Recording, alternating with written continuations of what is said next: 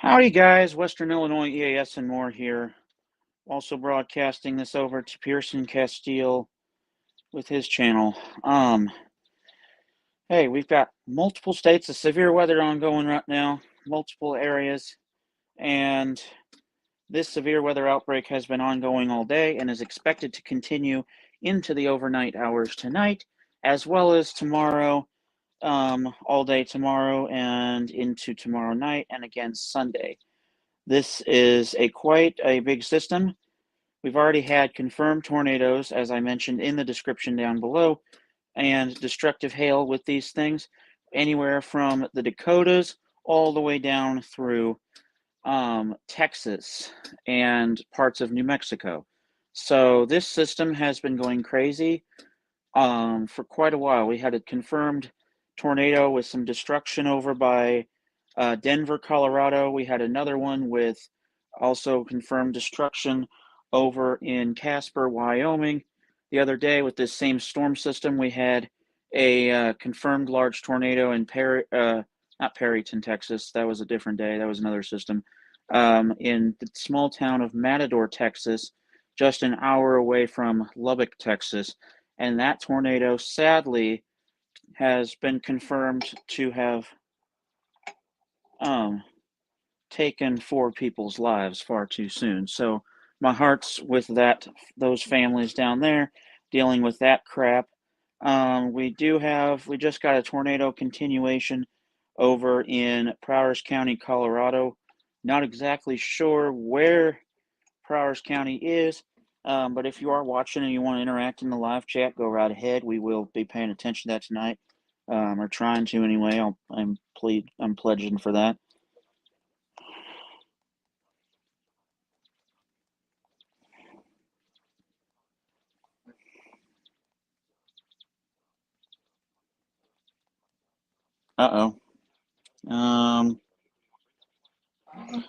Hawk Springs, Wyoming, new tornado warning. And Adalia, Colorado, new SVR.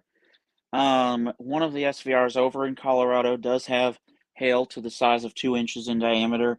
Other words, about the size of a chicken egg. So that's pretty good size hail. We've had baseball size hail reported in Lubbock, Texas. So these storms are definitely something we're going to have to watch for. And as I said, it's expected to continue tomorrow and tomorrow night, possibly as far east as the St. Louis metropolitan area, which is my area, over tomorrow night into early Sunday morning.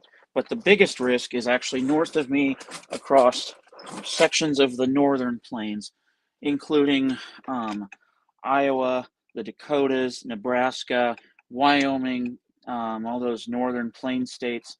So definitely would keep an eye on those.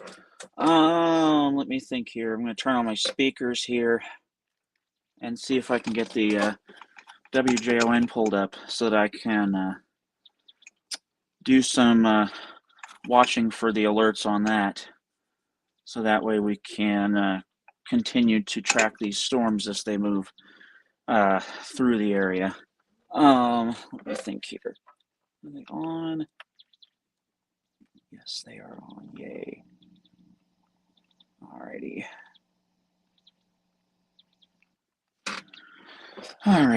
Now I'm going to grab my iPad here and turn her on to get going with this severe weather coverage here.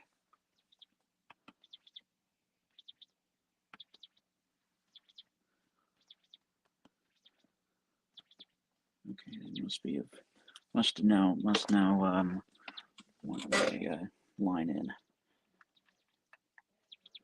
Speech on. Camera. Doc. Mail. 1020. Unread. Music.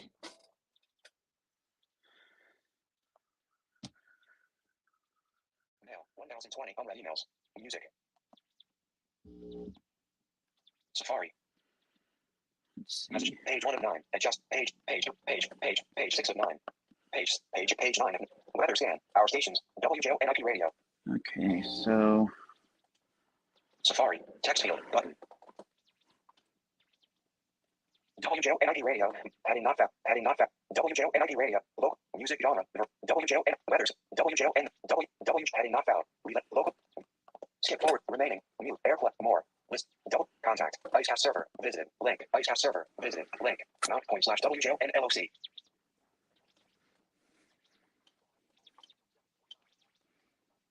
M3. XSP.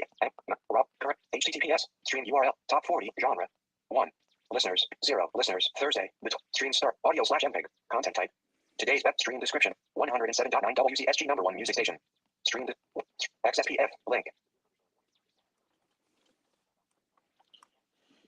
So we just got 2 new warnings, one in Nebraska and one in Texas. Mount version. Server status. Administer. Home. Selected. WJONID radio status.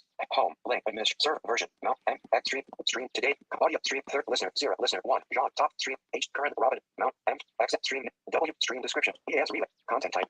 EAS relay station for all local radio station. Audio. Stream start. Friday. Listeners. 2. Listener. 2. Genre. Classical. Currently 1,899 joules.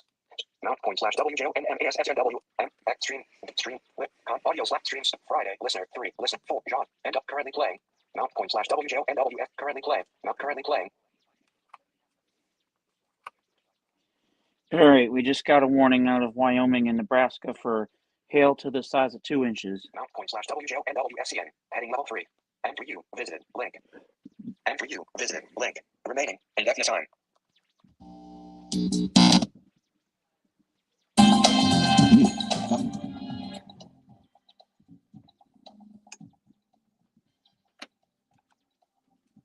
Alrighty. So we've got that going now for y'all. So that way, in case they decide to go off for any of the alerts that come out, we can just turn it up and there they go.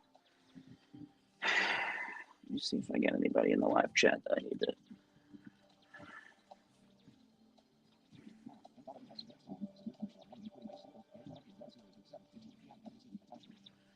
Just got another warning for Colorado and Nebraska.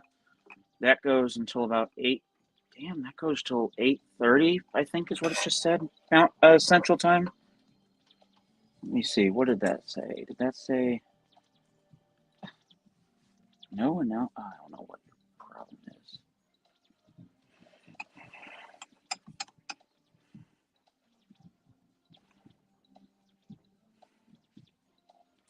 $7:15 Mountain Time, 8 p.m., 8:15 Central. That's an hour and 2 minutes. That's a big warning. Damn.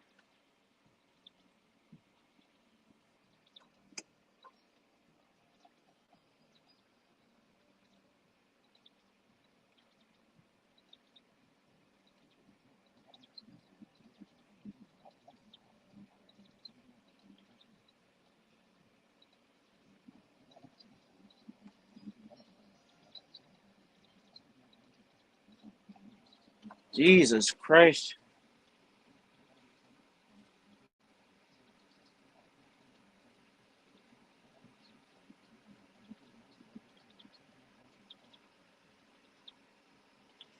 So we just got 2 new warnings in Colorado again.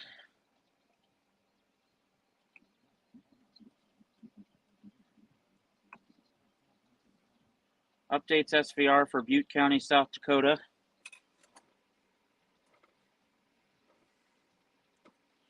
Uh-oh. Whoa! Shit. Okay, that might go. We've got a warning for Hamilton and Stanton counties in Kansas with 70-mile-per-hour wind gusts and tennis ball size hail on that. That's issued by the National Weather Service office out of Goodland, Kansas. So anyone in that area needs to take some shelter right now, especially away from windows.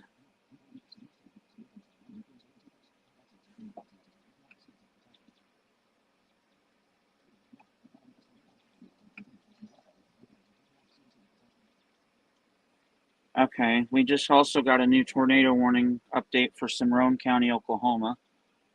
Airport mute. Remaining 0 seconds, 2 minutes, 44 seconds. Elapsed. 2 play button. Pause. Skip forward 10 seconds. Pause. Button. Play. Skip. Elapsed. 2 minutes. 2 minutes. 44. Remaining. 0 seconds. Mute. But airplay. Button. Show stop back. 4. Page. Select reload page. Button. Reload page. Stop. Button.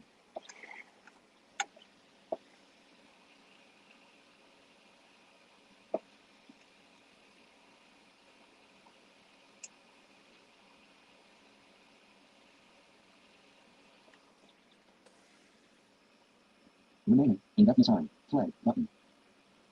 Pause. Remaining. Pause. Button. Play.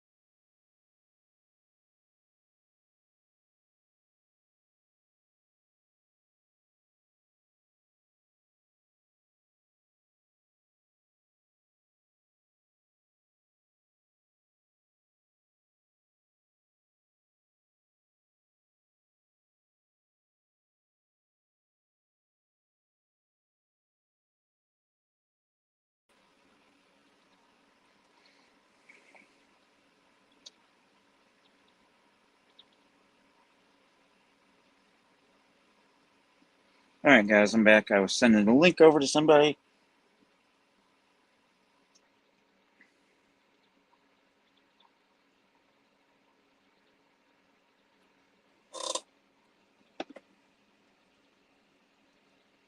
Remaining. Play. Button. Remaining. Indefinite time. Play. Button. Pause.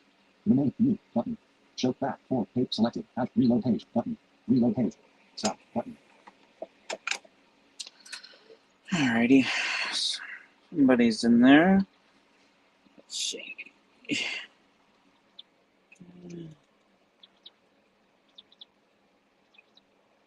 All right. Hello. Hey, buddy. Do you know if Pearson's gonna join? Yeah, he'll be on here in a second. He just texted me.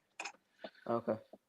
So, yeah, he's working on something for some Okay, reason. I so don't know what he's what would doing. you like me to pull up? Doesn't matter. I think I'm managing right now, but if we Like, need I'm talking anything like else. IEM bot wise, what would be good? I would say just stick with all bots because there's like so many offices involved with this. Because there's like, I think there's over a dozen offices issuing storm warnings right now. It's Okay, let huge. me. This threat extends anywhere from South Dakota down through Texas and New Mexico into southern Colorado. So All right, my it's a huge. IEM bot streams backstage. Okay, hold on. It does have the dings on, but if those get annoying, you can tell me and I'll turn them off. Twitter. No. All right. NWS severe storm. Severe thunderstorm warning, including Sweetwater TX, Roscoe TX, and Burnett TX until 8:15 p.m. CDT. Attachment. Reload page. Button. Alrighty, and I think we just got one for Texas. Yep. Or no. Yep, we do. This- Now, NWS tornado. Tornado warning continues for Hot Springs, WA until 6:30 p.m. MDT. Attachment. Okay, is that tornado warning that just got updated in Wyoming, is that confirmed yet, or is that just indicated? Yeah, it's confirmed. Oh, great. Okay. And what was that? Doesn't matter. I don't mind the dinging. It actually helps me to know when something's coming out. I'm going to reconnect my Braille display to something else, my iPad, so we can get this going a little better here. Sorry, I'm talking to myself. That's all right. Mail. Use settings. Active. Let's see. Search. I Search field. get a radar AirDrop button. Would you like me to mod the stream and I could add people if they come backstage? I got it. There's Well, no. actually, there's no link. Actually, You never say mind. there's no link there now. I put that there for a reason because I don't really need a lot of people in here tonight because I don't know. It's just going to be a severe weather night, I think, and No not to drama. mention no drama. We don't need any of that. And I didn't want to make you feel too pressured either, because you're not an employee of sorts. You're just your friend. You're a friend, not an employee. Okay, why is this not? YouTube now. KPIX vertical line CBS News area. YouTube button. Midstream. Zoom. Vertical scroll. General. Heading. Why is... About. Okay, I'm Software having update. Button. mic issues. Transit. If I start to Settings. echo, tell me. Air. Wi-Fi. Set. You're not echoing right now. All right. Twitter now. Okay, where are these storms located? Oh, wow. Okay, yeah, we have a lot of TORs right now. Yeah, that's why I said just put all bots on, because there's a ton of TORs right now. Yeah, Everywhere. it's really bad over Wyoming. Yeah, that same line is actually expected to hit me later Saturday night. Accessibility button. Hopefully it weakens a little bit. Heading. Voiceover on. Accessibility. Back button. Verbosity button. Audio. Commit activity. Audio. Braille. Braille. Output. Output. Input. Choose. Select. Braille. Selected. Braille. Braille. BI32 / Braille note top 5166. Connected button. Actions available. Set. Game. Air. Ethernet. Bluetooth on. Button. Bobby S100 set. Bobby. Out. Gabriel's AirPod. In prog. Braille. More info. Selected. Bluetooth. Braille. Name. Disconnect. Button. Bluetooth. Bluetooth. Heading. Home. Our stations. WJO and IP radio. Let's see, will that fix it?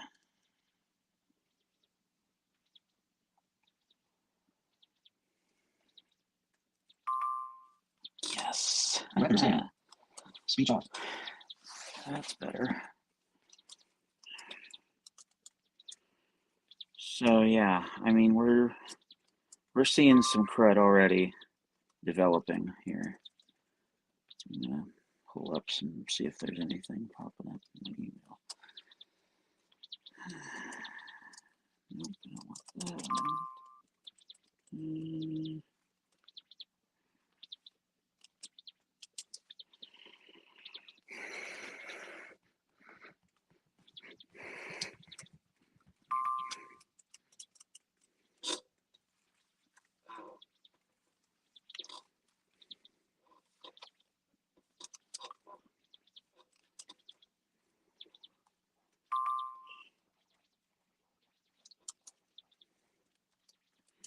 So the last thing that ever actually was relayed on WJON today for that this type of stuff was something that is still going. It's still active.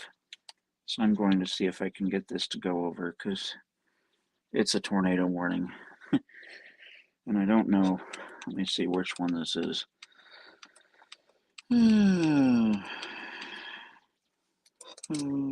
Okay. Oh, okay, yeah, this is Goshen, Wyoming. So this is definitely one we need to watch out for. I don't know what is wrong with my iPad right now.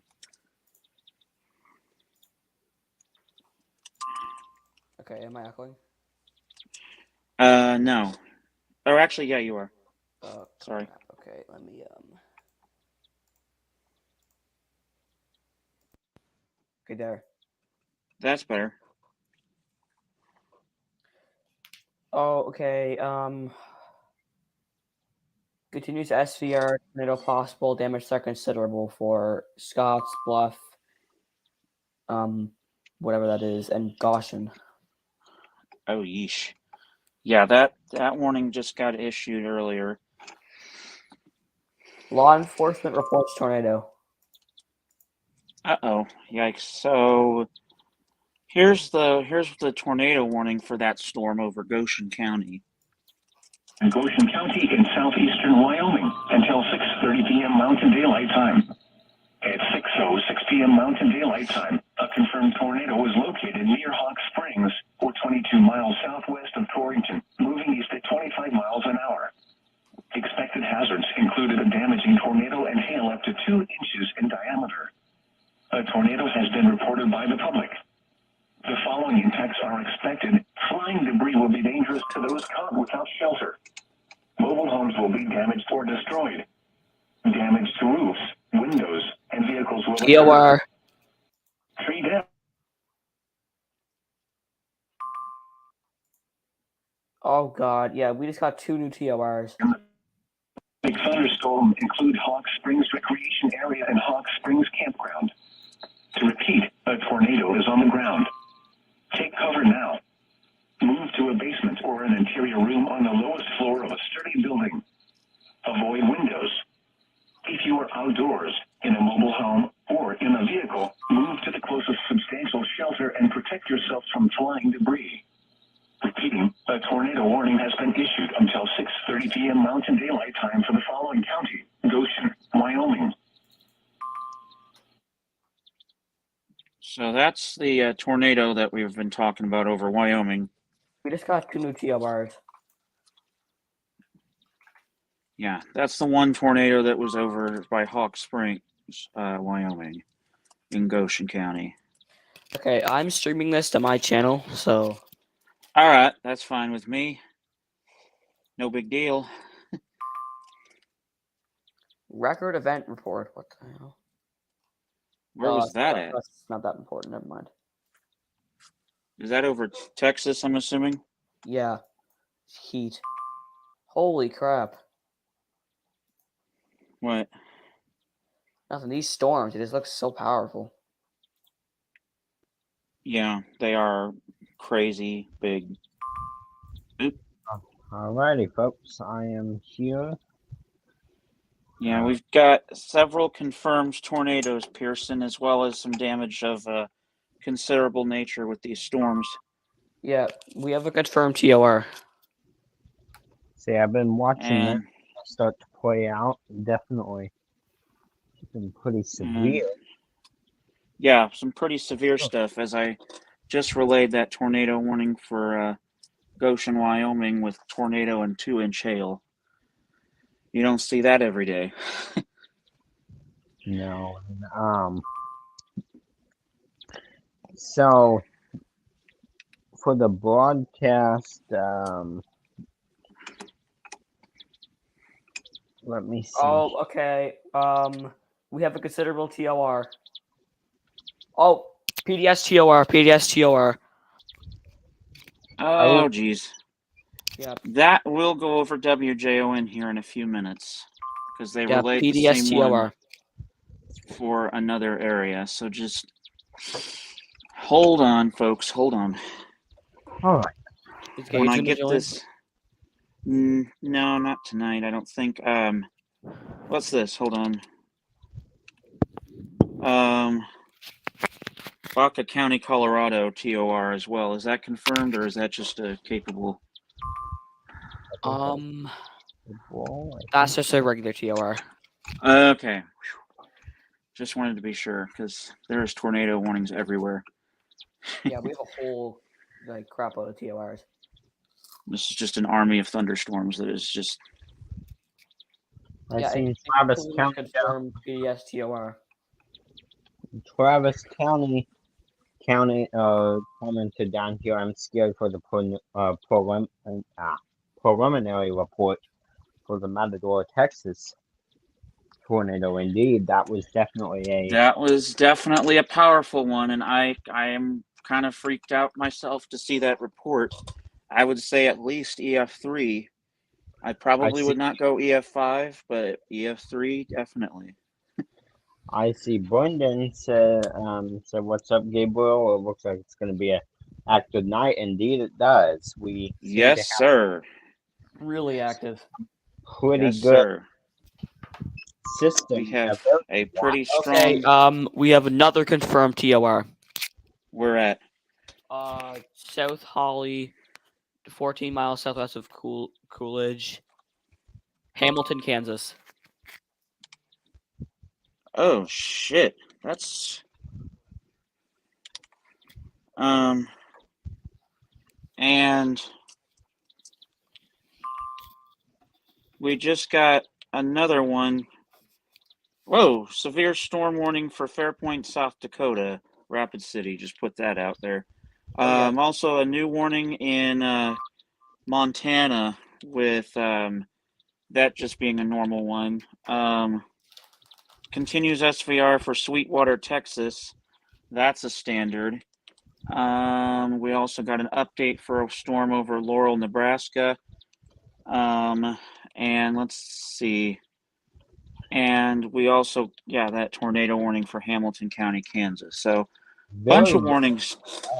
very Let's wide. say, yeah, and we've also, Pearson, we've seen already right before Atlantic decided to join in, we had a tornado on the ground near over Cimarron County, Oklahoma. Tornado on the ground. That will be from the Amarillo office.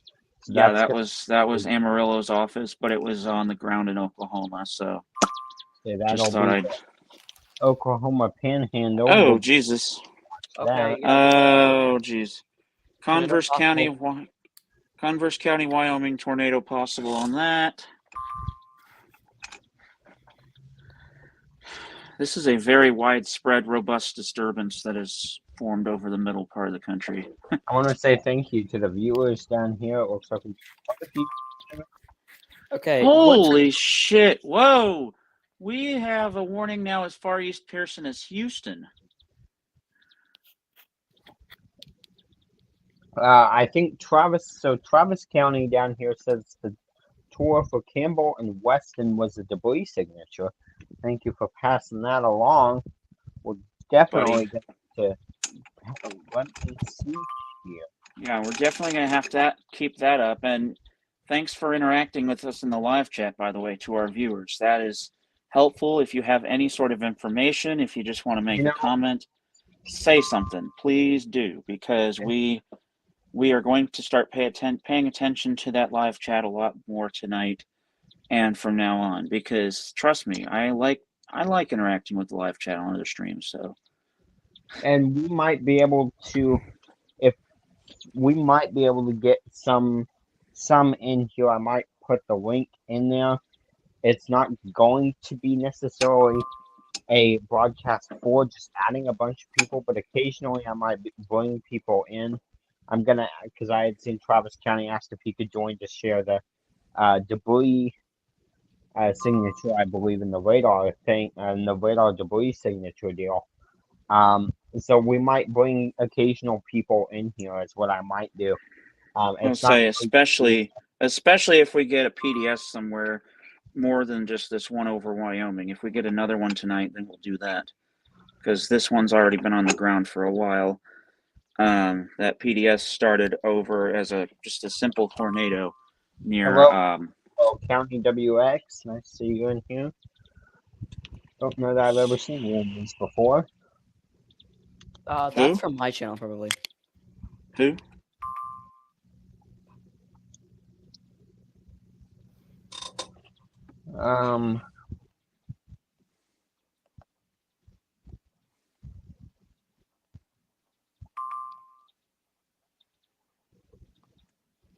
Orange Beach International Airport reported a wind gust up to 97 miles an hour a couple days ago. Indeed, that was a very rough line of storms.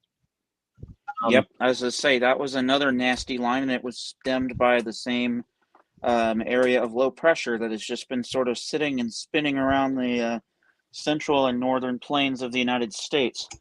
On both Oh of us, shit. right? Atlantic tornado continuation for Campbell County, Wyoming. Is that observed still? That's the one.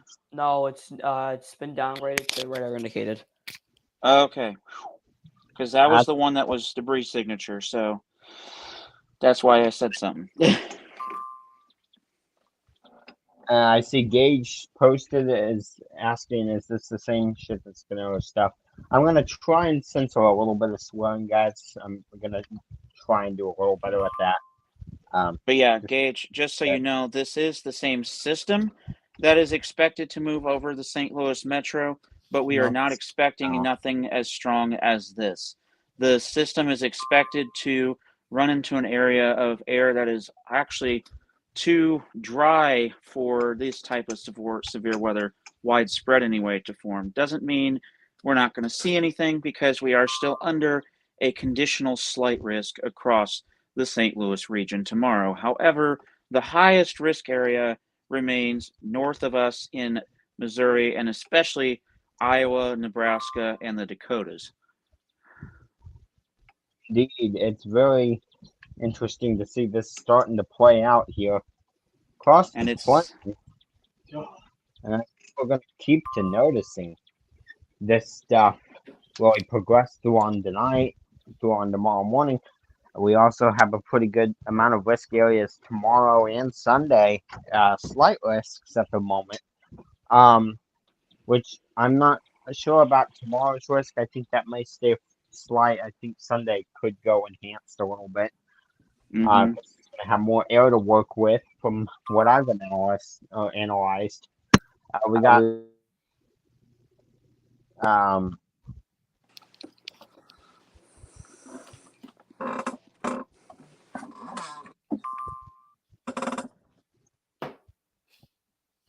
we have quite a few down here watching in the chat.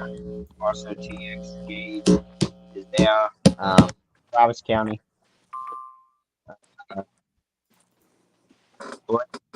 In there. I don't know if he's still in here, but he was there just a moment ago, among quite a few others. Definitely appreciate you guys interacting as much as you want to in the live chat. That's something we're trying to boost recognition of. And memory of the old YouTube days of really doing these streams, because it makes it a little more manageable to do this way. Yep. But that being said, I might have a few people on.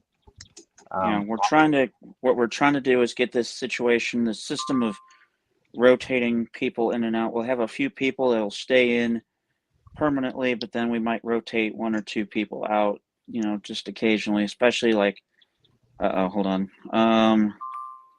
Okay, never mind. Like for example, with Travis County, how he wanted to share that debris signature. If we were to get another PDS, if you had a debris signature, if you had a camera that was, a rail cam, whatever, pop in and, show us what's going on. Because as they do on TV, that's kind of the same thing.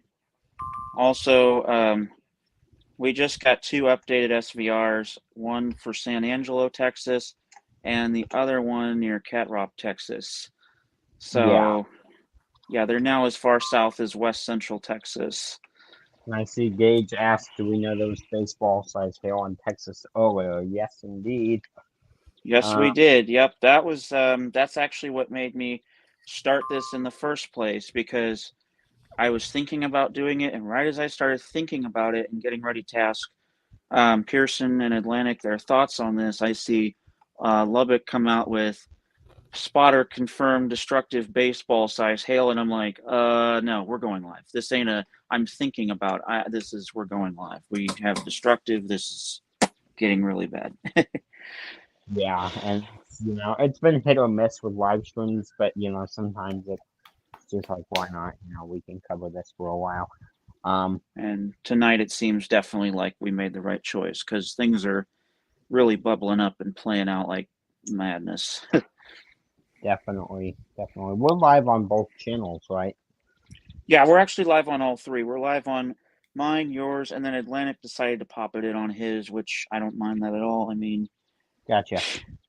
because he just said he wanted to entertain his viewers, and I totally understand that. I don't blame him.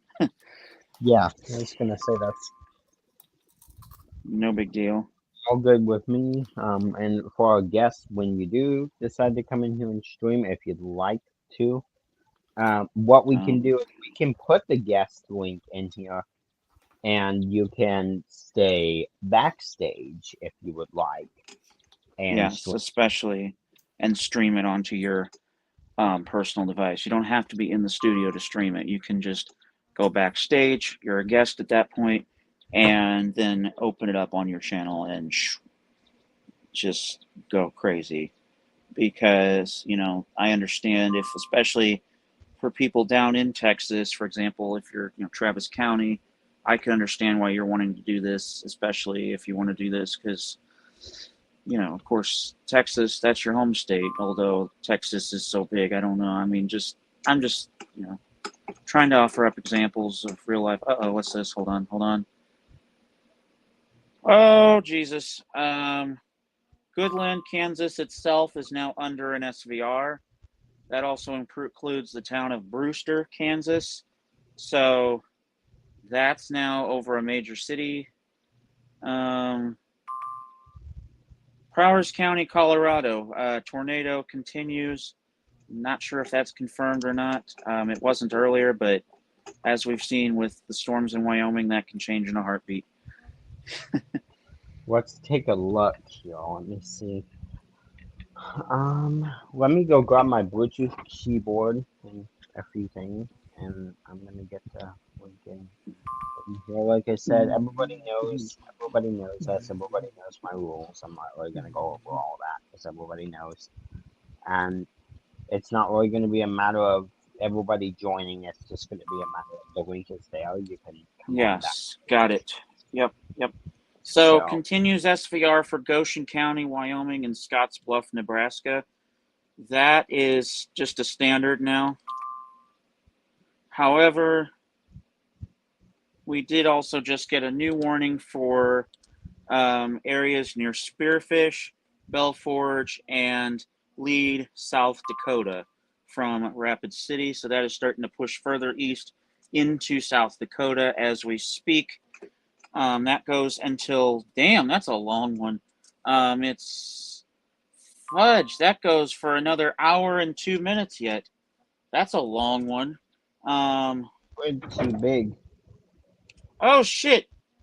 Sturgis, Oklahoma, TOR, Pearson. Sturgis, that is over there in northwest Oklahoma, I believe. Okay, so I'm assuming Norman probably just said hello with that one. I think that's still Cimarron County, actually. Cimarron County, okay, but still. What's this? Hold on. Hagler, Nebraska, and Leonard, Colorado continues that SVR. That is up for those areas. We also got a continuation of a flash flood warning in Montana.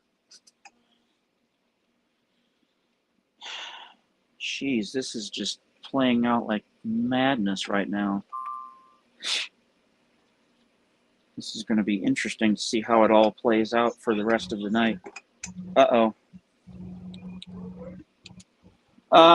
Baca County, Colorado, new TOR until 8:30 p.m. Central, 7:30 Mountain Time.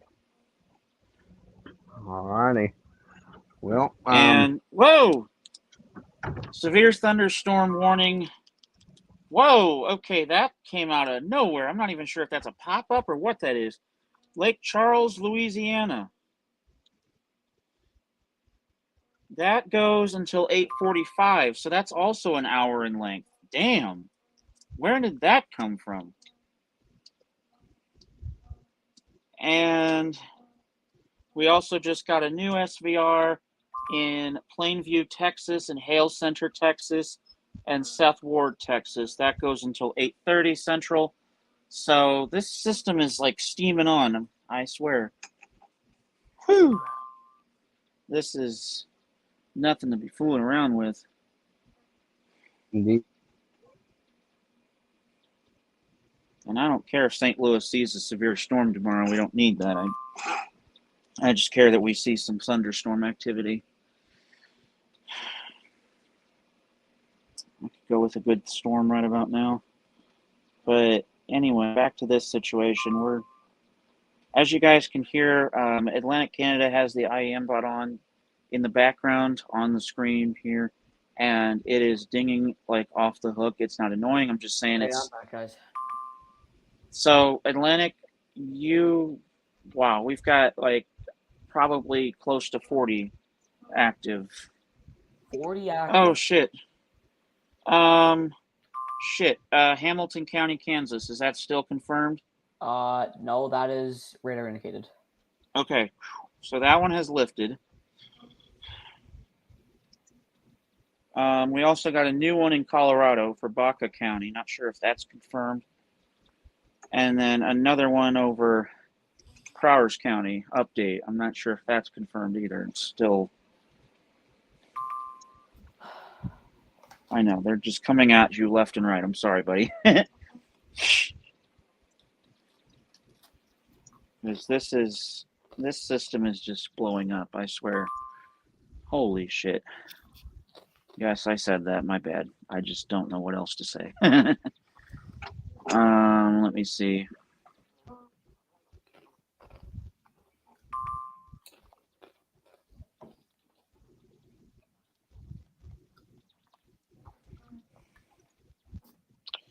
Gage, I like how you compared the way these warnings are going out to December 10th or March 31st. They are just kind of popping up like they were back then. Just every single minute we get at least two.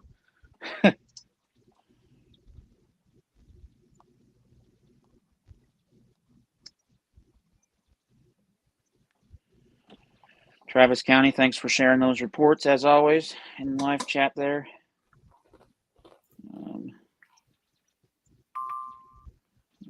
Let's see here. I'm keeping a watchful eye on WJON. I have the email thing pulled up so that if anything decides to pop out. I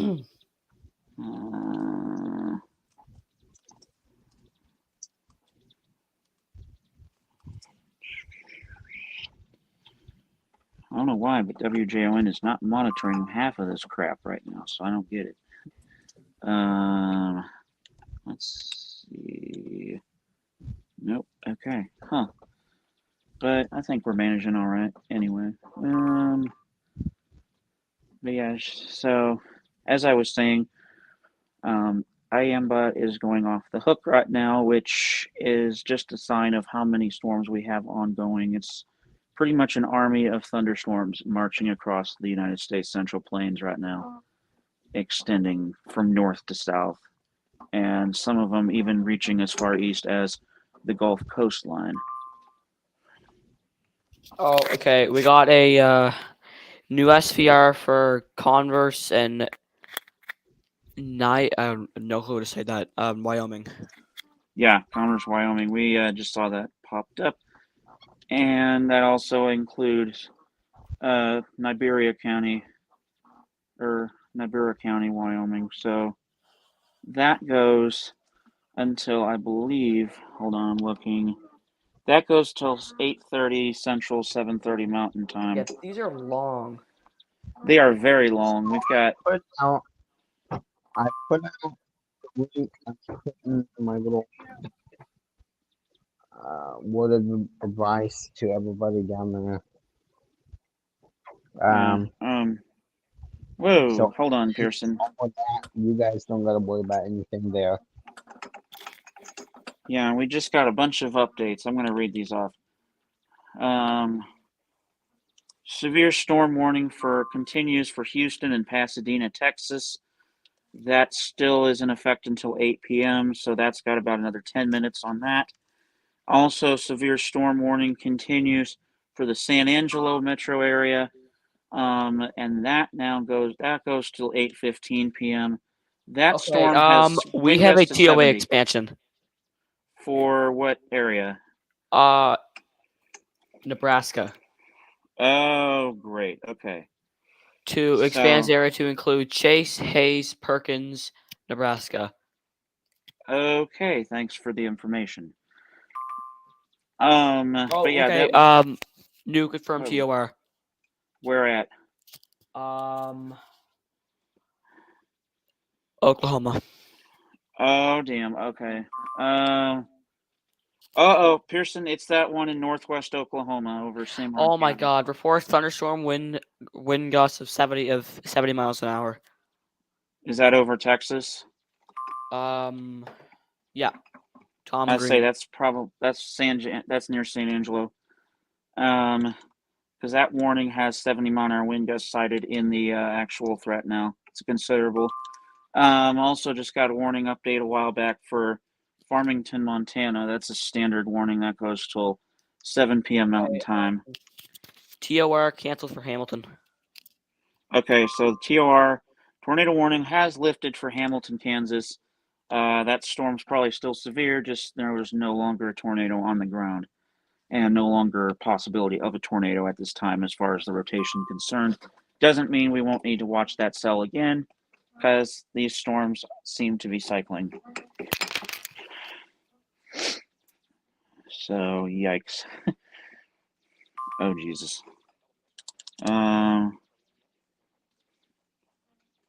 So we do also have flash flood warning continuation for Crow Agency, Montana. So yeah, these storms are also dumping some heavy rain.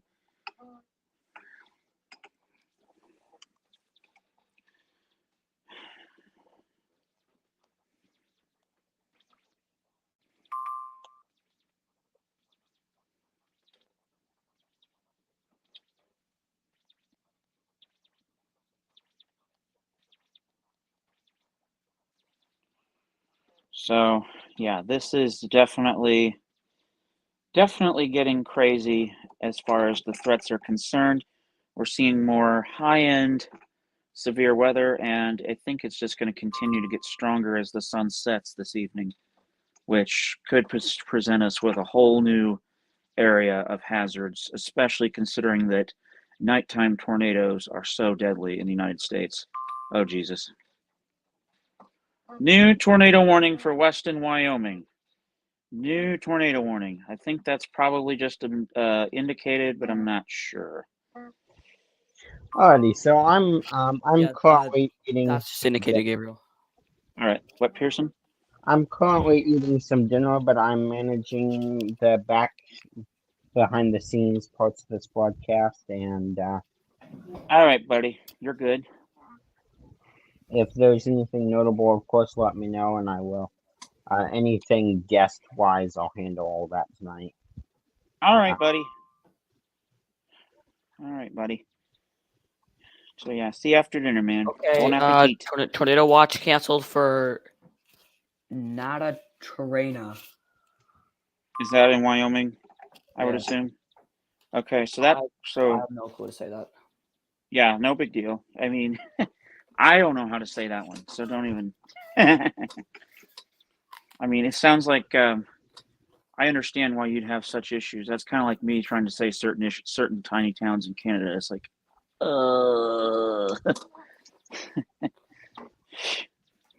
because there's times where I see town names and it's like, what? Anyway, let me see here. Oh, Travis County, nice. Thanks for the report. So last night he got hit with some thunderstorm activity. Saw a lightning strike on his on his road about 7 houses down.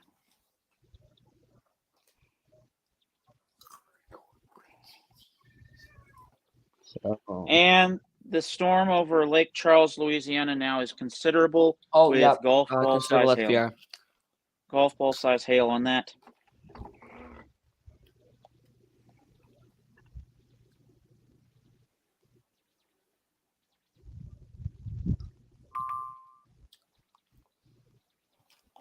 Oh, issues considerable SVR. Wind gusts up to 70 miles an hour for Concho, Menard, Sensier, Tom Green, Texas. Oh, damn. Okay, thank you for that. Yep, there it is. 70 miles an hour winds. That's probably that same storm that came over the Oh my God. San Angelo. Issues SVR tornado possible for Powers CO. Powers, Colorado. Okay. Yeah. So that's another one. That's another storm we need to watch. So much stuff. I know. It's too much to Oh, handle. Jesus. Whoa. Holy shit. I got this one. Converse County, Wyoming, and Niobrara County, Wyoming, SVR until 7:45 Mountain Time. Wind gusts to 70 miles per hour and 2-inch hail, considerable on that one. And then also just got a new one for Oh, Conata, South sorry to Dakota. interrupt you again. CYS issues SVR. Tornado possible, damage that considerable for Converse and Nibora. Yep, that same warning is right there. And new one for South Dakota. That one just a standard, but I should mention that it was pushed out by Rapid City all the same. These are starting to push further east into the Dakotas as we speak, and eventually will be over sections of Aberdeen before too long. Hold on. Pearson's back. Yeah, Travis County, I know you're backstage. Just hold on. I mean, Oh if my God, considerable SVR for Fort Bend in Harris, Texas. that's Jesus, that's Houston's area. That includes Houston and Missouri City, Texas, with 2-inch hail on that one. So that, oh geez. Hello. Hey, buddy. Also, just FYI, there's 44 warnings in effect right now. Holy shoot. Okay. Wow, that's a lot of warnings. Woo! Oh wait, sorry. 41. Still, that's 44 if you count the Canadian SVRs. Okay. oh nice. I see Travis County. You just put that out on your channel too, the stream. But that's fine with me. I don't mind. I'm just saying I saw it pop up on my phone. No big deal. Sorry. Okay. Let's see. Yeah, Mother Nature is going crazy right now. And as you heard, this thing extends all the way up into Canada too. So, Adalia, Colorado just put out an SVR. That, holy crap! When does that end? That goes until whoa! That goes until 8 p.m. Mountain Time, or in other words, that goes all the way until 9 o'clock Central. That's another hour and 2 minutes. That is just flipping. Oh, Jesus.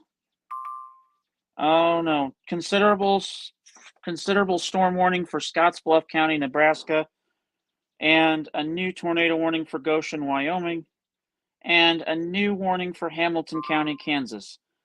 Fuck. And holy crap. And a new one for Louisiana with considerable with golf balls. Oh, my God. Holy shoot. But yeah, that warning over Nebraska, Scottsbluff County, 2-inch hail on that one. Goshen County, Wyoming, and Scottsbluff County, Nebraska. That warning for tornado goes till 7:30. We also just got this new warning for Hamilton County, Kansas, SVR, also including Stanton County, Kansas, until 7:45 Mountain Time. That storm has considerable as well, with 70-mile-per-hour wind gusts and tennis ball size hail. Oh Jesus! New warning for Plainview, Texas, until 9 p.m. Central Time. That's an hour. Jesus Christ, this is just going insane. DeQuincy, Louisiana, that one has considerable with golf balls. That's the storm that just moved over the Lake Charles Metro. Holy tornado warning continuation for Baca County, Colorado. Let's see. So yeah, but yeah, that's pretty much what just got issued right now. Geez, that was like 10 fucking. That was like 10 warning products. I cannot believe that. Okay, Nebraska. Okay, that's there's a PDS. I don't know if.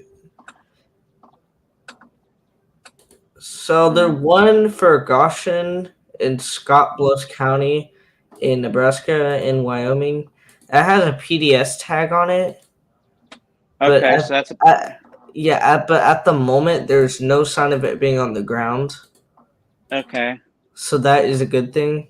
But I would still watch out for that storm. I was just say I'd still watch out if I were you over there. Yeah, definitely given the environment. Take shelter. Yeah, definitely given the environment, I would not be surprised if this starts to recycle at all. Yeah, we've seen storms doing that all evening. Matter of fact. Yeah. Oh Jesus. Especially with the Colorado tornadoes that happened yesterday. Those are crazy. Or yeah. the day before. They just continued a warning. Rapid City continued, and new tornado warning in Prowers County, Colorado. My goodness, they're getting hammered. And continues tornado warning for Weston County, Wyoming. So Sweetwater, Texas is still under an SVR until 8:15. Jesus Christ. Cheyenne County, Kansas, Dundee County, Nebraska, and Yuma County, Colorado until 7:15 Mountain Time. That is an SVR. Still there. Let's see here. Nothing has come across yet as far as I'm concerned. I know. I said I'd be paying attention to live chat, but right now there's just shit going in about every... Whoa, shit. Butte County and Meade County, South Dakota, updated storm warning over there. So this is just going crazy. I cannot tell at the moment due to all this radar contamination, but I would just put it out anyways, just as a precaution. That tornado warning for what county was it? Prowers County. That possibly could be on the ground. I cannot tell at the moment with all the radar contamination, but just to be safe, there could possibly be a tornado on the ground at the moment in progress. So just want to draw attention to that.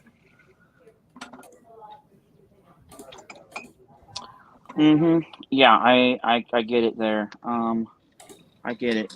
So yeah, there's probably a ton of blobs on that radar right now. It probably looks like one big sheet. And the same thing goes for this other storm I see. What is it for? Weston County, Wyoming. That has it's not on the ground, but I will say that does have really strong velocity signatures. Okay, so yeah, that's definitely one to watch because that could put down at any time in the next few minutes. Yes. One thing that we got to remember for the Wyoming and especially these areas out west is these are very mountainous areas too. So it's kind of hard to tell, and sometimes because you have big old radar gaps it's really hard to tell what can be on the ground and not. Yeah, and that's why we have IMBot too, because if it says spotter reported, then likely we're just going to go with that because, most times spotters know what they're talking about, and even the public, when they reported that one over Goshen County, Wyoming, they definitely knew what they were talking about. With ABC 3340 in Alabama, and a lot of meteorologists as a whole say ground truth, which is confirmed reports is always to be trusted more than any computer system, and that is Yeah. Yeah. very true. And that's why we use all three. Yeah. The computers are great for just showing us what it looks like in the air, but sometimes you got to have that ground crew report of, hey, this is actually doing something down here. Okay. Back to the Weston Wyoming storm. I can now confirm there's a little bit of a debris signature on that. So there is Okay. definitely a tornado. I think a tornado in progress at the moment. Okay, that would not surprise me given the environment they're in Yeah. with this front.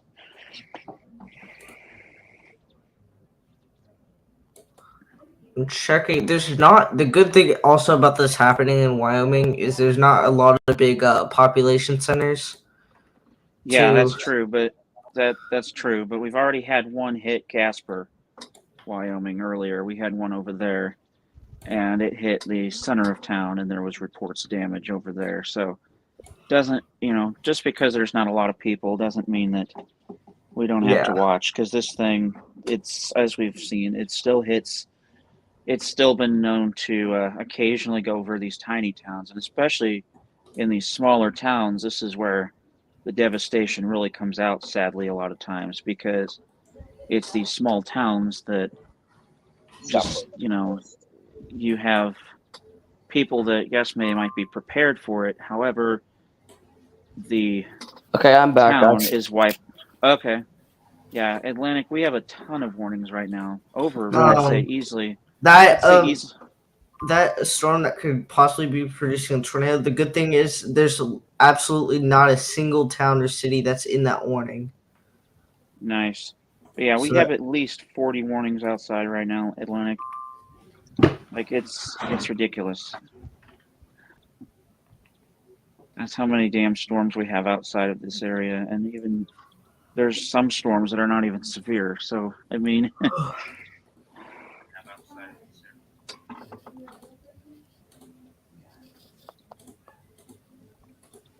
There's quite a bit of warnings, of course, going. Oh yeah, the upper level rotation on that storms too is really strong. It's like strong all over the board, like wow. That's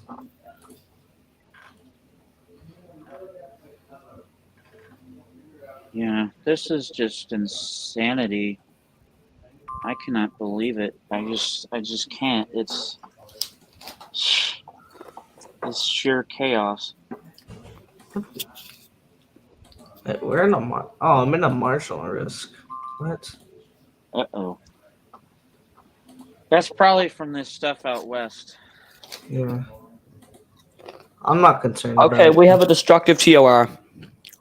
Where? Scotts for Scotts Bluff and Sioux, Nebraska, Sue. Okay. and Okay, Goshen, and Wyoming. and Oh, it's I actually see not, it. and it's not a tornado warning. It's an SVR, but it is destructive. Baseball size hail on that sucker. Ooh, Yeah. So that's definitely gone up. That is really pushing it up there.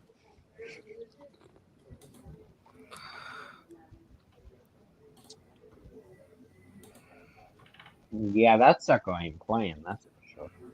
No, it's not. See, And a that, lot I'm gonna say, is in the plains. Thing is, in the plains especially, hail really, that's the biggest threat a lot of times out here, is because you get monster hailstorms out here in the west. yes, because you can see storms that'll. Hold on. New normal SVR in Wyoming. I would assume that's just regular, but possibly tornado possible. Not sure. Anyway, and then whoa, damn it! Holy shit! Holy crap! Lake Charles, Louisiana continues SVR. That thing has wind gusts to 70 mile per hour and golf ball size hail now. So that ain't playing either. But anyway, as I was saying, what you get out in the plains is you get these thunderstorms, whether they're elevated or not, they can develop and they have tops that can stretch confirm some. to your Okay, stretch sometimes as high as confirm. 60,000 feet. Where's that tornado?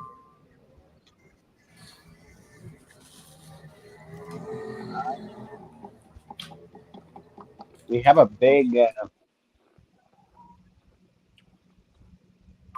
I'm waiting to Oh, see there what. it is.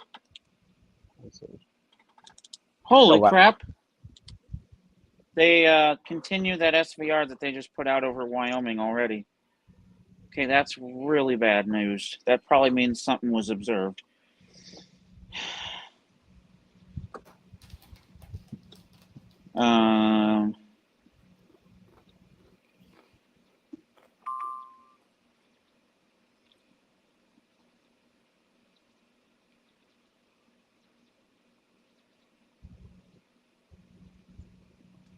Um, our 01Z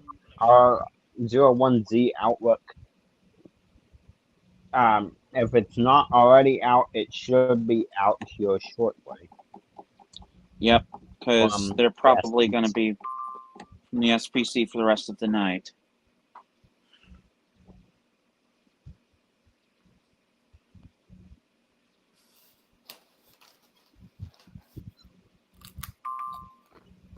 So yeah, we're definitely gonna watch that. At least Okay. Storm continues over to Quincy, Louisiana. That has been dropped from considerable to normal. However, it's still going for until 8:30 p.m. That's another that's storm. That's actually not the same one thing. over Lake Charles. That's another one.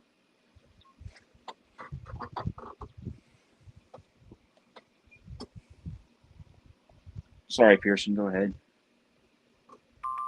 I'm surprised that they're staying with it that far southeast, but I think we do have a small risk area.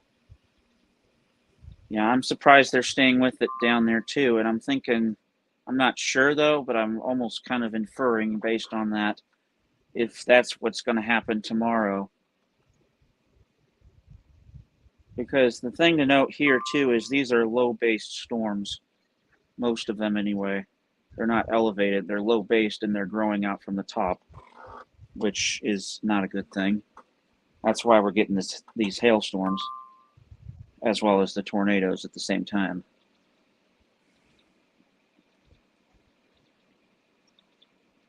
So I think I saw there somewhere these bases are below 5,000, below 10,000 feet in some cases. Indeed. Oh geez, what's this? Hold on. Rapid City continues SVR for Spearfish, South Dakota. So that is just a normal one up there, but it just goes to show we have a monster area of storms right now. And it just keeps growing. And actually, Pearson, you weren't here, but Travis County pointed out it extends into Canada. Oh man. Yeah. Oh shit. The storm over Scottsbluff County, Nebraska has been upgraded again, now containing softball size hail. Softball size hail with that? Jesus. Yes. See if you can get WJON at all. They're not, for some reason, they're not monitoring this crap. I don't know why. I have What the no idea why, which I think is just stupid. You would think they would. Yeah. I don't know, Gage, if you're watching the live stream, that's something you can do is message John and say, why are you not monitoring all that? Because that would help. Tremendously. So yeah, Mother Nature is just not playing around. And especially that one. That's proof of it right there, because it is showing us exactly what type of environment there is. There's plenty of spin, and there's plenty of moisture aloft to work with for that storm to produce such a monster hailstorm. Not to mention there's plenty of lift in the atmosphere too, because it's that lift that keeps those hailstones set up aloft so long. Reacting Without with that what lift, is back in here. howdy buddy. It's most definitely getting bad now. That is for sure. We definitely sell there, and it's, you know, I'm trying to think of. I don't know if there's any stations in Wyoming. I don't think so. It's a very unpopulated zone, which kind of stinks, but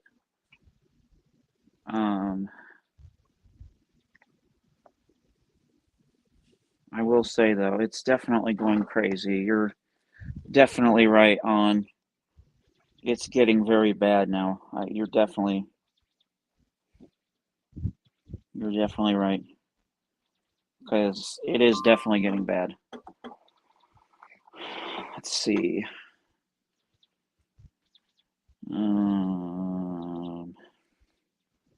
Kind of an awkward silence here with nothing really coming out as far as new warnings are concerned, which is kind of weird. But that, I'm betting, is going to change here in a bit. I'm not sure where Atlantic and Travis County went. I think they both might be doing something. I'd say they're both. I think they both left to do something, but they're still in the stream, just to stay in here and keep things going. Which I get it, especially because they're streaming on their channel and they don't want it to get taken down. I get you. But yeah, this is definitely, Brendan. This is definitely starting to get pretty nasty all over again.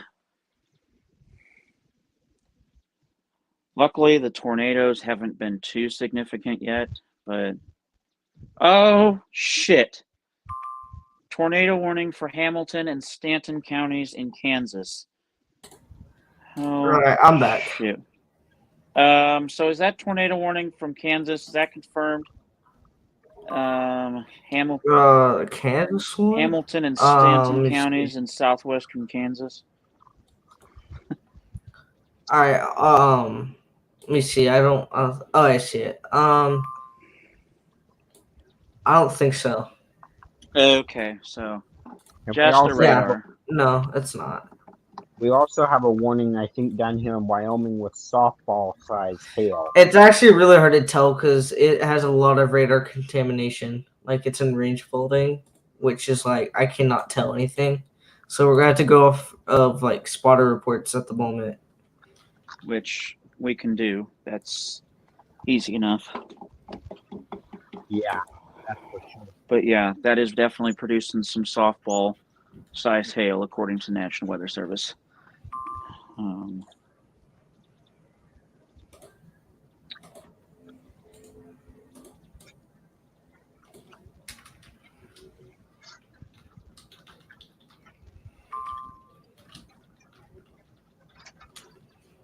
I see we got 2 people watching. That's awesome. I was going to say we have some viewers tonight. Which I think they're probably just glued to their seats, kind of like we are here, because Mother Nature is just throwing us things left and right here. Oh, Jesus. Continues SVR over Texas. That is just a normal one now.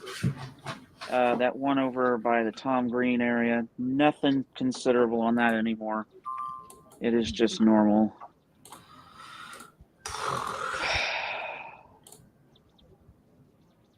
Jeez. Can you believe we've already been live for an hour and 13 minutes, dude? Like, Have we? Holy shit. Yeah, I know. Like, where did it go?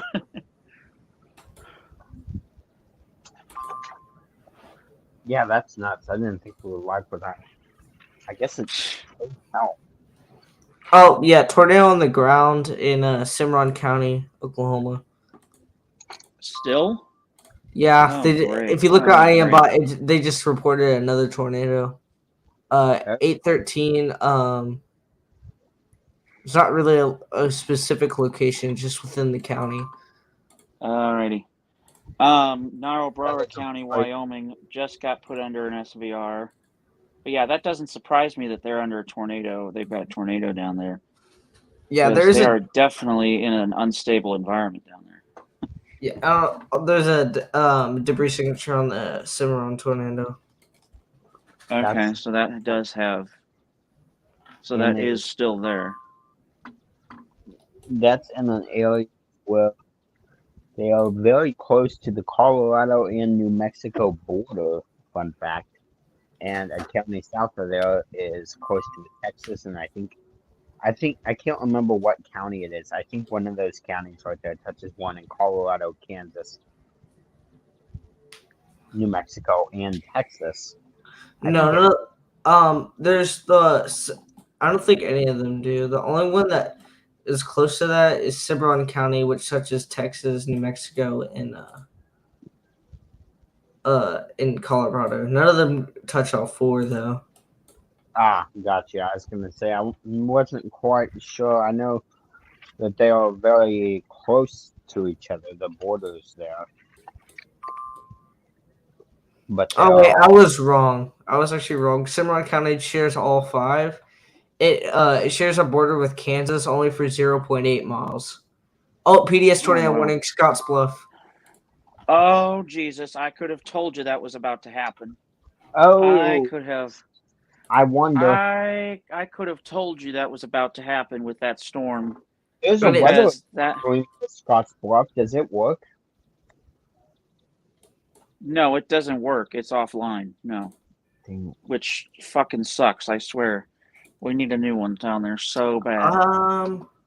It must have been a spotter report because I'm looking at radar and there's absolutely nothing that I'm seeing.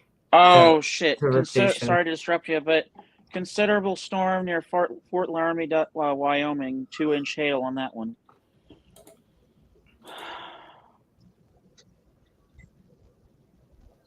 These suckers are numerous across those areas. They really are.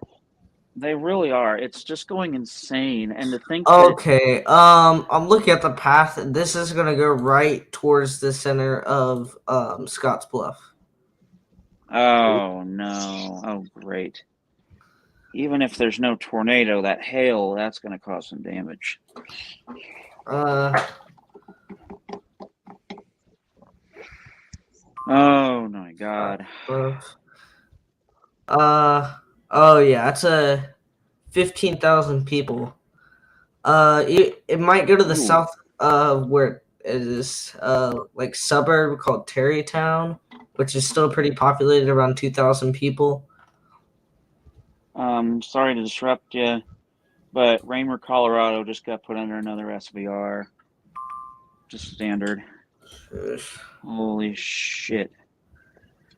Popping crazy over here. You're telling me. Seems like popcorn right now. There's just storms popping up everywhere.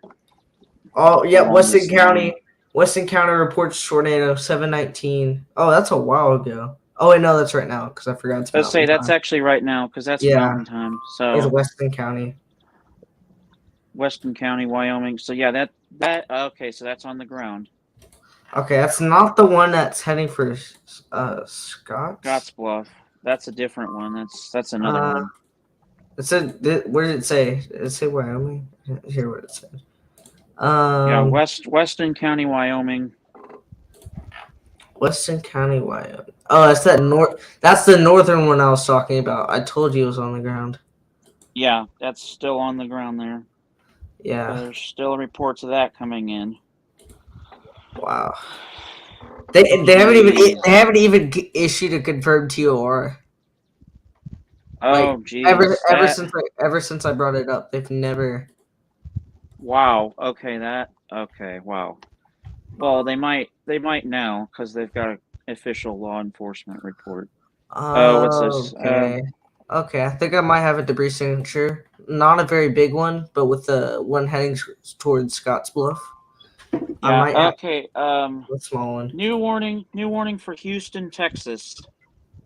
Okay, Barkley County just reported. Oh wait, that was from a while ago. It says 7:45 CDT. Yeah, never mind. Yeah. But yeah, Houston, Jersey Village, and Hunters Creek, Texas, just got put under an SVR till 9 o'clock, as well as a new one put out for Opal, South Dakota. That one, holy crap, that goes till 9:30. Golf ball size Whoa. hail on that one. That goes till Okay. 9:30 Central. That's an hour and 5 minutes. All right. That Cimarron tornado is rapidly intensifying. Oh no. Oh great. So That actually doesn't surprise me. Oklahoma, there's something about it where tornadoes just go. oh, please don't tell me they just issued something like oh god. Okay, they issued another confirmed TOR with that.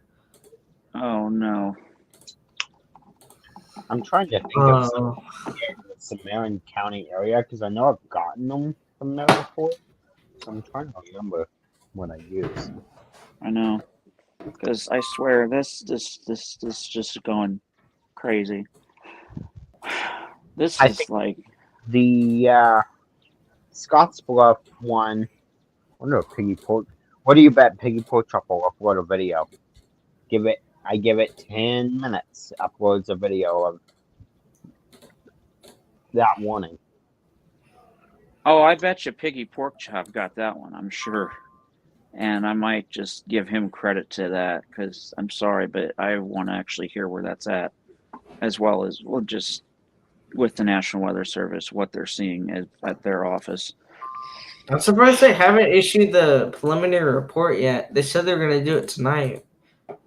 Might have to wait till like 9 or something. I was going to Okay. say they're probably monitoring crap right now. Oh, new warning in Wyoming, SVR. I'm just really hoping it's not. Oh my God. Okay. Not sure when this was, but Reed Timmer just uploaded on YouTube. Inside a tornado, rescuing truck driver whose vehicle rolled and brought to safety by storm chaser. Oh yeah, I just got the notification. I am not sure when that storm was, but I'm looking at it. yeesh. If that It was says- from... I think that was today, possibly. It says Hawk Springs. Oh shit, okay, that was today's Wyoming storm. Damn. Okay, yep, we've got damaged up there now. That's confirmed. Because that was when we first started this stream. That was like the first. That was that one that you said you had the debris signature on before you came on here. It was that one. Oh well, if I had a little more sun on that, that would have been like a really good photogenic tornado. Oh jeez. Whoa. Continues SVR for Kanata, South Dakota, and Imlay, South Dakota, Rapid City, until 9 o'clock Central, 8 p.m. Mountain Time. That contains tennis ball size hail now on that one. Like I said, these storms up in the plains always have to be watched for this hail because we see these hail stones. South Dakota, I think, actually has the biggest report of hails. They do. Actually, fun fact about that. After I read this. Whoa, Jesus.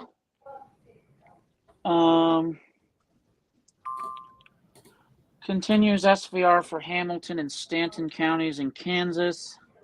This storm is considerable with 70-mile-per-hour winds and tennis balls. Also continues the SVR for Houston, Texas. That one's just normal. And then we got a new warning for Clairton, Wyoming until 9:30 Central or 8:30 Mountain Time. So an hour on that one. Damn.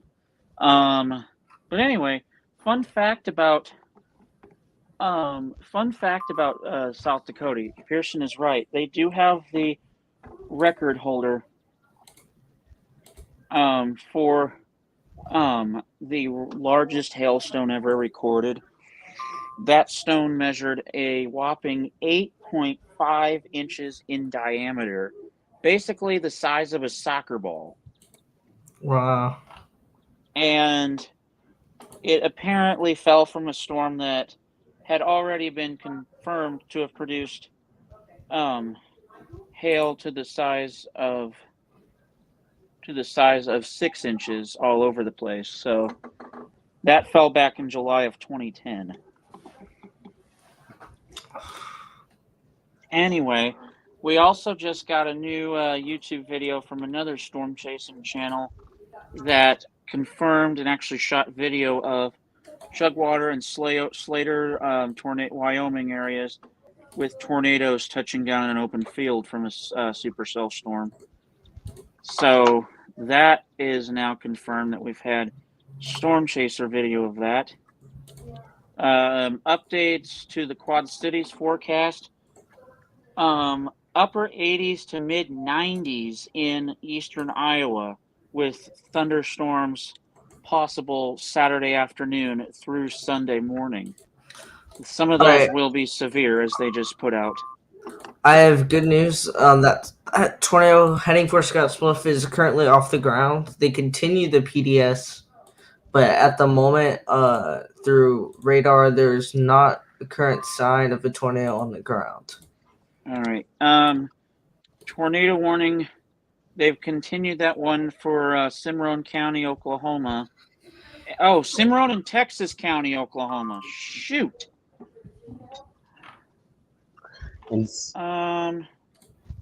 Oh, shoot.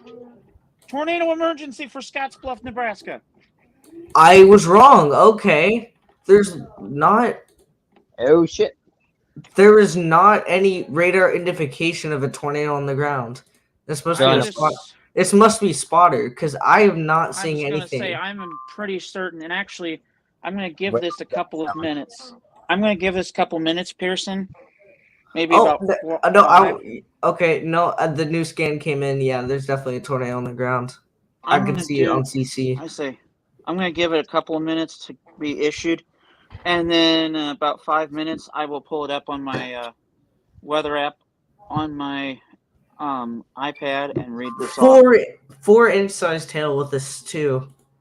Oh Jesus! Yeah, that's a supercell. All right, I'm putting a banner on the whole broadcast. We have entered tornado emergency coverage. All right. Yep, and this does continue with the entire severe weather coverage though, because this is just. But this is tornado emergency. New severe storm warning for Sulphur, Louisiana. I wish that one. I got like this, like a free trial on this really good radar, but it's not working right now. It would be so good in this situation. Like it would be perfect right now. Like I can take like a really good. Yeah. Damn it. Shoot. Pearson. Yeah, what's up? Elkhart, Kansas, under a TOR. That's Great Bend, ain't Affirm TOR. I think that is actually. I'm not sure where that is. I need a county there.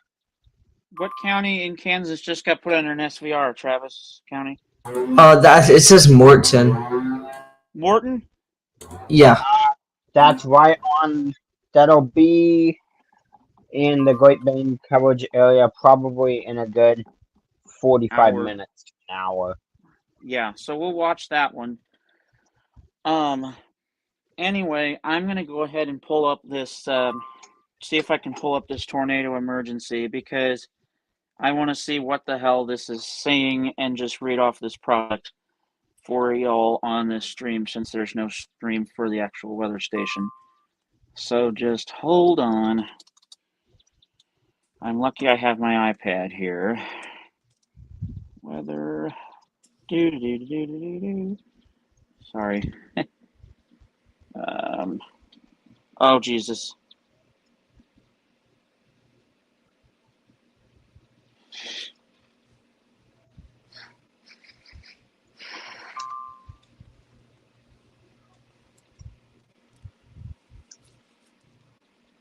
Uh-oh. Vidor, Texas, SVR. That's nothing to really worry about. It's just it's a Sheridan County, Nebraska has a new SVR. Hey Travis County.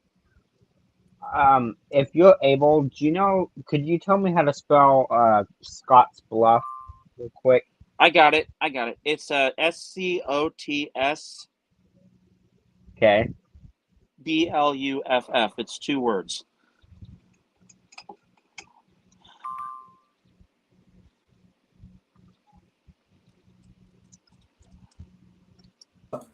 Wait, I just got a picture of the tornado. I have a picture of it.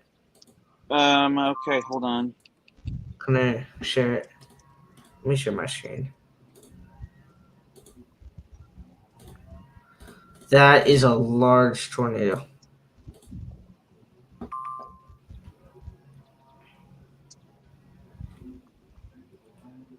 Oh, and that's not good.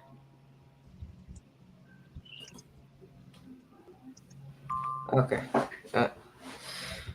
Whew. This is gonna hit. I think this is gonna hit like the more southeastern parts of Scottsbluff. Yeah.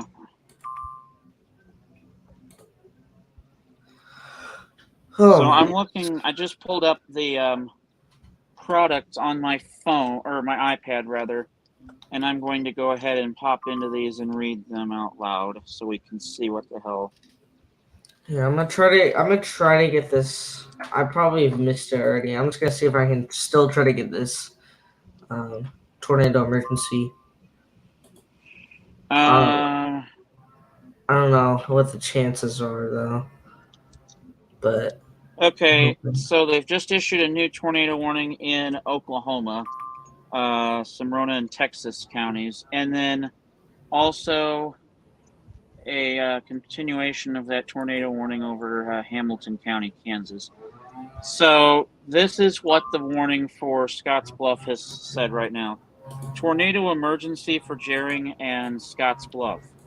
The National Weather Service in Cheyenne has issued a tornado warning for eastern Scottsbluff County in the panhandle of Nebraska, northeastern Morrill County in the panhandle of Nebraska, southeastern Sioux County in the panhandle of Nebraska, until 8 p.m. Mountain Daylight Time.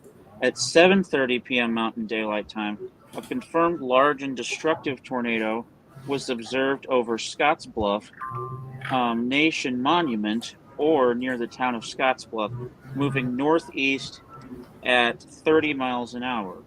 This is, again, a tornado emergency for Gering and Scottsbluff, meaning particularly dangerous situation. Take cover immediately if you're in this area. This could be a deadly situation. Confirmed by trained spotters. oh god, This isn't a life-threatening situation area. guys, I think I got a camera at the town center. Okay, hold on a second. This tornado will be near.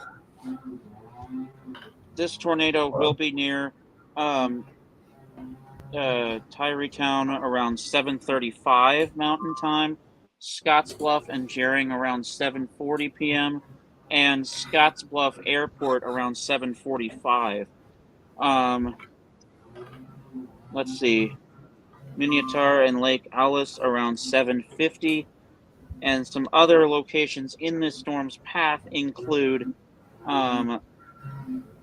Lake Minotaur Campground, as well as Lake Minotaur. This tornado, as I said, is observed, and the damage threat is catastrophic and destructive. The hail size with this is 4 inches. So, yeah. Oh yeah, I'm getting So debris. I'm getting a debris signature at the moment. It's just about like a mile or I don't know how far. Yeah, it's like about 2 or 3 miles just southwest. So it's approaching. Okay. So We also had, while I was reading that out, a new storm warning for Enning, South Dakota, and Riddle, South Dakota, and in Hereford, South Dakota, until 8:45 Mountain Time. Damn, that goes for another hour and 5 minutes. So that's another long one. We've got some long ass warnings tonight. I could see them classifying this as a derecho myself, not because it's a squall line, but it's because it's just this complex that's so big that stems from, I'd say, at least 300 miles. Let's see. Very Uh-oh. situation. Quanah, Texas, and Goodlet, Texas, as well as Acme, Texas, until 9:15 Central Time with 70-mile-per-hour wind gusts. That just got put out. So that is in Texas now. We've got 70-mile-per-hour wind gusts with that. Okay. I thought I found a camera. Oh wait, I may have found one. Okay. I'm trying to find one that has a view. There's one looking west, I think. Yeah. But Okay. it's only pictures. Yeah. Big Bow, Kansas is under a storm warning until 9:15 Central. Not exactly sure what county that is. Big Bow, Kansas. I think that's over in western Kansas. I'm trying to remember. I think that's Dodge City. I'm trying to remember what county that would be. Okay. I have some interesting news. What up? There's being reports that this was just a really low wall cloud and there's no tornado at all on the ground. Really? Is Wow. that There's a lot of pictures and most of them do not show a tornado on the ground. Wow. It was because it was a really hilly area and it was kind of hard to see. So I get it, but multiple I don't know if it was a storm spotter report. I think it must have been. It I was was. gonna It say was a it must storm have been. spotter report. That's interesting. Wow. I'll be damned. There's no wonder why I'm not seeing velocity. Just because also this, by the way, I'd like to mention, just because this isn't on the ground or could be, this doesn't mean this is not a storm you should take seriously. This is producing hail up to 4 inches and could still possibly produce a tornado. As I say, if there's a low wall cloud hanging down, that's definitely a sign of rotation. Yeah. And down here, I want to remind everybody in these areas, it's very, very hilly down there. So, Very hilly. Yeah, you're in the foothills. You're in the foothills of the Casper Mountains and the Front Range. So it's definitely a hilly area. To anybody that may be wondering. So we may not be able to tell when there is If there something. is something on the ground, we have to rely on these spotter reports and what the National Weather Service is saying. And speaking of which, Niobrara County, Wyoming just updated SVR. And Raymer, Colorado is also continued in that SVR, another SVR. So, yeah.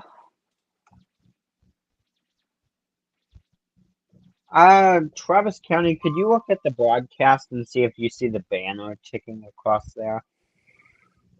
I put up a banner and I'm not sure if it's ticking across at the bottom of the screen. I'll look at this. I got this. It doesn't really show. No, it's not there. It's not there. Let me go up. Hold on.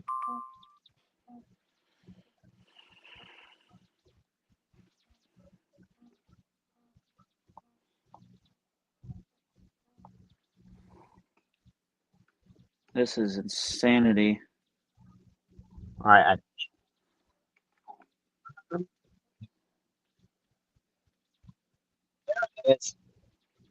All right.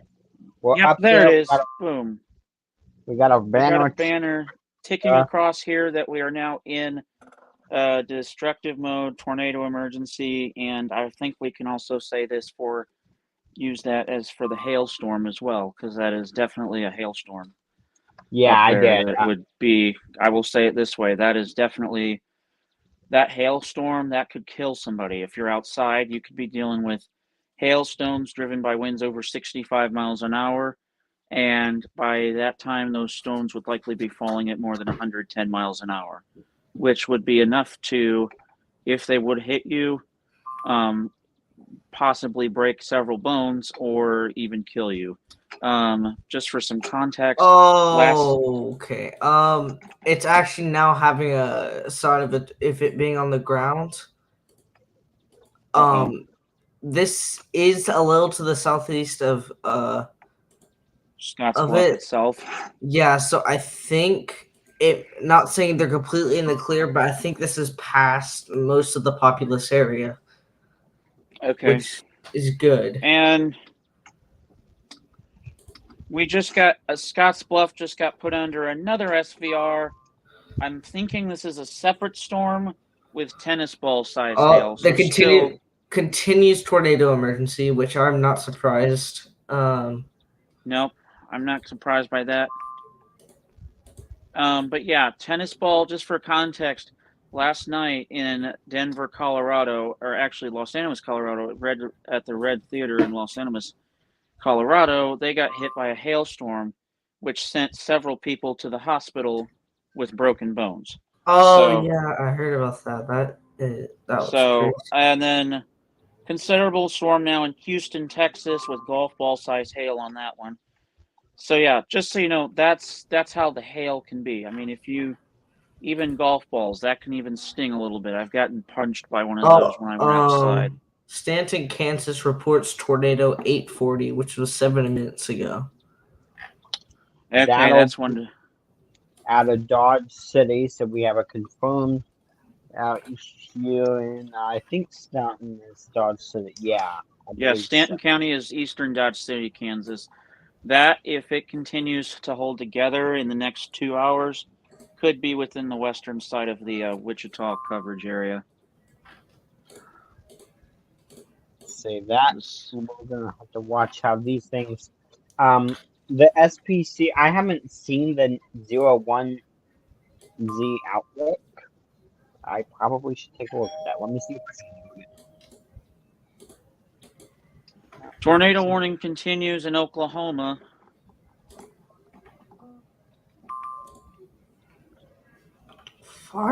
Fire weather watch.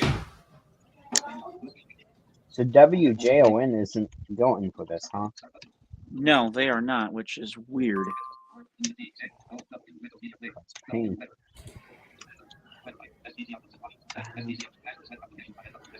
Continues SVR for Clairton, Wyoming.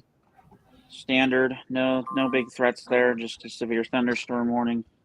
Doesn't mean you shouldn't keep a watchful eye on it, because as we've seen, these storms tend to pulse up and down.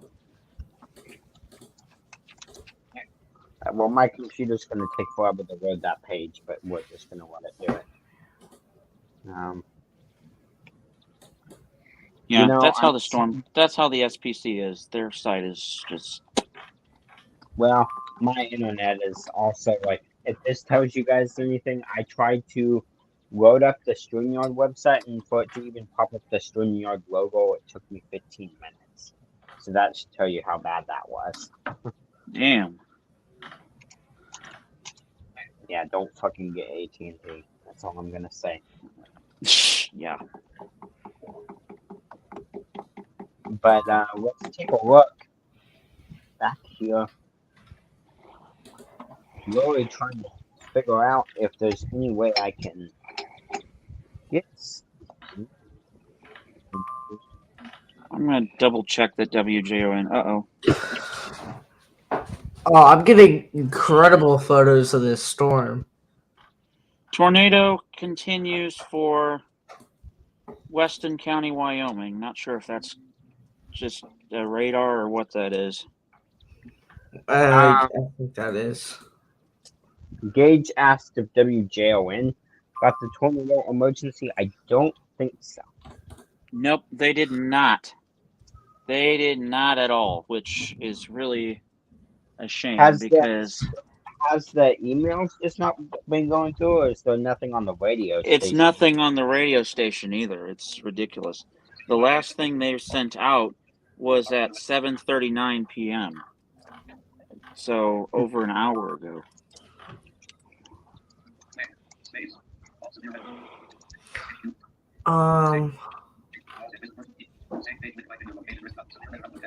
Okay, there's now big reports of a tornado, I think, actually on the ground this time. Possibly.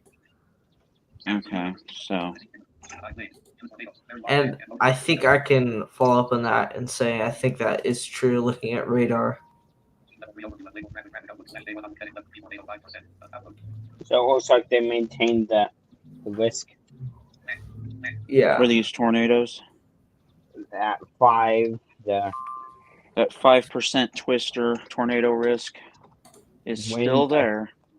Wind, I think, is at 30. That in retrospect should have been a 10%, but it is very hard to tell in these areas when stuff's gonna really do something when it's. Yeah, in retrospect, I think the tornado should have been a 10% because, as we're seeing, it could have been actually. I'm not saying it should have been, but I could have seen it as that, especially knowing how many tornadoes we've seen today. Well, with that, they are saying a more substantial wind threat is expected to develop in north central Nebraska and South Dakota tonight. So we might have. That doesn't surprise me. That area is prime target area for a derecho. Matter of fact, that's where the Great Midwest August 2020 derecho got started, was in South Dakota as well. And there was one in 2021 that got started over there in the same last year. Rapid City, South Dakota is under a severe thunderstorm warning. That's been continued till 8:15 Mountain Time, but that's for Rapid City itself. So,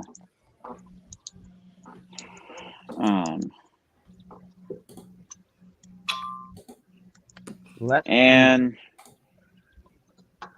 2-inch hail in the warning for Houston, Texas now. So that's starting to grow up scale.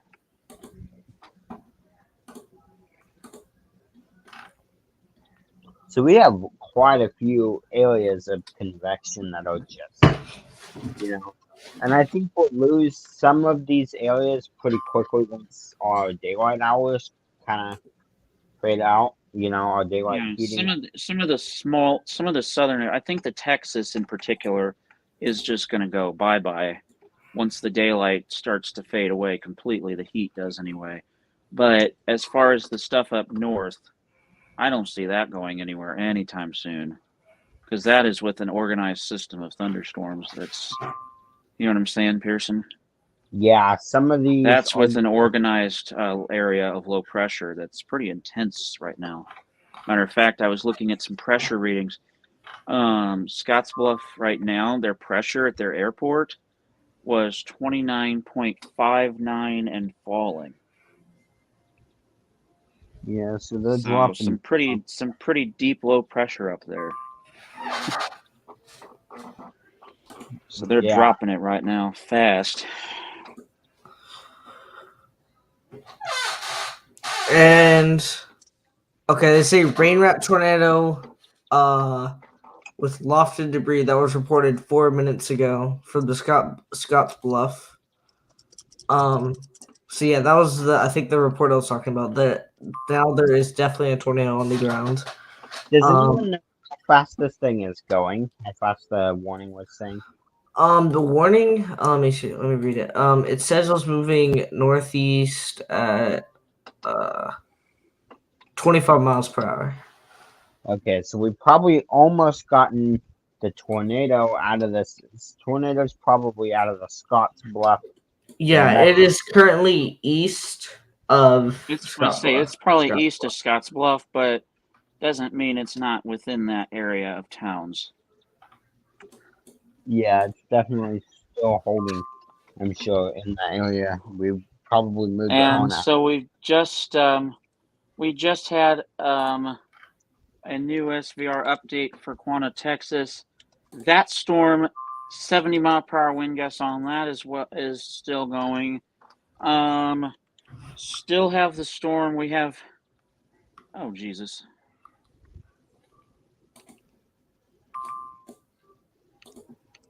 Are you serious? Hold on, my braille just. Huh? If anybody does see an update on our TOR, the TOR On our tornado emergency, yeah, I'll say know. something. And I will update that bit shortly if we continue it.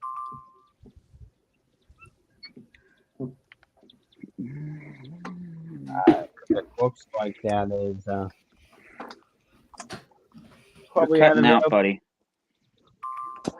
How about now?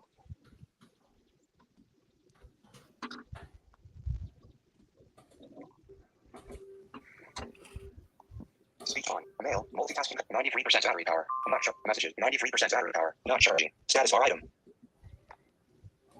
App switcher. Dock. Music. Message. Mail. Weather. Settings. Settings. Active. Active. Settings. General. Heading. Messages. Now. Ryan the Big Blues and Weather Gauge. You need to play this when you get a chance later.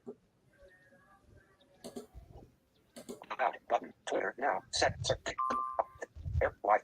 So, Brendan. Accessibility. Settings. Pearson, you're cutting out, dude. Seriously.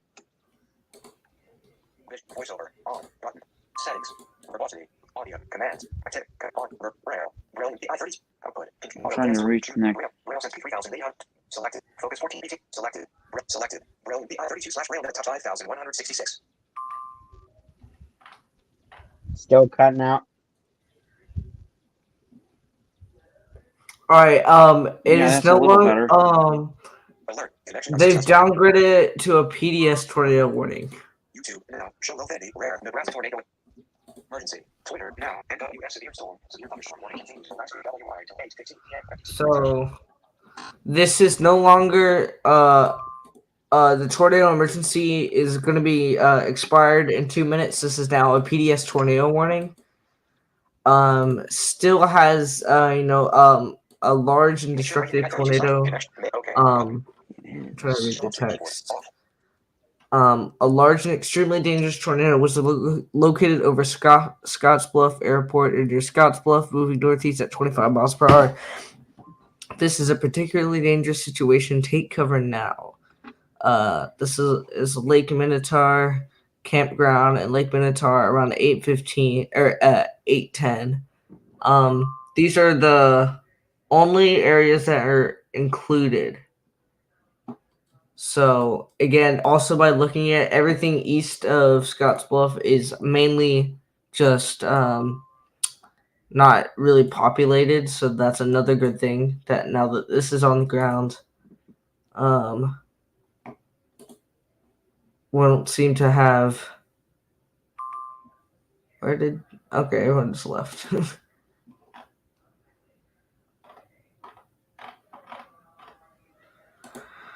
Okay, so PDS.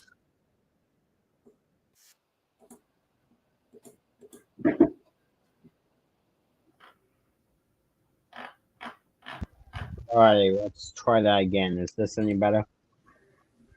Yeah. Good. So Brendan said weather scan 24/7.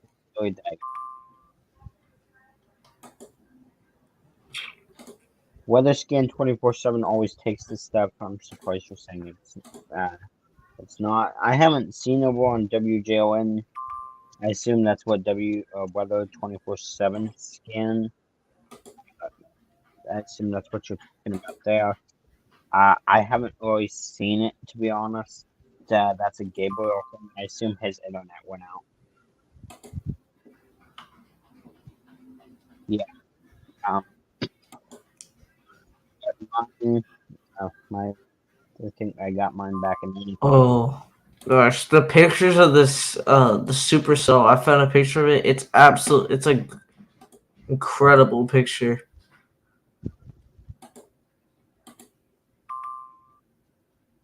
It's looks like it's rain rats too. Looking by the images.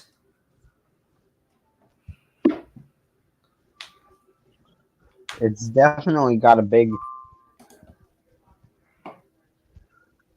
Is there a storm coming in right behind that? Because I think there's a one west of there, and Yeah, there is a storm west. It's heading northeast. It's not going to hit Scottsbluff. gotcha. I was gonna say, I'm not sure if Actually, yeah, no, actually, I think it's gonna miss it to the northwest of it. Gotcha. Go right through there. See,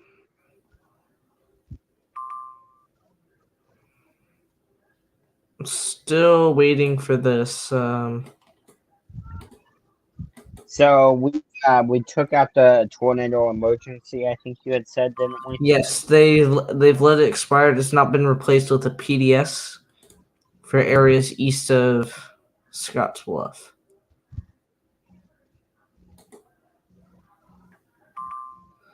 So that's really good. Let's put that banner.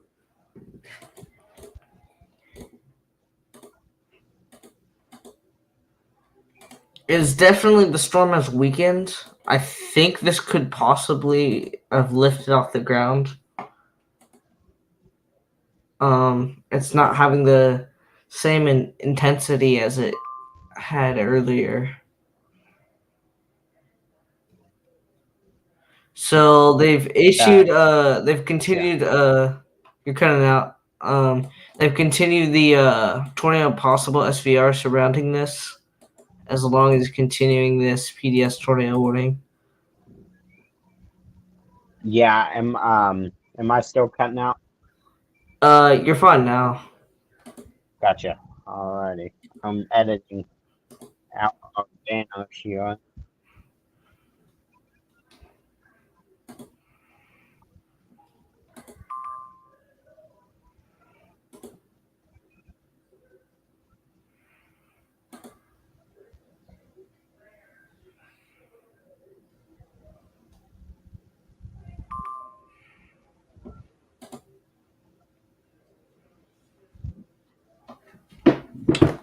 Oh.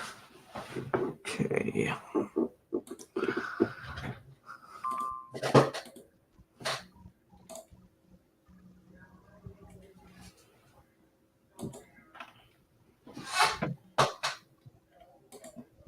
Page has 85 settings and 51 links. Your link list for the next page. As of your letter upload. Link tornado HQ colon. Update. Same page. Find in your location list. Heading level 1 links of your letter upload.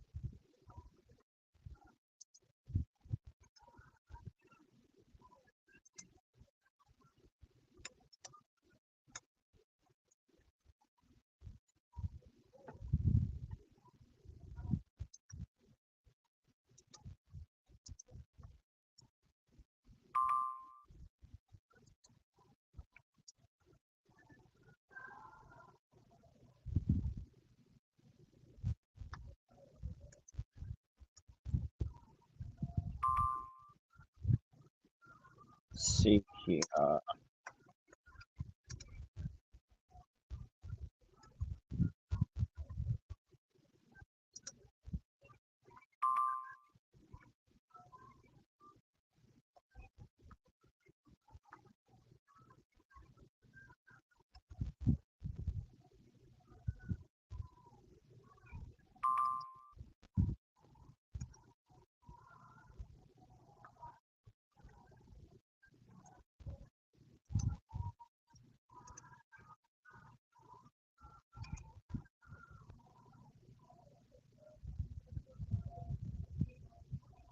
Let's see.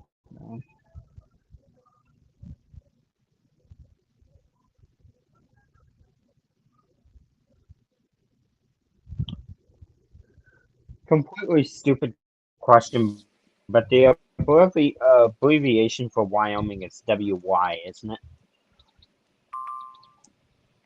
Yes. thought it was. Wyoming. YouTube now. Call DJ Life Safety. WWG40 SVR. Fort Bend, Harris, Montgomery, Waller. Twitter now. NWS Tornado. Tornado warning continues for Elkhart KS until 9:30 p.m. CBT attachment. So there is a tornado warning for Elkhart County, Kansas, or Elkhart for Morton County, Kansas, but we can't get that, unfortunately. Now I will say, somehow somebody got the tornado emergency. Apple Pencil button selected. Braille I32/Braille note top 5 home. See how? Desmos. Because Gage sent me a text message of it. Even though we're not in it anymore, I still figure out. Message. iMessage. Message. Apps. Messages. Search. Play this. Conversations. Ryan the Big Blues. Let's see. Selected message. I Text field. think WJON did actually do it because Brendan had Twitter said now. that. NWS severe storm. Severe thunderstorm warning including tornado WY. Moral and legal WY. Gotcha. 5 p.m. MDT. Attachment. Twitter. We've now. got another NWS warning storm, over severe by thunderstorm Laurel, warning including Nebraska, Justice and Emergency Goshen Justice County, James Wyoming. 5 p.m. CBT. Attachment. So that area is getting hit again. Messages. Ryan the Big Blues and weather gauge. White messages. Camera button. Message. Ryan the Big Blues and weather gauge. YOUTU.BD.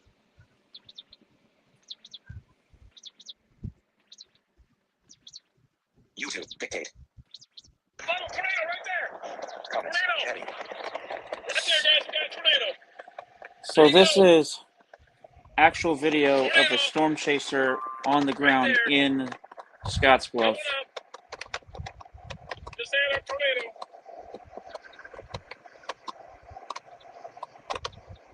Sweet. That's a quickie, though.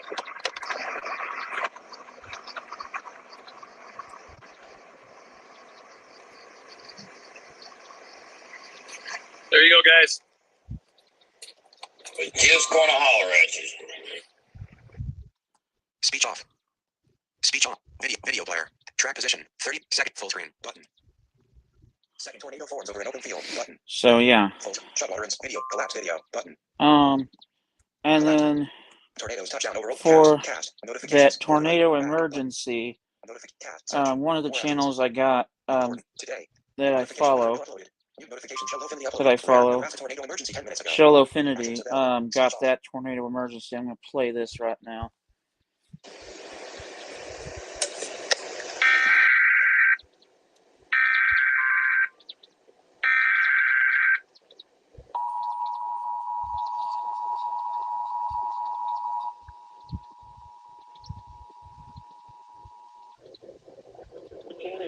The National Weather Service in Cheyenne has issued a tornado warning for eastern Scottsbluff County in the Panhandle of Nebraska, northwestern Laurel County in the Panhandle of Nebraska, southeastern Sioux County in the Panhandle of Nebraska until 8 p.m. Mountain Daylight Time.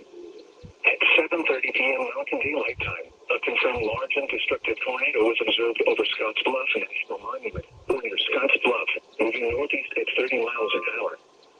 Tornado emergency for Daring and Scottsbluff. This is a particularly dangerous situation. Take cover now. Expected hazards include an extremely dangerous and potentially deadly tornado. A tornado has been confirmed by trained weather spotters. Everybody, The following effects are that this expected. is no longer in effect for the mentioned areas. Again. Yeah, this is no longer effective.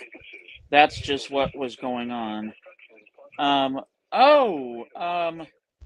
Pearson. Yeah, what's Not up? sure where this is at. We just got an SVR for Garden City, Kansas. Garden City, that is actually, I think that's right by Dodge City, actually. That's what I thought. Even so, I still am going to check out the Great Bend area for their observations and pressure readings and whatever. Because that's definitely right on their tail. Hold on, what's this? New warning for Chillicothe, Texas. Medicine Mound, So yeah, that for Chillicothe, Texas until 9:45 p.m. Also continues severe warning for for Gehring, Nebraska, that tornadic storm is now just an SVR. It weakened a bit, but then re-strengthened to now include 2-inch hail. It had weakened to ping pong ball, and now it's back up to 2-inch hail. Gotcha. So that's starting to re-intensify again. Speech on. Comments. Heading. Let me go down to Google Sheets. Siren sounds. Page dot. Message. Page 2 of 9. Adjustable. Page 3. Page 4. Page 5. Page 6. Page 8. Page 9 of 9. new SVR for Raymer, Colorado, and Stoneham, Colorado, until 9 p.m. Mountain Time. So that one just got issued again. Holy cow, that goes for another 50 minutes. And that's still a long one. Notification. Twitter. Now. Page 9 of weather scan. Edit mode. Page 9. Page 8. Menus. And parent. Live. Blind. Wait. SPC. Feedback. SPC Plainfield Studios. Listen to NWR. So I'm going to go to this Great Bend area feed here because I want this to be played across here. EIGW 9 LCC. EIGW. Albuquerque, ABQ, Amarillo, AMA, Boston / Baltimore / Washington. My Middleton, iPad's Birmingham, being very Pittsburgh, slow. Cap B, Blacksburg, RNK, Guess Boston that's / because I have Charleston, a Chicago, very old iPad. Dallas / Detroit, Duluth, Edinburgh, Gable, Grand Forks, Grand Junction, Grand Rapids, But it performs well, so Indiana, Jackson, Lincoln, Little Rock, Louisville, Cap Alpine, Melbourne, Miami, Midland, Milwaukee / Mobile, that's Morris, why I Holly, keep it. Nashville, Newport / Morehead, New York, Northern Indiana, Norman, North Platte, Omaha, Paget, Peachtree City, Pittsburgh, Quads, Raleigh, Rapid, San Angelo, SJ, Shreveport, SH, Soup Spring, Cabot, Tate College, St. Cap, LAS, Tampa Bay, Tulsa, TS, Twin Cities / Wakefield, 8 Wilmington, Wichita, IC, KPS, 502 KPS 511 Great Bend, Show sidebar, button. Link. So we have 2 viewers. Link. Uh, Link. Live 7 0 volume. Play 0 1 listeners 1 0 play button. Stop. if everyone is able to, What'd you say, Pearson?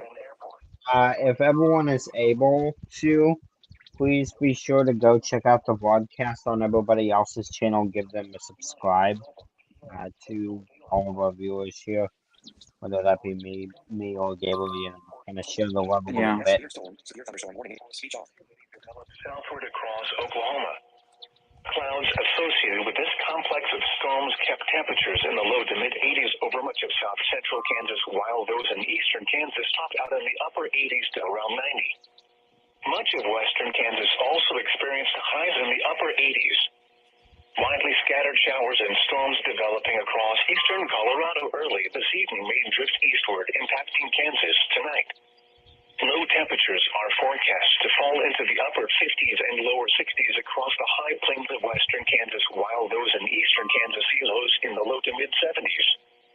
Hot and dry conditions are expected to return to the region on Saturday, with highs climbing into the mid and upper 90s across central and eastern Kansas, while upper 80s and low 90s will be common in western Kansas. Breezy west to northwest winds are expected to spread across the state from west to east. This hazardous weather outlook. So it seems like that's where our dry line's going to be. Kansas and southeast Kansas. For tonight, thunderstorm chances will increase late this evening for areas generally west of Interstate 135 as a complex of storms moves out of western Kansas.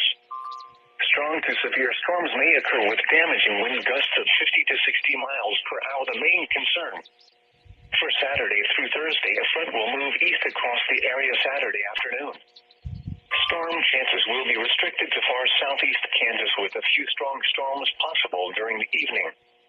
Heat indices will range from around 100 degrees across south central Kansas on Saturday afternoon to near 105 degrees in southeast Kansas. Summertime heat is expected to build into the region again for Wednesday and Thursday, with heat indices of 100 to 105 during the afternoon hours. Spotter activation is not anticipated tonight. Here is your National Weather Service forecast. So it sounds like Pearson stuff's going to develop in southeast Kansas too tomorrow. Yeah, we'll just have to see where stuff. Because if that forms up, that could mean bad news for the Springfield area. Also, we've been getting some new SVRs in here. I'm watching for 2-inch size hail in Nebraska still. That's been reissued for Angora, Nebraska. Ulysses, Kansas is under a tornado warning. Ulysses. I think that's getting a little closer to the Great Bend area, but we're still pretty far out. I see New York City EAS is over there. I think that's probably from Atlantic's channel. Thanks for stopping in. I'm not sure where Atlantic is at the moment, but it's Pearson, Castile, weather coverage, music and more, and Western Illinois EAS, aka Gabriel Bryce, live streaming from our shared destination here. Thanks for stopping, taking a look.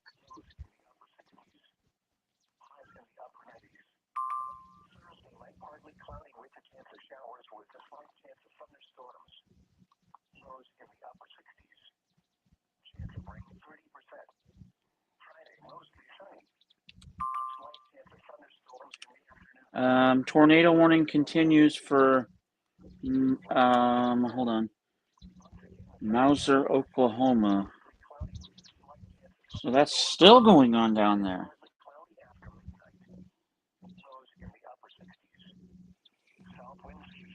So I'll probably cover this myself, Gabriel, until about 10, and then I'll probably log off to do some things. We got about 40 minutes till then. Okay. So was clear. The so temperature here's was 81, dew point 66, and the relative humidity was 61%. Winds were south at 8 miles an hour. The pressure was 29.84 and steady. Salina was partly cloudy. The temperature was 79, dew point 67, and the relative humidity was 66%. Winds were south at 8 miles an hour. The pressure was 29.85 and rising. Great Bend was cloudy. The temperature was 78, dew point 65, and the relative humidity was 63%. Winds were southeast at 10 miles an hour. The pressure was 29.87 and rising. McPherson was partly cloudy. The temperature was 79, dew point 68, and the relative humidity was 69%. Winds were south at 10 miles an hour. The pressure was 29.87 and rising. Russell was mostly cloudy. The temperature was... You might want to go ahead and go over to Lawton. We have a warning from yeah. You can get that right now. Go to Lawton. Okay.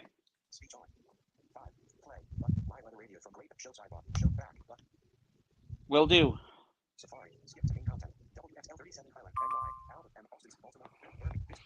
Will do, buddy. See, this is for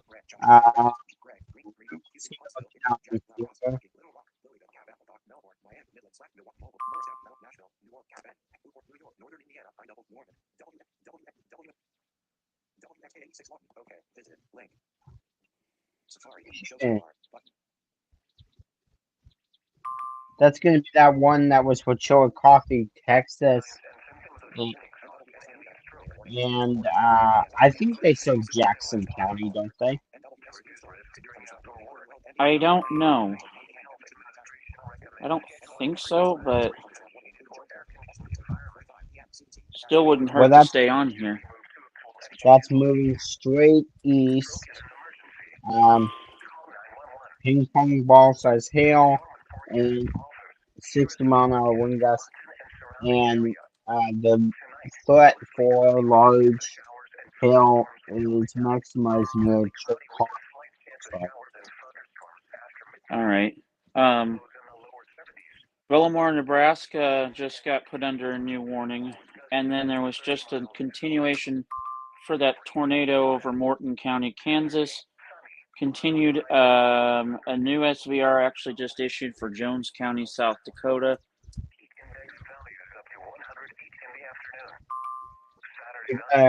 Tornado warning for another about another 10 minutes. It looks like for Texas County.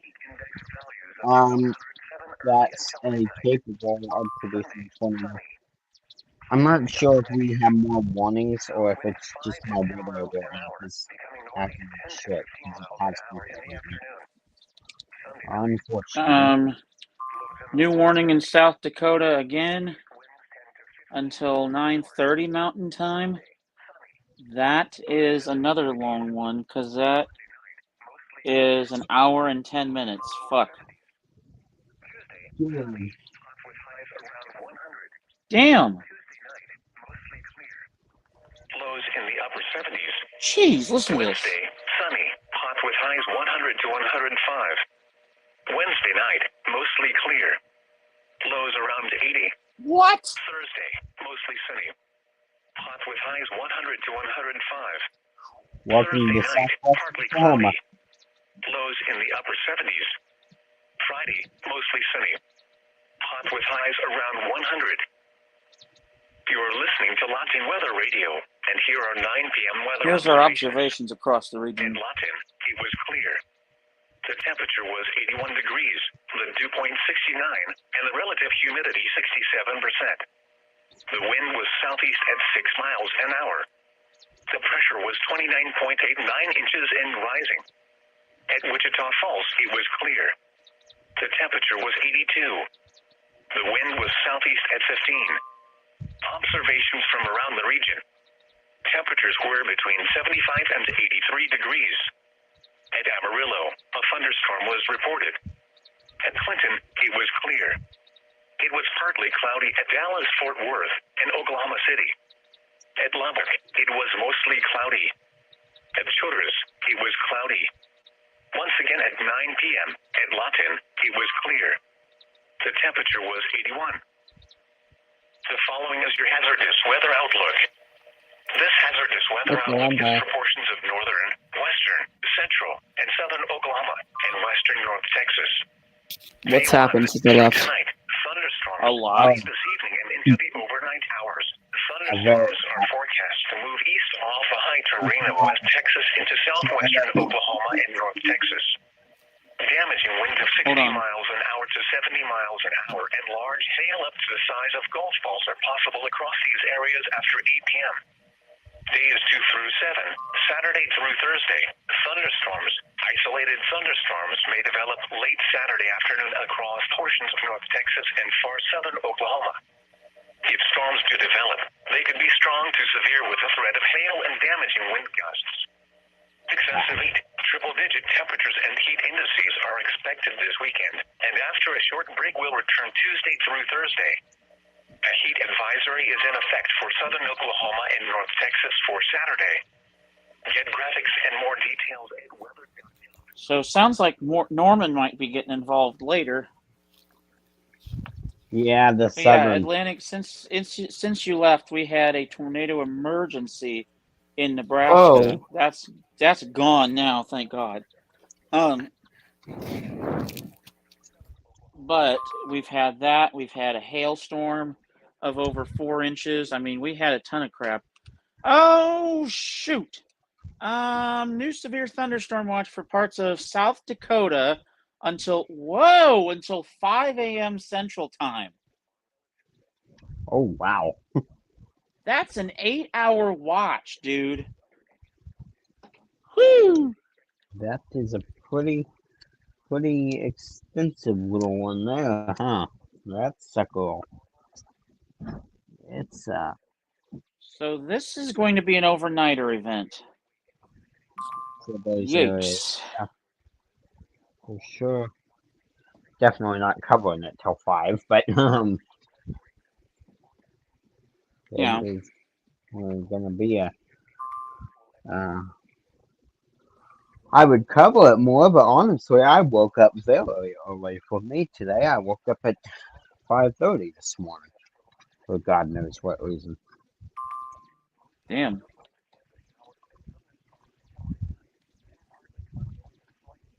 So continues the SVR for Chillicothe, Texas. 70-mile-an-hour winds and golf ball size hail on that now. Just exactly what Norman was calling for. Basically, what the doctor ordered.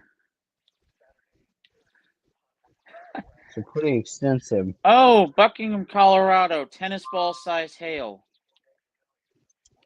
Yeesh. Angora, Nebraska. Whoa! That's holy shoot! That storm's back up to softball. Whoa! Wait! Whoa! Whoa! Whoa! Oh shit! Hey, you It's might that want same to one. try the. You might want to try the WJON stream again because I think they are relaying. I just don't think they're putting out their things. From what Brendan had said, he had said that they. I thought he had said that they were relaying that stuff. Okay.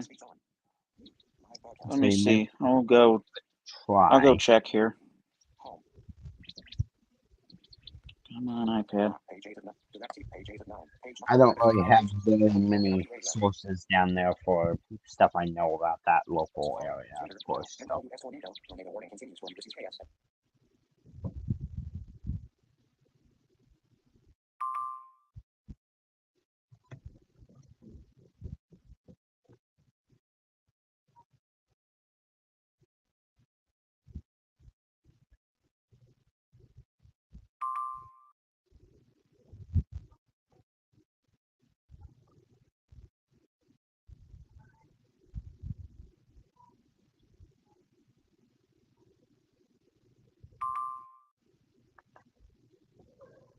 Oh boy, that stuff.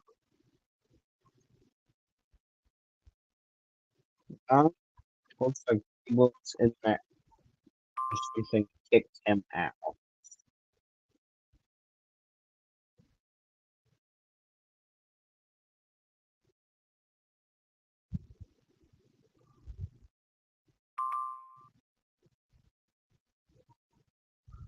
See, we have had a consistent viewer count of at least 1 to 2 in the past couple hours. That could be across anybody's channel, but as I had said earlier, if anybody can share channels around here, we got me, Atlantic streaming, and Gabriel streaming.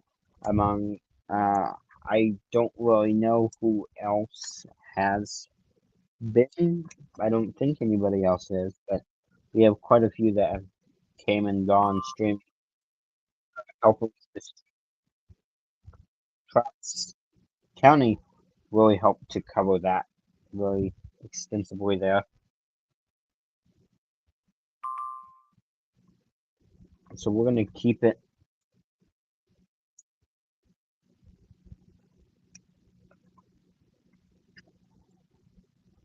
We're gonna kind of.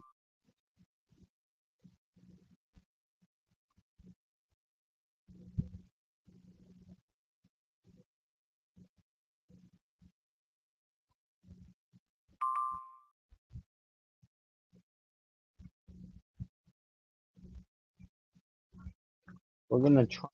I'm gonna try and cover this for a while, folks. Not sure exactly where Gabriel went.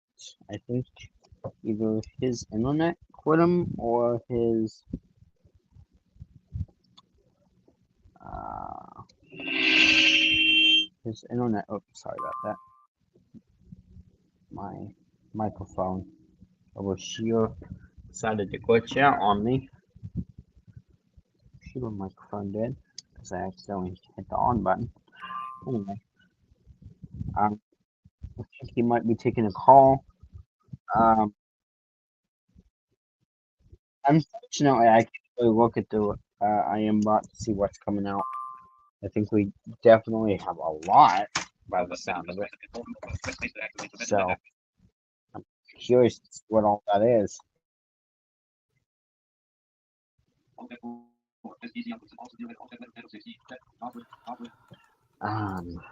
Okay, I'm back, guys. We're coming right up on 9:30. So alrighty. See a lot of those warnings. So the stuff over Kansas now, Pearson, we just got a new one over Morton County, Kansas with tennis balls. So that's staying with it. Morton and Stevens County, Kansas. We also got one near Hooker, Oklahoma with golf balls. Gotcha. And then we got a new one over in Texas with, what's this? What's that app you're using, or the TV? It's the thing? WJON stream.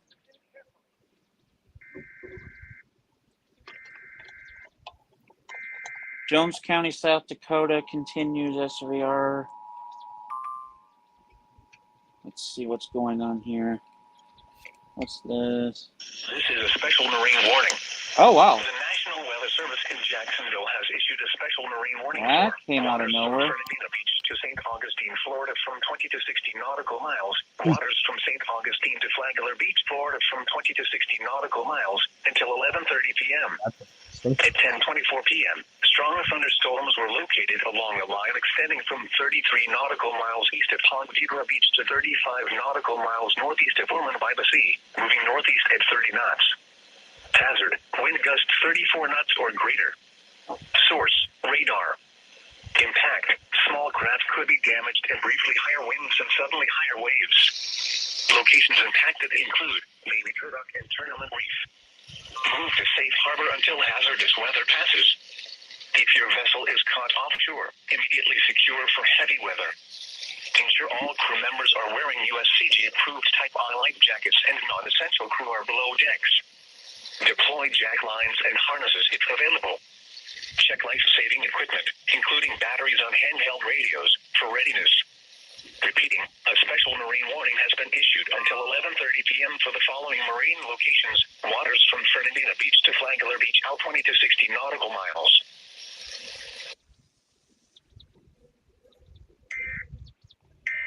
That came out of nowhere.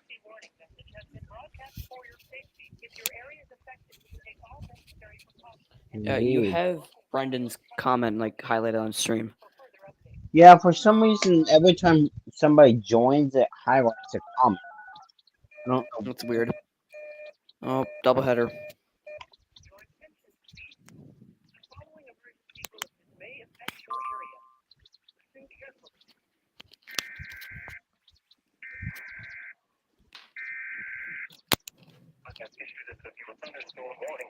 Eastern Duval County in the Panhandle of Nebraska until 9:15 p.m. Mountain Daylight Time. At 8:28 p.m. What? Speech on. Fuck you, iPad. Back. Button. Live. Daylight Time. A severe thunderstorm was located over Julesburg, moving north at 30 miles an hour. Oh, that's moving Expected straight north. hazards include half-dollar sign. What are you doing?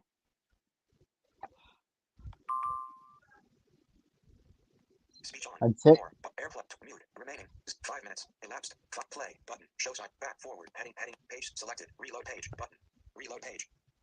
Fucking says it's loaded the page. No, it didn't. If it's loaded the page, it would be working.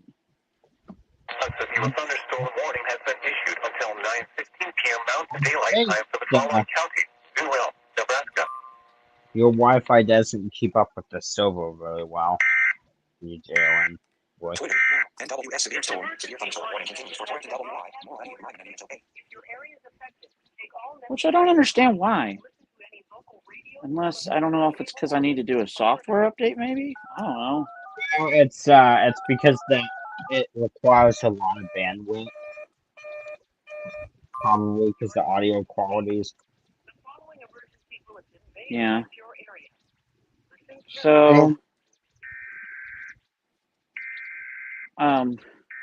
we do have a warning in Texas with 70-mile-per-hour wind gusts on it.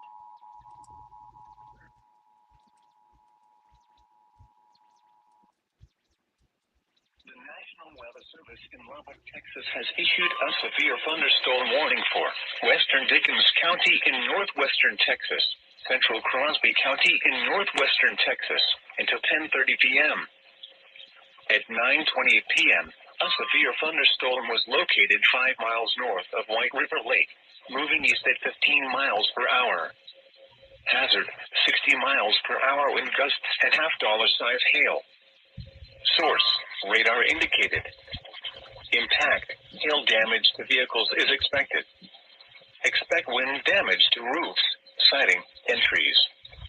Locations impacted include Carlsbad, Spur, Dickens, White River Lake, Rawls, Kern, and McAdoo. For your protection, move to an interior room on the lowest floor of a building.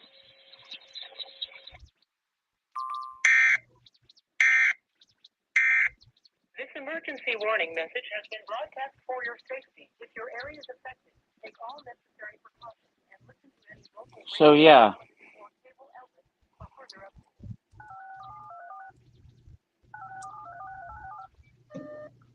quadruple header.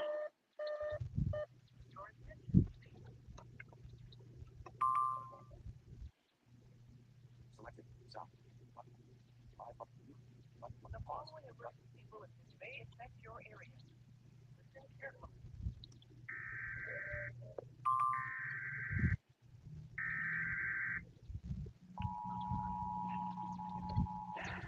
Well, I found out one way my thing's not helping. What's that? What?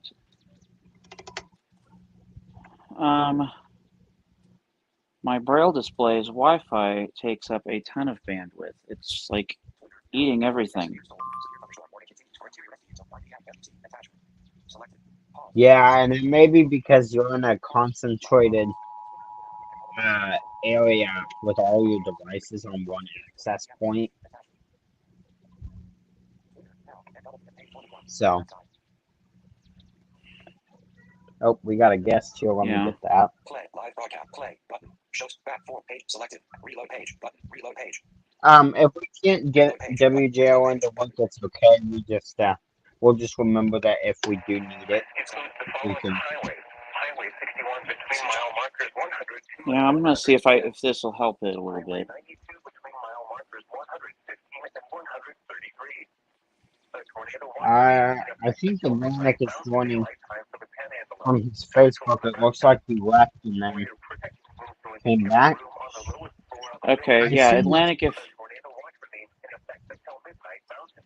I just got a text. That's him. Okay, sorry guys. I'm gonna join on my phone because I'm gonna do some DXing. Gotcha. Okay, we'll put the trip up.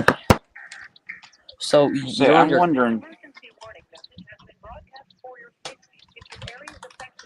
Say, we don't have any.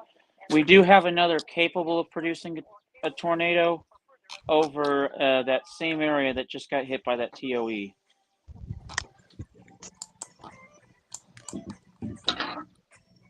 Let's check. Yes, up here. Whoa, wait a second. What the? Wednesday night and Thursday, mostly clear. Whoa. Big trouble. Orange. There's an orange over me. Oh shit. 120. Stop. Select address. Stop. Button. Live broadcast. Mute. Broadcast. Pause. Button. Live. Pause. Button. Speech off. Do you guys hear this? Yeah. What is Guess that? where that's coming from? That's what? Guess where that's coming from? Where? It's coming from all the way over Nova Scotia, which is like 400 kilometers away from me. Damn. So there's definitely an orange. I wouldn't say orange. It's not probably not powerful enough.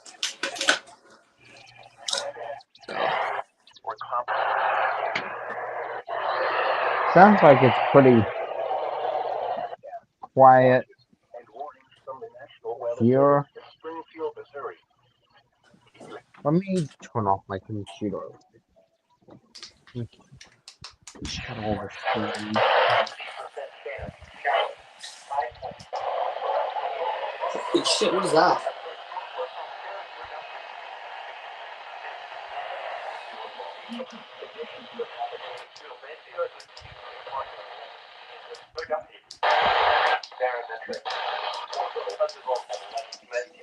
Okay, I'm almost able to receive all 7. That's was gonna- rare in Canada. Yeah. Plug this back in. I'm gonna Well, do some AMFMDX. I want to with my CL100.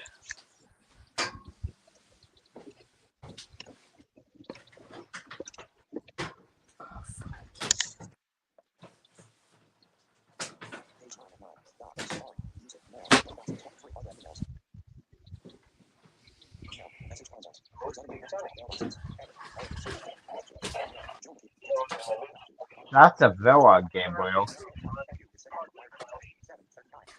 Damn.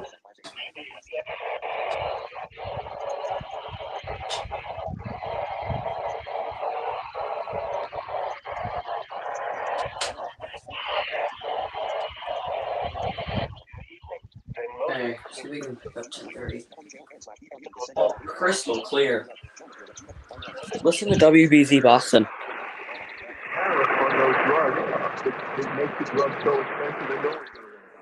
Damn.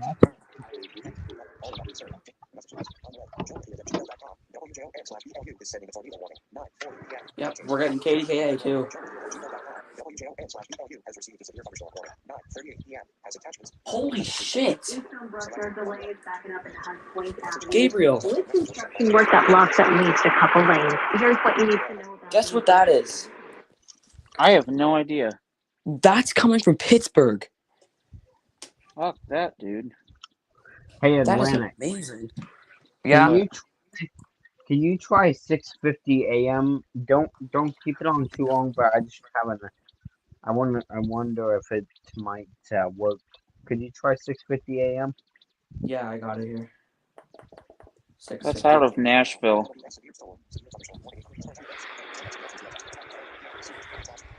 If you hear any music on there, that's out of Nashville.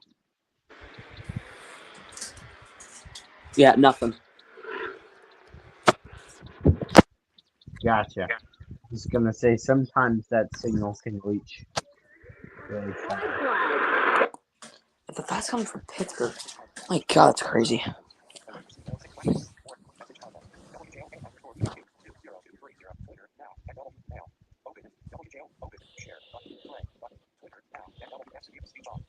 County in southwestern Nebraska, southeastern Garden County in the Panhandle of Nebraska, New northeastern tornado Rowan warning. County in the Panhandle of Nebraska until 9 p.m. Mountain Daylight Time. At 8:18 p.m. Mountain Daylight Time, a severe thunderstorm was located near Llewellyn, Or 14 miles southeast of SVR, but Oshkosh, still. moving northeast at 20 miles an hour. Expected hazards include ping-pong ball-sized hail. This is a radar-indicated threat. The following impacts are expected. People and animals outdoors will be injured.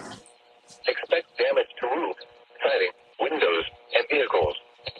Locations impacted include Llewellyn, Lemoyne, Ash Hollow State Historical Park, Eagle Gulch Campground, Ruppin, Belmar, Clear Creek State Wildlife Management Area, Blue Water Battlefield State Historical Park, Otter Creek Campground, and Windlass Hill.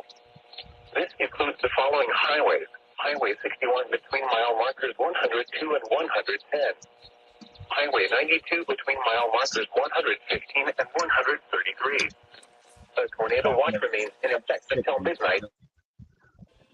Okay, I think I might see why I'm getting Pittsburgh. There's a tropo stretching from Halifax all the way to Bath, Maine. Damn.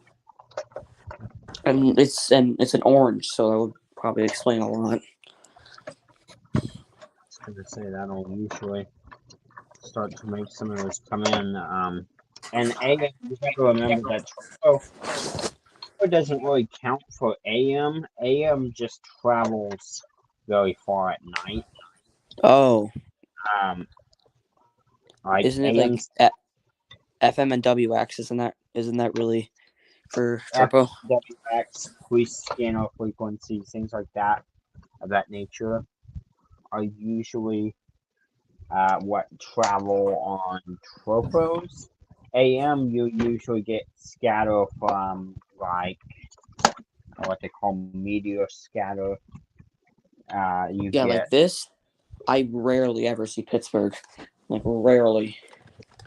so that's usually from some sort of solar activity, or you got to remember, especially AM, even if you're not getting anything tropo wise, to try AM, because a lot of the time you'll notice that it really does.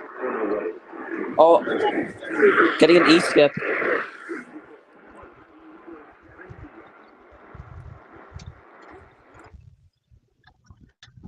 Yep, there it Which goes. That was an E-skip I just got. And that's definitely that's very popular for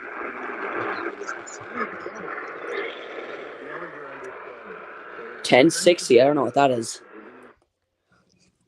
I am not sure. There's quite a Here, let few me there. search that up. It could be 1060 AM.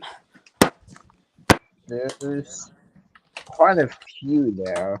I couldn't really say because, like I said, with FM, I mean with AM, like it's hard to tell. That's coming from Calgary, Alberta. Damn. Yeah, like I said, so AM, you just never know. The closest. Sorry, go ahead. Say, I've seen it travel over 400, 500 miles Holy on just crap. like Houston, Texas. I get a station from Houston, Texas, all the way down here in Missouri almost every night, actually.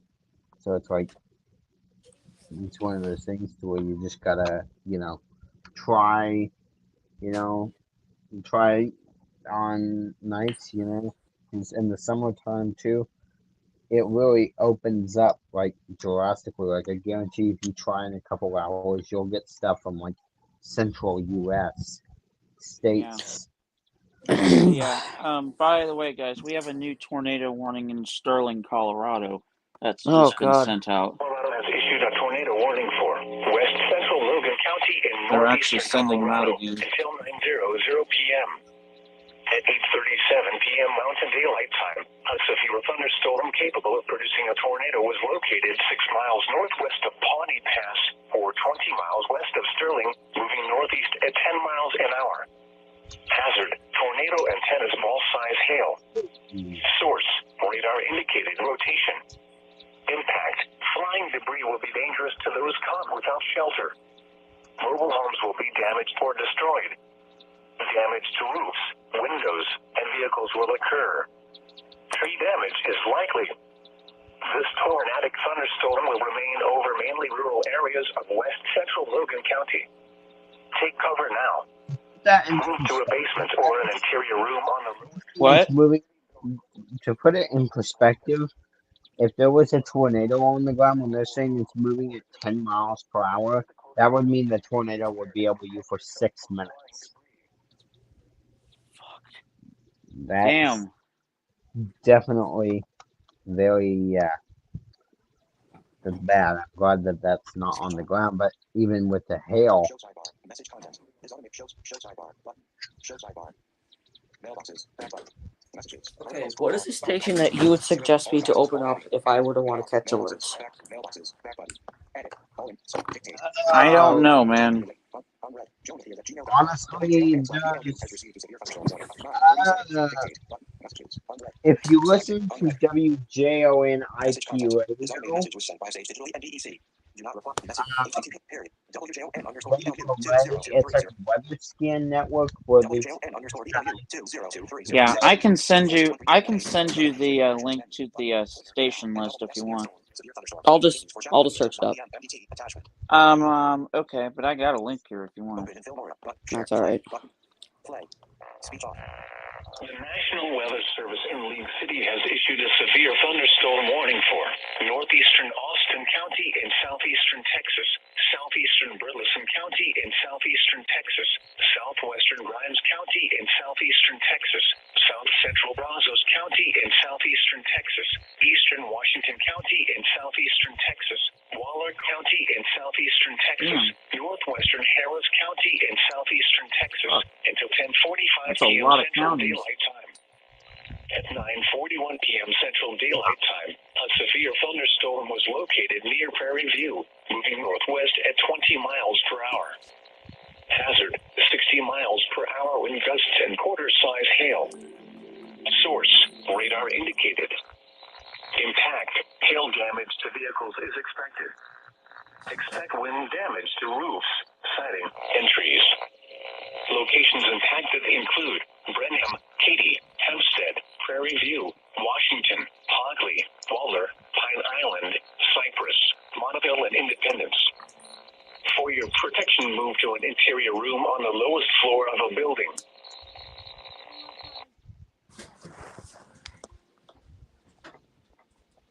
So yeah, that's Okay, I'm back. Okay, what kind of alerts will be like relayed on here? Everything. If you do weather scan, they will relay literally everything. SVR, TOR, SVA, anything. Flash flood, doesn't matter. They've even been known to pull off Environment Canada alerts off of FM.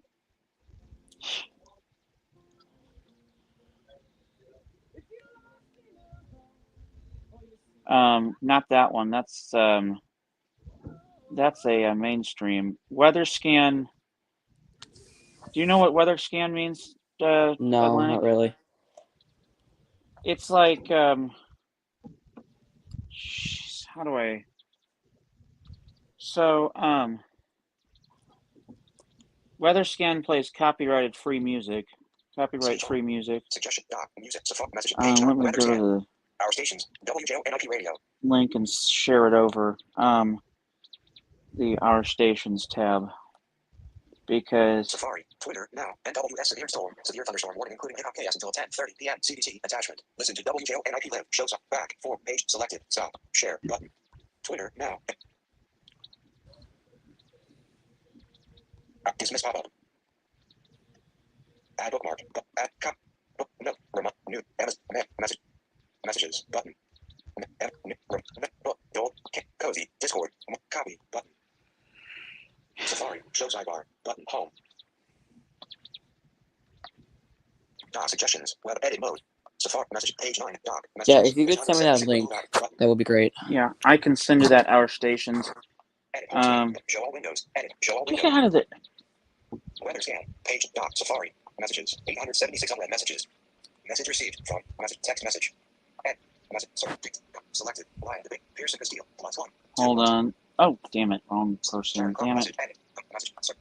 Ryan. +1. 90. Conversations. There we go. Select message. +1. Live. Laugh. And love. Vertical scroll bar. +1. 618. 69. Messages. Today. 9:30. Club. Vertical. Chat apps. Message. Text field. Is editing. Insertion point. Mentions. Misspelled. Edit. Paste. is that the right group? Is the right thing? Send message. I don't know if that was the right one. What? Oh wait, maybe it was. Mail now. Jonathan@gmail.com. WJON/BLU has received a severe thunderstorm warning. So, Atlantic, I just sent you that through a text message on your phone.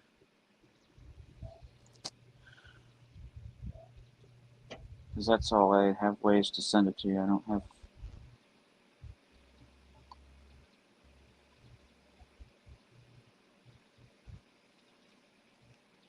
Is it the 24/7 weather scan stream? Yes, that's it. It plays instrumental copyright for no copyright music.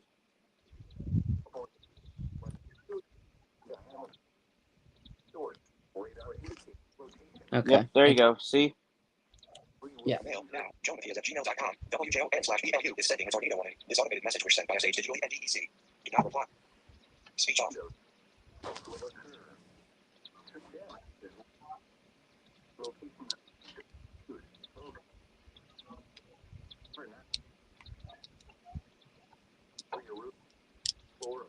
Sounds like you found the right one. It's very quiet though.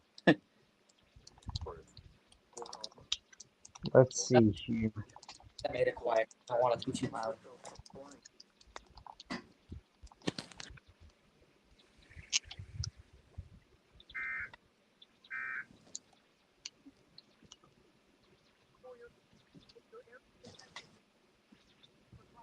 Oh, SVR. Here, I gotta record this.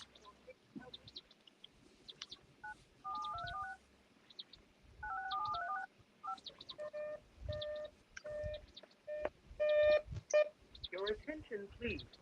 The following emergency bulletin may affect your area. Listen carefully. Ah, too loud.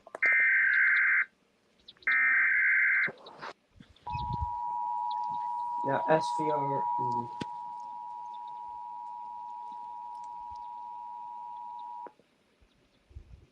The National Weather Service has issued severe thunderstorm watch number 36. Oh! And Whoa! Stream just cut out.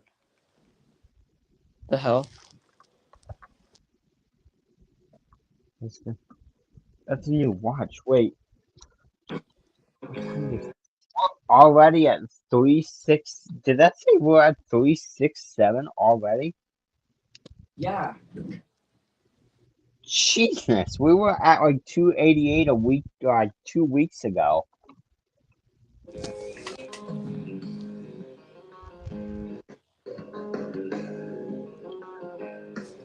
Why did it just? I don't know. The stream maybe was delayed, I guess. No, but it just cut out. It wasn't playing any audio. Yeah. I don't know. I think it does that sometimes because it's managing so many servers. in a mobile home or in a vehicle, Okay. to the closest Um, shelter and protect yourself from I don't think there's an SVA. 'Cause-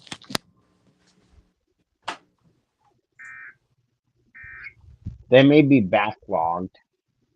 Yeah. Yeah, no, there's no SVA. Oh, yeah. Oh, this is let me tone.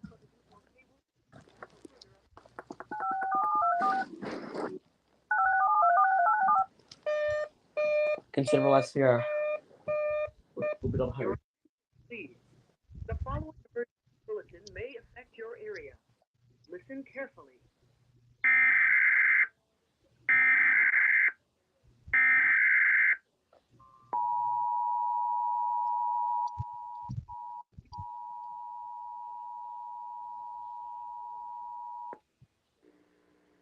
The National Weather Service has issued severe thunderstorm watch What the number hell? 367, effective and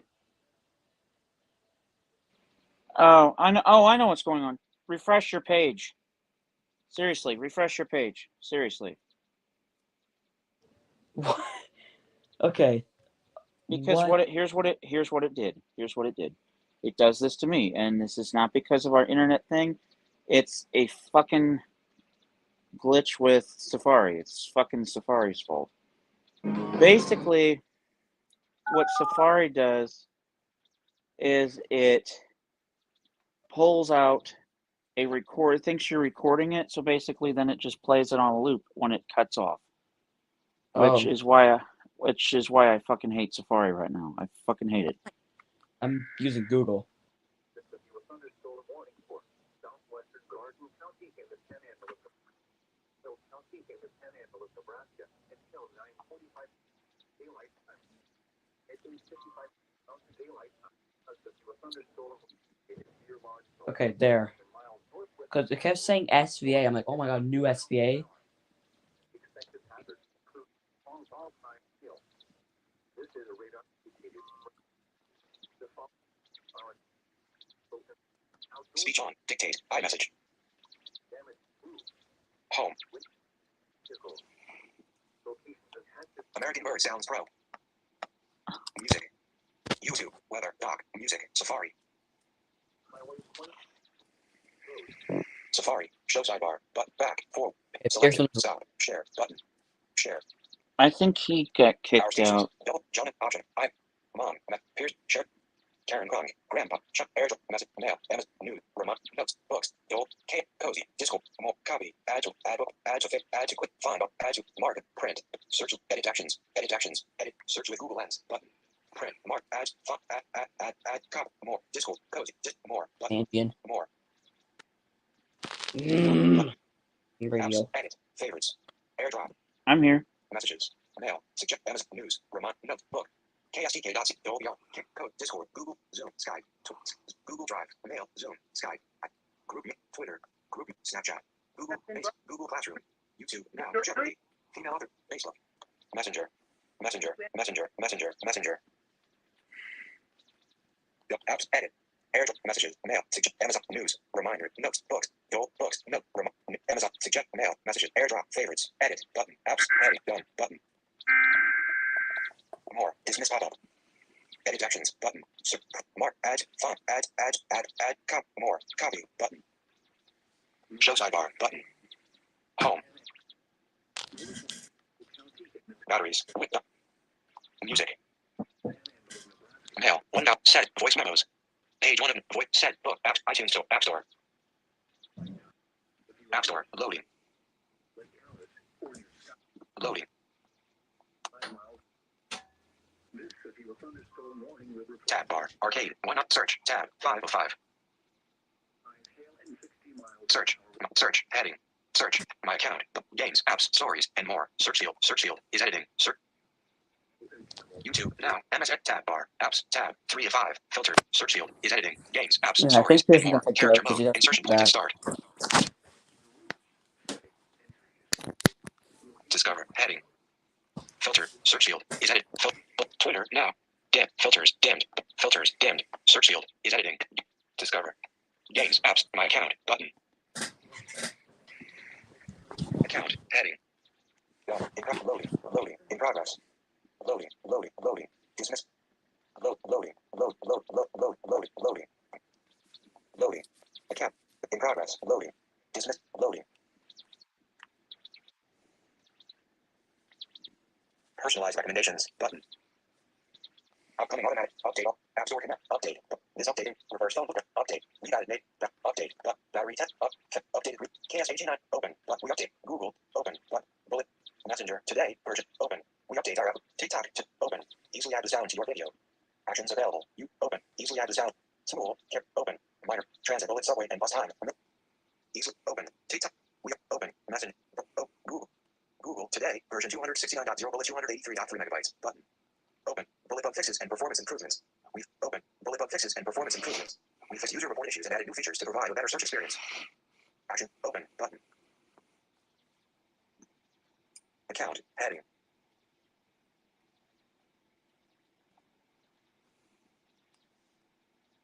Search. Search field.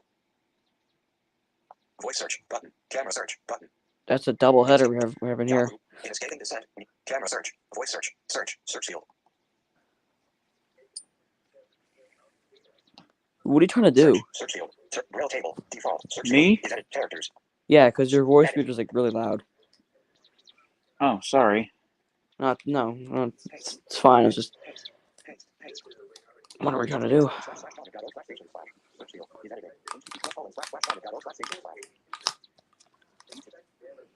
Don't get updates. Turn on notifications. Don't get updates. Turn on notifications. Want real-time updates. Want real-time updates from Google. Turn on don't get updates. Button. Search field. Is back. Clear text. https://tonic.org/station/. A new tab was just created. Back. Button. A new tab was dismissed. A new tab was just WJ play. Remaining. New. Button. Weathers in 24. WJ weathers. Relate. Local area. Music. Play. Remain. Play. Button. Pause. Now. NWS flash flood warning continues for Chapel. Pause. Button. Error. Mute. Button. Airplay. Button. More. Button. Airplay. Mute. Error. Mute. Error. Pause. Button. Error. Mute. Airplay. More. Listen. WJO and mass WJO heading off out. Let both music. Play. Skip. Error. Mute. Airplay. More. Listen to WJ contact. ITAF server. Link. ITAF server. Link. Radio.java.org. Search field. 1. Genre. Top. Stream. Current. K. Mount. And. Accept. Stream. Double. Stream. ES. Readers. Content. Audio/MPEG. Streams. 5. Listeners. 3. Listeners. 4. Genre. Classical. Currently. Fluke. Mount. And to you. Link. Mount points. And to XSPF. Mount point /WJO and MASSNWR. And to accept. Stream. Double. Stream. Liter. Audio. Stream. Friday. Listeners. 3. Listener. 3. Genre. NW. Currently play. W. Mount. And to you. Link. Mount point /WJO and WSCN. And to you. Link. Radio.jolly.org. Search field.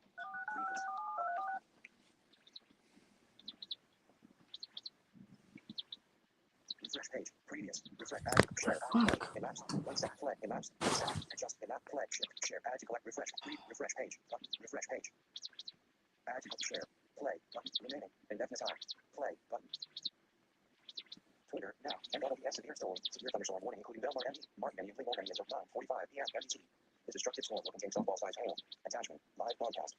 Pause. Button. Okay, WJON has gone silent. Yes, they have. Twitter. Now. NWS. Oh, I know. Here. Oh, wait, there they go.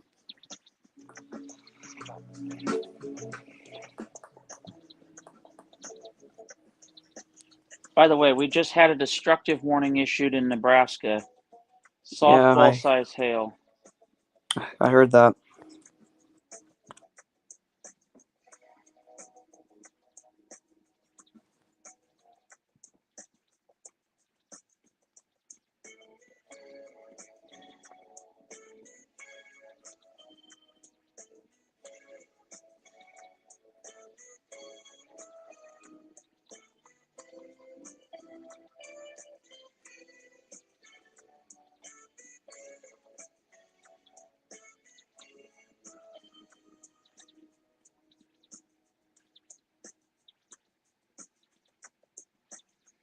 Sometimes they are a bit delayed because sometimes when there's not a weather radio stream available, they pull from an FM station stream, and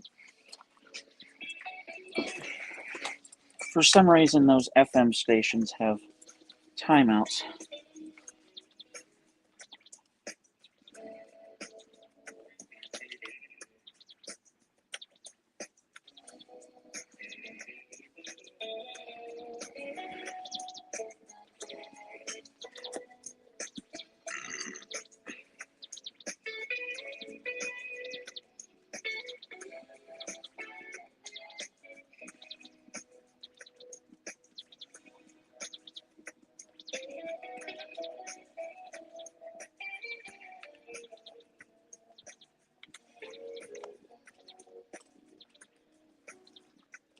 You know where Pearson went?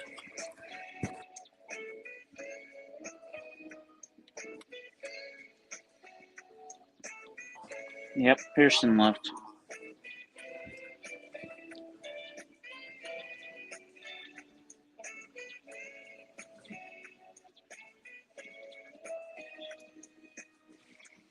And by the way, Gage, that watch that was issued for Texas, that's not for Wichita Falls. That's also for sections of Lubbock, Amarillo, far northern Fort Worth.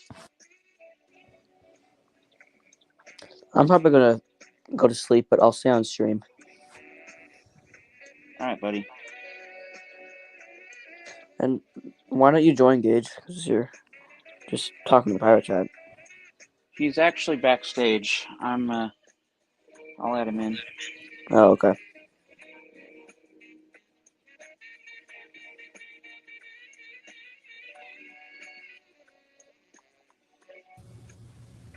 Where? Why is John not logging this stuff? He has been, but he hasn't been. Does that make sense? I don't know if it's an emergency or not. He got it, but anyway, I saw your little comment in the thing. Why is this watch not a PDS? Well, it's because it's not a PDS risk. This is a slight. This is, well, looking back on it, we can say that, but you've got to remember that Wyoming, Nebraska, and the Dakotas are extremely hilly, so it's hard to tell what exactly is going to happen, because oftentimes hills prevent severe weather from growing, or sometimes they'll inhibit it, they'll help it grow. It just depends on how hot it is and where the fronts are. Does that make sense? Kind of. You know how St. Charles is completely flat? Uh-huh. Well, picture this. You're walking up and down and up and down. That it? That's what... No, Yeah, that's not... here, listen.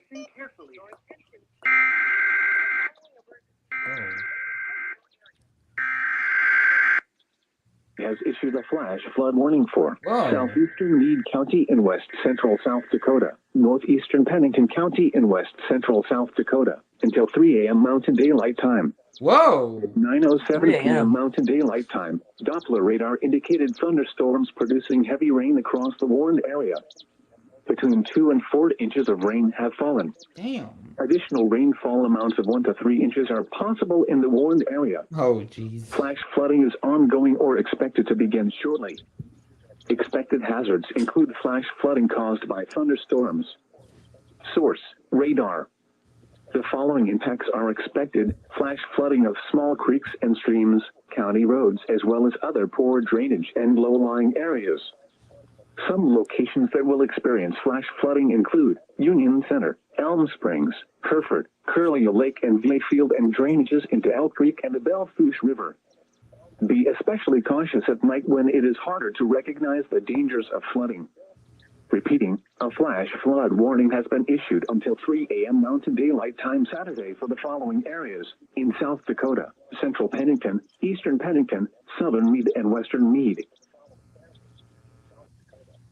Damn. This emergency warning message has been broadcast for your safety. If your area is Little affected, header. take all necessary precautions and listen to any local radio, television, or cable outlet for further updates. Yep. I'll have her. It's probably the hail warning. Your attention, please. The following emergency bulletin may affect your area. Listen carefully.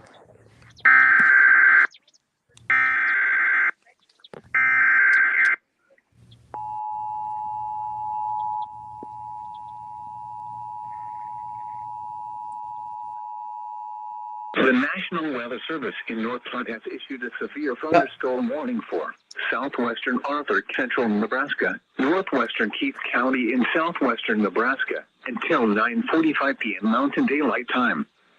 At 9:03 p.m. Mountain Daylight Time, a severe thunderstorm was located 8 miles west of Lemoyne, or 17 miles northwest of Ogallala, moving east at 15 miles per hour. Whoa. This is a destructive storm for Whoa. northwest Keith County. Expected It's hazards destructive. Oh, what the fuck? I got it. Expected hazards include Damn it, it did it to me too. Fuck that. Speech on. He says he's been dealing with enablement. I know he said he's been dealing with enablements. Not sure if he's doing an upgrade. Severe storm. Severe thunderstorm warning. Or is it the station that got pulled from? Tabs 1. But go to home. Okay, I'm Tabs, gonna tabs stop with 1, this. This button. is really, really annoying. Radio preview. Refresh. Add to refresh page. But refresh page. Okay, Gabriel can do all the WJ1 stuff. I'm not doing that anymore. Radio service. Speech off. Yep. Ugh. Are Where's these this storms expected to move up toward Lake Missouri? tomorrow? Eventually tomorrow. I say Are you under arrest? if you stream, then I'll hook it to my channel.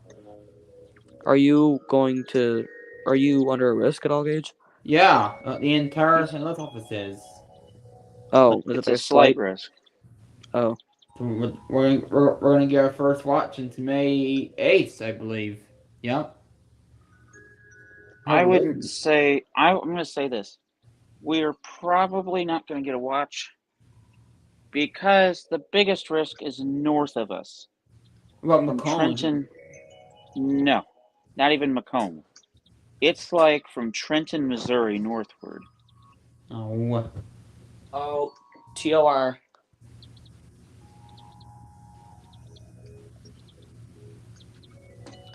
Sorry, I'm just getting a drink. I'm thirsty.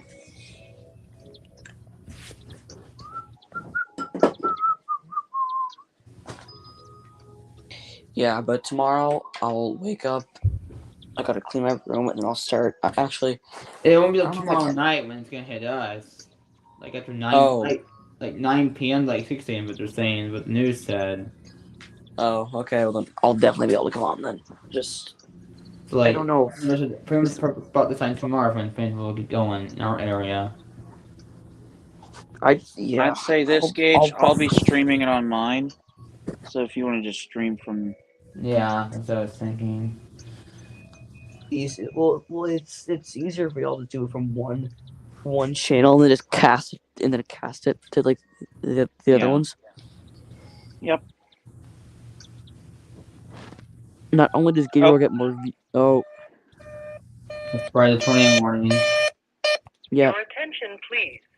The following emergency bulletin may affect your area. Listen carefully.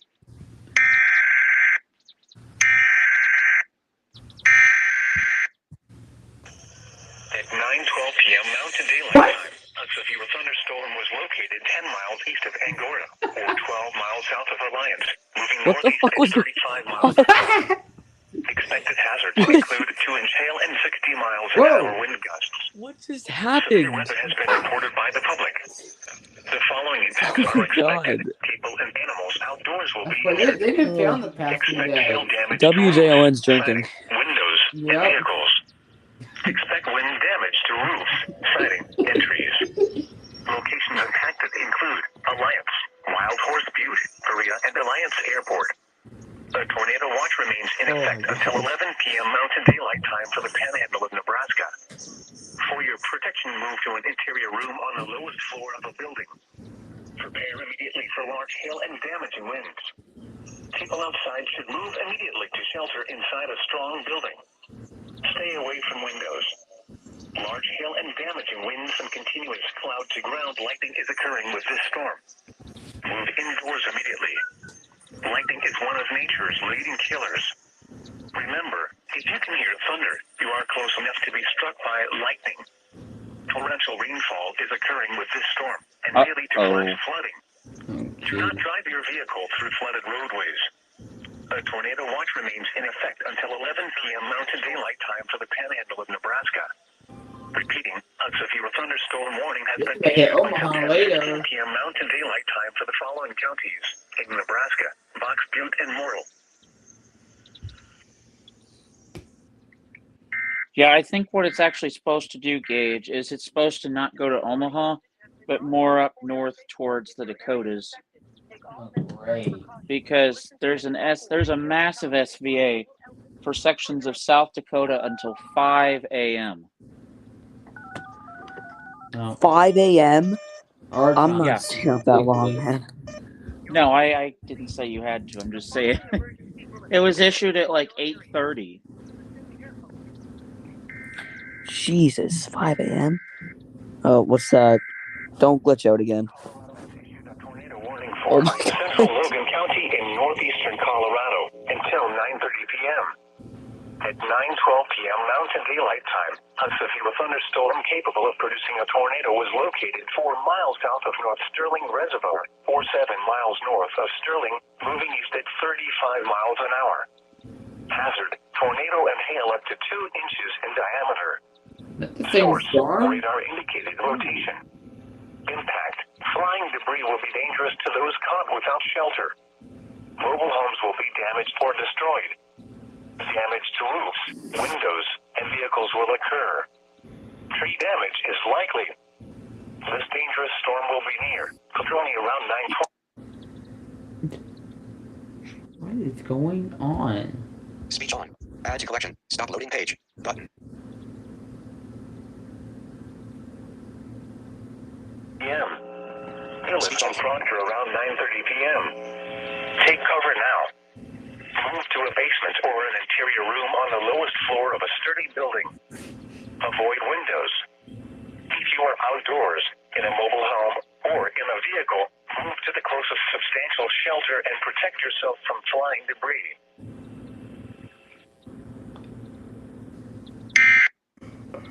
Oh, this is This insane. emergency warning message has been broadcast for your safety.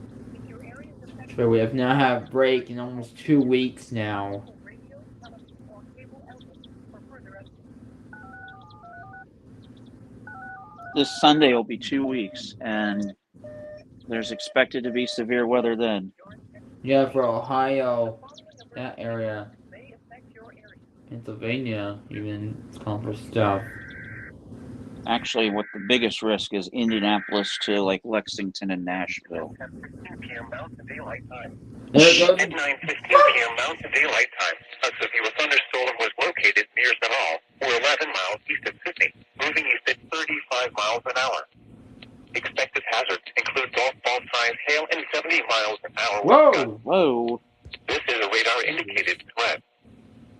following impacts are expected. People and animals outdoors will That be must be injured. the tornadic storm, Expect isn't hail it? damage to roofs, Uh-uh. siding, windows, and vehicles.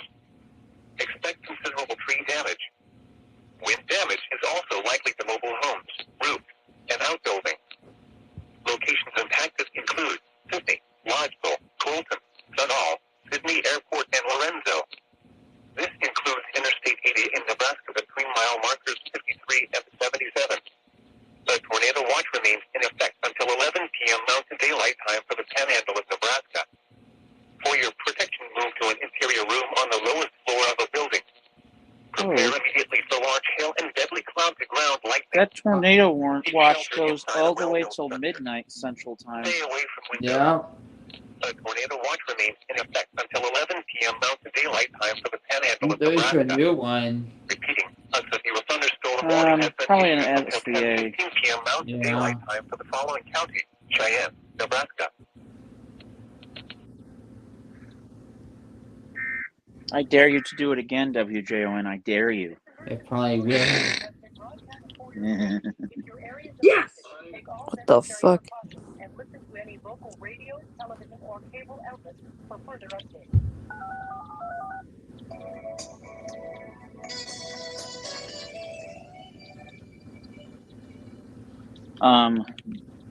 So we just had a continuation for Antelope and Pierce counties in Nebraska. Well, that's on the Central Time Zone section of Nebraska. Uh-oh.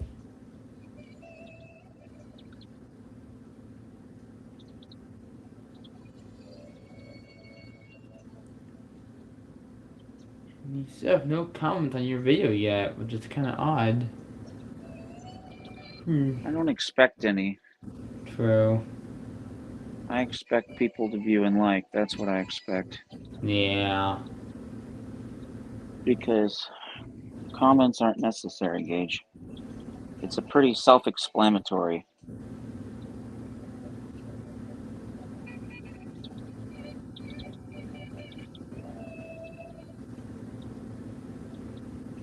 Did Prison fall asleep? No, he left. Oh. Because he wants to do some other things. Yeah, before it gets close to him.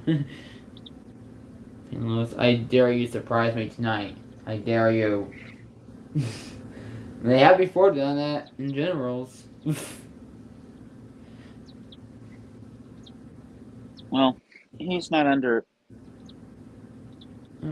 Is he in tomorrow's risk? Is he... marginal. Oh. Speech on. Pause. Button. Live broadcast. Pause. Button. Wait, you said that they put this morning out the lower 20 emergency. Did you see that video this morning? The what? The 20 emergency I put up from Little Rock from March 31st. Mm-hmm. But that update one, that was scary, wasn't it? The update? That was scary. Mm-hmm. The warning that I've never heard before. Especially when it said the impact part, like, whoa, okay. Alright, whoa! Tornado warning for Marino, Colorado. Oh no. Is that for the same storm that we just heard? It's a... oh my god, that's a new one. Oh jeez. Luckily, it's only for 35 minutes. I swear. Plainfield, you have your next Midwest Madness. I was gonna say, he does. Whoa! Bassett, Nebraska and Stewart, Nebraska. SVR. Oh jeez. Monday, Knox City and Benjamin, Texas. That's a Oh. Norman warning. That's a Wichita Falls warning, but of course that stream is still gone. I don't know of any. Okay, I'm back, guys. I was gonna say, Oh, man. we're gonna need someone else here besides us to help us. Oh, Germany SVR. What? I mean, is there even a station over there? Okay, whoa. There's thunderstorms moving into my area. Oh, great. Oh, whoa. Here, let me get.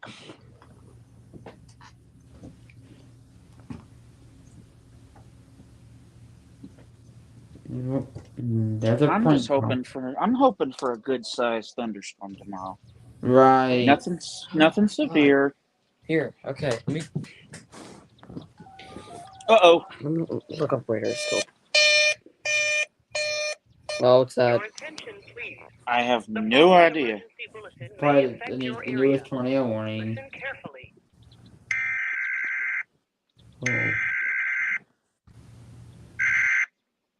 Washington County in northeastern Colorado, Yeah. southwestern Logan County in northeastern Colorado until 10:00 p.m.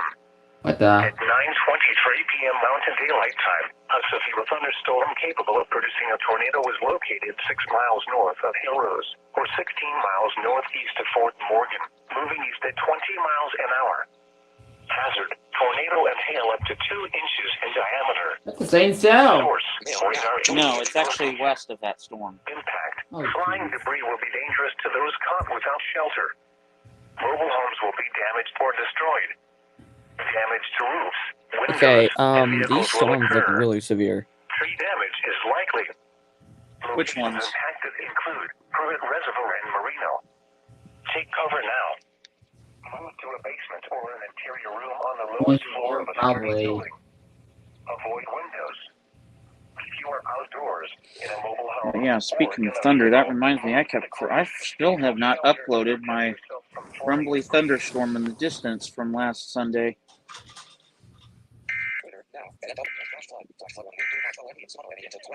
Oh no. Box Butte County and Morrill County, Nebraska, until 10 p.m. Mountain Time. Tornado warning. And flash flood warning, also in Nebraska. Oh, great. I mean, it that rain comes here, we could use it, actually. Yeah, our ground is parched like cinder blocks. Oh yeah, and did you see what I said in chat for us wanting to dive down? Did you see that? Speech on. Mute. Live broad. Pause. Button. What? Speech off. Did you see it in your live chat house? Oh yeah, I did see that. No, that was Uh-oh. something. Uh-oh. What's this? Whoa! Flash flood warning, including Phillips, South Dakota, until 2:30 Mountain Time, 3:30 Central. Jeez. Also, severe storm for Sterling and Marino, Colorado. That's that one that just went tornado warning. The SVR side of it is starting. Well, actually, wait. That's another cell. Damn, now there's 3 of them over there. This might be a derecho forming. No, it's not to do that. We've already got a derecho. Because a derecho is a complex of storms that spans for more than 240 miles in any direction with severe weather.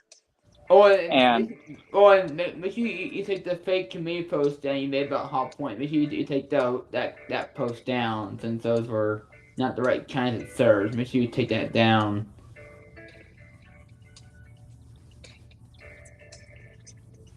It's not that big of a deal, dude.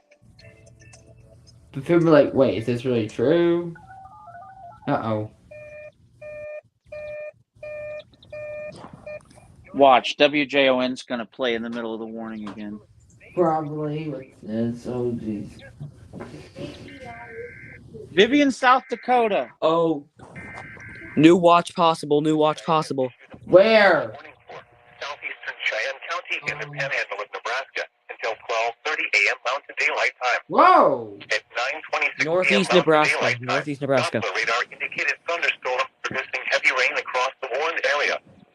Between 1 and 2 inches of rain have fallen. Additional rainfall amounts up to 2 inches are possible in the warned area. Flash flooding is ongoing or expected to begin shortly. Expected hazards include flash flooding caused by a thunderstorm. That's gonna be Omaha. Radar. The following impacts are No, expected. Omaha gauge is southeast Nebraska. Oh. Highway. So what this is actually going to be is Sioux Falls. Oh no. That will experience flash Yeah, flooding. Sioux Falls and Hastings. This includes the following highway. Interstate 80 in Nebraska between mile markers 63 and 77. Turn around. Don't drown when encountering flooded roads. Most flood deaths occur in vehicles. Be especially cautious at night when it is harder to recognize the dangers of flooding. Be aware of your surroundings and do not drive on flooded roads. Repeating, a flash flood warning has been issued until 12:30 a.m. Mountain Daylight Time Saturday for the following counties: Cheyenne, Nebraska.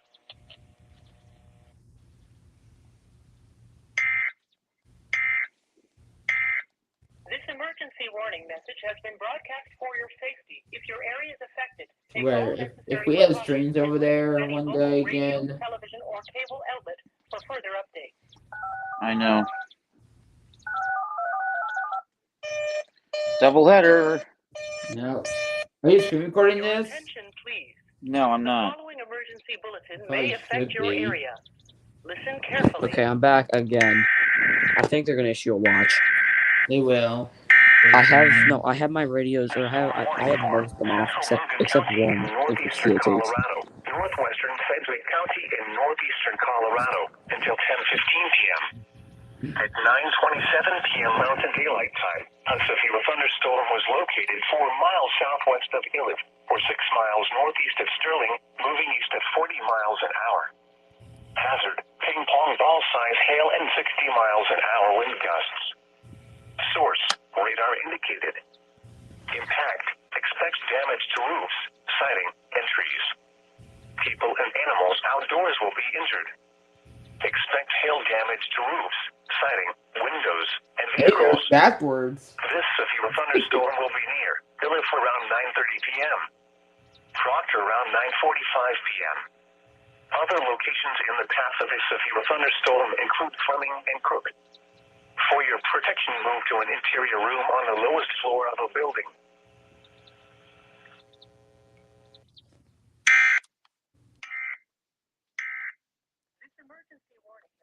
I'm just glad my fucking iPad's finally cooperating. Take all necessary precautions and listen to any local radio, television, or cable outlet for further updates. Triple header. Your attention, please. The following emergency bulletin may affect your area. Listen carefully.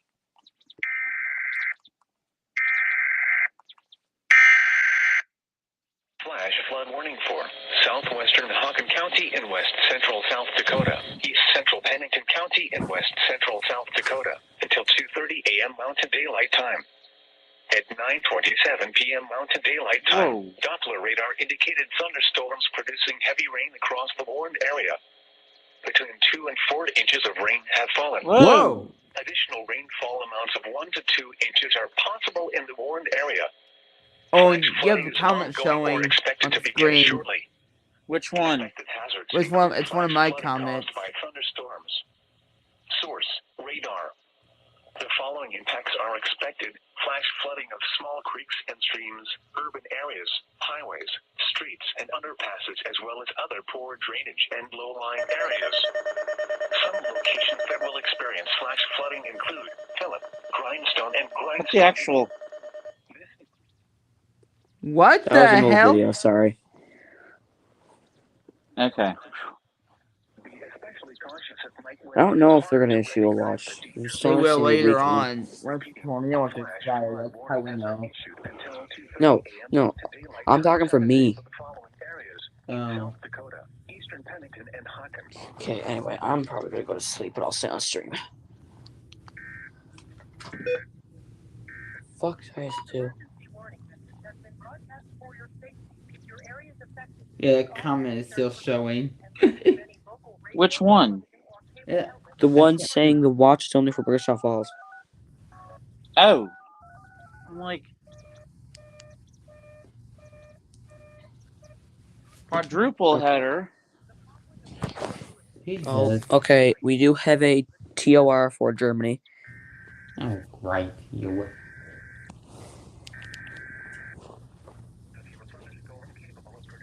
There it goes again. 9 miles east of Angora, or 15 miles south of Alliance, moving northeast at 20 miles an hour. Expected hazards include tornado and hail up to 2 inches in diameter. This is a radar-indicated threat. The following impacts are expected. Flying debris will be dangerous to those caught without shelter. Well, Mobile homes will not be done damaged yet. or destroyed. Damage to roofs, windows, and vehicles will occur. Tree damage is likely. This tornadic thunderstorm will remain over mainly rural areas of southeastern Box Butte and northeastern Morrill counties. Take cover now. Move to a basement or an interior room on the lowest floor of a sturdy building. It's still Avoid windows. showing. If you are outdoors, I'm getting there, you silly. or in a Okay. vehicle, move to the closest substantial shelter and protect yourself from flying debris. Tornadoes are extremely difficult to see and confirm at night. Do not wait to see or hear the tornado. Take cover now. Torrential rainfall is occurring with this storm and may lead to flash flooding. Do not drive your vehicle through flooded roadways. Repeating, a tornado warning has been issued until 10 p.m. Mountain Daylight Time for the following counties in Nebraska, Box Butte, and Morrill.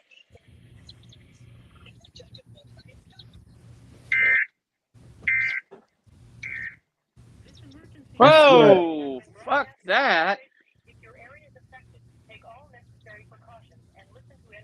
Wanna know why I'm saying that, Gage? Why?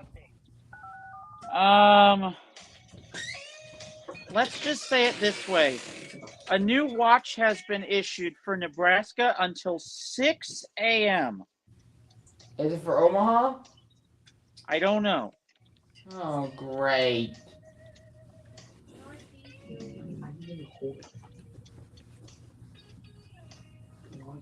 Is this for the entire state? Oh, jeez. It's not.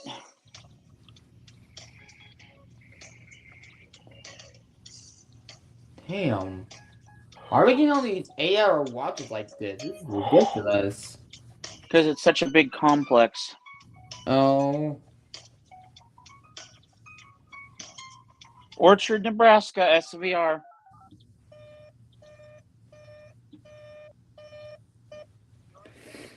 Just watch. WJON's going to relay the middle of the warning again.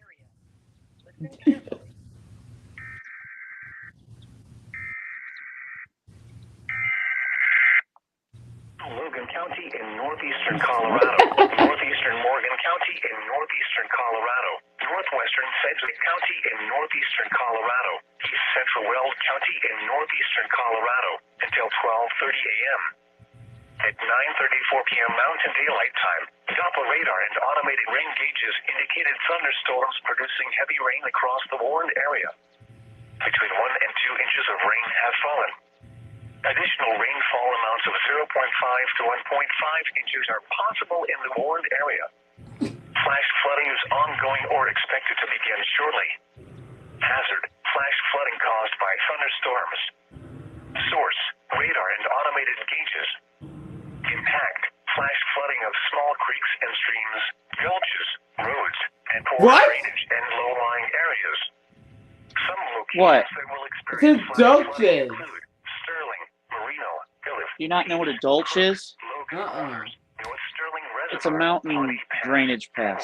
Oh. Stoneham, Proctor, Antelope Springs, New Raymer, Twin Buttes, and Buckingham. Turn around. And a lot of times they run along county roads, which are dirty. They're made of dirt and gravel. Excessive runoff from the storm will cause flash flooding of small creeks and streams, country roads, farmland along creeks, and other low-lying areas. Be especially cautious at night when it is harder to recognize the dangers of flooding. Please report observed flooding to local emergency services or law enforcement and request they pass this information to the National Weather Service. Oh, and you got someone backstage.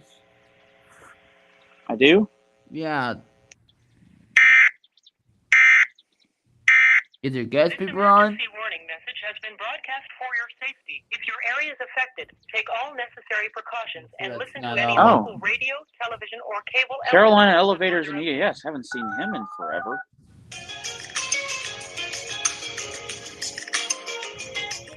Let's see.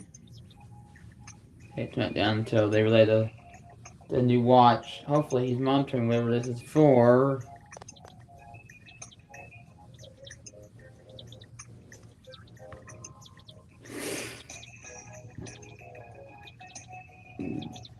Just know he's on. Let me text him.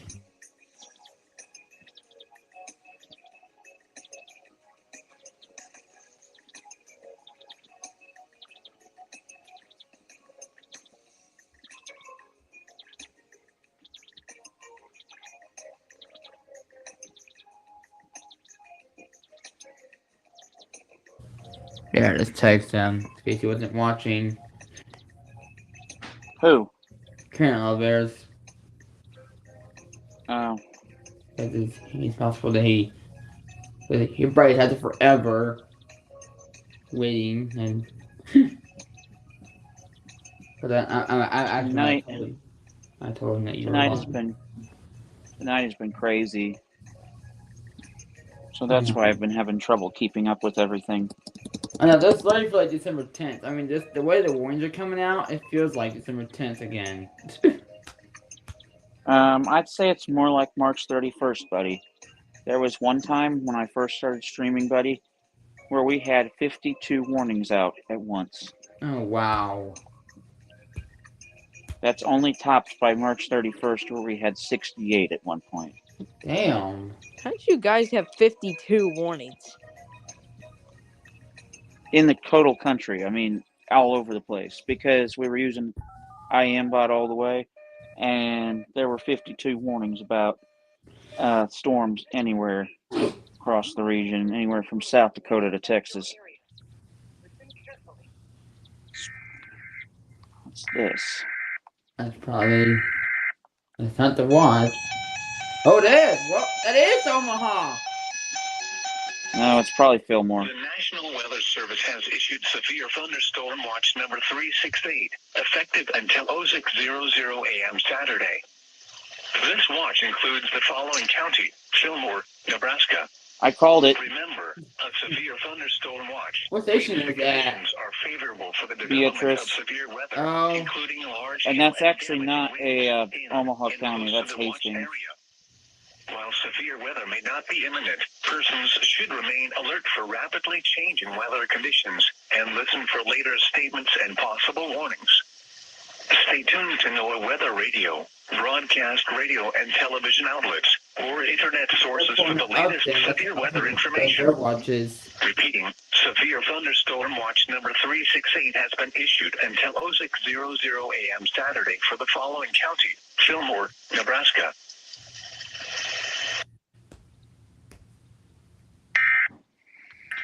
I cannot believe that last Sunday we were at watch 265. No, the week before last we were at watch 265, and now we're at 368. Come on, man.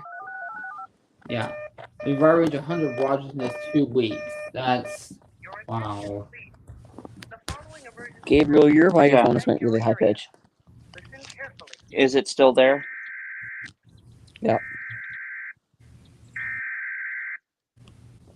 No one's getting a break right now. It's crazy.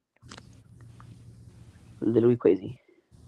These last few weeks, Texas and all of them too. They're just not getting a break at all. But they finally did the watch from that mesoscale discussion. That's what that watch was.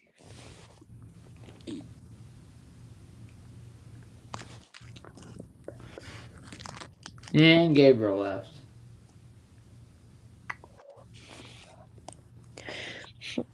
You know, the fact that they say 0600 a.m. reminds me of Newport because they say AM. And the other comment showing again. Does my mic sound any better? There. Sounds okay, yeah. Okay.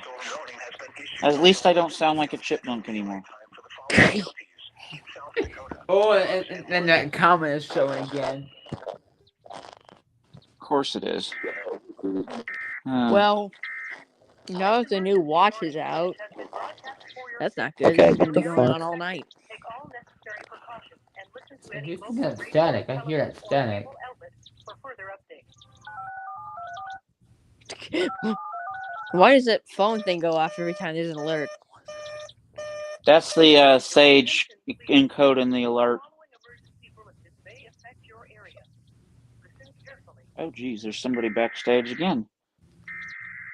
Who is this? Let's see. Oh, Atlantic's back. I feel like you failed me, and I'm asking Well, you here today. the hail was definitely present today. And Whoa. there it goes again, doing that glitch. 25 miles an hour. Expected hazards include tornado and baseball-sized hail. Whoa! This is a Whoa! radar-indicated threat. Holy shit! The following impacts are Baseball expected. size. Flying debris will be dangerous Hold to on, those let me look caught at the without map shelter. here. I need to turn my Oh, computer Homes on. will be damaged or destroyed. What the? Damage to roofs, windows, and vehicles will occur. Tree damage is likely. This tornadic thunderstorm will remain over mainly rural areas of northeastern Morrill County.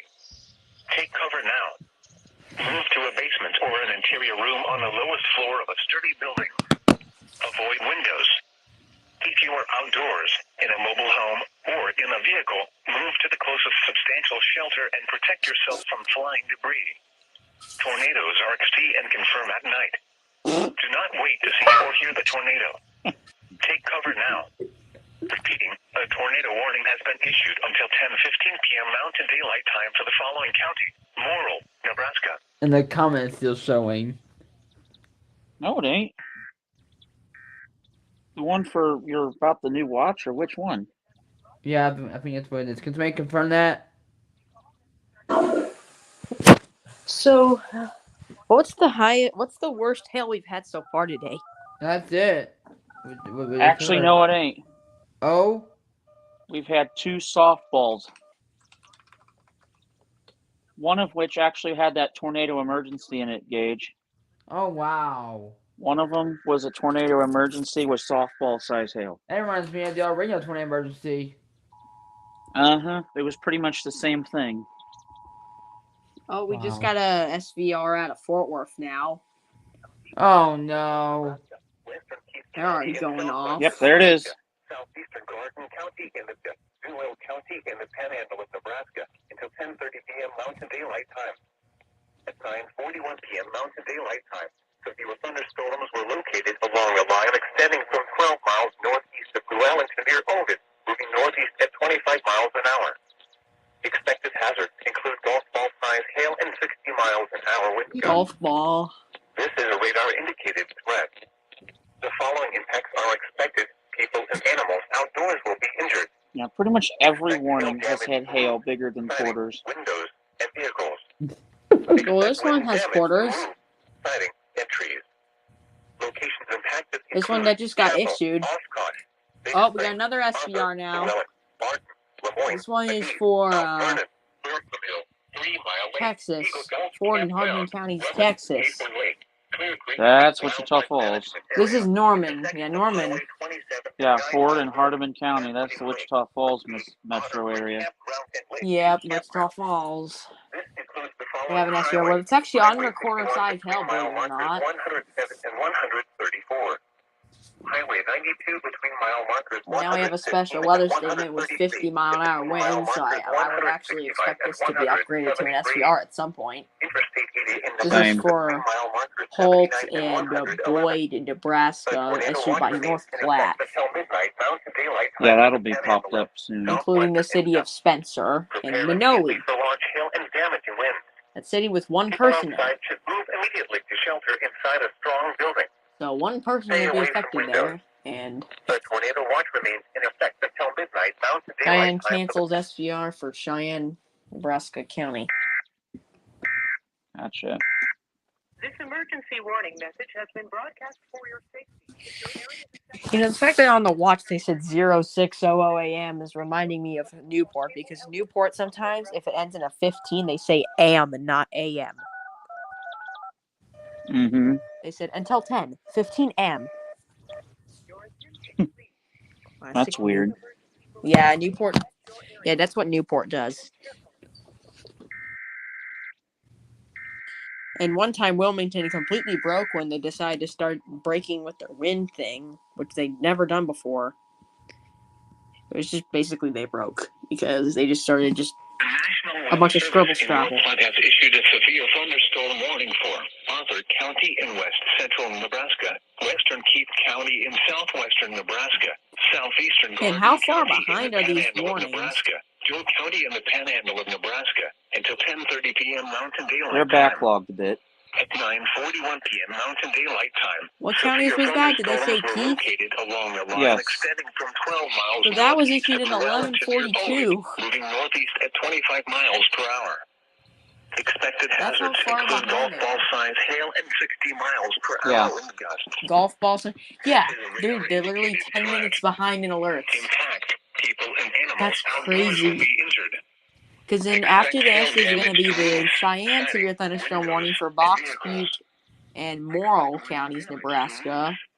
And then after, which has Locations impacted half include dollar size Chapel, hail, Oshkosh, Big Springs, Oshkosh, Arthur, Llewellyn, Barton, and then Lemoyne, McGee, after that is going to Vernon, be the SVR that 3 has Mile Lake, Eagle Golf Campground, golf ball Rutherford, size hail Indian for Lake, Sherry and Clear Grant, Creek State Nebraska. Wildlife Management Area, And then the intersection next of one Highway is going to 27 and be 9 Mile Road, Sangreen Lake, what do we have? Otter Creek The Fort Campground, Worth and Lake one View at Campground. 1147. That's This for includes the following that's a highways: quarter size Highway hail 61 with 3 SPR, mile markers and then the 107 one issued and by 134. by Norman Highway 92 for with 3 Ford and mile Hordman markers counties. 115 and 133. And then after that is 2 going mile to markers be 165 and 173.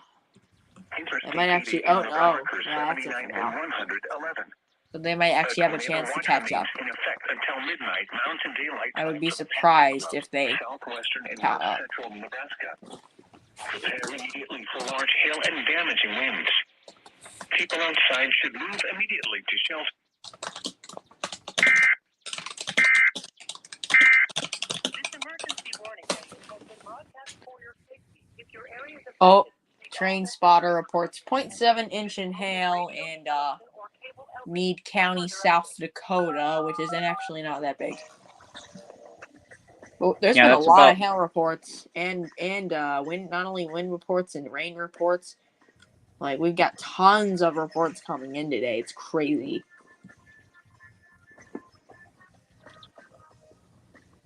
Like, tons of half-inch rains have been, and 1 inch of rain has been reported all over the place. Like Keith County, a train spotter reports ping pong ball size in Keith County.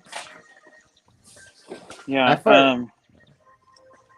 Whoa, there was just a new SVR issued. And in Cottle that County, in Texas. Nebraska.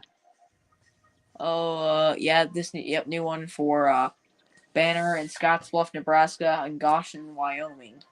That's where the tornado emergency was. Another one with ping pong ball size hail too. Oh, we have a new mesoscale precipitation discussion. Yeah. Which will be shown shortly. Here it is. Flash flooding possible over the next 3 to 4 hours. And mesoscale precipitation discussion number 575 for southwest Nebraska and northeastern Colorado. Flash flood for the next few hours.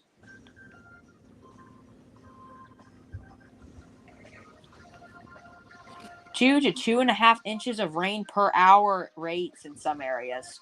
Whoa! Currently around 1 to 2 inches an hour. And low to moderate MRMS flash responses were already materializing beneath the storms over the past hour. Fortunately, the proximity of the storms' emerging cold pools should result in relatively quick upscale growth of storms into a forward propagating complex. As occurs, storms should pick up eastward forward speed and allow for a lessening of local rain rates.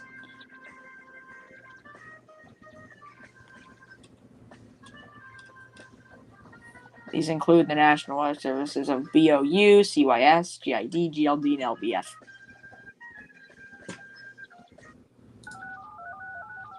Oh wait. This might be the Fort Worth one in BAP. Yeah. Yeah, I'm gonna go get a watch.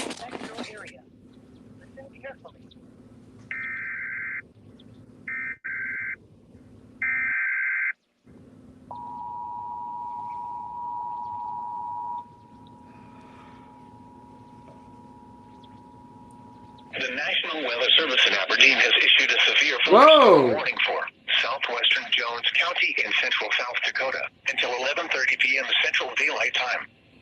At 10:41 p.m. Central Daylight Time, a severe thunderstorm was located 7 miles west of Okoton, or 16 miles west of Murdo, moving northeast at 15 miles per hour. Hazard, ping pong ball size hail and 60 miles per hour wind gusts. Source, radar indicated. 50 mile an hour wind People gusts and reported in animals outdoors Abilene, will be injured. Texas. Expect hail damage to roofs, That's a siding, pretty big city. windows, and vehicles. Expect wind damage to roofs, siding, New and SVR, trees. new SVR. This severe thunderstorm will be near Oakland around 11 p.m. SVR by Central Rapid Daylight City. Time. For your protection, move to an 50 interior room mile an hour on wind the gusts, lowest half floor of dollar a size building. hail for Repeating, a Millette severe and Jackson thunderstorm County, warning has South been Dakota. issued until 11:30 p.m. Central Daylight Time for the following county: Jones, Including Interstate South Dakota. 90.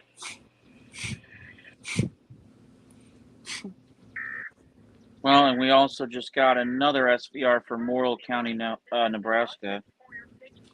Tennis ball this one size just hail. came out just now. Yeah, well that one did too. Tennis ball size hail in Nebraska now. Ugh. Yeah, this one's those for South Dakota. And updates. Norman continues their SVR. 70 mile per hour wind gusts on that. Yeah, that's the Wichita Falls one. Thunderstorm warning for southwestern Scottsbluff County in the Panhandle of Nebraska, northwestern Banner County in the Panhandle of Nebraska, eastern Goshen County in southeastern Wyoming until 10:30 p.m. Mountain Daylight Time. At 9:52 p.m. Mountain Daylight Time, a severe thunderstorm Denver was just located issued a 8 severe miles thunderstorm warning for northeast of Logan Hawk County, Springs Colorado. Campground, Golf or ball 20 size miles south hail. of Torrington, moving east at 35 miles an hour. That one. Expected hazards include This ping is pong yeah ball for size Logan hail County, and 60 Colorado. miles an hour wind gusts. This is a Golf radar ball size indicated hail. threat. The following impacts are expected. People and animals outdoors will be injured. Expect hail damage to roofs, siding, windows, and vehicles. Expect wind damage to roofs, siding, and trees. Locations impacted include Scotts Bluff, Gering, Terrytown, Steele, Hubbard Hill, and Scotts Bluff National Monument. A tornado watch remains in effect until 11 p.m. Mountain Daylight Time for the Panhandle of Nebraska. For your protection, move to an interior room on the lowest floor of a building. A tornado watch remains in effect until 11 p.m. Mountain Daylight Time for the Panhandle of Nebraska. Repeating, a severe thunderstorm warning has been issued until 10:30 p.m. Mountain Daylight Time for the following county: Goshen, Wyoming.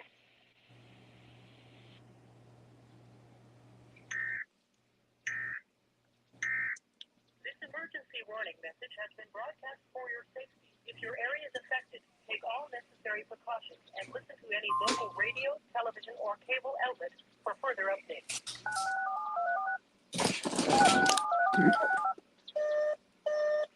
Another warning in Nebraska with 2-inch hail that just got updated. Let's see. 66 mile an hour wind gusts reported in Cheyenne County, Nebraska. 58 mile an hour reported in Cottle County, Texas. Report after report. 65 mile an hour wind gusts reported in Sydney, Nebraska. Harrison County in the Panhandle of Nebraska until 10:45 p.m. Mountain Daylight Time. At 9:54 p.m. Mountain Daylight Time, severe thunderstorms were located along a line extending from 10 miles northeast of Ellsworth to near Antioch to 14 miles east of Angora, moving east at 15 miles an hour. Expected hazards include 60 miles an hour wind gusts and half-dollar size hail. This is a radar-indicated threat. The following impacts are expected. Hail damage to vehicles is expected. Expect wind damage to roofs, siding, and trees. Locations impacted include Ellsworth, Antioch, Watson Lake, Patterson Lake, Finnegan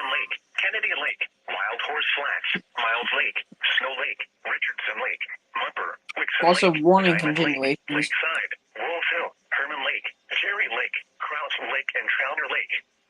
This includes the following highways: Highway 250 between mile markers 1 and 17. Highway 2 between mile markers 96 and 129. A tornado watch remains in effect until midnight Mountain Daylight Time for the Panhandle of north central Nebraska. For your protection, move to an interior room on the lowest floor of a building. A tornado watch remains in effect until midnight Mountain Daylight Time for the Panhandle of north central Nebraska. Repeating, a severe thunderstorm warning has been issued until 10:45 p.m. Mountain Daylight Time for the following counties in Nebraska: Garden and Sheridan.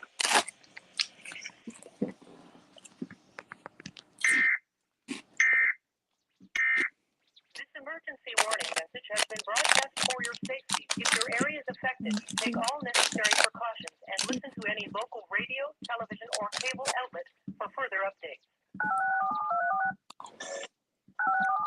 You know, with the 15% day 4 going on in North Carolina, I'm not a big fan of it.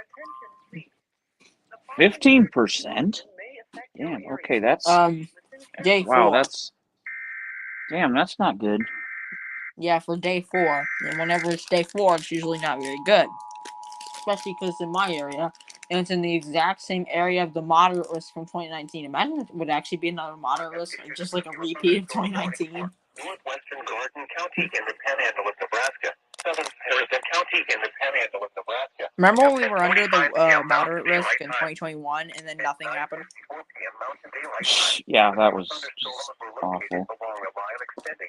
Yeah, remember when we had like a 15% hatch tornado for all of, like the Wilmington area? Like everybody was focused on that, but no, Raleigh. Expected hazards include 60 miles an hour wind gusts and half-dollar-sized hail. This is a radar-indicated threat. The following impacts are expected. Hail damage to vehicles is expected. I swear, I haven't seen you on a stream in forever. Well, I've barely been in the mood with all the drama. Well, I will say I'm staying out of the drama. Me too. I've been telling people if people want to do drama, they ain't belonging on this stream. I haven't even said a word, like a word. Nope. And I'm stopping myself from getting involved in it. If I've been telling people if they see me slipping, just say something. Hey, you're slipping backwards. Watch it. Because as Pearson pointed out the other day, I've been known to do that. Well, I haven't really paid attention that much because I don't want to. I get you. Well, when I want to see all this drama go down, I absolutely hate drama and I try to stay out of it. But as much as possible. And we got a new SVA. Another SVA. Oh my Another God. one. But yeah, you and me both, brother. We're staying out of the drama. Same with Northern Louisiana. Yes, I mean, he's hating it himself, and I told him he's welcome in here as well. I mean, this is all just bullshit. Literally. This is 368 till 6 a.m. Oh, that was issued a long time ago. Well, wasn't it a tornado watch? Because now since it's a severe thunderstorm watch, I guess they just delayed it as always. That was already. Well, this is the one issued by Hastings. 60 miles an hour wind gusts. Source: radar indicated. Impact: expects damage to roofs, siding, and trees. People and animals outdoors will be injured. Expect hail damage to roofs, siding, windows, and vehicles. Also earlier there was the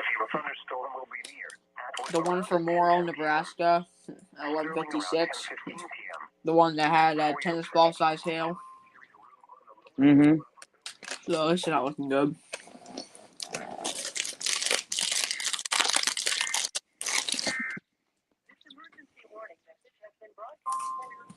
Well, yeah, I'd say we have a good stream going tonight. SVR now for Wichita Falls. And that includes Ford and Hardman, Baylor, Knox, Will Barker counties. television, or cable outlets. Oh, 145, 70-mile-an-hour wind gusts, $50 size hail on that one, and now we have a flash flood warning up in Montana. Damn. They're always getting floods for some reason. It's because they're so hilly up there. Yeah, northeast Montana, so yeah, US 87, that's way up there. That's Glasgow issuing that, so trust me, I know where all the highways go. Jeez, good for you. Because I sure don't, and I wish I did. Well, I don't even look at them It's much. kind of I memorize them at this point. it's kind of hard when you're blind. You don't really know where roads go and everything. I don't really look at maps that much. Panhandle of Nebraska, northwestern Morrill County in the Panhandle of Nebraska until 10:30 p.m. Mountain Daylight Time. At 9:42 p.m. Mountain Daylight Time, a severe thunderstorm was located near Moolaw's Corner, or 20 miles east of Scottsbluff. I know a lot of people that go to one of the blind schools in North Carolina. Expected hazards include 60 miles an hour wind gusts and $50 size hail. Robertson County. The SPC Robertson County. Yeah, goes to that school. The following impacts are expected. Really? Yeah, you know SPC Robertson County. Yes. I don't follow him. I haven't heard of him, but he's like the only other person that gets alerts for Wilmington because his main channel is WXL 50. Dang, don't see many people from that area. Nope. Well, and that's kind of like for me when I'm at the School for the Blind in the fall. I go for Jacksonville, and I'm like the only one who does Lincoln anymore. Well, at that point in time. There's one event that happened in my area that is overlooked so bad that I bet you've never heard of it. What is that? Have you ever heard of the Ocean Ridge tornado? Actually, yes, I have. That was a pretty big one. Remember that Ocean Ridge tornado was an EF3? So say, I think that was EF2 or EF3. It was an EF3. And guess what county it was in? Which one? Mine, Brunswick. Oh my God. Well, now I know what county you live in, so I'll watch out for warnings over there. You probably don't know a lot of the Wilmington counties. I don't. I need to get better at counties in other states. For some reason, I know a lot of, don't ask me why, but I know a lot of Oklahoma counties for some reason. Same with a lot of Arkansas. If you know what counties in Oklahoma are, which county is Enid in? Because I got an E-skip out there. I believe that's over by Clinton. Oh, okay. It's in western Oklahoma. Yeah, like west, northwest. Yeah, it's in northwest Oklahoma. Oh, Enid's in Garfield. Yeah, it's in Garfield County. Yeah, there was an E-skip yesterday.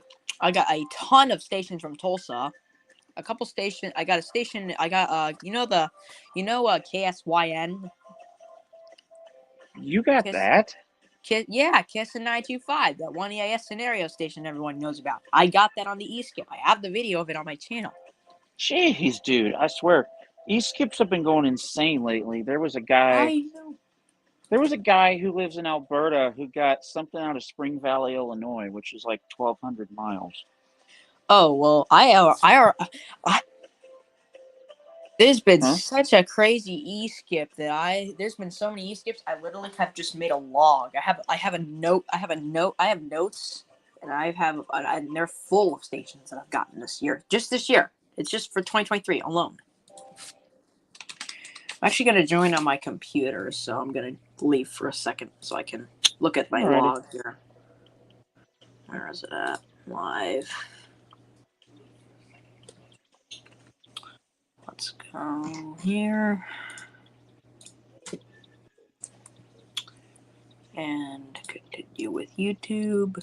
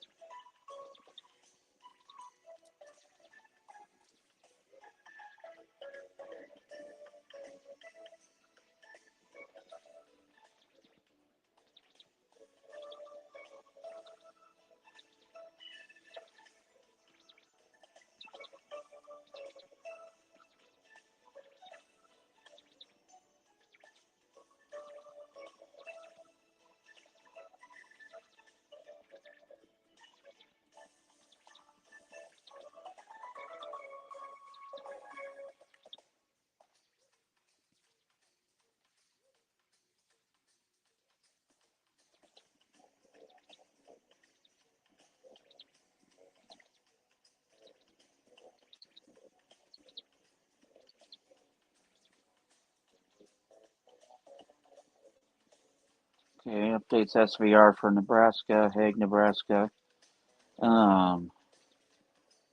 Continues SVR for Wichita Falls' area. 70-mile-an-hour winds still possible on that one.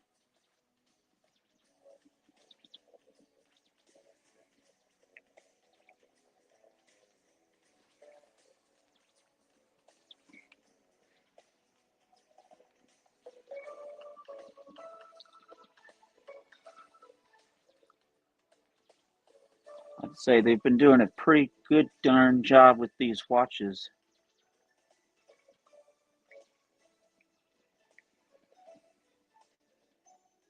West over South Dakota until midnight, Central Time.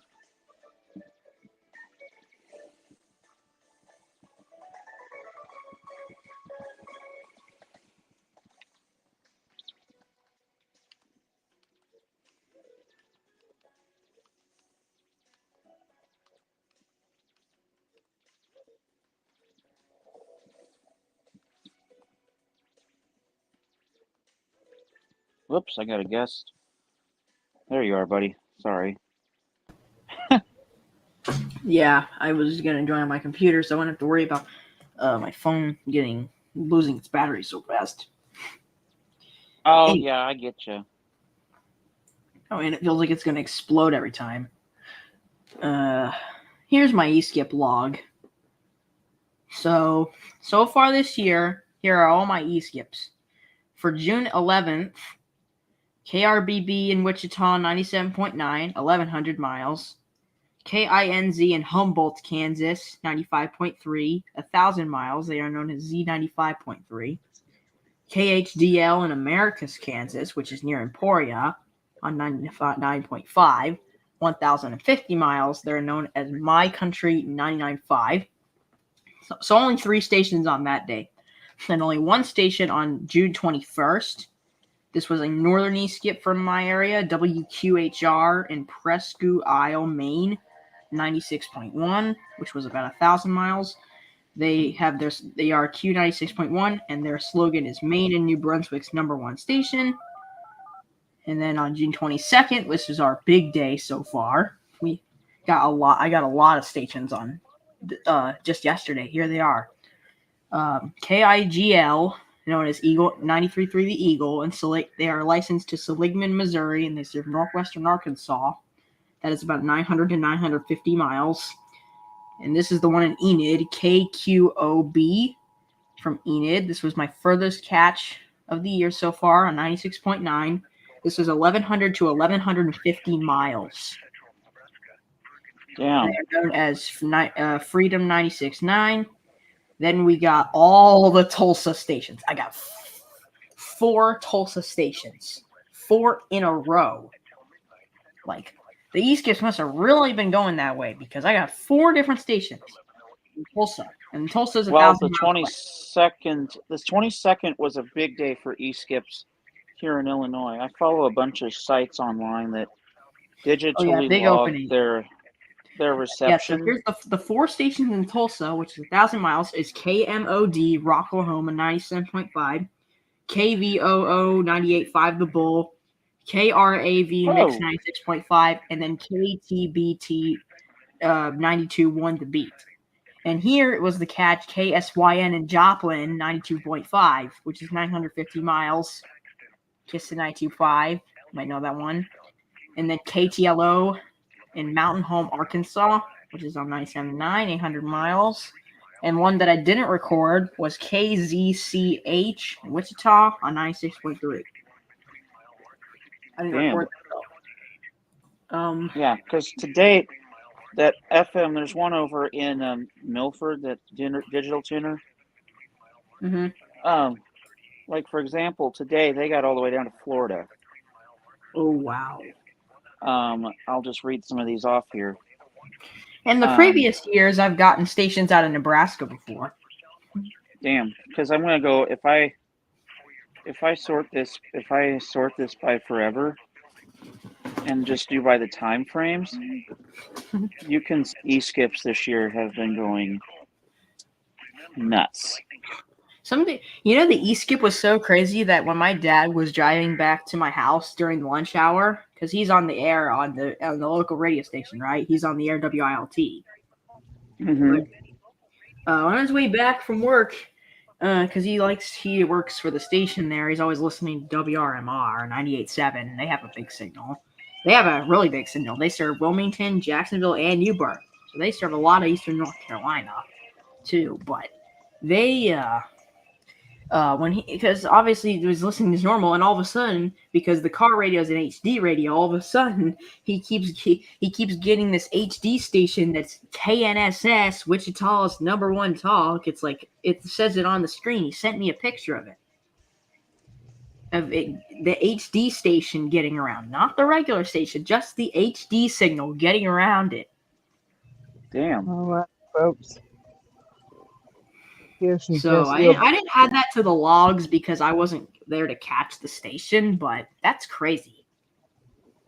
But yeah, like if I look at the times here for this one tuner I'm looking at online, the e-skips are just insane. It's nothing. It doesn't Here's the weird thing though. All the e-skips were around like 4 p.m. Central, right? Like somewhere around there. Mm-hmm. All my e-skips from Eastern time were from 12 to 1 p.m. Damn. And there wasn't even anything on the map. Because, like, for example, this evening at 7:34 p.m., that tuner managed to get all the way to Guilford, Florida, from East Central Illinois. That's good distance. Here, yeah, I'll actually, and then let me see. We also have Vero Beach, Florida, from that same area. Miami. Let's see.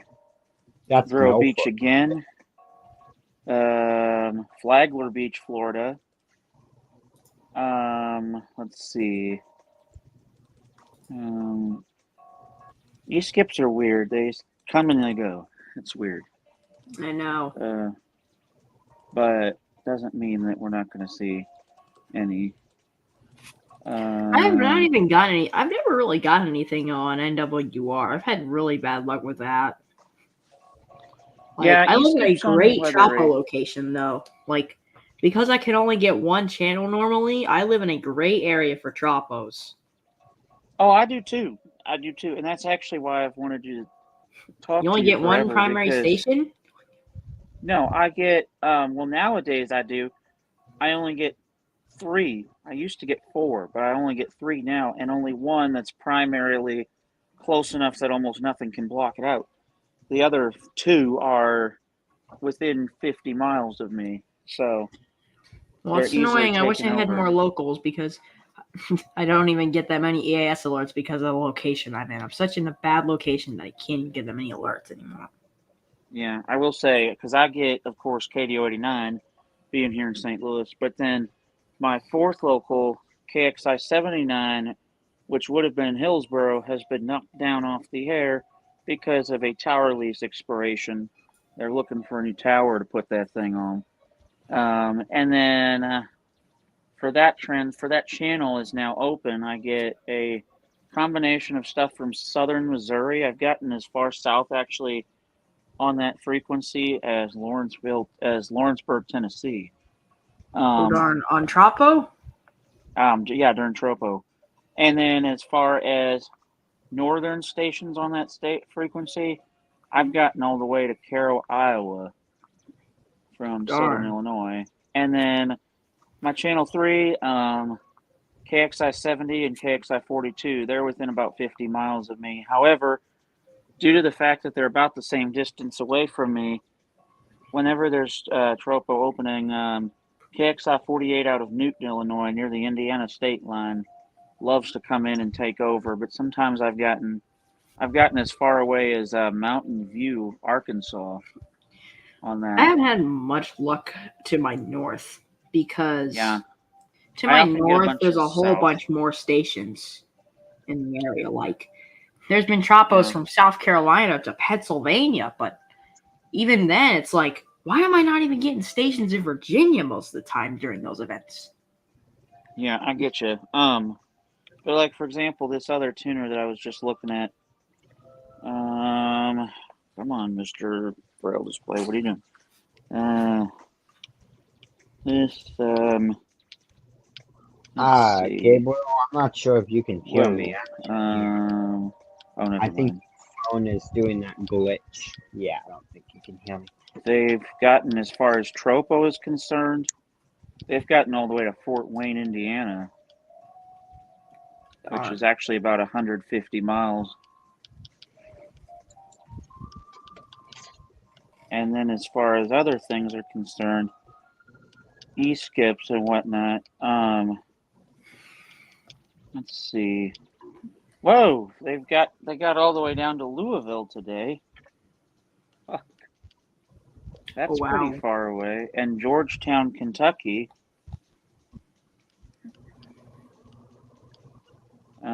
Prospect, Kentucky. Henderson, Kentucky. Yesterday they got, okay, here comes yesterday's big ones. At 3:58, Casper, Wyoming. Casper, where is this from again? This is out of Milford, Illinois, and it's by Champaign-Urbana, just a bit north of that area. It's in Ford County. Oh, I'm gonna measure the distances. Yeah, because it's pretty insane, some of these. Yeah, really. So this is from Milford, Illinois to, you said somewhere in Colorado? Casper, Wyoming. Oh, Casper, Wyoming. 970 miles. Yeah, and then they also got Fort Collins, Colorado. Fort Collins. Are you sure it's not WWV? Yes, I'm pretty sure. It says That's KCSU-FM. Okay, that's about 900. Yep. KRFC in Fort Collins. So Yeah, they got 2 of those. Milford's in like Eastern Illinois, right? Yeah. Yeah. Okay. And then they got, I'll only relay WJON now if we get a crazy warning or whatever, because right now they're just standards. Oh, this might be a new, what is this? Is this? That's a pretty long ass tone. I'm going to see what the hell this is. The service in Cheyenne has issued a severe thunderstorm warning for southwestern Box Butte County in the Panhandle of Nebraska, eastern Scottsbluff County in the Panhandle of Nebraska, northwestern Cheyenne County in the Panhandle of Nebraska, northeastern Kimball County in the Panhandle of Nebraska, Morrill County in the Panhandle of Nebraska, eastern Banner County in the Panhandle of Nebraska, southeastern Sioux County in the Panhandle of Nebraska, until 11:30 p.m. Mountain Daylight Time. Damn, 7 counties. 20 p.m. Mountain Daylight Time. Fuck, for 70 minutes. Across the central and southern Nebraska Panhandle, moving east at 30 miles an hour. Expected hazards include ping pong ball size hail and 60 miles an hour wind gusts. This is a radar indicated threat. The following impacts are expected. People and animals outdoors will be injured. Expect hail damage to roofs, siding, windows, and vehicles. Expect wind damage to roofs, siding, and trees. Locations Gabriel, can you include Scottsbluff, Kimball, Gering, Bridgeport, Baird, Terrytown, Minnetonka, Potter, Dix, Wildcat Hills State Recreation Area, Northport, Angora, Wildcat Hills Campground, Oliver Reservoir, Courthouse and Jail Rocks, Harrisburg, Lake Minnetonka Campground, Chimney Rock State Park and Bridgeport State Recreation Area. This includes Interstate 80 in Nebraska between mile markers 12 and 44. A tornado watch remains in effect until 11 p.m. Mountain Daylight Time for the Panhandle of Nebraska. For your protection, move to an interior room on the lowest floor of the building. You know, yesterday someone in the Charlotte area actually got a station from Colorado, and that's like 1,300 something miles. Yeah, but anyway, for this tuner, they also got something out of Boulder, Colorado. Boulder, yesterday. That's in Denver. That's about 925.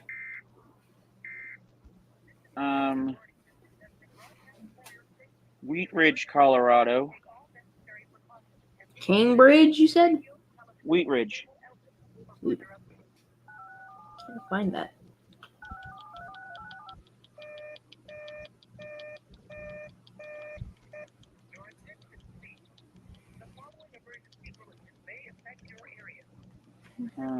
My phone jumped away, so hold on. We'll get there again, because I'm having fun looking through this. Because e-skips in Illinois this year have been fun to look at, to be honest. My area is very interesting when it comes to tropos.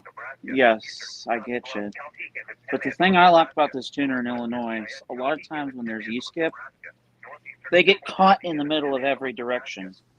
Because I've seen e-skips anywhere from New Mexico to North Dakota on this thing.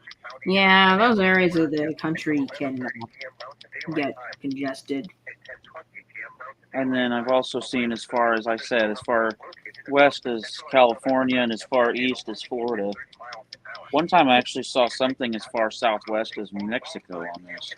Whenever there's a tropo in my area, it kind of depends if it's over land or over the ocean. If the tropo is over land, it's going to run into cities like Charleston, Myrtle Beach, Savannah, and those cities have tons of radio stations. And you'll end up getting those radio stations over the station you want to get even further away. If it's over the ocean, over the south-facing beaches, because most of the North Carolina beaches are east-facing, but the Brunswick County beaches are the south-facing beaches, and then Horry County, South Carolina faces to the southeast. That's what Myrtle Beach is. And if you're in the south-facing beach area, sometimes the travel will go over the water and not over the big cities. Avoiding those cities will get you somewhere in Florida, usually somewhere near Daytona Beach, and sometimes even as far out to Orlando. I've gotten KIH 63 from Orlando and KIH 26 from Daytona Beach quite a few times now. Along with WXJ 60 in Gainesville and WNG 522 in Palatka. Damn. All those Florida stations. And a lot of Georgia stations too from the land tropos, like WXJ 28 in Jessup. So I've gotten like 3 different Jacksonville, Florida stations just from tropos. Yeah, it's pretty crazy what you can get. Matter of fact, what I'm actually going to do, for the sake of showing you how far away sometimes e-skips have gotten here in Illinois, I'm just going to sort by distance here, because I say there are some times where it'll go insane. Like, if I just go by distance on this tuner, it'll list the furthest away ever gotten on this. Is this from Milford? Yes. That farthest away would be KFAE-FM in Richland, Washington. Richland, Washington. Yeah. Whoa, let's see how far that is. Richland. I think is that near Seattle, maybe somewhere. That's like 1,700 something. Yeah, it's pretty good distance. They've also gotten stuff from near Pasco, Washington, which is the same general area. Missoula, Montana. They've gotten things from Flagstaff, Arizona. Those seem to be more in the e-skip range. They are. They've also gotten... Whoa, I have no idea what this is. I can just tell you this much. It's got to be somewhere in Mexico, because the abbreviation of the province is CHIH. Wait, CHIH? Yeah. Sounds like something out of Canada. Yeah, that's what I'm saying. It's Canada or Mexico. No, most of the stations in Mexico start with an X. Well, it does. If it starts, it does start with an X, not a C. Yes. Oh, yes. Well, if it starts with an X, it's probably Mexico then. XHBWFM. XHBW. Yeah. And then they've also got another one from the same city, XHCHH FM. Chihuahua province. Yep. So that's But about so Chihuahua province is like 1,200 something miles, like 1,250 maybe. But yeah, as you can hear, e-skips can be fun over here. From my area too. They've also gotten like Snowflake, Arizona. They've gotten Blackfoot, Idaho. Note most of these are going in. They're basically going from furthest away to closest. So I know what I'm doing here. They've gotten Rexburg, Idaho, or Rexburg rather.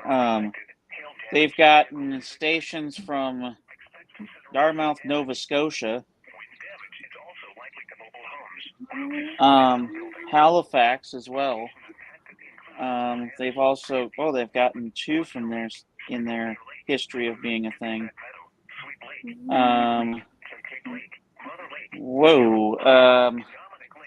Another Mexican province, about the same distance. Another one from the same area. El Paso, Texas. Let's see, two of those in their history of being on the air. Three of those, actually. Four of those, actually. So El Paso is pretty congested. 5. Did you ever see the video that you skipped from Massachusetts to France? I did see that. That was insane. Yeah, that's definitely very rare. I'm going to see if I can find some that are out east here. I know they've gotten a ton of them because they've I've seen them. But yeah, that's crazy that it'd be transatlantic. Yeah. Let's see, some eastwards. Key West, Florida, they've gotten stuff out there. Key West is like, yeah, let's see, like 1,100 there. Your attention, please. The following emergency bulletin may affect your area. Listen carefully. They've gotten from all the Florida Keys, actually.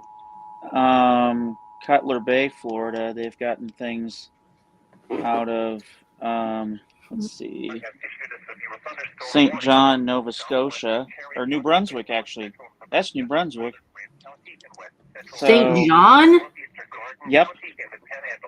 Oh, St. John or John's? St. John's, New Brunswick. But I thought St. John's was in Newfoundland. Or St. John's is in Newfoundland. St. John is in New Brunswick. Oh, St. John. Oh, the New Brunswick St. John. Oh, okay, yeah, that one. That makes more sense. Expected hazards include 70 miles an hour wind gusts and quarter-size hail. This is a radar indicated. Nova Scotia is also pretty impressive. Yeah. I wonder, have they gotten anything in like the Carolinas? Yes, they have. We'll get there. I mean, it's going to be shorter because the E-skip range is only going to be like 600 miles, so it'll be like some of the shortest catches they probably have on there. I expect that they've probably gotten a lot of Florida stuff. Have they got anything from Cuba? No. Let me see here. I'm going to see if I can find some from Carolinas or Georgia's. Yeah, that'd be good. Or Virginia, maybe too. Like Let's see. Mm-hmm.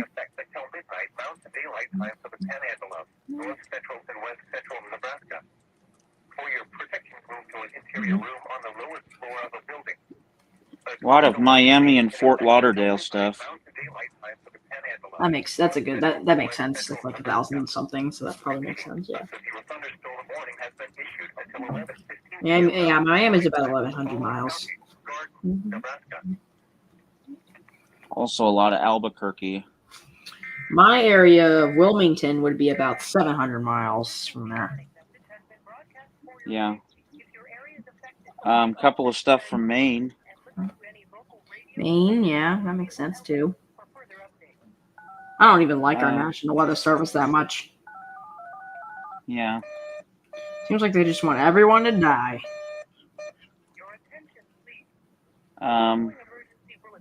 Yeah. It was an absolute failure at the Ocean Ridge tornado. Absolute failure by them. And no SMWs. That also sucks.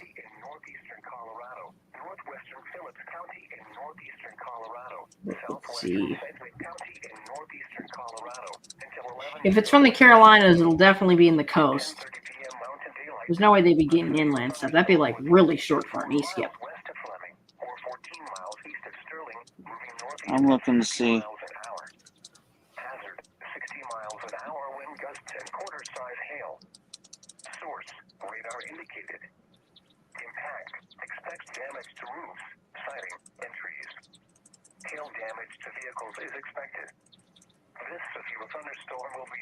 To our guest, be patient backstage.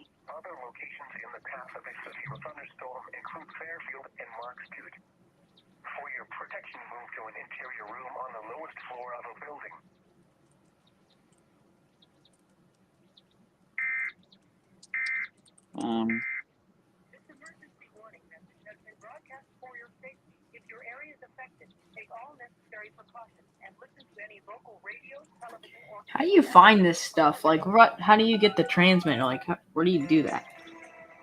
How do I get the tuners, you mean? Yeah, how do you do that? The website is rabbitears.info. What is it again? And rabbitears.info.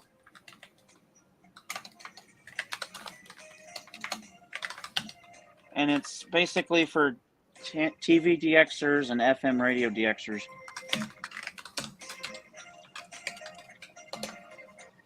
Oh, okay. Let's. Oh, I see it.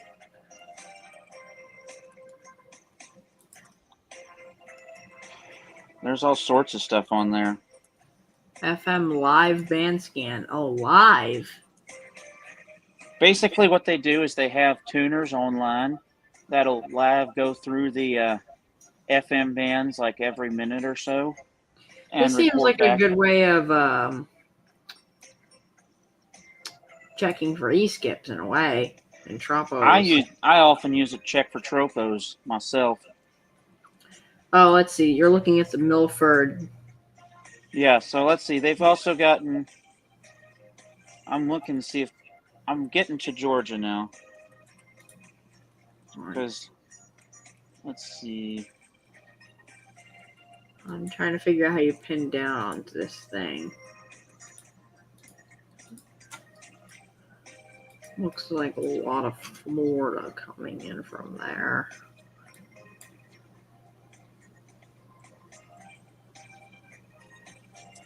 I have it sorted by forever, like how long it's been in operation. Wow, there's like no catches in my area.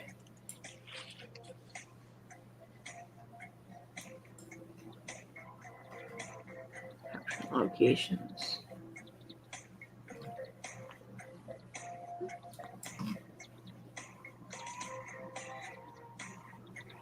Darn. Massachusetts to North Dakota, huh? Mm-hmm. Alberta to Texas and Washington to... Wow. Washington to somewhere like the east. Now, as far as there's another one over by Kansas. Kansas. Yes. There's a tuner over there. Let's see. What are they getting from Hatteras Island? They getting WRMR? Because that would be a treat. Mm-hmm. I forgot. Oh, that's right. They actually have a 151 up there. No, they haven't. They haven't got all the other stuff up there. They've gotten these during tropos, most of these, actually. So that's kind of cool. Yeah, that's what and they have a TV scanner too. And actually, the reason I like the TV one is because TV to propagate far actually requires more tropo than FM radio. So if you see TV jumping, woof, you know you're in something. Yeah, for sure. Let's see, WHAR, I barely ever get that station ever, even during tropos. WXQR, these are from Hatteras. These aren't even that far. WXQR. That used to be a rock station, but they rebranded to a Spanish format. WSFL, yeah, WSTK. I haven't even heard that station before except local WYHW on that frequency. WERO, oh yes. Bob 93.3, everybody knows it. WTIB, yeah. I know some of these stations. I think I've gotten these during Tropos. Yeah, WERX, The Shark. I know you guys used to get lots of alerts on The Shark, didn't you? I did, yeah. Yeah, because I've gotten that during a Tropo, The Shark, before. Oh, they weren't getting 98.7 here. They were getting 98.7 up in the Southeast Virginia. That's what it was. Where's 104.1 up there? Oh. That's odd. WNSC 104.9. I don't know about that one. There isn't really many catches from wherever that's located.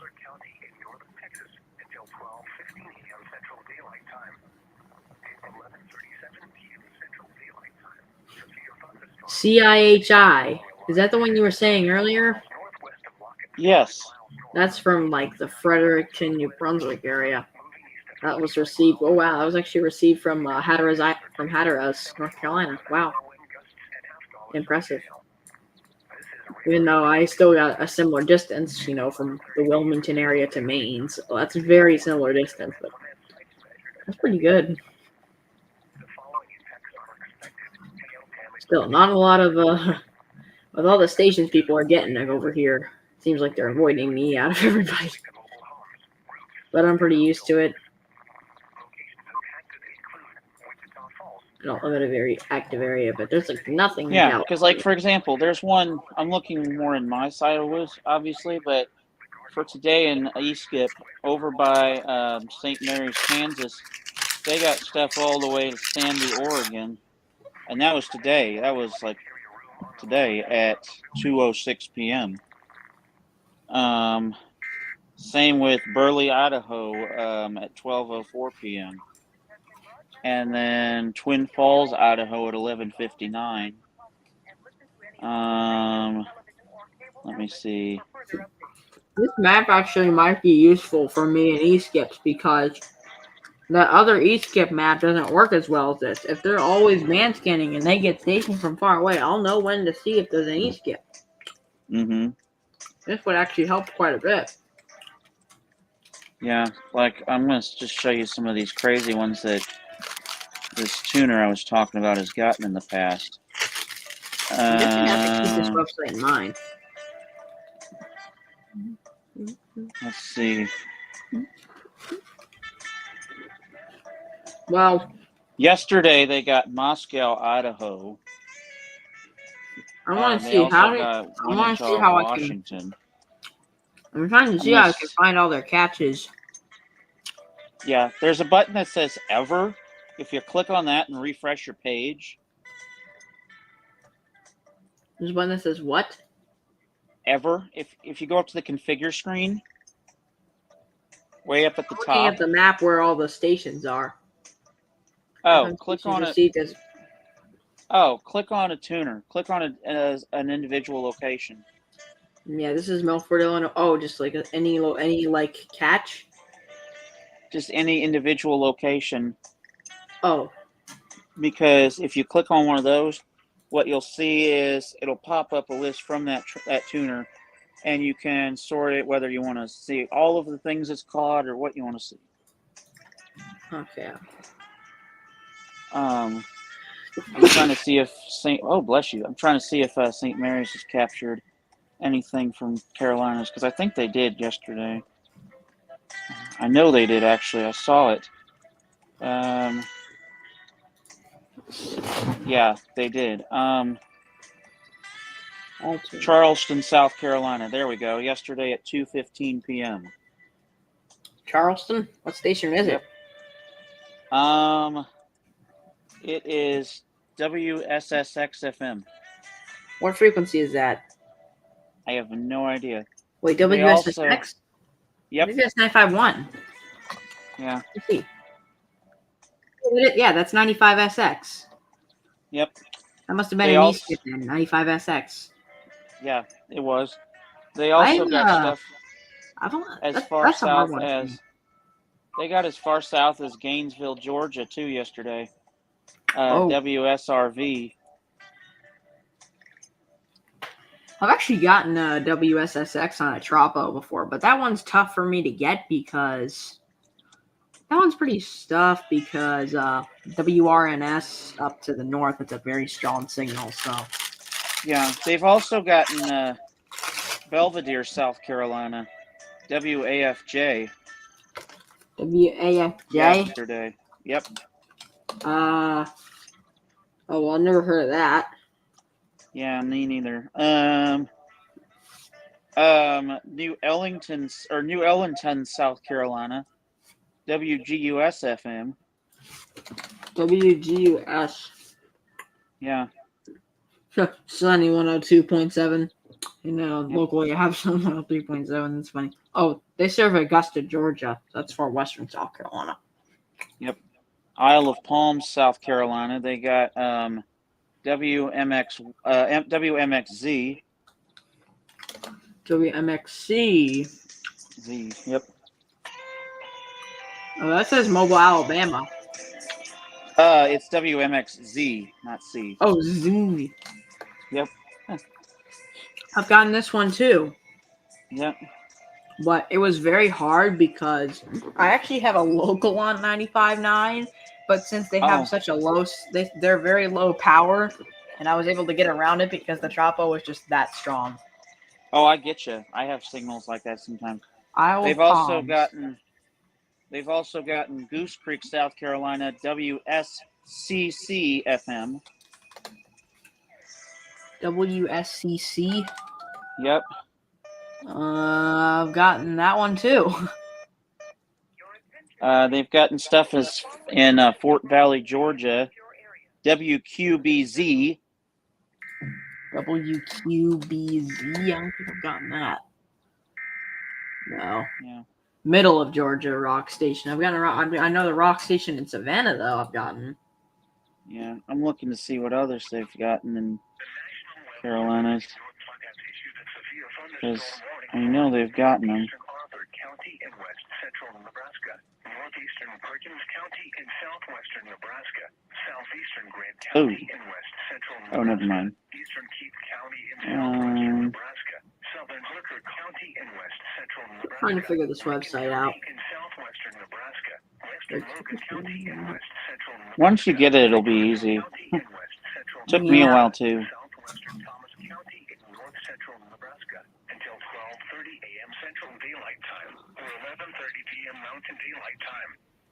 At 11:43 p.m. Central Daylight Time or 10:43 p.m. Mountain Daylight Time, severe thunderstorms were located along a line extending from near Swan Lake to 14 miles This is north TV. of Charlotte to 9 miles northeast of Yep, TV. They do that too as well. And They they also have do the with same type radio? of setup.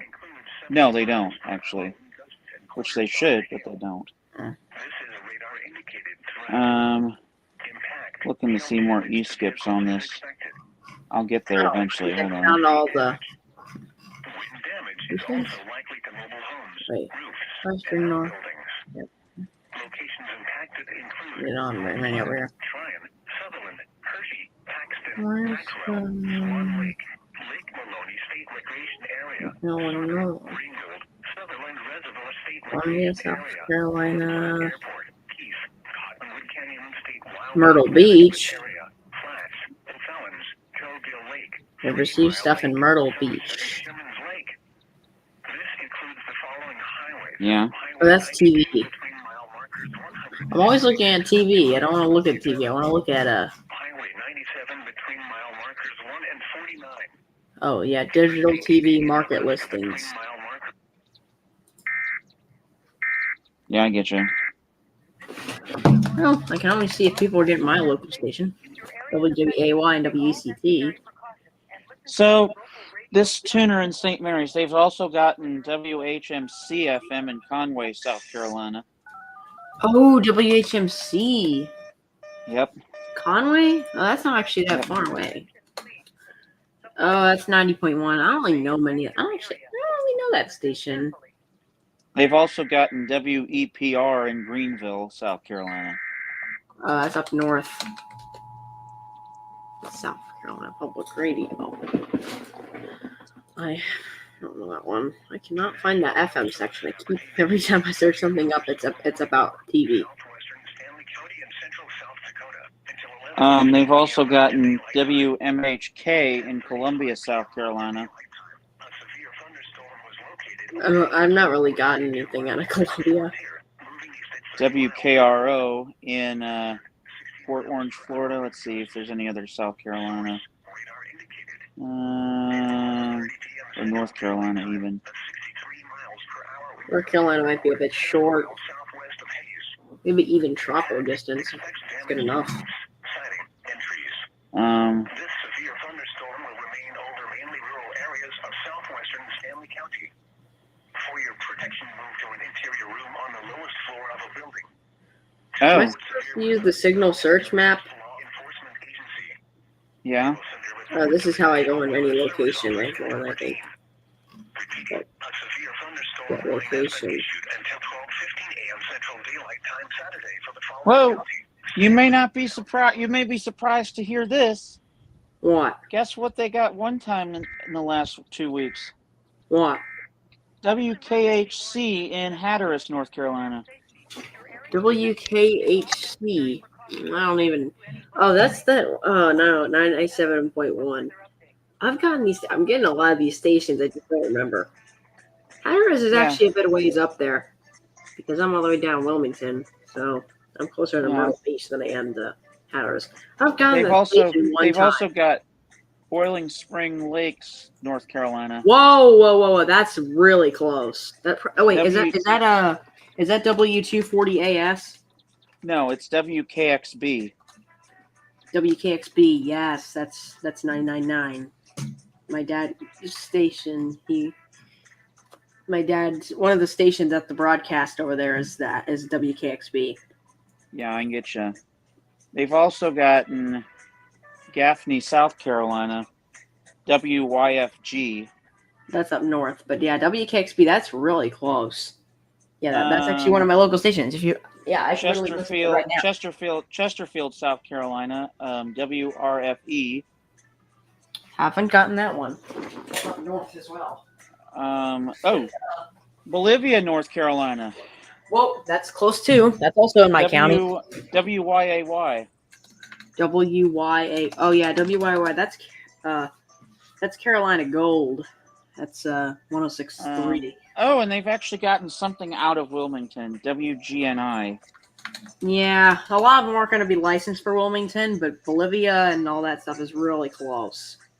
Yeah. WGNI. Yeah, they have a big signal. WGNI's transmitter is very big.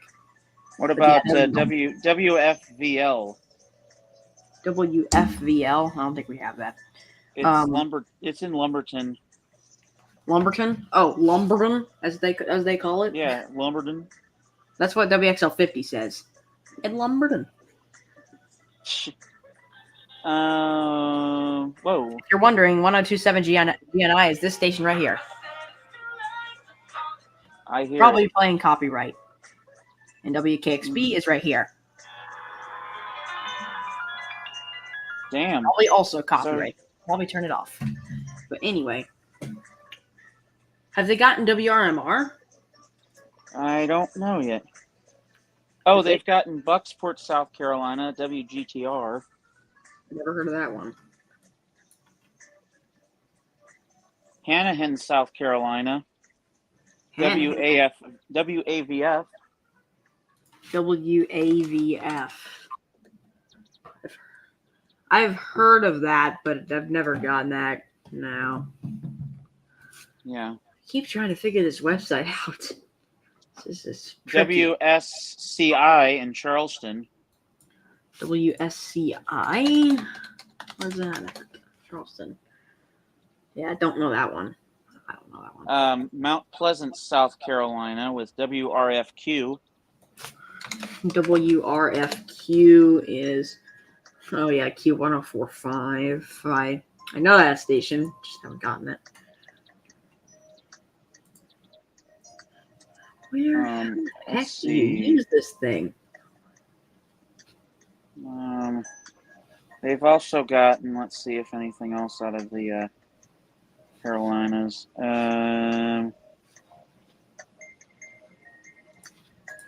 Let's see. I know they've gotten other things out of the Carolinas.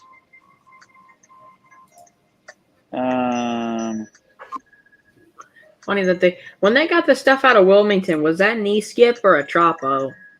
That was an e-skip. Oh, well, darn, that's short for an e-skip then. Oh wow, Atlantic Beach, North Carolina is receiving WCT. That's surprising. That's the local TV station. However, it's a weak signal probably. I don't want this TV thing. I can never find my way to the thing I want. Just click on live band scan and go to FM live band scan. I just kind of want to find the Milford, Illinois thing that I can't. Yeah, I can send you the map. Well, actually, I can't send you the map. I can put it in the chat, by the way. Oh, okay. That'd be if need be. I'm seeing about other stuff in the Carolinas, though. Whoa, they've gotten Tropodone to Baton Rouge this month. Oh, well, Baton Rouge. Let's see. It's very interesting how much they've gotten. Yeah. A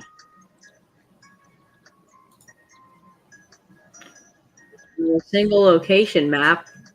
Is this what I'm looking for? Oh yeah, I think I found it. I think I finally found what I'm looking for. Looks like all these stations. So if they're gray, does that mean that they haven't been received in a while? Yeah. Else ever receive? What happens if I hit that? Probably gonna lag or something. Whoa. Actually, you're gonna see a lot. That's a lot of stations. Yeah. And this Milford thing. Here's the thing, though. I mean, you're seeing stations from my area being received from that thing, right? Milford, Illinois. Yeah. Well, actually, now I'm on St. Mary's. Oh, because I don't see anything from my area here. I do see one of the stations in Charleston that have gotten on it, WWWZ. St. Mary's has gotten stuff from Marion, Virginia, WMEV. Man, look at all the stations here. Oh, yeah, look at that. They got that station in Washington. As well as WKRR in Asheboro, North Carolina. W what? WKRR. WKRR. What's that? I feel like I've heard of that. I think I've heard of that before, but I haven't really looked into that one. WUNC, yeah. They got WMIT up west. They've gotten WTEB in New Bern. WTEB is like a different jazz. That station is has been received from Florida too during these skips, which is also pretty darn short. They also got WAGO in Snow Hill. Snow Hill's in Greene County. That's what is that one? I don't really know. Oh, it's only 88.7. I haven't really gotten many stations below 92.1. I don't really know the stations below 921. I'll look into those. I get you. They've gotten WFDD in Winston-Salem. Oh, I don't know much of the stations up in the Winston-Salem, Greensboro area. Gotcha. High Point and all them. I know the stations in Raleigh, though. Most of them. Bunn? BUNN, North Carolina? Yeah, that's done. Done, yeah. That's WFXK. WFXK? Oh, yeah, Foxy. You actually know a lot of these stations. I just don't know their letters. Yeah, they do it by call signs. Yeah, I've seen this station a lot.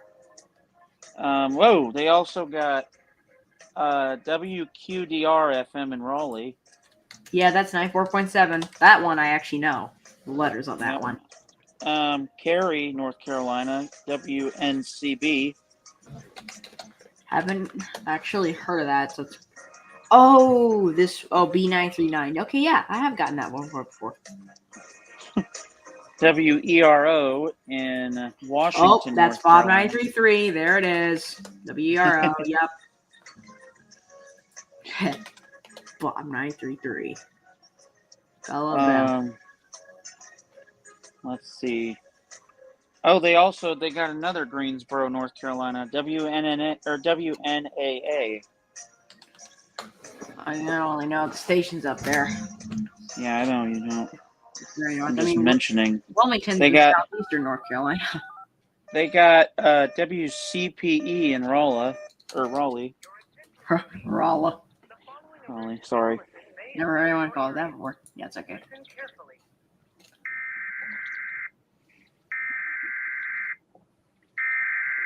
So yeah, they've gotten that. Whoa. They've gotten all the way over to Johnson City, Tennessee. Oh darn. Let's see. Oh, they've gotten WDCG in Durham.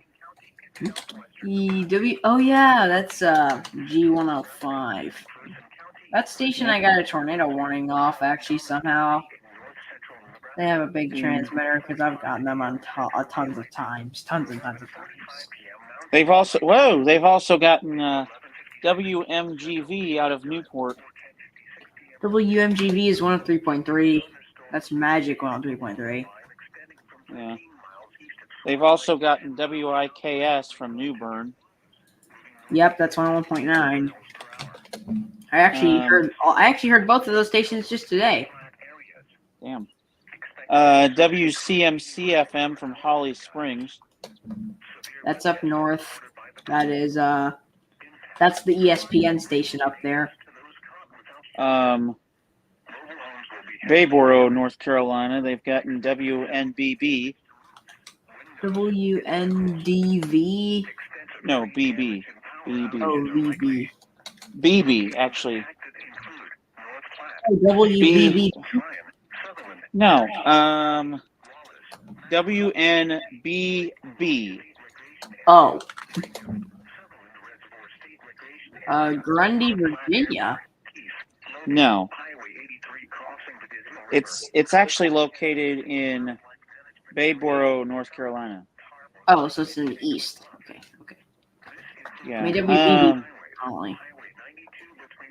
They've also gotten Walnut Creek, North Carolina. WZKT.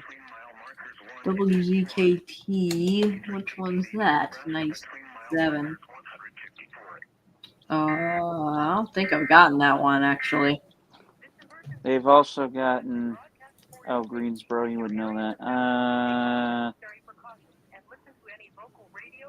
Let's see. Oh, they've gotten all the way to Jessup before. WLPT. WLPT. Yeah. You said you'd gotten something over by Savannah. Oh yeah, Jessup. That's funny because the weather radio station in Jessup, I've gotten that. Yeah. Oh yeah, near Savannah. Oh. If you're talking about the W, one near Savannah, it would be WFH. I see WYFS, so that's not it. WYFS? Why do I feel like I recognize that? Oh no, that's not it. There was a Caleb station I got down there too. I forget what it was on. I think it was 102.1 Savannah. Yeah. I think that's what it was. And when I looked at their history, they've gone through like so many different genres. Garden City, South Carolina, WWXM. Oh, that's Mix 97.7, also known as the Fortnite station. Because iHeartRadio and all their garbage. WSVH in Savannah, Georgia. WSVH, haven't gotten that. I was actually waiting for you to mention WWXM. Yeah, they've also they've gotten WMXT. WXT. Florence. Yeah, I have gotten that one. Yep. That's a tough one though. They've gotten one down by Coward. WPDT. WPDT. No, haven't gotten that. Right. Surfside Beach, South Carolina. Oh, close. WSYN. WSYN. Yep. Okay, yeah, it's 91.3.1. That one, yeah, I can get that. I've gotten that from here, yeah, for sure, a lot of times. What about Hardyville, South Carolina, with WLVH? LVH. No, I haven't gotten that. I know I'm making you look up stations like crazy, but I just find it fun to see what you've gotten and this thing's gotten. It's funny. Yeah. Well, you're gonna have to look for Myrtle Beach areas and Wilmington, because Northeast South Carolina, Southeast North Carolina. All right. Well, WHBJ in Barnwell, South Carolina. Huh. The weather radio station in Barnwell. I got that just the other week. I don't think I've gotten this one though. Huh. Yeah. KC29. That's a pretty good distance. What about you gotten anything down by Westminster, South Carolina? I don't even know a lot of those towns down there. WJNA. A lot of those licensing towns are probably very tiny towns next to big cities or something. No, I haven't even heard of that one before. Oh, that's west of South Carolina. Yeah. WMGL. WMGL. I feel like I've heard that. Man, I don't even remember.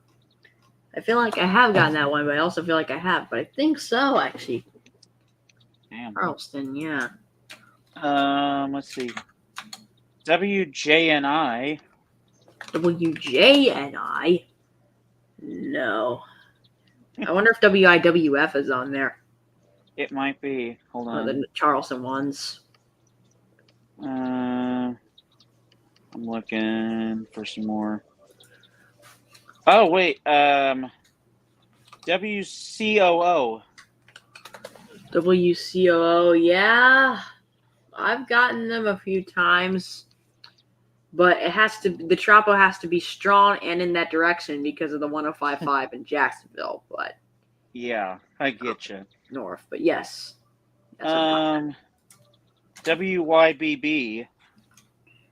WYVB. It's YBB, sorry. 103 Free the Vibe. I feel like I've heard that one too. Where is it? It's not telling me where it is for some reason. It's in Folly Beach, South Carolina. Folly Beach. Well, actually, you can't. I feel that way. Let me see. What was that station one last time? WYBB. Oh, there it is. Okay, now 98.1. Rock. Yeah, 98 Rock. That's a tough station to DX. Again, the Tropos have to be right, or I'll get the one up in Fayetteville. Yeah. WCFJ.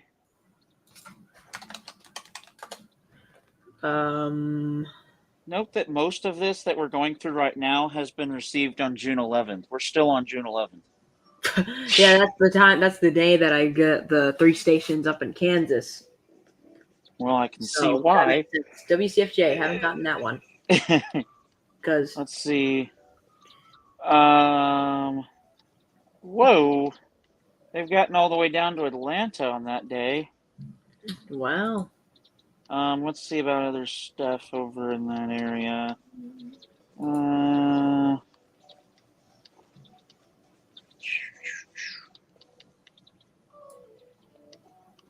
No, I doubt that.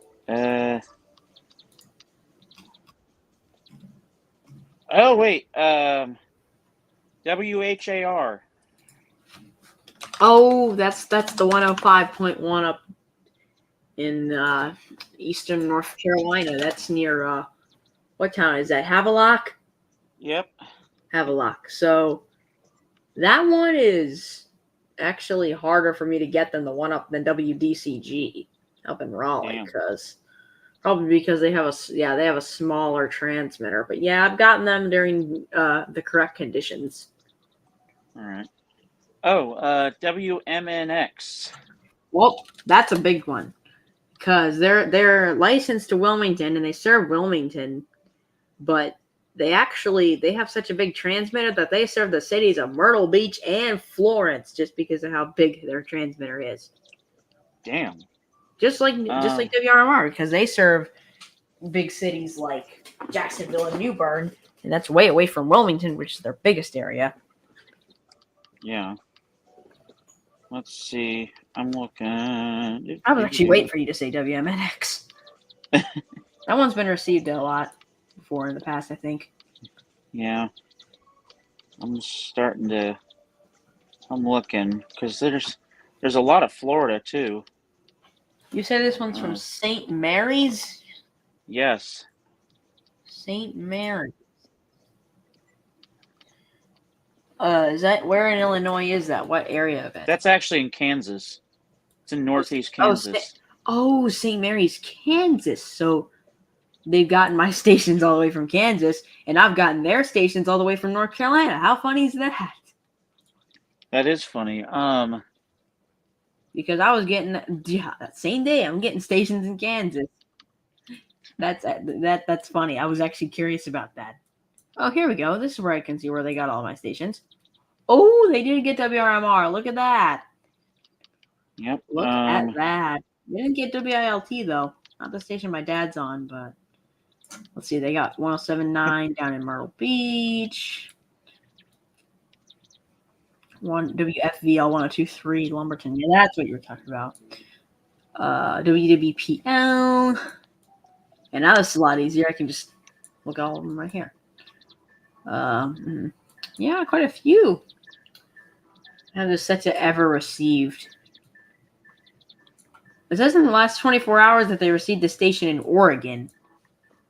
Yep, they did. Probably from yesterday's e-skip. That was going on. Actually, no, that was today. Oh. Well, yesterday now, because it's 1:15 a.m. Well, yeah. Gift.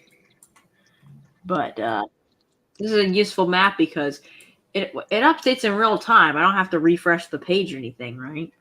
Yes, you don't have to refresh the page. So basically, if you want to just save the FM map to your, computer or whatever, or bookmark it or whatever, that's what I did. Because even if there's no tuner that's right by me, I still use them to check for tropo. Because, for example, quite frequently here lately, whenever there's been a Southwest tropo, that one up on Milford, they'll quite frequently receive stuff down by St. Louis. Like almost every time. And pretty much anytime they receive St. Louis, I'm in there. I'm in it. Well, looks like the closest one to me is out by Cape Hatteras, which is good enough. I mean, if we're talking e-skips, it is. I say, well, and even tropo, that can be good enough for you, because what I tell people is if there's tropo in your state, just wait with it. Wait with it, especially coastal, because what you'll find is overnight, those things will just fade inward gradually. Well, I don't use this for tropos. I would rather use the propagation map. That one's more accurate with tropos and e-skips.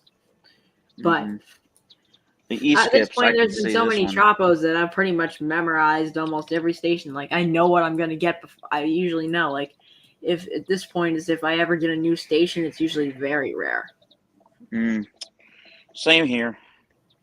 See, they got But WRDQ. it happens. It happens. I'm matter of fact, not sure if you saw my video premiere from a while back for that humongous tropo opening. I had an opening from Dubuque, Iowa, and this was all tropo. Dubuque, Iowa to Nashville, Tennessee.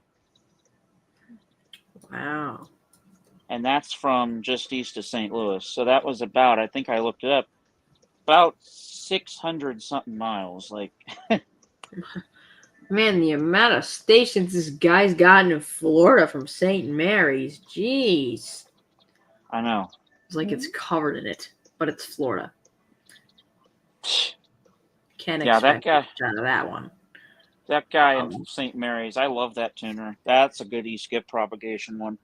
How do they, I wonder how they find all these, like, how can you make one thing like this? Because imagine I made one from my area. That'd be pretty darn useful. I could see you doing that, and I don't know exactly how they would go about it, but I have a way to find out. So I could help you with that one, because... Oh, is that 89.7? Bro, sometimes the stations are like inside each other. I can't even see what they got. Yeah, that just shows you how many they've gotten. I think this is 89.7. Something 0.7. Is that 102.7? 103.7?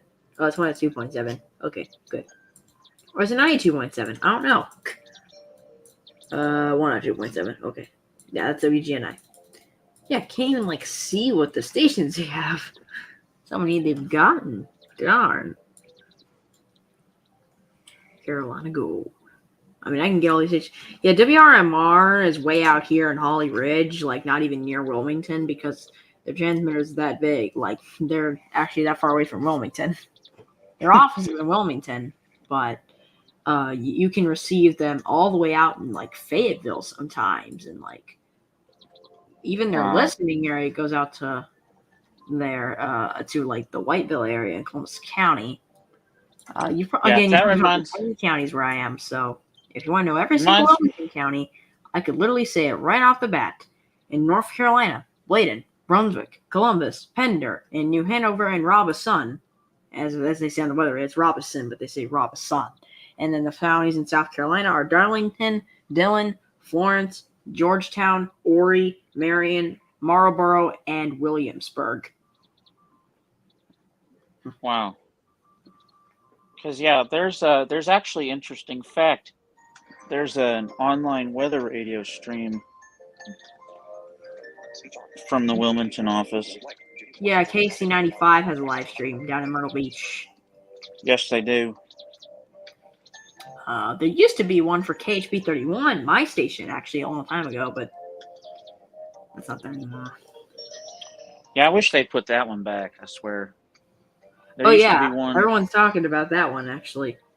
It seems like people really want the KHB31. KH says that I should try and see if I can make a live stream of it, but I really don't know how I'd be able to make that work. I don't know how in the world to do that stuff. Well, whoa, okay. St. Mary's, Kansas. I'm going to see if he's gotten the stations that I've probably gotten on my e-skips. He probably has gotten stations. Well, there, I imagine. Whoa. Okay, we're still watching storms up in Nebraska because North Platte just got put under, well, continuation, but 80-mile-an-hour wind gusts reported up there. And I can't even, see the stations here. Darn, there's so many that they're just covering over one another. I'm trying to see if they got what I've gotten. Let's see. What have they gotten in Oklahoma? Because I want to see if they've gotten what I've gotten in Oklahoma. Let's first see if they've gotten 96.9, which is out in Enid. Where is that? Like somewhere around here. I don't see that they've gotten it, though. That's surprising, because their slogan is 100,000 watts of freedom. If they have 100,000 watts all the way out there, they better be getting caught by somebody out there. Now let's see what else they've gotten.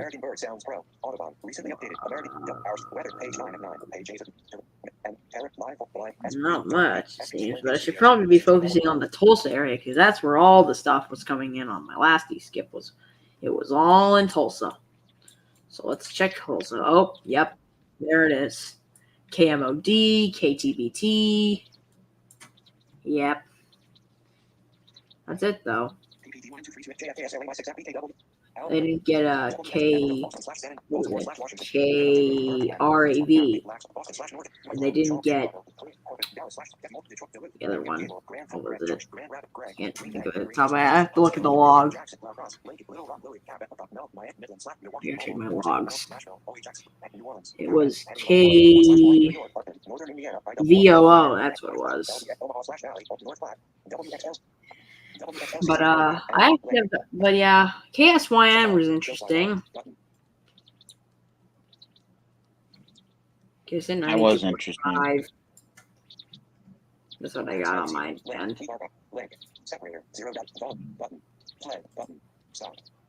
But yeah.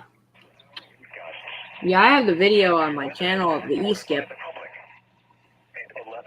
Yeah, I saw you posting a bunch of e-skips. Yeah, lately.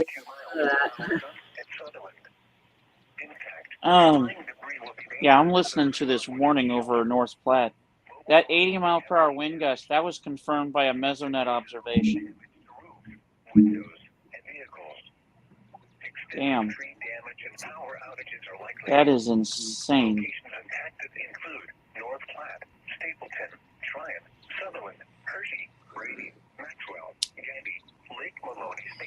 Yeah, here's the part where I got KSYN 95, which is probably going to be the most interesting, because I'm pretty sure the station's been used in the EIS scenario.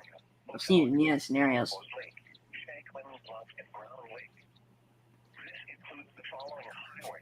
Like, I actually looked it up and, like, I recognized that logo.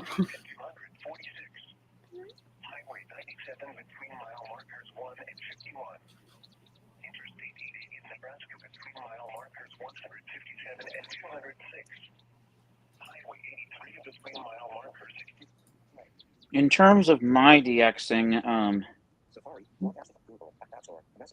weather radio's been crazy at spurts this year.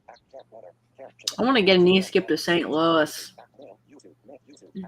You just might. I'm going to say it this way. You just might. I mean, I've got one to Joplin. Yeah. I've got an RDS on a lot of them too. The one all the way out in Enid, Oklahoma, was coming in good for hours. I even got the RDS was even coming in good. Like, you know how usually the e-skip kind of goes in and out. Yeah. Didn't do that at all. Stayed completely clear the whole time. Dang.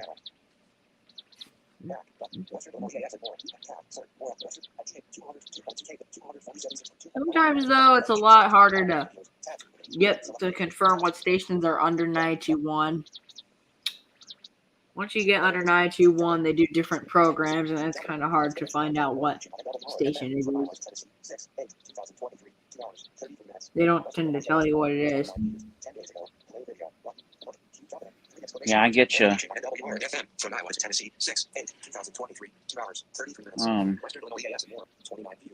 But yeah, that opening video that I did the other day for June 8th, just put it in context, that was 2 hours long because I was just getting so much shit. It just wouldn't stop.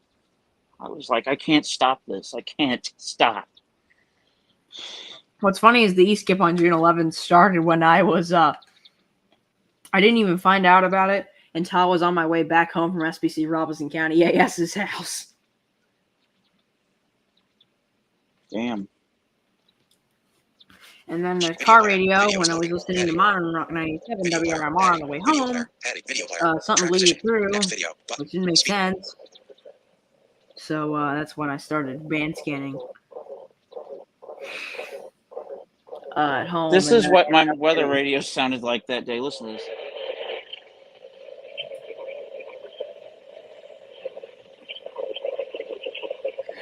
It's probably really hard to stay locked onto a station. Yeah. It's gotta be tough.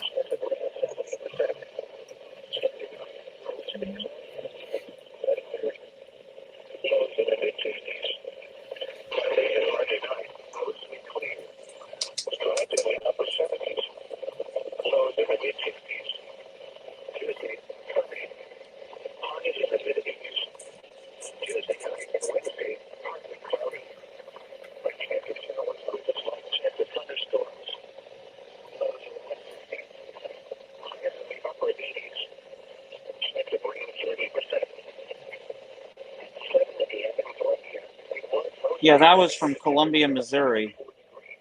Sounds like a Tropa distance, not an e-skip. No, it's not an e-skip. This is all tropo in this video. There is also the potential for some stronger storms to produce isolated gusty winds. You probably have to go though. What? I'm gonna have to go. You are? Yeah. What's up? Gotta go to bed. Yeah, gotcha. So yeah, good night with good luck with the stream. All right, man. Been nice talking to you again, I swear. Yeah, I'll probably come back at some point though on these streams if I have the time, if I feel like it. I'll say, don't worry, there won't be any drama on my streams. Yeah, I use Discord all the time usually, so. Well, I'm on Discord too, so don't worry. Oh, you do have Discord, okay. I do have Discord, yep. Well, if you want, I'll put it in the chat here. Actually, I forgot they used their system. So hold on. I need to fix that. Because they. Yeah, friend that. Try it. But. Anyway. I'm going to head out now, so goodbye. Alrighty.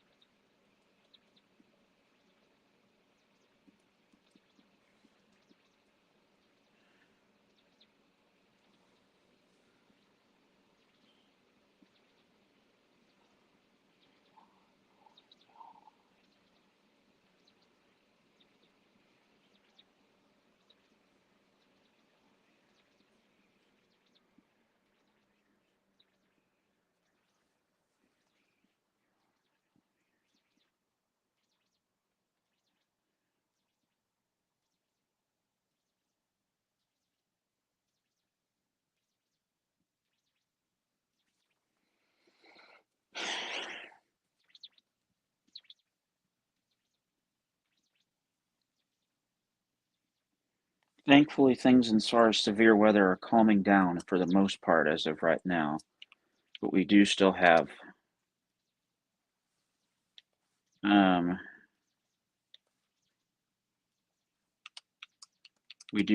some other stuff. Omaha now saying the threat for severe thunderstorms has increased across eastern Nebraska. So we're going to watch that.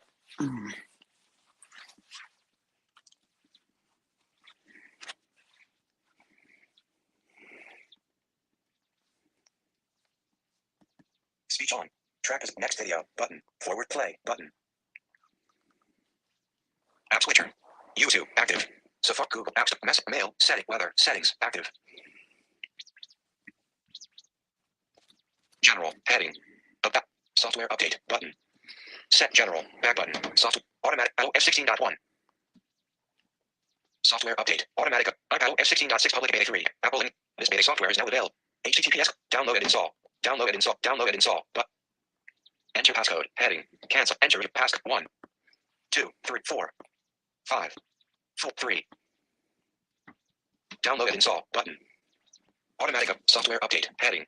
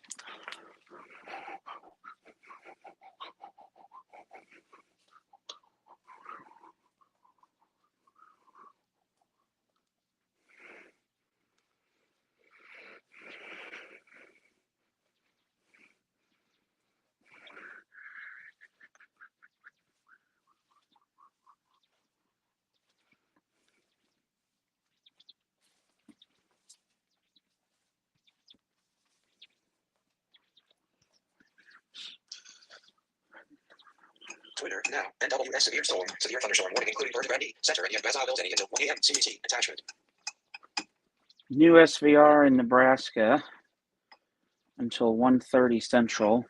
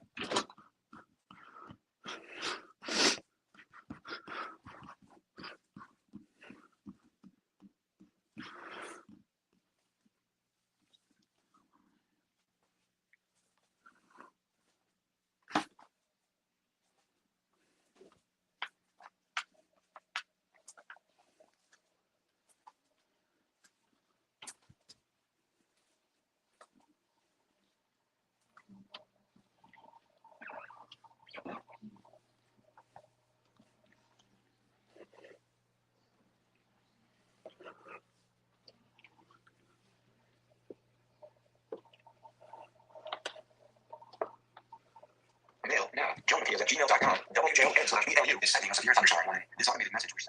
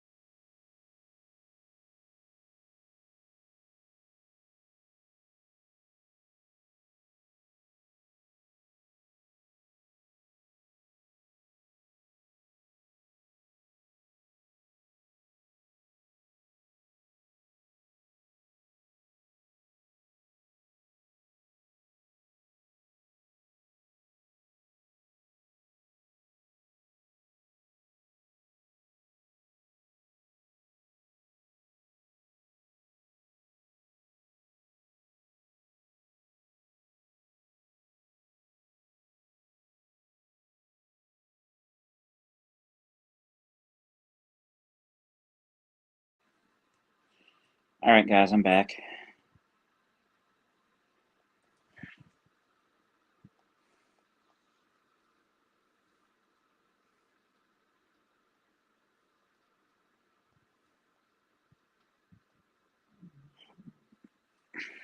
Twitter now. NWS severe storm, severe thunderstorm warning, including lower Rule SD, Ridge OSD, and Candy SD until 1:30 a.m. CDT. Attachment. Twitter now. NWS severe storm, severe thunderstorm warning continues for Ainsworth ND, Long Pine and Springview ND until 1:15 a.m. CDT. Attachment.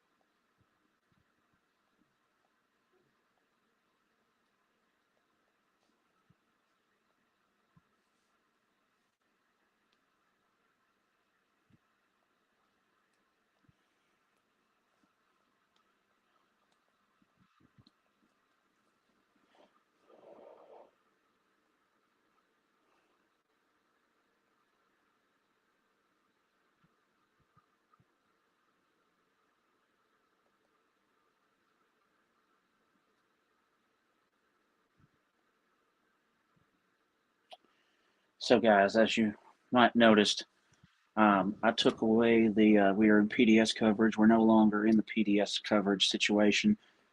Severe weather has died down considerably.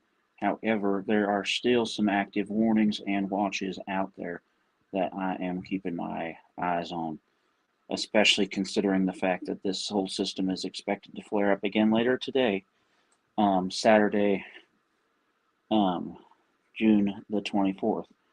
So, or 23rd, rather, I should say. Yeah, the 23rd. So, um,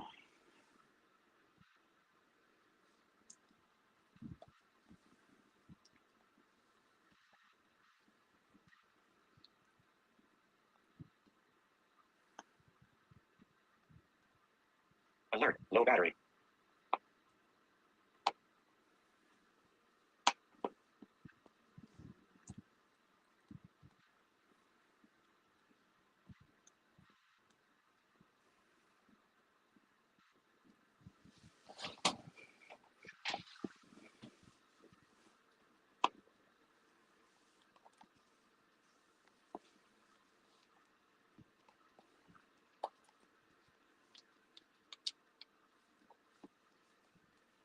Low power mode. Close button. Settings. Ethernet button. Home.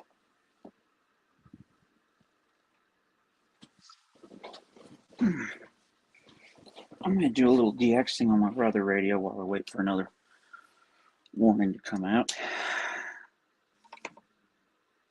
The 120 serving me well. Uh-oh.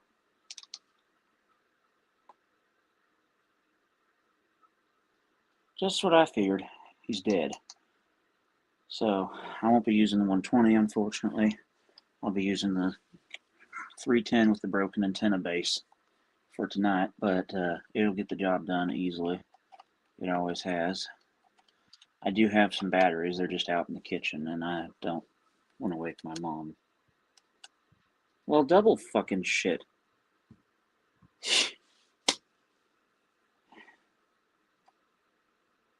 I won't be doing any weather radio DXing. Well, that's fucking stupid. It's dead.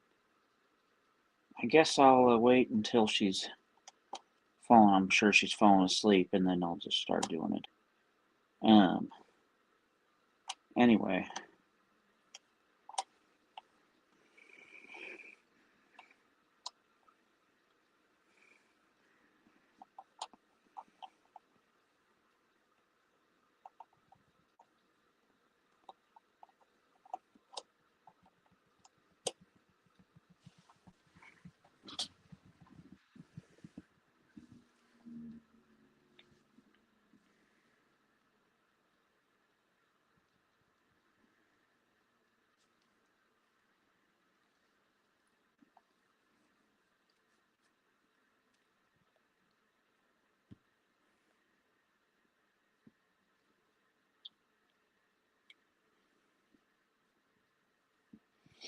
I'll say it this way: if we don't have any more SVRs by 1:15, new ones anyway, then I might end it, because we've been streaming now for over 5 hours, and I would like to be able to get some shut-eye tonight, which I'm sure you guys don't blame me on that one.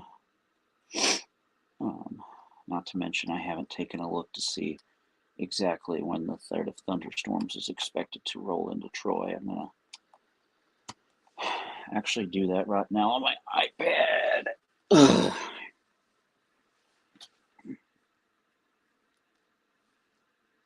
App switcher. Settings. Active. Use for Google. Apps. Message. Weather. Camera. Weather. Active.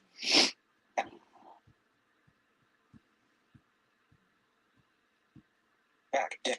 Done. Back. Done. Button. Cancel. Button. Cancel. Button. Cancel. Sidebar. Leading. Results for Scott's Love. Scott. Result. Sidebar. Sidebar. Leading. Button. Sidebar. Leading. Sidebar. Lead. Sidebar. Lead. Scott's Love National Monument. 1. Scott's Love. Results for cancel. Cancel. Button.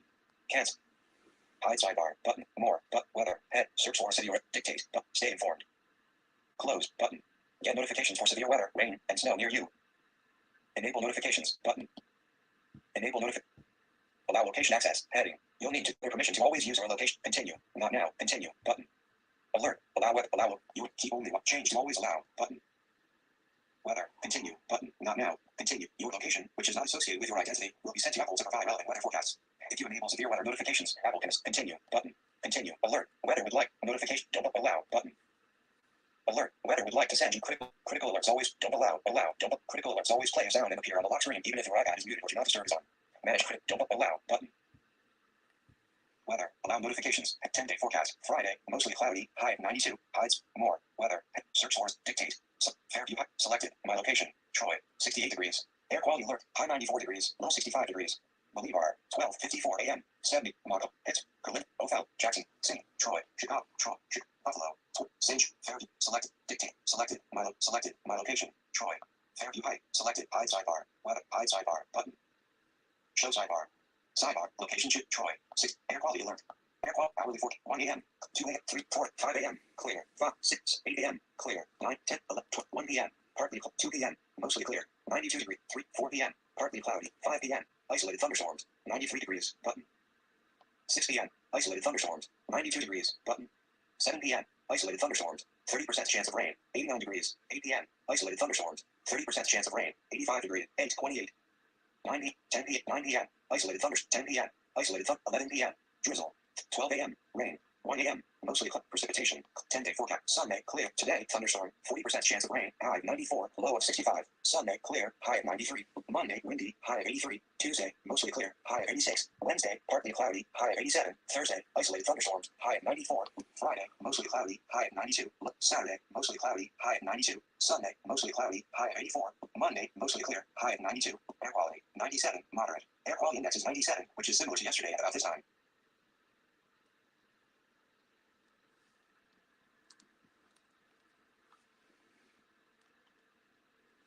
App switcher. Web setting. Use it. So Google App Store. Mail. Cam. Shazam. Use weather. Amazon weather radio.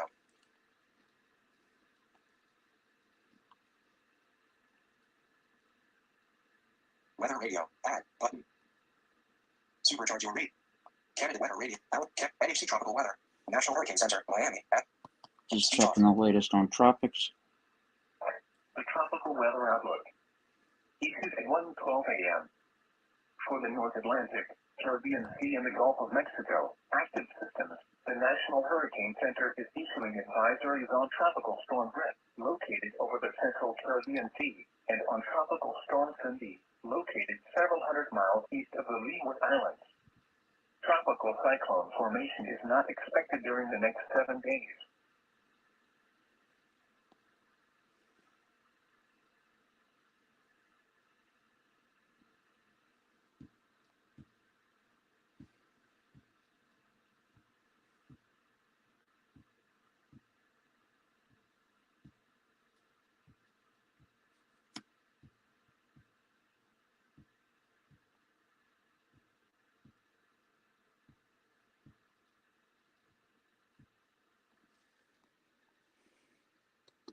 Speech on. Miami map button.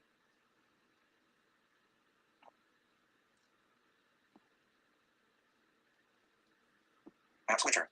Weather radio. Weather. Set. YouTube. Safari. YouTube. NHC tropical weather. Back button. YouTube. Cast. Button. Your current live streams. Over. Tab to watch live. The history of Earth HD. Artlatex 24/7 Weather TV. Artlatex Weather TV. To watching. Play video. Tab to watch live. Max and Ruby Fun in the sun vertical line rainbow. 10. Destructive severe thunderstorm warning for Oklahoma City, Oklahoma. 2 minutes, 28 seconds. Go to channel. Eastern Missouri, Illinois, EAS and more. 15 views. 10 hours ago. Super Nanny yells at mom, who is ready. Severe thunderstorm. 7, 8, 16. Weather case footage. Go to channel. Action menu. Shorts. Heading. Action menu. Not. The Benji Fair Woman Fairy. Light skin tone. YouTube movies and TV. The top. History is deadliest. 10 foods. Every little inside silly surprises. Woman posing as CPS. What happens if you swallow? Interview with the National. Cars 3. Children's bullet. Interview with the National Weather Service in Blackstar, VA. 21 minutes. Go to channel. Dimitri. Tech. Cars 3. What happens if you swallow gum? Vertical. Learn one truth and one lie. 16 minutes. Go to channel. Institute of Human Anatomy. 8.3 M views. 1 year ago. Play video. Button. Actions available.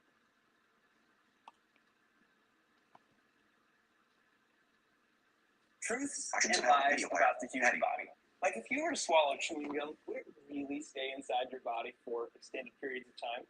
Well, that's a question we get frequently, and it came up again and again on our latest community post, where we asked you guys to tell us about myths, legends, or old wives' tales about the human body that you heard about while growing up. And that list became amazing. There's a lot of information that we're going to be able to use for future videos. So we decided that we should do one truth and one lie, because some of the things that people mentioned actually had some truth to them. So today's topics, we're going to cover what happens when you swallow chewing gum. Does it really stay in your body for over 7 years like some of you have heard about? And is it really more healthy to sleep on the left side of your body? What's the truth? What's the lie? Let's find out.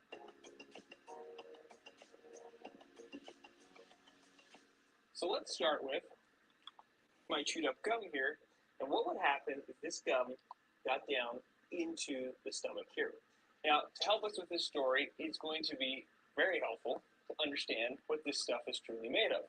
Now, most gums have things like sugars, flavoring, artificial sweeteners, and even dyes or colors, so we can have, pretty green. Well, that's not a very pretty green color, but green, pinks, reds, and other colors that you've seen in gums. But also, they have something called the gum base. If you were to look at the back of a wrapper or the ingredients of gum, you would see gum base likely on those ingredients. The problem with that is gum base is this umbrella term for multiple ingredients that make up that base that manufacturers don't like to list because apparently they don't want to share their trade secrets on what makes their gum more bubbly or dewy or whatever makes it so great. And so they just say gum base. And the FDA has essentially allowed 40 plus different ingredients to be included under that umbrella of gum base. So what really is the gum base? Generally, the gum base includes things like elastomers, waxes, resins, and even fillers. And that is what gives gum its, stretchy or gooey nature. And I probably should have anticipated it being sticky. JohnPeter's@gmail.com. But that's what we WN/VNU look at settings of your when we're talking about is automated how message well sent by does station our radio body player. break this stuff down. Now, most of the time, we start this story by unwrapping the gum and throwing it into our mouths, or what we like to call the oral cavity in anatomy. So you can see this sag right here. Here's the tongue, and here is the mouth or the oral cavity. Now, some important points or features about this, if we were to get to the lining of the cheek on the other side where we're sticking the probe, we would see ducts for glands like the parotid gland, which is a salivary gland, which would secrete saliva in here. There's also secretions that would come from salivary glands from underneath the tongue. And that saliva will help to moisturize and even soften whatever we're eating, and even contains enzymes to start breaking things down. Now, that saliva and those enzymes can definitely help with tasting the gum and the flavor, but after a while, we all know that gum loses its flavor, and then it truly feels like you're just munching on rubber.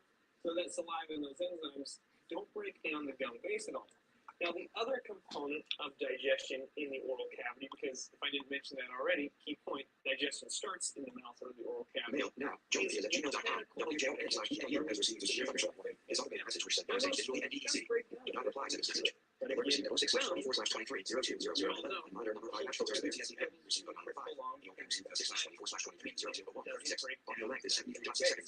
Now, for most of us, it stops in the oral cavity, and we don't go any further with this story, and we toss the gum in the garbage when we're done with it. And most of us do it because we don't like munching on what feels like rubber. Some of us might be scared that we heard those stories about it could stay in your stomach for over 7 years. And so we're going to be a little bit adventurous and pretend, what if we did swallow that gum? Then it would move back to what we call the throat or the pharynx, and then down to the food tube or the esophagus here. Now, one thing I need to mention about gum before we go a little bit further into the stomach.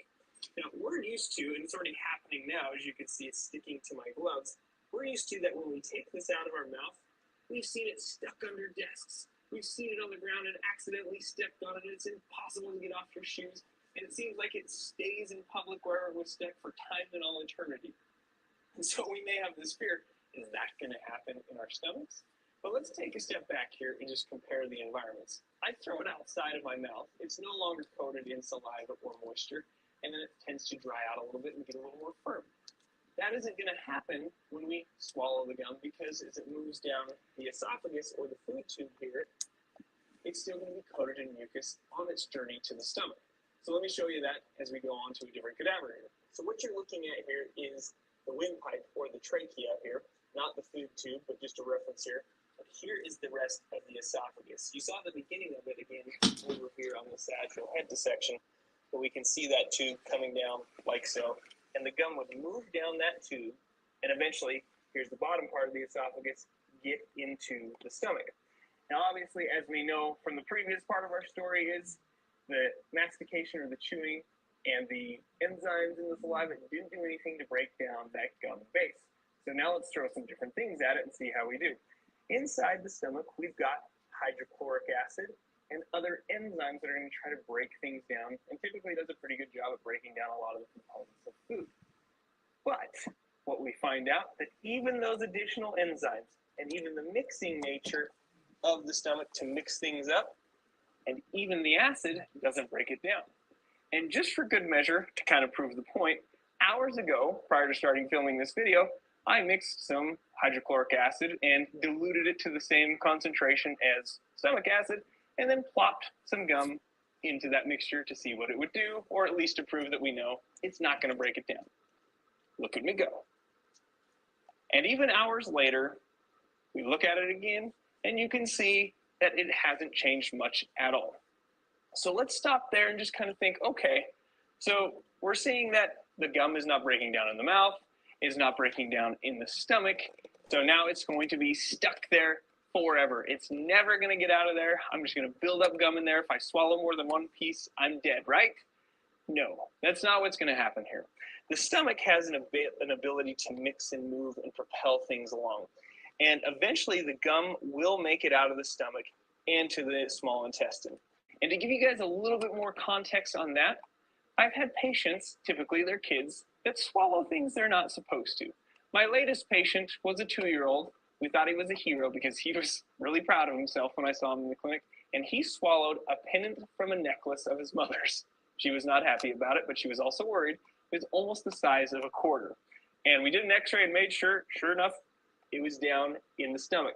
Now, his mom was totally surprised what the next answer was, because she's like, okay, well, what do we do now? And I said to her, well, check his diapers for the next couple of days and make sure he passes it. And she looked at me like I was a little bit crazy there.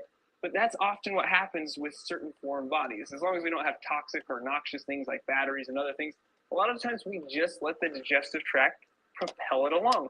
And that's what happens with the gum that you swallowed, or the piece that I mentioned that we could have swallowed, comes in here to the small intestines, and we let the small intestines take a crack at it. Because even in the beginning of the small intestines here, there's going to be some secretions that come in from the pancreas and the liver and the gallbladder. The pancreas is going to throw pancreatic enzymes to help digest things, and again, typically does pretty good with food. And the liver and the gallbladder are going to dump in bile. Does the gum even care? Because gum has feelings about this. No, it doesn't at all. The gum just does not get dissolved anymore by the bile or the pancreatic enzymes, because again, that gum base tends to be indigestible. Now, take a minute and just kind of think about this for a second before we get worried about all this gum building up in us. We eat indigestible material all the time. We eat things that are like in our food, you have broccoli, you have vegetables, things like that, things that have high fiber. Fiber is indigestible and it just propels things along. Anything that ends up in the toilet is essentially indigestible material. So the gum, in essence, is not going to behave any differently. It's just going to move right along through the small intestine, probably mixed with some other food here. I'm just going to slide this over so you guys can see more here. And we come up through the small intestine, and it's going to zigzag all through the 20 feet of the small intestine, not being absorbed because it's indigestible, and essentially, if it's not digestible, we can't bring it into the bloodstream, and then eventually it'll make it to the colon. And once we get into the colon, and we've been in the colon, well, not we, but the food necessarily, because if we were in there, that'd be a really bad environment, because this is where essentially you create poop, or we can be a little more professional and say feces or stool, but again, that's coming down, and it would mix with that waste and eventually make it out of the human body. Now, that'll take anywhere from 2 to 3 days for that to happen, depending on what you've been eating and things like that, and digestive rates and motility rates. But again, should have no problem making it to the toilet. But there's always a but, and there's always exceptions. That is just swallowing one piece of gum here and there. Typically, no big deal. What if you swallowed multiple pieces per day? I've come across case studies where pediatric patients or little kids swallowed multiple pieces, or whenever they had gum, they would eventually swallow it rather than spit it out. There's particular case studies where kids would swallow anywhere from 5 to 10 pieces per day. Now, in that case, it can start to build up because you're getting too much of it in there. And there's other cases where we swallow indigestible material. For example, I know we all don't like to think about this. We've all swallowed hairs here and there, and tends to not have a big deal when we swallow small amounts of hairs, or, every so often. But there are psychiatric disorders where people will eat their hair, and they'll get what's called a bezoar or trichobezoar, which is a buildup of hair. And when you take them out, sometimes they look like they're the shape of the actual, here it is, the shape of the actual stomach. And those bezoars have to be removed if they build up too much. So in certain cases, extreme cases of swallowing multiple pieces of gum, you can get a gum bezoar. And that could be a problem if it causes an obstruction and a buildup. So in general, what do we take home from this? Is it true that gum will stay in your system for 7 years? No, it will not, unless we have some of these extreme examples. That doesn't mean I say swallow your gum. I would still recommend spitting it out. But, if you had an occasional accident here and there where you swallowed it, not too big of a deal. So that takes care of our first topic in the truth versus lie. And yes, technically it is a lie or inaccurate to say that gum is going to stay in the stomach for over 7 years. So does that mean that really sleeping on the left side of your body is going to create health benefits? Well, we have to look at that within certain situations or within context, because just generally sleeping on the left side of your body is going to magically create all these health benefits. But in, say, like a situation with acid reflux, or what a lot of people will just refer to as heartburn, then we can see some potential benefits. Now, for those of you who've not experienced heartburn, that is when acid from the stomach regurgitates or refluxes and moves up the esophagus, which is in the center of the chest behind the heart, hence the nickname heartburn. And that acid is irritating to the esophagus. So here's the idea. The stomach sits about like so on the left side of the body here. And you can see that curvature. If I can get my fingers on it, I'll show you on the lower camera here, like so. So if you were to sleep on your left side, it would tilt this curvature towards the bed. And then the esophagus right here would actually be a little bit higher. And the idea is that the gravity would help keep the acid down in this portion of the curvature and slow it, or at least help prevent it sliding up the esophagus than, say, if you were just sleeping on your back. The problem with that is if you're anything like me and you start on your left side, you could wake up in a completely different position later in the middle of the night, especially if you're having, say, like a nightmare from like the scariest thing on planet Earth, which, by the way, is Pennywise the Dancing Clown from Stephen King. It's movies or books. I digress, but regardless, you can have this idea where you're moving around, and so you might get a benefit for a little while, and then you toss and turn and go to the other side or lay on your back. And so that is why, instead of recommending laying on your left side, say to like patients or medical professionals recommending to their patients, they would say, raise the head of the bed. In other words, they have patients put blocks on the back 2 legs of the bed, or the legs that are at the head of the bed, that are, say, like 6 to 8 inches high, and that way the bed slightly tilts. So that no matter if you're on your left side, your right side, or your back, that would help keep the acid from coming up into the esophagus. Now, if you want more information on that, we have a really cool YouTube video for 2 reasons. Justin, one, does a really good job explaining acid reflux, and so we'll put a link to that. But he also looks like he did the video by just rolling out of bed. So you'll have fun being able to make fun of him in the comments as an added benefit. The other situation where you could see a potential benefit from sleeping on your side is during pregnancy, especially towards the end of the 2nd trimester and into the 3rd, as the uterus enlarges as well as the fetus, and laying on the back could compress vasculature or blood vessels. For example, there is a huge vein called the inferior vena cava that runs close to the spine, and it drains blood from the lower limbs and the pelvis. And if that were to get slightly compressed from the fetus and the uterus, that could decrease blood flow back to mom's heart and overall Twitter decrease now. NWS severe storm. Severe thunderstorm warning including Fort MD. Atkins New York Basket until 2 a.m. CDT attachment. So the idea is sleep on the side, and that would take the pressure off of that posterior vasculature. Now, in that case, it doesn't necessarily have to be the left side or the right side, so this is a little bit of a stretch when we're talking about a total truth or a total lie, but one side or the other could be beneficial. Now, I've never been pregnant, so I'm not about to tell a mother in her 2nd and 3rd trimester totally how to sleep. But, you know, we can get those benefits left versus right, and it may improve the circulation and help mom be a little bit more comfortable during that pregnancy. Jeffrey and I want to take the time to say thank you for watching this video. Severe storm. Severe thunderstorm warning including winter SD. Helps SD. us Until 2 a.m. CDT attachment. and getting more eyes on this content will help more people learn about this amazing machine that we call the human body. If you want to further support us, consider engaging the motor cortex in the frontal lobe of your brain so it can send a signal down to your Twitter forearm now. and NWS Kansas City. It's 1 a.m. and 82 degrees in downtown KC. That's all. maybe even Hashtag leave some summer. comments about what you might like to see in the future and what you thought of this video. We've also got our anatomy t-shirts as well as our anatomical artwork that you can help support the channel with. And I think that concludes all of my shameless plugs for this video. We'll see you next time. Transition. 15 minutes or 16 minutes. Adjustable.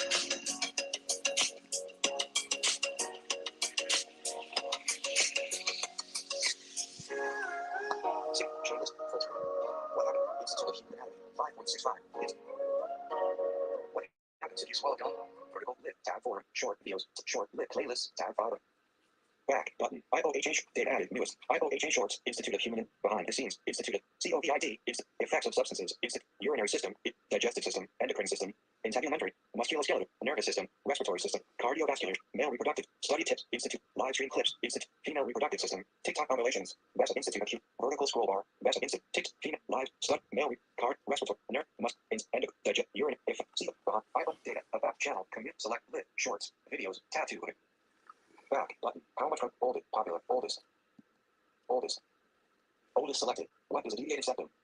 What is a deviated septum? 1 minute, 43 seconds. Does she have a uterus? 3 question marks. 9 minutes, 18 seconds. Tour of the Institute of Human Anatomy. 4 minutes. What are period cramps? 2. Institute of Human Anatomy TikTok compilation. What are hernias?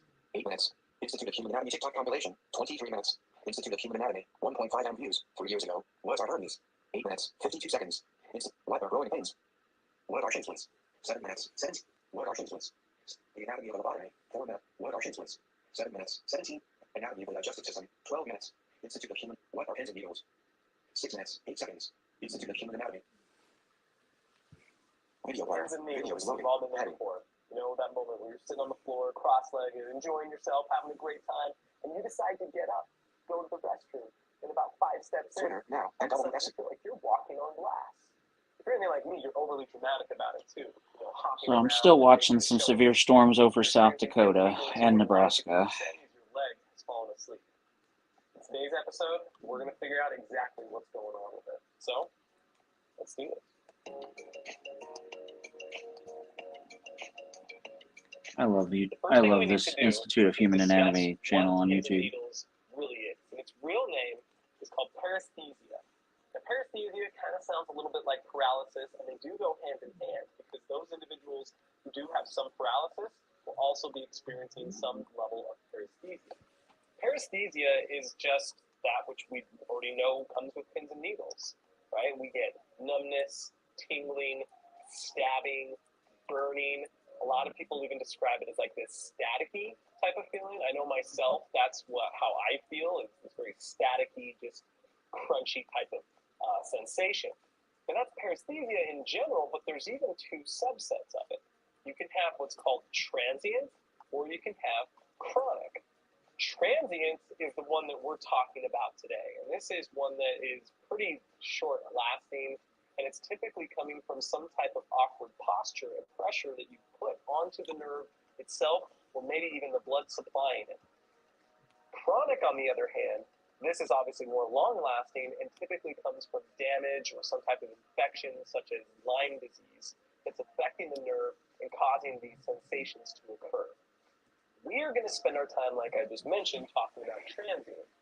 So let's say you're just sitting cross-legged, or you're sitting, you're kind of crossing your legs in a chair, something along those lines, and you're going to be putting pressure in the back of the thigh right here, because this is what we're looking at. You have a zoomed-in picture of the back of the knee, and then we're seeing the distal aspect, or the farthest aspect, of the hamstrings. So there are three hamstrings. We have the biceps femoris, we have the semitendinosus. This is pretty cool. You can see its long tendon here.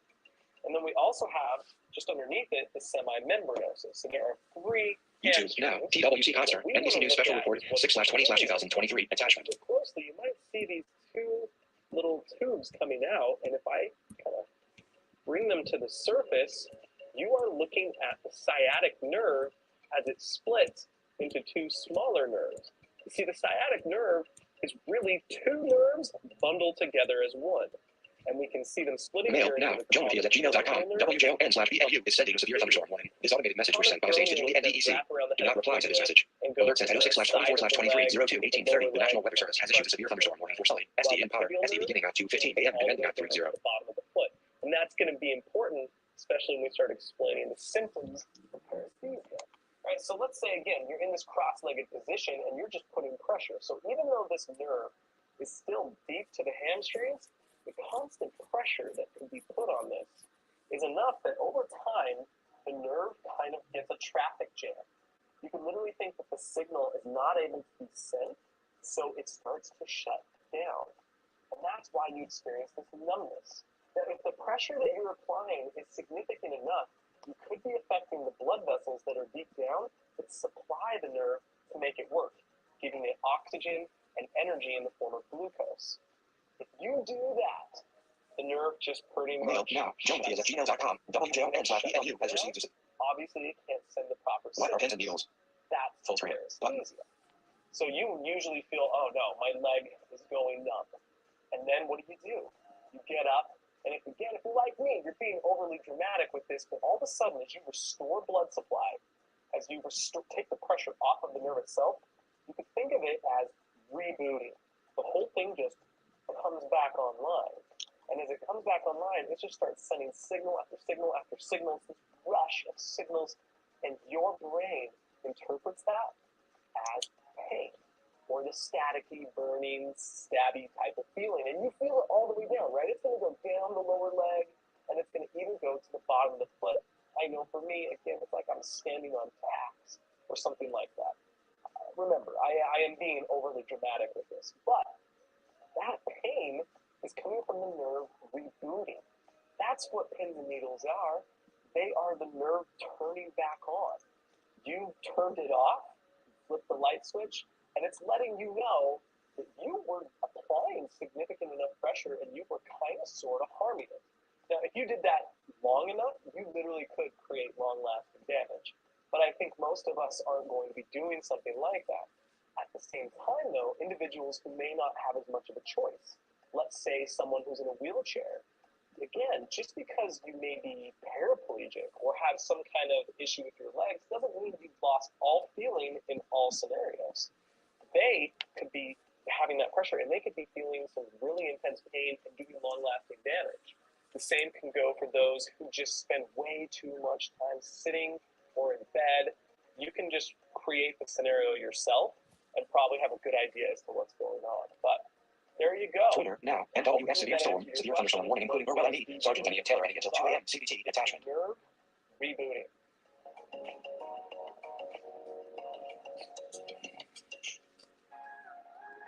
What are pins and needles? Full screen. Collapse video. What are pins and needles? Button. Replay. What are pins and needle? What are pins and needle? A TikTok compilation for what happens during a heart attack. Vertical line anatomy of a heart attack. 9 minutes, 29 seconds. Speech off. Cardiovascular disease is the most common cause of death worldwide. The thing is, that's an umbrella term that encompasses many different dysfunctions and diseases. So the one we're going to focus on in today's episode is the heart attack, the one you're probably most familiar with. And unfortunately, the reason behind that is because it's very likely that you, a friend, or a family member will experience a heart attack at some point in your life. So we are going to go over the basic anatomy, physiology, and the mechanics that underlie a heart attack. Let's do this.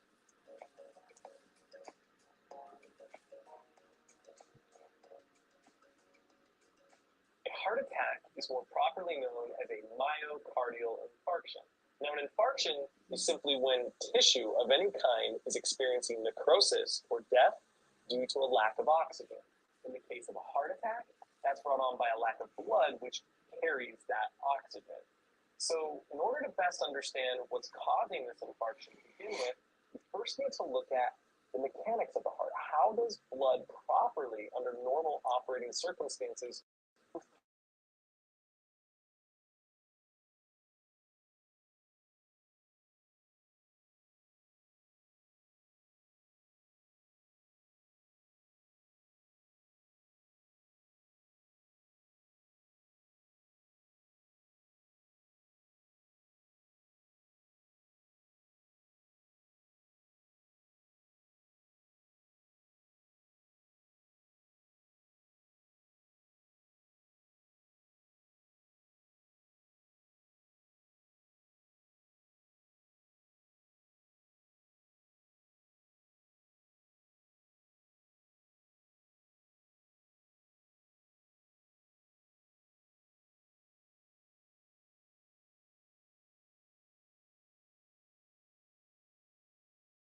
much thicker than this right ventricular wall?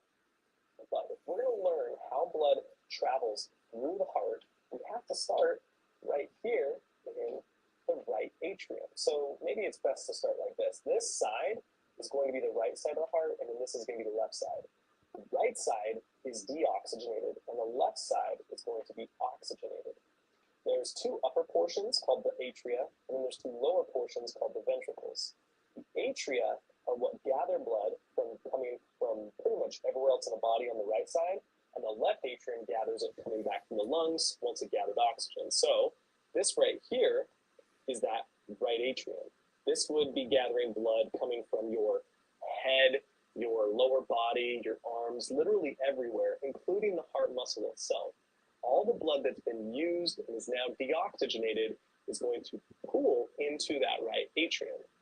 When that right atrium contracts, it's going to push its blood through this valve right here, called the tricuspid valve, into the right ventricle.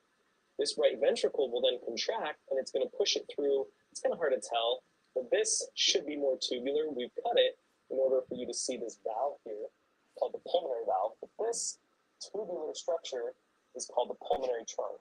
And this would then go on and branch out into blood vessels that would permeate the lungs. So it's going to go ahead and get oxygen. And when it comes back, like I mentioned earlier, it's going to go into this left atrium. Once it goes from the left atrium into its next spot, it's going through this valve here called the mitral valve. We are now inside the left ventricle, which when this contracts will now push it out this gigantic blood vessel here called the aorta. And this is the biggest blood vessel in the body. This is about the size of a garden hose. Now, the way I've always taught it, when we're discussing how the heart works, at least in terms of delivering blood, it's best to think of it with the analogy of a airplane experiencing an issue with cabin pressure. So you can all picture the oxygen mask drops down, and we've all been told those instructions. You put the mask on yourself before you put it on any children or anyone in need. The idea being, if you pass out, you're not going to be able to help them. The same goes for the heart. It's going to deliver blood to itself before it delivers blood to any other tissue. And it does that through these tiny little arteries called the coronary arteries. And we can see those right here. So again, here's that aorta. And branching directly off of it are these coronary arteries, and we can follow them. And what you're going to see is they are going to go down and start distributing oxygenated blood to the heart muscle itself. Again, the heart muscle needs to be working. We should also take note that heart muscle or cardiac muscle is a very specialized type of muscle. There are 3 types of muscle in the body. You have smooth, cardiac, and skeletal. Smooth muscle you find in things such as the digestive tract, the urinary tract, the uterus. These are structures you're not in charge of. I can't remember the last time I said to my stomach, release your contents, right? That's something that happens naturally. Skeletal muscle, on the other hand, you're in charge of. That's what I'm using to move around right now. Cardiac muscle is involuntary, just like smooth muscle, but it has a lot of proteins in a similar fashion to skeletal muscle. The thing about cardiac muscle is that it is capable of something called self-excitation, which basically means it can contract without input from the nervous system. And that's important because if the heart stopped beating, say if you got some type of head injury, then that would be a problem because even if you could have survived, you're not going to survive anymore because the heart wasn't getting the message from the brain. So the body understood this and makes it so the heart will continually beat even if there is some issue with the brain. So in terms of a heart attack, what's occurring is an issue with these coronary arteries, right? So let's say that these coronary arteries are getting blocked up with cholesterol, plaque, or maybe even a blood clot that is dislodged from somewhere else in the body, traveled into these coronary arteries, plugged one up, and started causing a blockage, preventing oxygen and blood from getting to the tissue. This causes necrosis or tissue death, that infarction. When we say myocardial infarction, we're talking the muscle of the heart is experiencing tissue death due to a lack of oxygen. Now, depending on which coronary artery is going to get the blockage, you're going to have different issues with the heart attack, right? You see, the heart, at least the ventricles, beat from the bottom up. It does that in order to push the blood out of the heart. So if you have a heart attack down here, you're going to have a real difficult time pushing the blood out because these cells are now dead.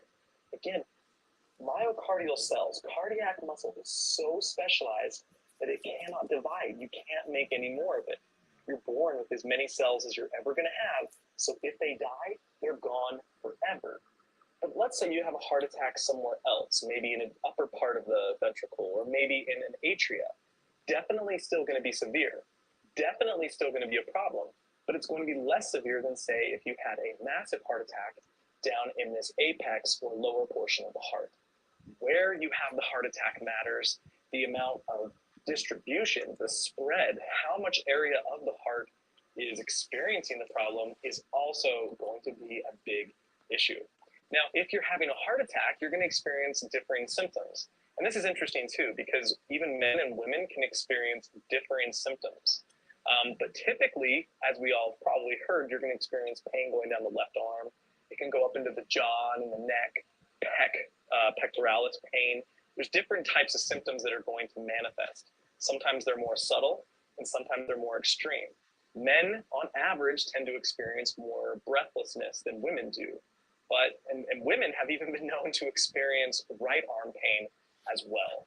But the most important thing to understand about a heart attack is the sooner you get treatment, the better. Heart muscle can survive without oxygen for a little bit of time. I mean, it's not going to be a great amount of, it's not going to be really great for it. I mean, we have around 30 minutes or so. I mean, it starts dying in that time frame, but if you can get proper care, get to the hospital within a 30-minute window, it is possible to reverse a lot of the effects of that heart attack. And then it just comes down to trying to solve the problem of the plaque or the blood clots that caused it to begin with. But hopefully this has helped you understand what's going on with the heart attack a little bit better. Now, I also want to let you know that we are now selling merchandise. If you want to wear this very shabby hoodie, Collapse video. you can go ahead and see that we have a What shop happens during a heart attack? video. Vertical left pause button. So, What be happens sure during a heart? to What let us know migraines? if there's any other type Institute of Human Anatomy TikTok musculoskeletal. Institute of Human Anatomy TikTok. The anatomy of a C-section. 11 minutes. Preparing for the coronavirus. 11 minutes. What is acid reflux? 6 minutes. 21 seconds. Institute of Human Anatomy. 1 point. All about fat. Why you're so good at gaining weight. 7 minutes. 7. What is acid reflux? 6 minutes. 21 seconds. Institute of Human Anatomy. Video player. Video is loading. Heading. Heartburn is awful. I don't know if there's ever been a person who's been suffering from heartburn, doesn't matter how minor, and they just sat there and said, yes, more of that, please. Right? It just doesn't happen because heartburn really, really hurts no matter how minor it may be. And its most severe form, it can cause significant damage to the digestive tract. And that's what we're going to talk about today. We're going to talk about acid reflux and GERD, the more severe form, and figure out what kind of destruction it's doing to the digestive tract. So, let's do this.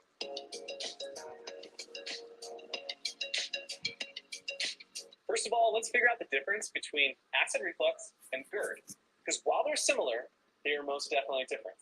You see, acid reflux is something that you, I, and every other person you've ever known has suffered from, at least at a point in our lifetime. This is just heartburn. Now, we shouldn't call it heartburn because it has nothing to do with the heart. It's purely in the digestive tract, and the esophagus is behind the heart. So when you feel that burning sensation, you interpret it as chest pain, and we just call that heartburn. Now, acid reflux happens due to a variety of reasons. Maybe you had too big of a meal, or maybe you had something super spicy. It really does depend on the individual and the time of day and the position they're sitting or lying in. There's a lot of factors that goes into why they're suffering from acid reflux. Now, GERD, on the other hand, stands for gastroesophageal reflux disease, and this is much more severe. You can think of it like a hyped up chronic version of acid reflux.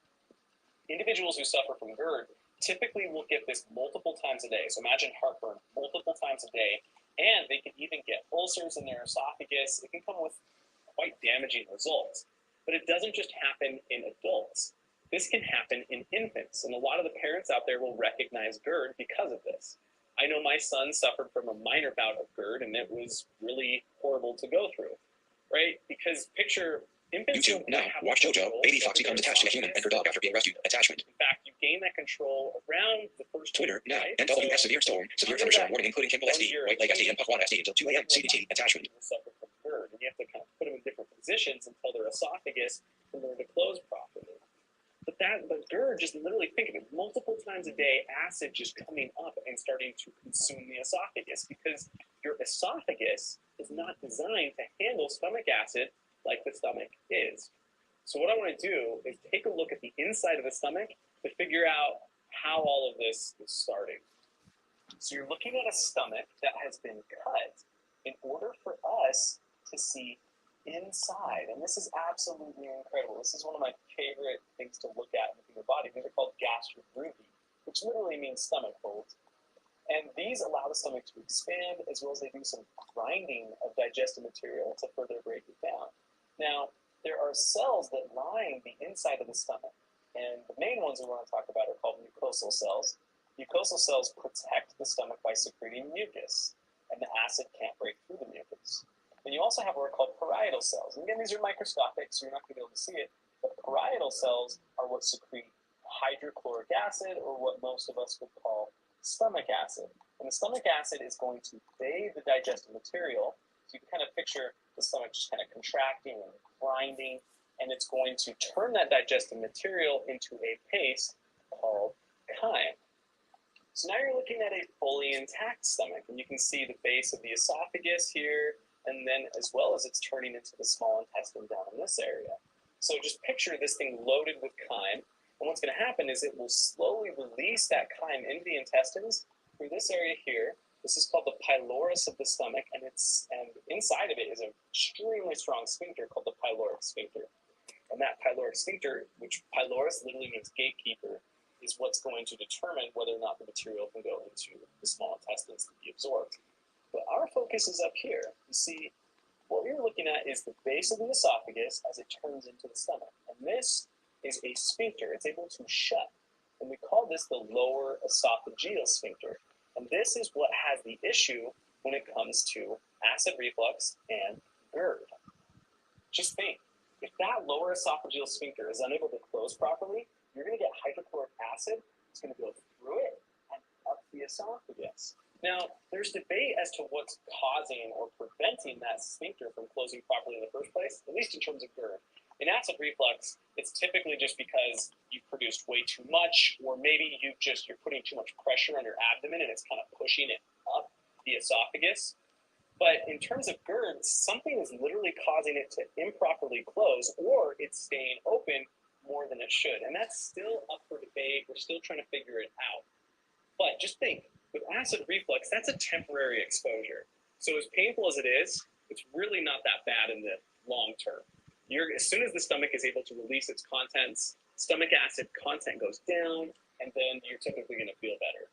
A lot of individuals will also choose to take an antacid, and that can also help with that.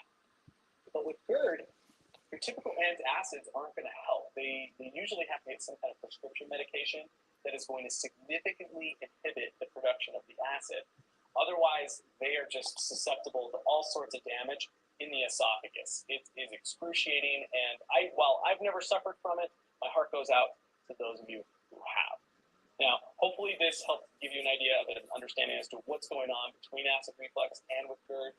As always, be sure to give us a like, a comment if you enjoyed this video. If you haven't already, be sure to subscribe. We do this type of content all the time. But until next time, I'll see you. Collapse video. Button. What is acid reflux? Pause. Button. What is acid reflux? All about fat. Why you're so good at game. What is pneumonia? 13 minutes, 17 seconds. Institute of Human Anatomy TikTok compilation. What is pneumonia? Video player. Chances are you or someone you know has had a lung disease called pneumonia. Now, fortunately, there's treatment for pneumonia, and most people will get over this disorder.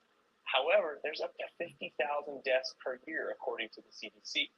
So today we're going to talk about what makes this illness so serious, what are the potential causes, what are some of the risk factors that make people more susceptible to complications, and of course, we're going to go over the relevant anatomy as it relates to pneumonia. So let's get to it.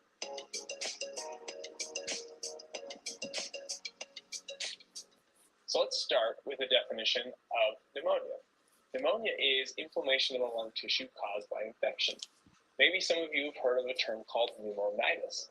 Pneumonitis is still inflammation of the lung tissue. However, it's kind of distinguished from pneumonia by being a non-infective type of inflammation, whereas pneumonia is inflammation caused by an infection, like viruses and bacteria. Before we get into how the viruses and bacteria get all the way down into the lung tissue, let's actually show you some lungs. So here you can actually see a left lung. For you anatomy geeks out there, you can tell us why it's a left lung in our comments below, and we'll address it in another video.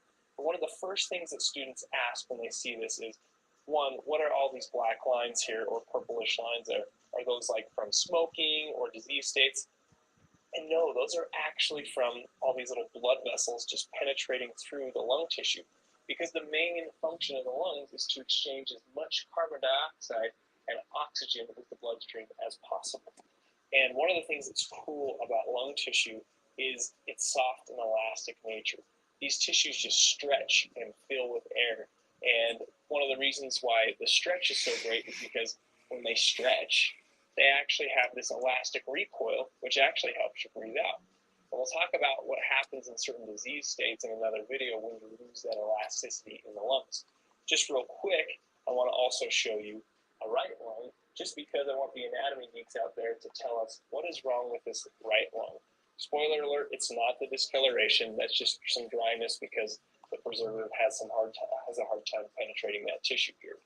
When most of us think about developing pneumonia, we probably think about bringing something in from the outside world, like the bacteria and the viruses that we mentioned earlier. And even though that is the most common pathway of how we get infected with pneumonia, we actually have new information, and we know that the lung tissue is actually not sterile. What that means is the lungs have their own microbiome, or normal flora, or maybe you've heard of like good bacteria. And so this good bacteria or microbiome residing in the lung tissue is typically held in check by a healthy individual's immune system. Let's say you have an immunosuppressed person or maybe your immune system is taxed from fighting another infection, those bacteria that are residing in there, what we call the good bacteria, could start to divide out of control. They call that local pathogen multiplication, and that can be the cause of certain types of pneumonia. However, like we mentioned earlier, the most common way of still developing pneumonia is bringing something in from the outside world. And it's typically done through this process called microaspiration, which is essentially some sort of secretion containing a pathogen gets brought down into the lung tissue. Now, the most common cause of pneumonia is something called Streptococcus pneumoniae, or Streptococcus pneumoniae, potato, who cares? Most people refer to it as pneumococcus. It's a bacteria, which fortunately we've developed a vaccine for, which has helped lower the rates of pneumonia caused by this bacteria. But one of the things I want to show is how the bacteria... NWSCM still severe thunderstorm warning continues for LND. Sergeant Benny and Taylor ending until 2 a.m. CT attachment. Pause. Button. And I'm going to show you that in a second. But before I show you, I want you to think about this. This is kind of crazy. 23 generations of tubes off of one tube. If you've ever played the calculator game and done like 2 times 2 and then equals, do that 23 times and you're in the millions. So you start with one tube that eventually branches into millions. It's pretty remarkable and amazing. So let's show this trachea that I just mentioned here. So you can see where the probe is running down. This is the trachea, where that first tube that I mentioned. And what's awesome about this thing is you can actually see these little cartilaginous rings that actually help hold the trachea open at all times.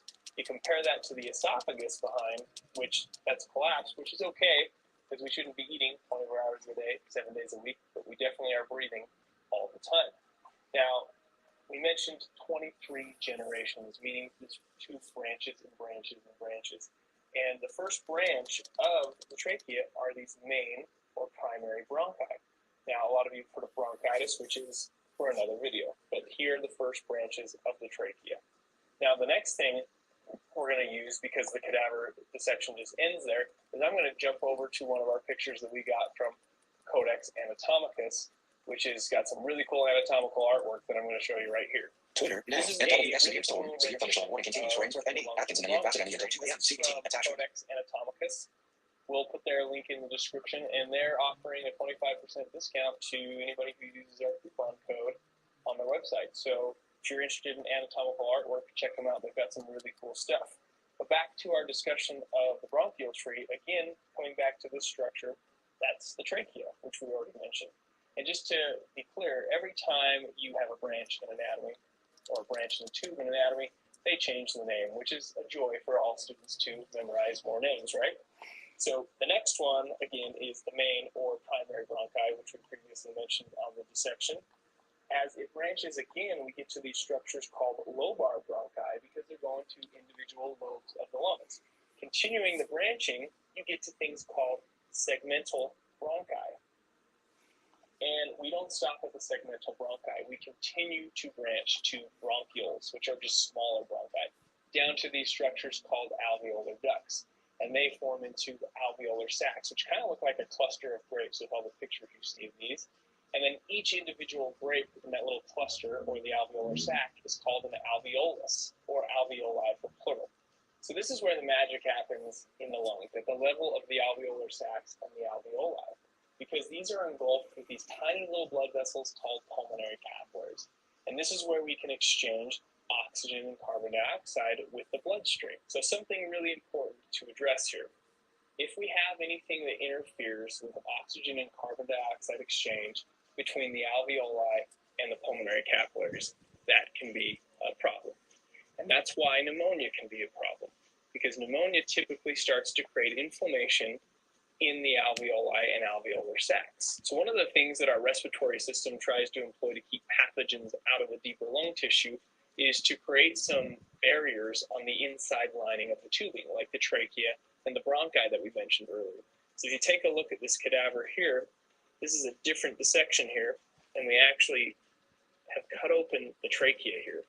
And you can't actually see it with the naked eye, but this lining of tissue on the inside of the trachea would actually have these tiny little cells lined with cilia. And cilia are little cell-like projections that actually flutter. It's also interspersed with cells that produce a whole bunch of mucus. So when we breathe in dust particles, viruses, or bacteria, the hope is that they'll get caught in that mucus, and the cilia literally will flutter upwards. And once it gets to this point, you get a choice. That big ball of mucus you can either spit out, or let's be honest, some of us have done the other thing and swallowed it. Now, some people will be like, isn't that counterproductive to swallow it once it's been pushed up? The answer is no, because you move it out of the trachea to the tube behind that we showed earlier, called the esophagus, and then it just moves that big ball of mucus down to your stomach. So remember, the trachea will Now, NWS severe thunderstorm warning continues for Kim Westy until 2 a.m. CDT attachment. Cells of mucus and the cilia that will kind of flutter and help push that out of there to catch potential dust particles and the pathogens. But as we move deeper and deeper down into the lung tissue, the cells start to lose their cilia. And so we're in the alveoli, those cells no longer have cilia, they're not producing quite as much mucus. And so if any dust particles and pathogens have made it past all the other bronchi, then we've got to have some other backup defense. And in this case, we have these things called macrophages. These are white blood cells that engulf foreign invaders and even debris and the dust particles. And a lot of the times, if you get a pathogen that makes it down to that level, they'll gobble it up and you might not even notice. But if you have more of a virulent pathogen, something that's more infective or stronger, or you have a greater number of pathogens that make it down past those initial host defenses, the macrophages might get overwhelmed and they'll call for backup. And they'll call for backup by releasing these chemicals and creating the inflammatory or initiating the inflammatory response. Once the inflammatory process starts, white blood cells will move in from the pulmonary capillaries into the alveoli and the alveolar sacs, which is good because that's what the macrophages kind of called upon when we initiated the inflammatory response. And now we have backup, more white blood cells to try to defend against this pathogen. One of the disadvantages of this, though, is that fluid tends to move in with those white blood cells. And if you've got fluid in the alveolar sacs and in the alveoli, that's going to interfere with carbon dioxide and oxygen exchange. So when people have pneumonia, they often feel short of breath. That's one of the reasons why.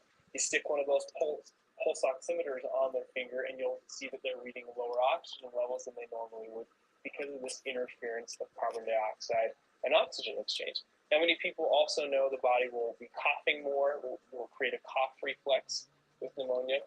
The inflammatory response also initiates an increase in body temperature, so people will get the fever, chills, and the body aches. One other thing you'll see when people go to the doctor's office with pneumonia is they'll often get a chest x-ray. And the reason you can see pneumonia on the chest x-ray is because fluid shows up differently than air. In a healthy lung, the alveoli and the alveolar sacs should just have air in them. But in a lung that has pneumonia developing, fluid will be in there, and that will show up differently with like little opacities or what we call infiltrates on a chest x-ray. So how do we treat pneumonia? Well, often we treat pneumonia with antibiotics. And this is because we know many of the typical pathogens that cause pneumonia are bacteria, and antibiotics will kill bacteria. But what if it's a virus or a new virus? Well, we're at the mercy of our own immune system, and so our immune system would have to kill viruses.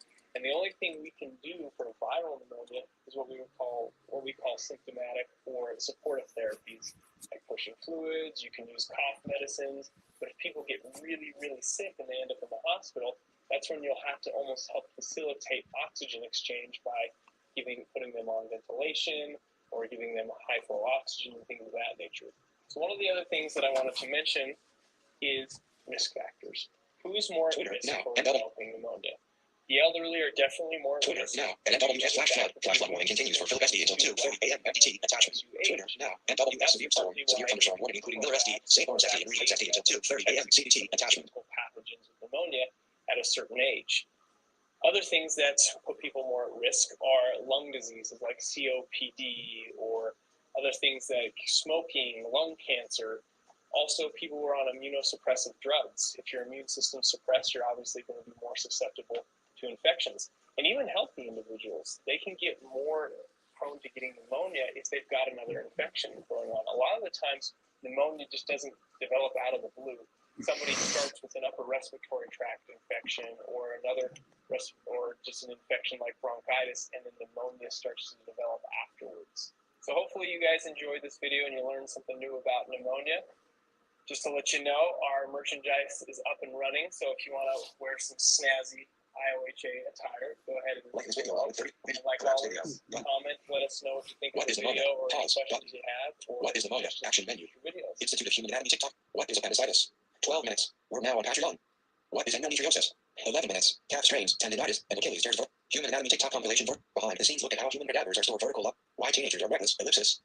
What are hiccups and why do we get them? Action menu. What is a brain freeze? Human Anatomy TikTok compilation. What is asthma and how? What is asthma and how is it treated? Why skin is thicker in certain areas of your body? 7 minutes. Human Anatomy TikTok compilation. How to build a human vertical line. The anatomy. Life after COVID-19 vertical line. Human Anatomy TikTok compilation. The female reproductive cycle. Period. The pituitary hormones and ovulation vertical. Fate of the vertical line. The hormonal roller coaster vertical. Should males teach the female reproductive system? The best way to study human anatomy vertical. Male. 17 minutes ago. JohnMathias@gmail.com. WJON/BLU has received severe the best the endocrine system vertical line. The best way to learn anything, especially human anatomy TikTok compilation oxytocin and mother/infant bonding vertical. Why humans get wrinkles vertical line facial expression. Human anatomy TikTok compilation. Human anatomy TikTok. How much food can the human stomach hold? Will the COVID swab touch the what's behind the belly button? 3 question marks. 3 minutes. 21 seconds. Can men control their balls? The truth about the funny bone. 9 minutes. Why pregnant women pee so really much? 10 minutes. Is the pineal gland really the third eye? Are intestines really 20 feet long? 3. The real human body. Internal organs of the thought. Why humans have big bus vertical line fluid anatomy? You can literally die from broken heart vertical. Can your heartstrings break? 3 question. Can your heartstrings break? Small intestine anatomy and some philosophy on training and abscess behind the ear. Vertical line out. Carpal tunnel syndrome in the median nerve. Your heart sits in a sac. 3 question marks. Vertical line. Are you missing a muscle? 3 question marks. Vertical line. You already have a 6-pack. 15 minutes. What alcohol does to your body? How sperm is created? How does breathing actually work? 3. How strong are your eyeballs? 3 question marks. The anatomy of THC. 9 minutes. Birth control for men. Vertical line vasectomy. The human fetus but taught millions. What are goosebumps? Why zombies can't happen? What tattoos do to the skin? 6. The most painful thing a human can experience. 5 craziest things I've found in dead bodies. 14 minutes. 6 seconds. Institute of Human Anatomy. 8 points. In hopes to essentially stop it from spreading to other areas throughout the abdominal cavity. So back to this abnormal Video player. Head. 1 cancer in the leukometer. 12 minutes. Elapsed of 14 minutes. Track position. 12 minutes of 14 minutes. Adjustable. 12. 13. 13. 13. 14. 14. 14. 14. 14. 14. 14. 14 minutes. Next. Floor. Replay. Button. Video is loading. It's not abnormal. Rewind 10 seconds. It's small and deflated. It's abnormal for another reason. Now, this fissure here, or this crack, Mail separates now. the JohnMathias@gmail.com. And for those of you who've maybe taken an anatomy class, you've already figured out what's abnormal about this right lung. Welcome to the lab, everyone. Today we're going to show you 5 crazy things we found in dead bodies. Or in other words, things we found that we didn't expect to find while doing anatomical dissection. You see, when we get a donated body, we don't get every little detail about their health history, like previous surgeries, previous trauma, or chronic conditions. We mostly just get age, gender, and cause of death. So that means any anatomical abnormality that wasn't related to their death, we wouldn't know about unless we explored the body through anatomical dissection. So let's take a look at those 5 things we found in the bodies here, from abnormal lungs, ovaries, to even what cancer can do to surrounding tissues. In other words, let's get ready for this abnormal anatomical awesomeness.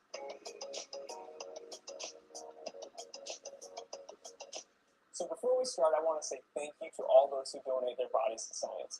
We could not educate students in the same way without these amazing anatomical gifts. And sometimes they give us more than we bargained for by showing us some cool anatomical abnormalities. And let's start with our first one, well, counting backwards at number 5, with the abnormal lung. So take a look at this lung here. This is a right lung. This is the back side of the lung, the lateral aspect or the side of the lung, and here's the anterior aspect of the lung. So if I held it up to me, it would essentially sit like so with the back side and the front here. Now, it's not abnormal. Twitter now. Flashlight. It's abnormal for another reason. Now, this fissure here, or this crack, including on USD, fair tax. Here. And for those of you St. Charles who have taken an anatomy class, you've already figured out what's abnormal about this right lung. But if you haven't, let's jump over to the other body to show you a normal right lung. So here's our thoracic cavity, or our chest cavity dissection here. You can see the heart and its pericardial sac in all of its glory here. Well, let's take a look at the lungs here. Everybody always loves poking the lungs because they're nice and bushy and elastic and filled with air. Obviously, they're deflated. But this right lung, you can see, again, those divisions or these fissures or cracks here. Here's one lobe, a second lobe, and if I remove these out of the way, you can see a third lobe down where my pointer finger is wiggling at. Over here on the left side, you've got a left lung with one lobe here. If I remove that, down in there, you can see the second lobe. So hopefully seeing the normal right lung, that gave you a hint as to what's different about this one. This right lung is missing a lobe. It only has one in 2 lobes. Normally, right lungs have 3 lobes and left lungs have 2 lobes, but this one was an anatomical variant. Now, this person didn't have a lobectomy. We didn't see any surgical incisions when we did the exploring, and these lungs filled the entirety of the right side of the thoracic cavity. It's pretty crazy to think about that sometimes you can get a variation in lobe numbers from person to person. Now, what some of you may be wondering is, if it's missing a lobe, would that affect lung capacity? And again, if this is how the person came and the lobe wasn't removed surgically, the answer is not so much. The important part is the tubing inside. So again, if we take a look at this abnormal lung here, you can see some of this tubing that I've exposed by removing some of the lung tissue from this lobe here. But that tubing that's going down and branching into the lung tissue, these start as bronchopulmonary buds, or little tiny buds of tubes, while you're developing inside lung. And those tubes continue to grow and develop, and as they're growing and developing, the lung tissue starts to wrap around these tubes, and certain fusions take place between the lung tissue and the various tubes, which start dividing the lung into different lobes. Now, as long as the person has all the bronchopulmonary segments, or this tubing, going within the lobes that they have, they're going to have lung capacity that is sufficient. And they found variation in different cadaver lives. They've seen right lungs with 2 lobes and even 4 lobes in some cases. They found left lungs with even 3 lobes. And so those variations, again, as long as they have the proper bronchopulmonary segments or the proper tubing going into the variations in the lobe that they have, they should be okay. But again, most of us come with 3 on the right and 2 on the left. Number 4, the structure that we started to refer to as the stuck Achilles. For this one, let's look at a normal Achilles first, and then we'll go to the abnormal one. So as you can see, we're looking at the posterior aspect of the lower leg, or the back of the lower calf here, and we often refer to this as the calf muscle, but it's technically called the gastrocnemius muscle. And then you can see this amazing tendon called the Achilles tendon, technically the calcaneal tendon, but this is the largest and strongest tendon in the human body. And if we get close, you might be able to see a fiber orientation of these collagen fibers going in all the same direction, because this tendon is made of a dense, regular connective tissue, which is really important to help it be strong in this one direction. Again, regular because the collagen fibers are aligned in these rows here. And when this muscle contracts, the tendon therefore pulls the heel upward. Now, look at how glossy this tendon is up at the musculotendinous junction here. You're not going to see that on the abnormal Achilles that we're going to show you. We're going to look up here and see a major difference on the abnormal one in just a second. So the abnormal Achilles is from the same body, just a different leg. And you can see it looks relatively normal from here to here. Even when we get up to that musculotendinous junction, you can see that nice distinction between the tendon and the muscle belly here. But if I rotate it towards you a little bit, if you look closely, you're nice and glossy, and it starts to change a little bit. And the tissue looks a little bit more frayed, and I always say loopy to people. And the muscle belly of the medial aspect of that calf muscle is scrunched upward more so than it normally would be. This is all scar tissue from a partially ruptured Achilles tendon. Now, one of the things that was also interesting about this is when I was dissecting this tissue, I have to reference this tissue here, this white tissue called fascia. Now, keep in mind this fascia would continue down like a sleeve over the muscle and the tendons here. And usually fascia, I can slide up underneath it relatively easily and gently peel it away from the muscle or the tendon. But in the case of right here, where the Achilles tendon was ruptured, it was totally fused with that scar tissue. So I want you to think about that. Fascia surrounds muscles, but the muscles still need to slide and glide underneath the fascia. In the case where this guy was ruptured here, the fascia and the tendon, or the scar tissue from that partial rupture, was fused together. Now think about what would happen every time the guy got up on his tippy toes. He would try to slide and glide and be stuck to the fascia, so he would yank on it. So likely this person when they were living had some tension and tightness going on there, and even probably some limited range of motion. Now most people, when they rupture their Achilles, they tend to do it lower down, which tends to be a little bit less of a complicated surgical procedure because you can stitch tendon and tendon together. When you rupture close to the musculotendinous junction, that can be a little bit more of a complex surgical procedure. But in the case of this particular person, likely didn't have surgery because, again, a partial rupture, but it healed with all that excessive scar tissue. And number 3, the mutant ovary. Now, in order to see this abnormal ovary, ovary, we've cut a body in the sagittal plane, or in other words, divided it into right and left sides. One side's going to have the normal ovary, the other's going to have the abnormal. Let's take a look at the normal ovary first here. Again, you can see that sagittal cut. Here's a frame of reference for the spine, or the lower part of the spine. Here's the pubic bone, and we're looking inside the pelvic cavity here. Here's the uterus, and close by we can see the structure that we call the ovary. And I'll set it down so you can see its relationship and its size here. About the size of an almond.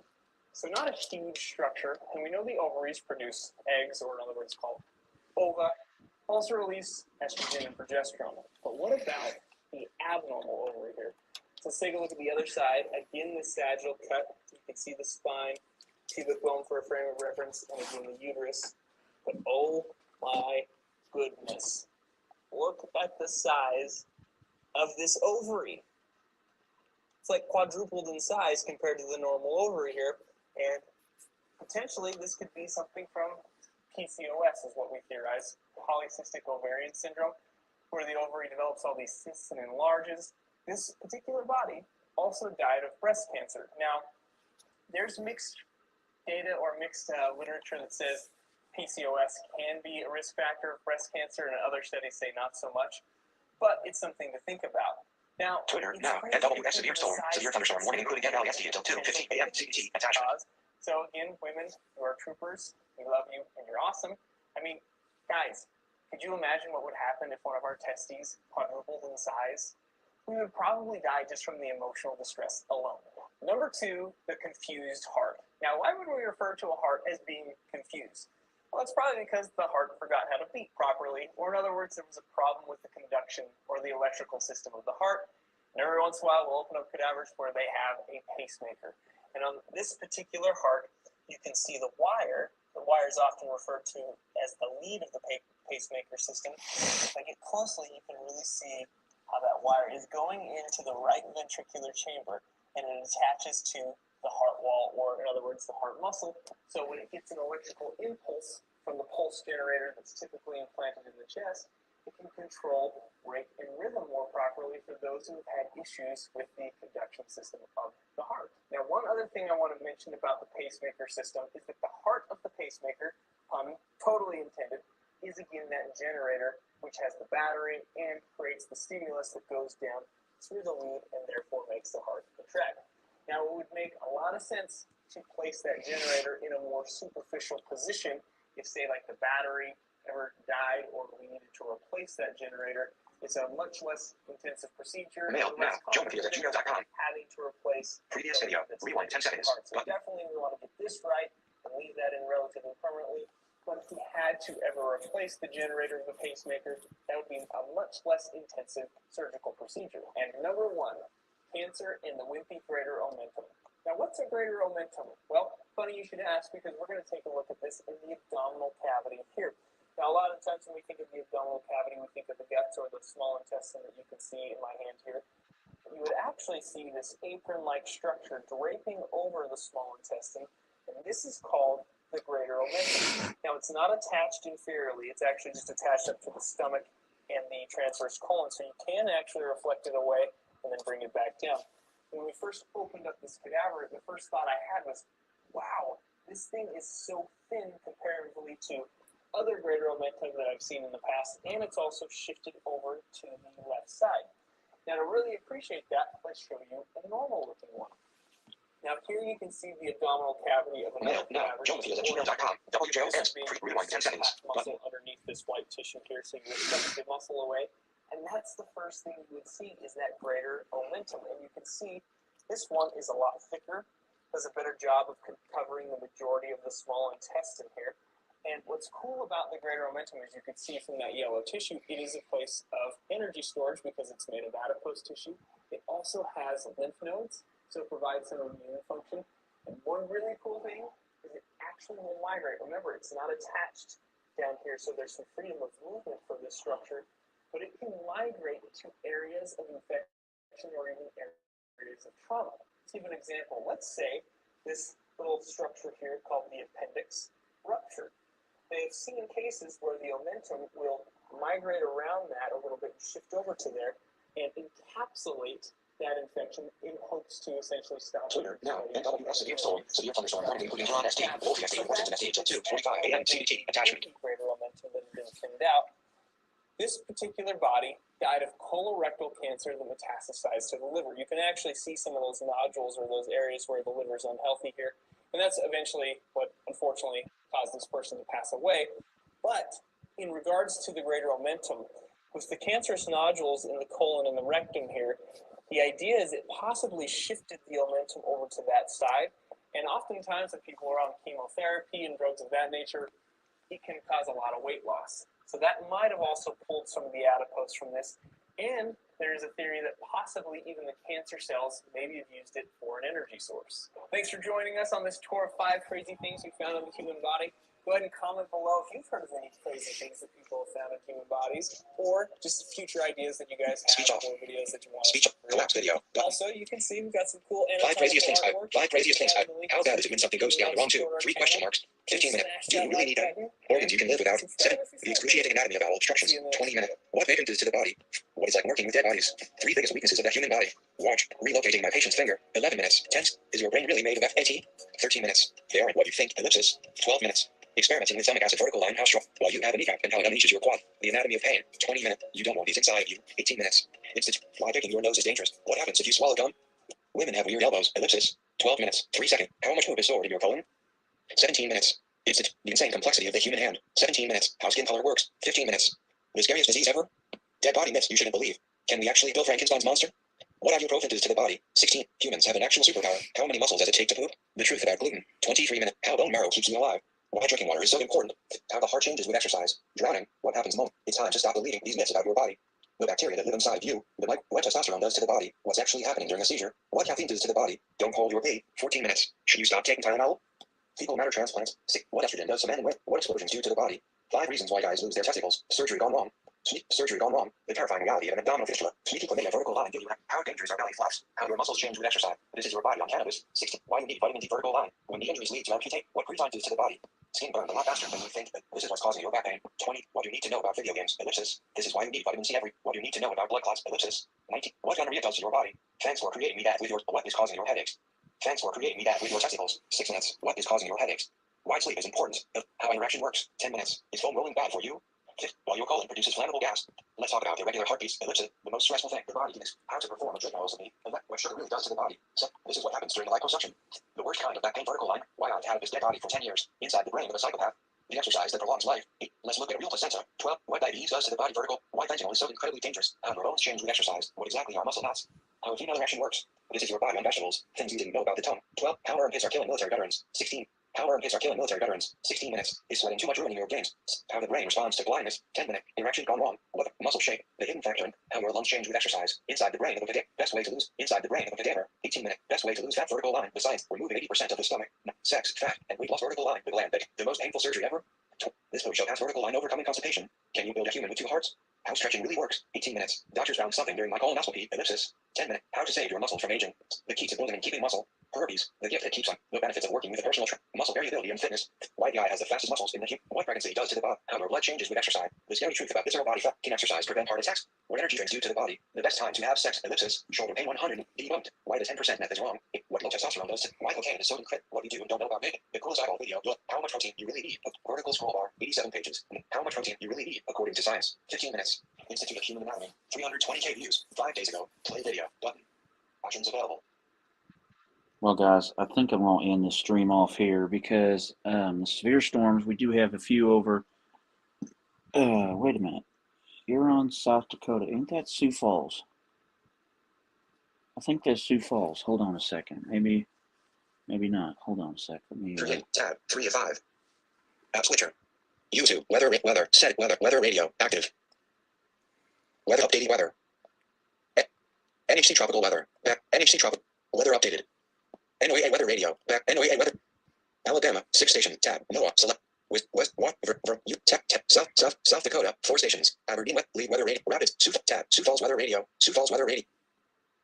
Connecting. Area. Your National Weather Service forecast for Sioux Falls and the surrounding tri-state area. Rest of tonight, mostly cloudy. A slight chance of showers and thunderstorms late this evening. then showers and thunderstorms likely. Locally heavy rainfall possible. Lows in the mid-60s. Southeast winds 5 to 10 miles an hour. Chance of rain 70%. Saturday, mostly cloudy with a chance of showers and thunderstorms. Highs around 80. South winds 10 to 15 miles an hour, becoming southwest in the afternoon. Chance of rain 50%. Saturday night, mostly cloudy. Showers and thunderstorms likely, mainly in the evening. Lows in the upper 50s. West winds 15 to 20 miles an hour. Gusts up to 35 miles an hour after midnight.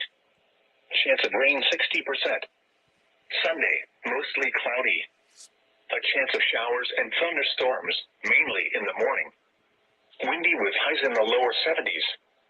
Northwest winds 20 to 30 miles an hour with gusts up to 45 miles an hour. Chance of rain 40%. Sunday night, partly cloudy in the evening, then clearing. Breezy with lows in the upper 50s. Northwest winds 15 to 25 miles an hour. Gusts up to 45 miles an hour in the evening. Monday, sunny. Highs in the lower 80s. Monday night, mostly clear. Lows in the upper 50s. Tuesday, mostly sunny. Highs in the lower 80s.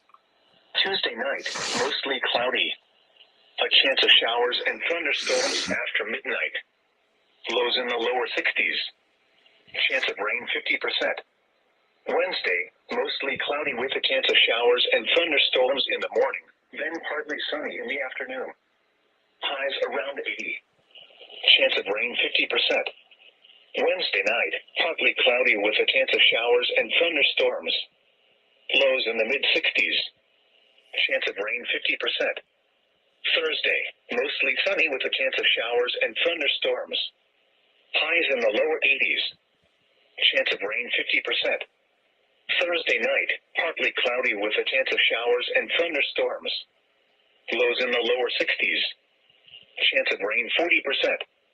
Friday, partly sunny with a chance of showers and thunderstorms. Highs in the upper 70s. Chance of rain 40%. At 2 a.m., the sky was cloudy in Sioux Falls. The temperature was 78 and the dew point 60. The relative humidity was 53%. Wind was southeast at 14 miles an hour, gusting to 22. Pressure was 29.78 inches and falling. Elsewhere around the tri-state area, Mitchell was cloudy and to 74. Yankton was cloudy and to 74. Brookings was cloudy and to 71. Luverne had a temperature of 70. Worthington was cloudy and to 74. Other conditions across the northern plains. Around South Dakota, at Huron, a thunderstorm was reported with a temperature of 69. At Pierre, rain was falling with a temperature of 59. It was cloudy with a temperature of 67 at Watertown, 67 at Aberdeen, and 55 at Rapid City. In southern Minnesota, temperatures were around 70 degrees. It was partly cloudy at Mankato, Minneapolis, and Rochester. At Redwood Falls, it was mostly cloudy. At Marshall, it was cloudy. Across Iowa, the temperatures were in the mid-70s. At Des Moines, it was partly cloudy. At Sioux City, it was mostly cloudy. At Spencer, it was cloudy. And in eastern Nebraska, temperatures were in the mid to upper 70s. At Omaha, it was partly cloudy. At Norfolk, it was cloudy. Once again, at 2 a.m. in Sioux Falls, the sky was cloudy with a temperature of 78. The National Weather Service has issued severe thunderstorm watch number 366, effective until 5 a.m. Saturday. This watch includes the following county: McCook, South Dakota. Remember, a severe thunderstorm watch means the conditions are favorable for the development of severe weather, including large hail and damaging winds in and close to the watched area. While severe weather may not be imminent, persons should remain alert for rapidly changing weather conditions and listen for later statements and possible warnings. Stay tuned to NOAA Weather Radio, commercial radio and television outlets, or internet sources for the latest severe weather information. The current time is 2:14 a.m. Central Daylight Time. Operating on a frequency of 162.40 megahertz. This is NOAA Weather Radio Station WXN28, broadcasting from a transmitter near Rowena, South Dakota. Our program originates from the National Weather Service in Sioux Falls and serves the surrounding tri-state area. Your National Weather Service forecast for Sioux Falls and the surrounding tri-state area. Speech off. Sioux Falls, South Dakota. Map, South Dakota. Sioux Falls, rapidly, Aberdeen Weather Radio, Aberdeen Weather. Connecting. Aberdeen Weather Radio, rewind, button. Severe thunderstorms were located along a line extending from 7 miles north of Heimer to near Dan Valley, moving north at 35 miles per hour. Hazard, 60 miles per hour wind gusts. Source, radar indicated. Impact, expect damage to roofs, siding, and trees. Severe thunderstorms will be near Pleasant Valley Country Church around 2:10 a.m. Central Daylight Time. Other locations in the path of these severe thunderstorms include Sunshine Bible Academy, Rose Hill Dam, and Vayland. For your protection, move to an interior room on the lowest floor of a building. Repeating, a severe thunderstorm warning has been issued until 2:30 a.m. Central Daylight Time for the following county and South Dakota. The National Weather Service has issued severe thunderstorm watch number 366, effective until 5 a.m. Central Daylight Time Saturday. This watch includes the following counties in South Dakota: Clark, Falk, Hand, and Spink. Remember, a severe thunderstorm watch means the conditions are favorable for the development of severe weather, including large hail and damaging winds in and close to the watch area. While severe weather may not be imminent, persons should remain alert for rapidly changing weather conditions and listen for later statements and possible warnings. Stay tuned to NOAA Weather Radio, commercial radio and television outlets, or internet sources for the latest severe weather information. Repeating, severe thunderstorm watch number 366 has been issued until 5 a.m. Central Daylight Time Saturday for the following counties in South Dakota: Clark, Falk, Hand, and Spink. You are listening to NOAA Weather Radio WXN25, the voice of NOAA's National Weather Service for Aberdeen and surrounding communities. WXN25 broadcasts from Bath, South Dakota. The current time is 2:17 a.m. Central Daylight Time. The National Weather Service at Aberdeen has issued a severe thunderstorm warning for Hand County in central South Dakota, Eastern Hyde County in central South Dakota, until 2:30 a.m. Central Daylight Time. At 1:58, severe thunderstorm watch number 366 remains in effect until 5 a.m. Central Daylight Time for the following counties in South Dakota: Clark, Falk, Hand, and Spink. Remember, a severe thunderstorm watch means the conditions are favorable for the development of severe weather, including large hail and damaging winds in and close to the watch area. While severe weather may not be imminent, persons should remain alert for rapidly changing weather conditions and listen for later statements and possible warnings. Stay tuned to NOAA Weather Radio, commercial radio and television outlets, or internet sources for the latest severe weather information. Repeating, severe thunderstorm watch number 366 remains in effect until 5 a.m. Central Daylight Time for the following counties in South Dakota: Clark, Falk, Hand, and Spink. The National Weather Service in Aberdeen has issued a severe thunderstorm warning for Hand County in central South Dakota, Eastern Hyde County in central South Dakota, until 2:30 a.m. Central Daylight Time. At 1:50 a.m. Central Daylight Time, severe thunderstorms were located along a line extending from 7 miles north of Heimer to near Dan Valley, moving north at 35 miles per hour. Hazard, 60 miles per hour wind gusts. Source, radar indicated. Impact, expects damage to roofs, siding, and trees.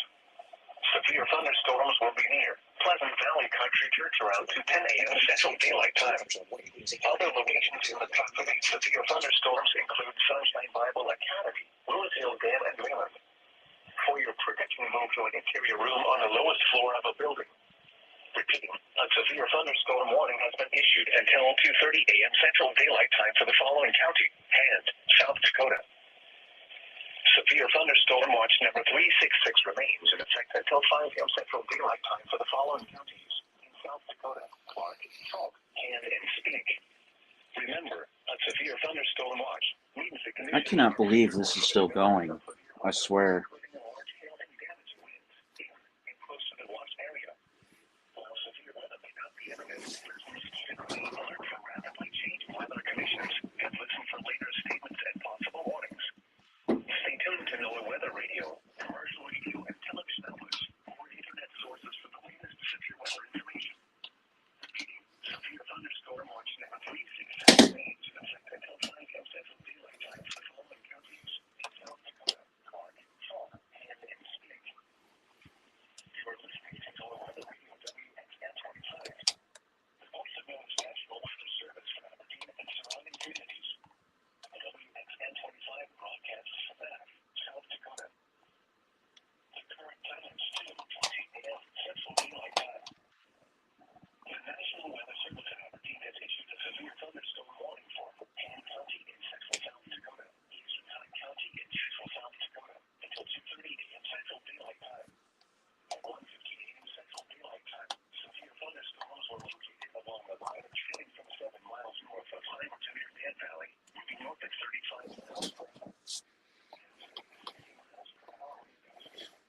Source, radar indicated. Expect damage to roofs, siding, and trees. Severe thunderstorms will be near Putnam County country for around 2:10 a.m. Central Daylight Time. Other locations in the path of these severe thunderstorms include Sunshine Bible Academy, Hillsdale Band, and York. For your positioning, you can look on the north side of the building. Repeat, a severe thunderstorm warning has been issued until 2:30 a.m. Central Daylight Time for the following counties and South Dakota. Severe thunderstorm watch number 366 remains in effect until 5 a.m. Central Daylight Time for the following counties in South Dakota, Clark, Salt, Hand, and Speak. Remember, Alrighty, so what I'm going to go do, guys, is grab some batteries for both my 120s, one of which the faceplate has come off of.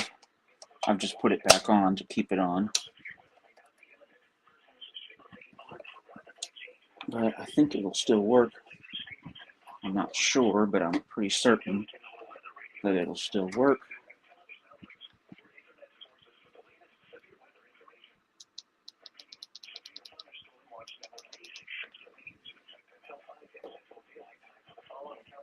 I'm also going to go plug in my 310.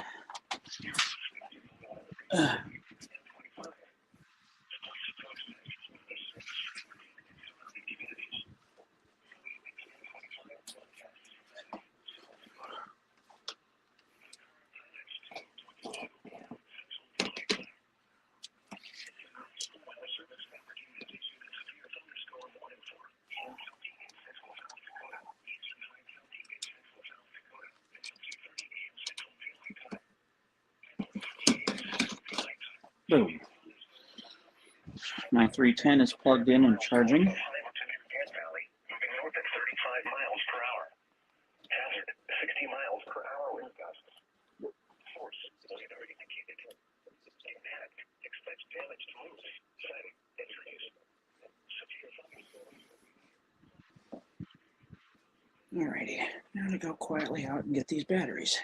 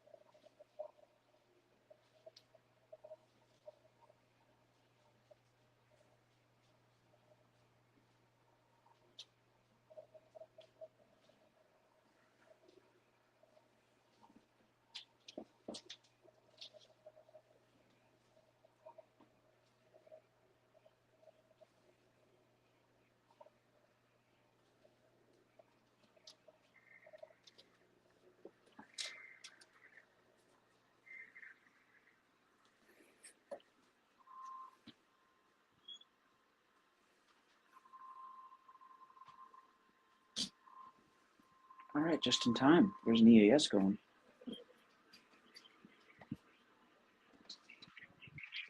Hand, Hyde,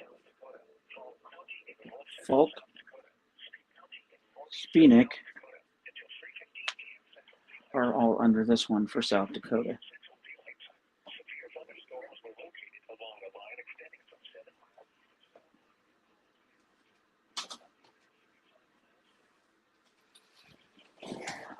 Back with all the batteries I need for these radios. But first I'm going to rewind this.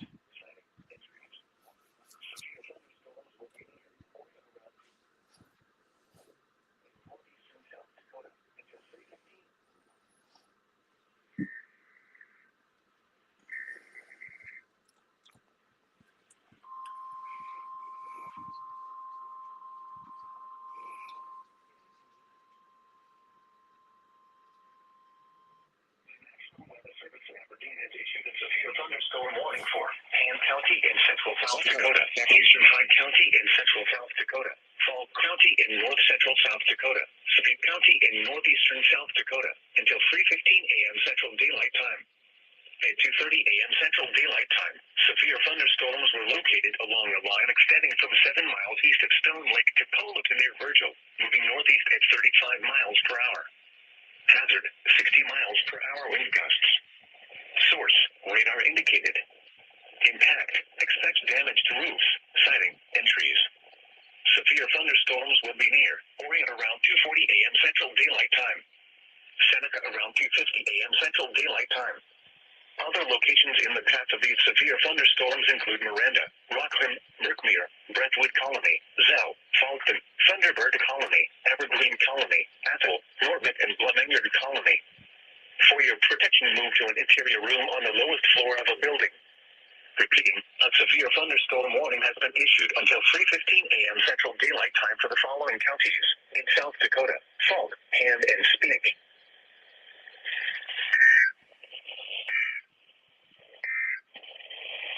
Severe thunderstorm watch number 366 remains in effect until 5 a.m. Central Daylight Time for the following. Fast forward. Central Daylight Time for the fall. Fast forward. Is expected to fall to 15.1 feet Thursday morning. Flood stage is 13.0 feet.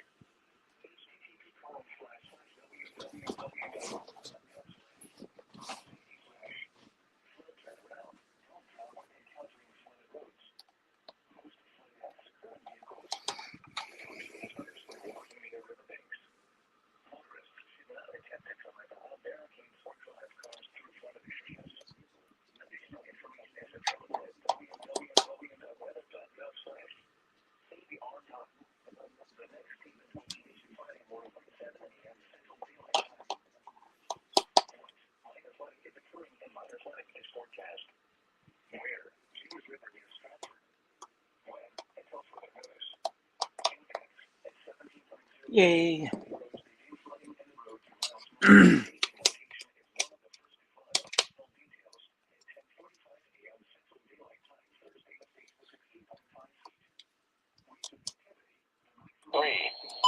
In Quincy, it was clear and 71 degrees.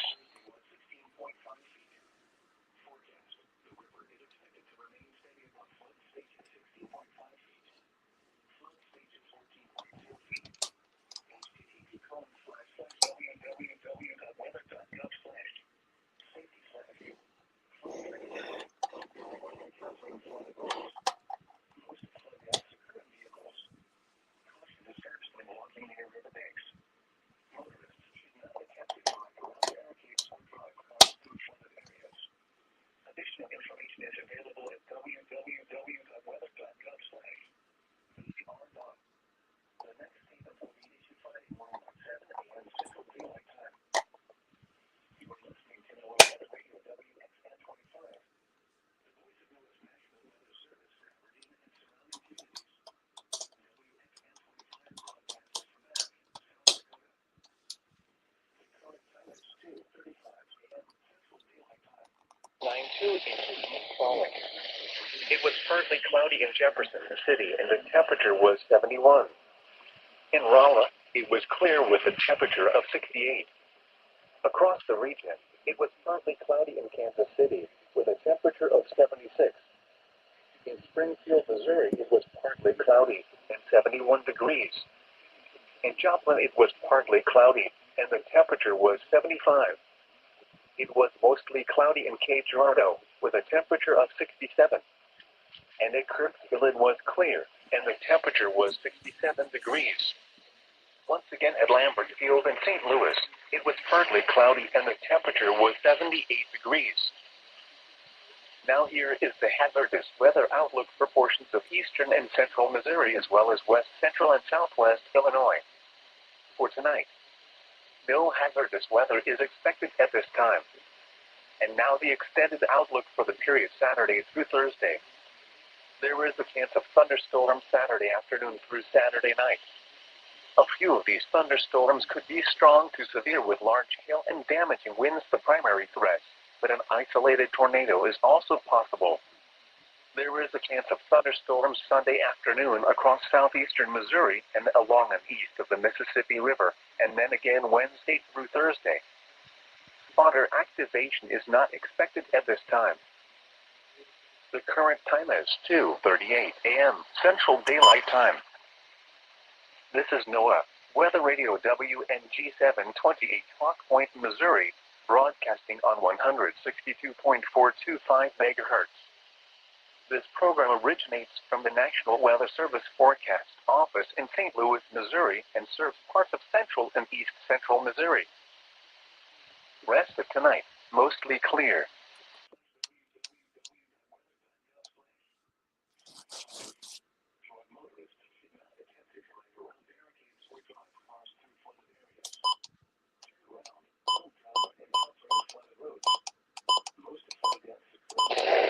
Lows in the 60s. It was mostly eastern and southeast Illinois Sunday afternoon.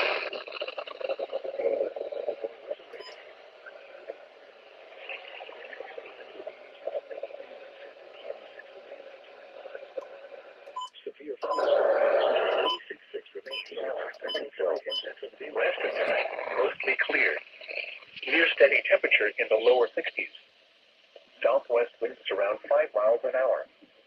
Saturday, sunny. Highs in the lower 90s. Southwest wind 5 to 10 miles an hour. Saturday night, partly cloudy until midnight, then becoming mostly cloudy. A chance of thunderstorms. A chance of showers until midnight, then showers likely after midnight. Lows around 70. South winds 10 to 15 miles an hour with gusts up to 25 miles an hour. Chance of rain 70%, noon across southeastern sunny. A chance of showers and thunderstorms in the afternoon. Highs around 90. Southwest winds 10 to 15 miles an hour, becoming west around 20 miles an hour in the afternoon. Gusts up to 35 miles an hour. Chance of rain 40%. Sunday night, mostly clear until midnight, then becoming partly cloudy. Lows in the mid-60s. West winds 15 to 20 miles an hour with gusts up to 30 miles an hour. Monday, partly sunny. A chance of showers in the afternoon. Cooler with highs in the upper 70s. Chance of rain 40%. Monday night, partly cloudy. Lows in the lower 60s. Tuesday and Tuesday night, mostly clear. Highs in the lower 80s. Lows in the upper 50s. Wednesday, mostly sunny. Highs in the mid-80s. Wednesday night, partly cloudy. A chance of showers after midnight. Lows in the mid-60s. Chance of rain 30%. Thursday, mostly sunny. Highs in the upper 80s. Thursday night, partly cloudy. A chance of showers after midnight. Lows in the upper 60s. Chance of rain 30%. Friday, mostly sunny with a chance of showers. A chance of thunderstorms in the afternoon. Highs in the lower 90s. Chance of rain 40%. Again, the forecast for Shelbyville, Effingham, and surrounding areas of central Illinois for the rest of tonight, mostly clear. Near steady temperature in the lower 60s. Southwest winds around 5 miles an hour. At 2 a.m. in Decatur, skies were clear. The temperature was 69 degrees The dew point was 59, and the relative humidity was 70%. The wind was southwest at 3 miles an hour. The pressure was 29.93 inches and steady. Elsewhere around central Illinois, it was clear. It was 64 at Champaign, 63 at Springfield, 66 at Peoria, and 70 at Mattoon. Taylorville reported 61, Litchfield reported 62, and Effingham reported 64. And once again at 2 a.m. in Decatur, under clear skies, the temperature was 69 degrees. Looking elsewhere around the Midwest at 2 a.m., Chicago was clear and 69. Indianapolis was partly cloudy and 66. St. Louis was partly cloudy and 78. Kansas City was partly cloudy and 76. Des Moines was partly cloudy and 75. Milwaukee was clear and 65.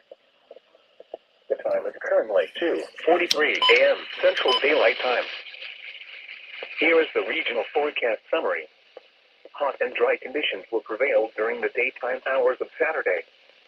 Shower and storm chances increase Saturday night into Sunday as the weather system pushes a cold front through the area. A few strong to severe storms will be possible at times over west central Illinois late Saturday night and over eastern and southeast Illinois Sunday afternoon. You're listening to NOAA Weather Radio All Hazards, station KXI 46 in Shelbyville.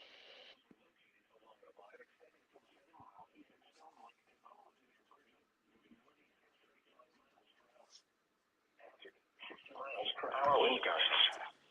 Source radar. Okay, so we had earlier an SVR issued for, I believe, Hancock, South Dakota. I'm not sure what the county would be. I'm gonna use my phone, or not my iPad to look that up. So hold on a second. Or Hitchcock, sorry. It's for Hitchcock. Hitchcock. Alrighty. What county is Hitchcock, South Dakota in? Damn it. South Dakota. Back button. What county is Hitchcock, South Dakota in? Hitchcock is in Beadle County, South Dakota. Beetle. Okay. I don't think we can get that. South Dakota. Back button. Unfortunately. So that'll just have to wait.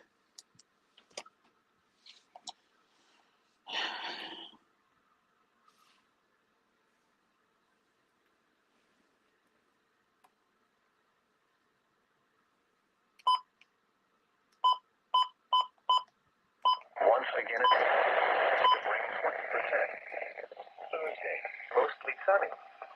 A slight chance of showers with a temperature of rain 50%. Lows in the mid-60s. Storms could be severe, with large hail and damaging winds being made with. Heat index values of 100 to 105 degrees are forecast Sunday. Those planning to be outdoors should follow safety precautions. Spotter information statement. Spotter activation may be needed Sunday afternoon into Sunday evening. The current time is 2:46 a.m. Twitter now. NWS severe storm. Severe The thunderstorm. 29.93 inches falling. This storm represents winds to 70 miles per hour. Columbia Regional Airport, it was clear with a temperature of 73 degrees. The dew point was 62, giving us a relative humidity of 68%. The wind was southeast at 7 miles an hour. Missouri, 28.92, falling. It was partly cloudy and the temperature was 71. In Raleigh, it was clear with a temperature of 68. Across the region, it was partly cloudy in Kansas City with a temperature of 76. In Springfield, Missouri, it was 1 degree. In Joplin, it was partly cloudy, and the temperature was 75. It was mostly cloudy in Cape Girardeau, with a temperature of 67. And at Kirksville, it was clear, and the temperature was 67 degrees. Once again, at Field in St. Louis, it was partly cloudy and the temperature was 78 degrees.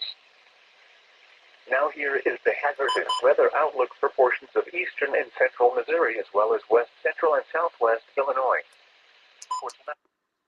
That's both my 120s receiving Bellflower right there. Nice. Nice.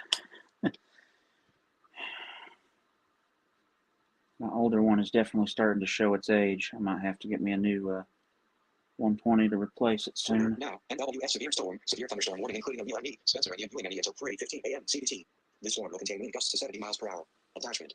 Okay. I'm going to go to KSTK.com and Plainfields. and menus. Direct page 8 of 9. Oh, wait a minute. I'll just say this. Open Broadcastify.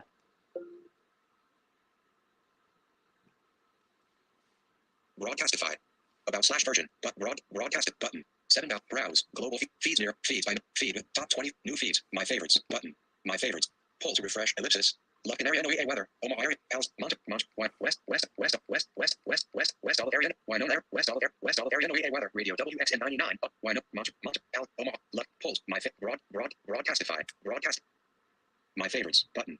Configure my new top feeds. Globe. Browse. Set it. Poll to button. 7 out. Poll to refresh. Button. Search.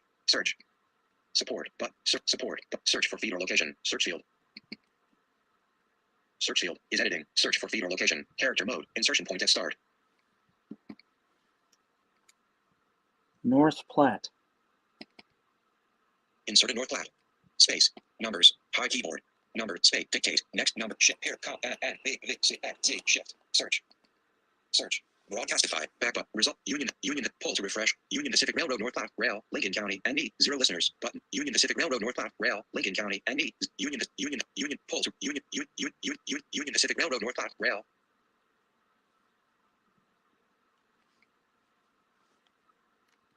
Home. KSTK.co. Doc. Suggestion. Doc. Music. Message page. Direct TV. Recently up. Weather radio. Broadcast. YouTube. Broadcastify. YouTube. Doc. Music. Message page. Menu. And live. Blind. Feedback. SPC Plainfield Studios. Listen to NWR.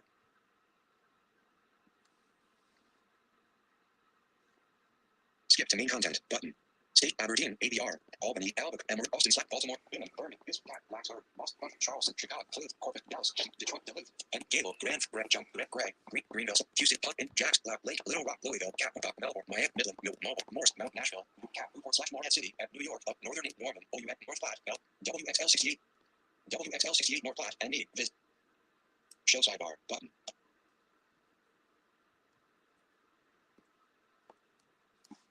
Add to my BCFY. Link. Feed. Link. Separate. 0. Volume. Button. Play. 0. 3. Listeners. Online. Feed sat. Central Nebraska area NOEA weather. Radio WXL 68. Heading level 5. Feed sat. Central Nebraska area. Feed sat. Online. Listeners. 3. 0. Play.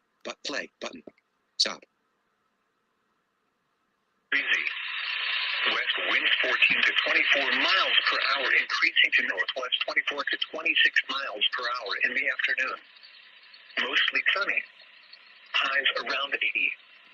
Waters rough. Saturday night, northwest winds 14 to 24 miles per hour, decreasing to 12 to 18 miles per hour after midnight. Clear. Lows around 55. Waters rough, becoming choppy after midnight. Sunday, northwest winds 10 to 16 miles per hour. Sunny.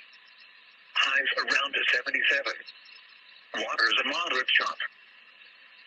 Severe thunderstorm watch number 368 remains in effect until 0600 a.m. Central Daylight Time for the following county: Frontier, Nebraska. Remember, a severe thunderstorm watch means the conditions are favorable for the development of severe weather, including large hail and damaging winds in and close to the watch area.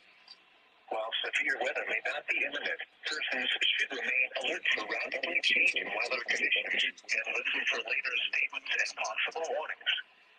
Stay tuned to NOAA Weather Radio, commercial radio and television outlets, or internet sources for the latest severe weather information. The following is a river flood warning bulletin for the following county: Keith, Nebraska. Flood warning remains in effect until further notice. What minor flooding is forecast? Where? South Platte River near Roscoe. When? Until further notice. Impacts at 10.0 feet. Water reaches the gauge house floor. Additional details at 8:30 p.m. Mountain Daylight Time Friday. The stage was 9.0 feet. Forecast. The river is expected to rise above flood stage just after midnight tonight and continue rising to a crest of 9.1 feet tomorrow morning. It will then rise to 10.0 feet Wednesday evening. Additional rises are possible thereafter. Flood stage is 9.0 feet. Flood history. With previous crest of 10.2 feet on June 23rd, 2010. www.weather.gov/safety/flood. The current time is 2:51 a.m. Central Daylight Time.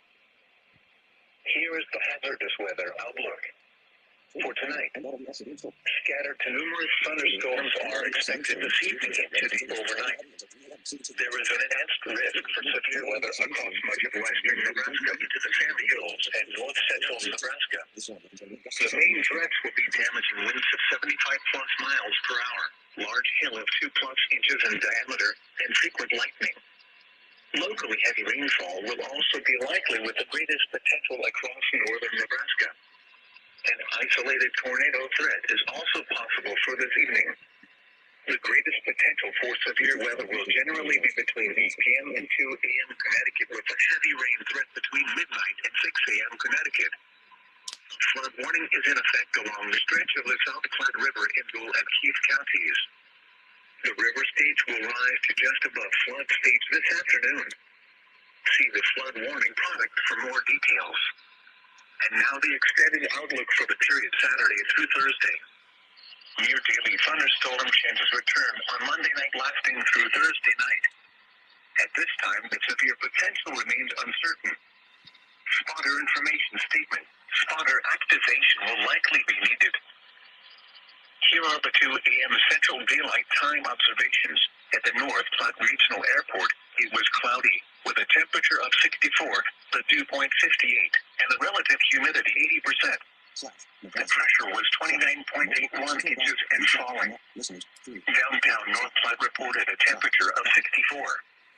At Ogallala, thunder was reported with a temperature of 67, the dew point 55, and the relative humidity 66%. Winds were from the north at 25 miles an hour, gusting to 31. The pressure was 29.85 inches and rising. In Grant, it was mostly cloudy, with a temperature of 64.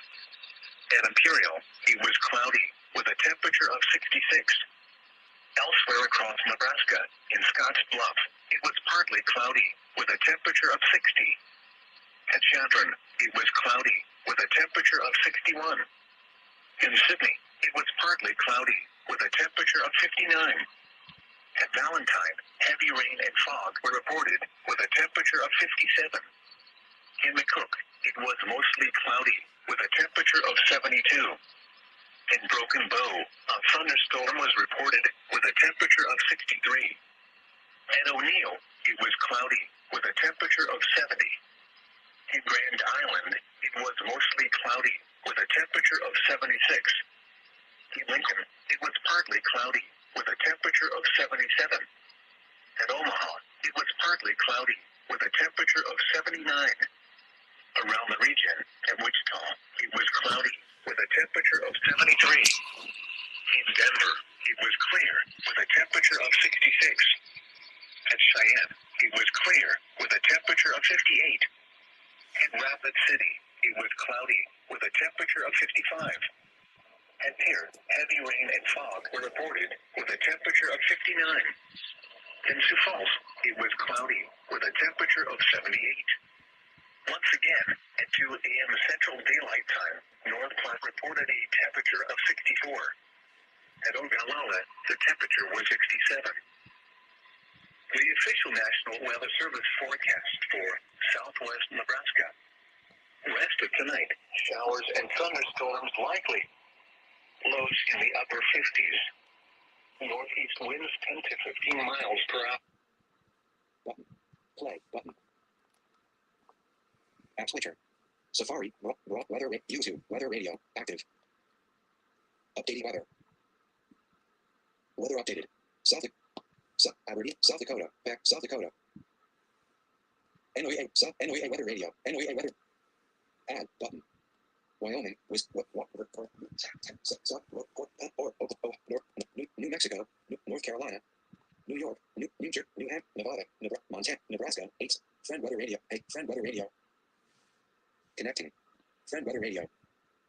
Partly cloudy with a chance of showers and thunderstorms. Lows in the upper 60s. South winds 10 to 15 miles an hour. Chance of rain 30%. Saturday, mostly sunny. A chance of showers and thunderstorms in the morning. Highs in the mid-90s. South winds around 15 miles an hour, becoming gusts up to 25 miles an hour. Chance of rain 30%. Saturday night, clear. Lows in the lower 60s. West winds 15 to 20 miles an hour. Gusts up to 30 miles an hour after midnight. Sunday, breezy, sunny. Highs in the mid-80s. Northwest winds 15 to 25 miles an hour. Sunday night, clear. Lows in the upper 50s. Northwest winds 10 to 15 miles an hour. Gusts up to 25 miles an hour until midnight. Monday, sunny. Highs in the upper 80s. Monday night, mostly clear. Clear now. Lows around 60. Continues for Parks Tuesday, sunny. A slight chance of showers in the morning. Highs in the upper 80s. Chance of rain 20%. Tuesday night, partly cloudy. A chance of showers and a slight chance of thunderstorms after midnight. Lows in the mid-60s. Chance of rain 30%. Wednesday, hot, sunny. A slight chance of showers in the morning. Highs in the mid-90s. Chance of rain 20%. Wednesday night and Thursday, hot. Mostly clear. Lows in the upper 60s. Highs in the upper 90s. Thursday night, partly cloudy with a slight chance of thunderstorms. A slight chance of showers until midnight, then a chance of showers after midnight. Lows in the upper 60s. Chance of rain 30%. Friday, mostly sunny with a slight chance of showers and thunderstorms. Highs in the lower 90s. Chance of rain 20%. At 2 a.m. in Beatrice, it was clear. The temperature was 77 degrees, the dew point 68, and the relative humidity 72%. The wind was out at 7 miles an hour. The pressure was 29.83 inches and steady. Across eastern Nebraska and northern Kansas, it was clear, with a temperature of 74 at Falls City, 75 at Nebraska City, and 76 at Concordia, Kansas. It was partly cloudy, with a temperature of 77 at Lincoln, 79 at Omaha, and 78 at Manhattan, Kansas. It was mostly cloudy, with a temperature of 76 at Grand Island and 73 at York. It was cloudy, with a temperature of 76 at North Fork and 73 at Wichita, Kansas. Here are some observations from across the region. The temperature of 79 at Topeka, Kansas, and 66 at Denver. It was partly cloudy, with a temperature of 75 at Des Moines and 76 at Kansas City. It was cloudy, with a temperature of 78 at Sioux Falls and 64 at Northland. At Valentine, rain and fog were reported, with a temperature of 57. Once again, at 2 a.m. in Beatrice, it was 77 degrees under clear skies. This hazardous weather outlook is proportions of southwest Iowa, west central Iowa, east central Nebraska, northeast Nebraska, and southeast Nebraska. For tonight and Saturday, there is a risk for strong to severe thunderstorms moving east across central Nebraska and into eastern Nebraska early Saturday morning. Damaging wind will be the primary hazard with any of these storms, but locally heavy rains are also possible too. And now the extended outlook for the period Saturday night through Friday. There is a small risk of a strong thunderstorm or two Saturday afternoon and evening in northeast Nebraska and across western Iowa. Spotter information statement. Spotter activation will probably not be needed tonight, but but any reports of damaging winds and large hail are appreciated. This is NOAA All Hazards radio station KZZ69 in Beatrice, Nebraska. The current time is 3:02 a.m. Central Daylight Time. Severe thunderstorm watch number 368 remains in effect until 0600 a.m. for the following county: Fillmore, Nebraska. Remember, a severe thunderstorm watch means the conditions are favorable for the development of severe weather, including large hail and damaging winds in and close to the watched area. While severe weather may not be imminent, persons should remain alert for rapidly changing weather conditions and listen for later statements and possible warnings. Stay tuned to NOAA Weather Radio, broadcast radio and television outlets, or internet sources for the latest severe weather information. Repeating, severe thunderstorm watch number 368 remains in effect until 0600 a.m. for the following county: Fillmore, Nebraska. Now for the official National Weather Service forecast for the Beatrice area. Rest of tonight. Home, SPC Plainfield Studios. Alert, software update. Archive F16.6 Public Beta 3 is available for your iPad and is ready to install. Install later button. SPC Plainfield Studio, pass 0. Remind me later, but remind me later. Doc, mail, 1,128 on net emails. Broadcastify, Union Pacific Railroad North Platte, Rail, Lincoln County, broadcast, results for North Platte, heading, home, ksck.com, direct seat pages, doc, Safari, music, mail, 1,128 on net. Mail, WJON_ELU, 00, double, open and fill. Show sidebar, message content, is automated messages sent by Sage digitally and show side, shows, go up, show sidebar, button. Show sidebar, mail up, all inbox, edit, search, dictate, messages, unread, Jonah, dictate, messages, unread, jonathias@gmail.com, WJON/ELU has received a severe thunderstorm warning. 2. Selected, unread, period, 2, period, more actions, message content. Play, button, play. National Weather Service in Aberdeen has issued a severe thunderstorm warning for Han County in central South Dakota, Eastern Hyde County in central South Dakota, Falls County in north central South Dakota, Spring County in northeastern South Dakota, until 3:15 a.m. Central Daylight Time. At 2:30 a.m. Central Daylight Time, severe thunderstorms were located along a line extending from 7 miles east of Stone Lake Tacoma to near Virgil, moving northeast at 35 miles per hour. Hazard, 60 miles per hour wind gusts. Source, radar indicated. App switcher. Doc, suggest broad weather radio, 25. Weather radio, friend, 71 degrees, map, button, Nebraska, back, Nebraska. Valentine weather radio, Valentine, NOAA weather radio, NOAA weather. Oregon, Oklahoma, Iowa, 8 stations, but Burlington, Milk, Sioux City weather radio, Sioux City weather radio, alert, oops, looks okay, button. Sioux City weather radio, Quad Cities weather, Milford, Des Moines, Milford weather radio. Connect, Milford weather radio, Milford, IA, button. Home. DirecTV, recent page agent, DirecTV, recently updated.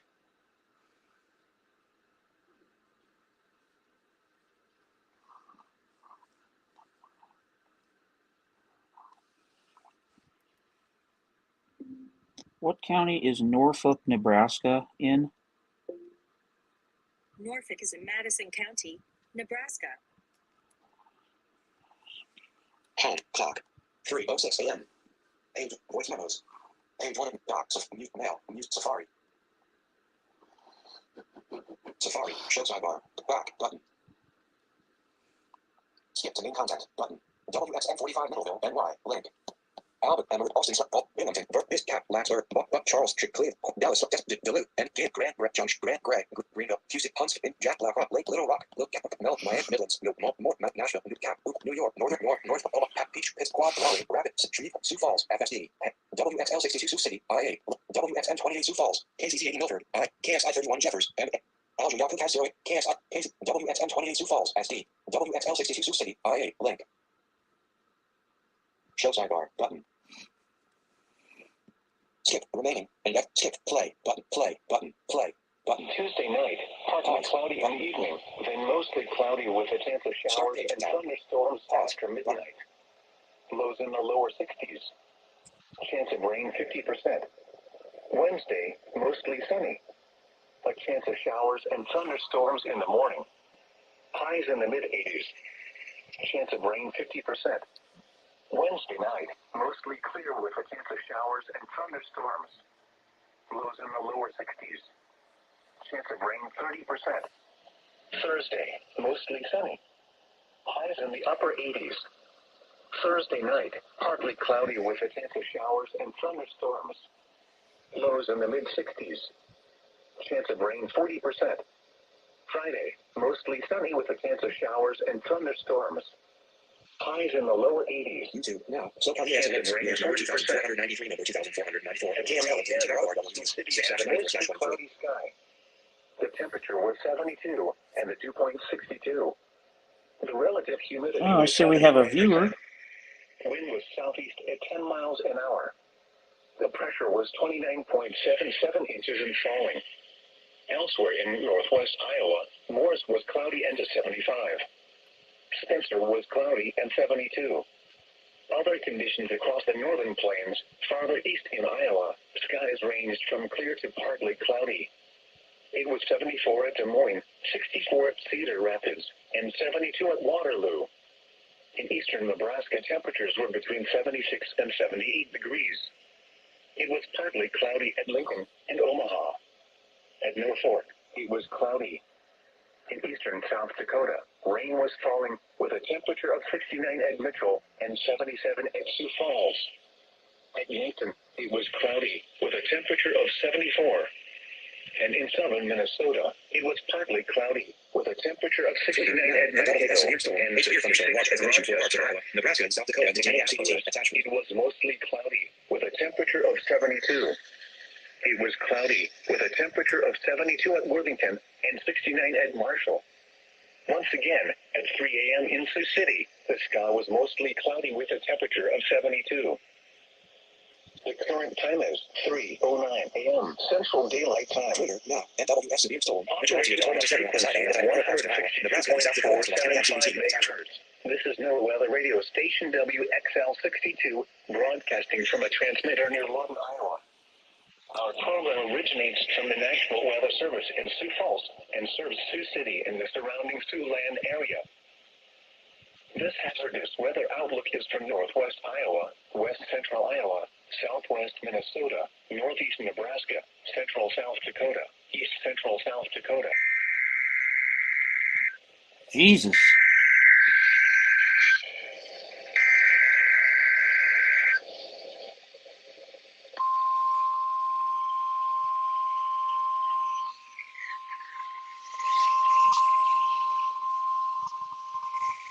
The National Weather Service has issued severe thunderstorm watch number 369, effective until 10 a.m. This watch includes the following counties in Iowa: Cherokee, Ida, Monona, Plymouth, Sioux, and Woodbury, and the following counties in Nebraska: Burke, Dakota, Dixon and Thurston, and Union, South Dakota. Remember, a severe thunderstorm watch means the conditions are favorable for the development of severe weather, including large hail and damaging winds in and close to the watched area. While severe weather may not be imminent, persons should remain alert for rapidly changing weather conditions and listen for later statements and possible warnings. Stay tuned to NOAA Weather Radio, commercial radio and television outlets, or internet sources for the latest severe weather information.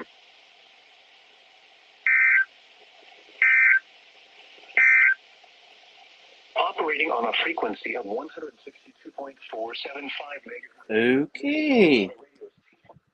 That was unexpected. Back button.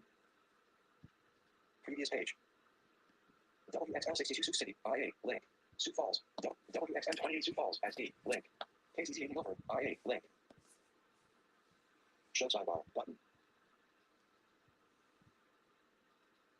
Remaining, and play, button. Remaining, and F5.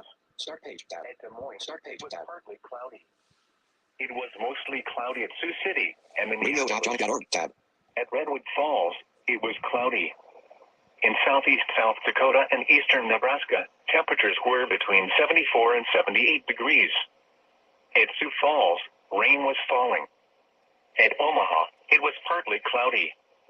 At Norfolk, it was mostly cloudy. At Yankton, it was cloudy. Once again, at 3 a.m. in Spencer, the sky was mostly cloudy with a temperature of 72. The current time is 3:12 a.m. Central Daylight Time. The current time is. This hazardous weather outlook is for northwest Iowa, west central Iowa, southwest Minnesota, northeast Nebraska, central South Dakota, east central South Dakota, south central South Dakota, and southeast South Dakota. Day 1, this afternoon and tonight. Showers and thunderstorms increase in coverage tonight. Severe weather is possible west of Interstate 29, with wind gusts to 75 miles an hour as the main threat. Hail to ping-pong ball size is the secondary threat. Storms should diminish in coverage and severity toward the Weather spring Channel, NAC, Saturday. Provincial, IL, Air Quality Alert Locator. Saturday through Thursday. Additional thunderstorms are possible Saturday. A few storms could become strong to severe east of Interstate 29 in the afternoon, with large hail and damaging winds being the main threat. Spotter activation is not expected at this time. Your National Weather Service forecast for the Iowa Great Lakes area. Today, mostly cloudy. Showers and thunderstorms, mainly this morning. Highs in the lower 80s. South winds 10 to 15 miles an hour with gusts. Trying to see if Milford is in this SVA. Mostly cloudy with a chance of thunderstorms. A chance of showers. Lows around 60. West winds 10 to 15 miles an hour. Gusts up to 30 miles an hour after midnight. Chance of rain 50%. Sunday, mostly cloudy with a chance of showers and thunderstorms. Breezy with highs in the lower 70s. Northwest winds 15 to 25 miles an hour with gusts up to 35 miles an hour. Chance of rain 50%. Sunday night, mostly cloudy in the evening, then becoming partly cloudy. A slight chance of showers and thunderstorms. Breezy with lows in the upper 50s. Northwest winds 20 to 25 miles an hour with gusts up to 35 miles an hour. Chance of rain 20%. Monday, sunny. Highs around 80. North winds around 20 miles an hour with gusts up to 30 miles an hour. Monday night, mostly clear. Lows in the mid-50s. Tuesday, sunny. Highs in the lower 80s. Wednesday, clear in the evening, and mostly cloudy with a chance of showers and thunderstorms after midnight. Lows in the lower 60s. Chance of rain 40%. Wednesday, partly sunny. A chance of showers and thunderstorms in the morning. Highs in the lower 80s. Chance of rain 50%. Wednesday night, partly cloudy with a chance of showers and thunderstorms. Lows in the lower 60s.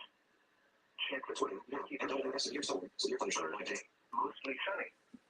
A chance of showers and thunderstorms in the afternoon. Highs in the mid-80s. Chance of rain 40%.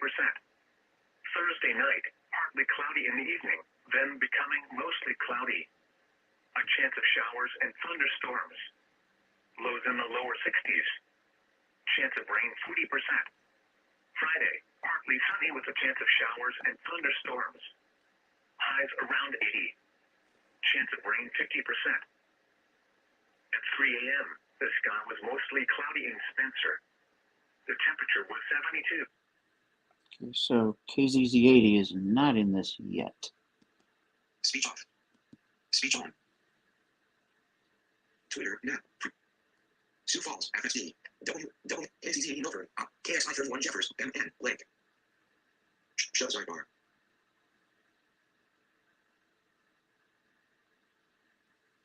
Button. Play. Button. 0. Listeners, online. Feed status. Cottonwood County area NOAA weather. Radio KXI 31. Head. Feed online. List 0. Play. Button. Stop. Up to 25 miles an hour. Chance of rain 90%. Tonight, mostly cloudy with a chance of showers. Thunderstorms likely, mainly in the evening. Lows around 60. West winds 10 to 15 miles an hour. Chance of rain 60%. Sunday, showers and thunderstorms likely. Breezy with highs around 70. Northwest winds 15 to 25 miles an hour with gusts up to 35 miles an hour. Chance of rain 70%. Sunday night, mostly cloudy. A chance of showers and thunderstorms, mainly in the evening. Lows in the upper 50s. Northwest winds 15 to 20 miles an hour with gusts up to 35 miles an hour. Chance of rain 50%. Monday, sunny with a slight chance of showers and thunderstorms. Highs in the upper 70s. North winds 15 to 20 miles an hour. Severe storm. Chance of rain 20%. Monday night, mostly clear. Lows in the mid-50s. Tuesday, sunny. Highs in the upper 70s. Tuesday night, partly cloudy. A chance of showers and thunderstorms after midnight. Lows around 60. Chance of rain 40%. Wednesday, partly sunny with a chance of showers and thunderstorms.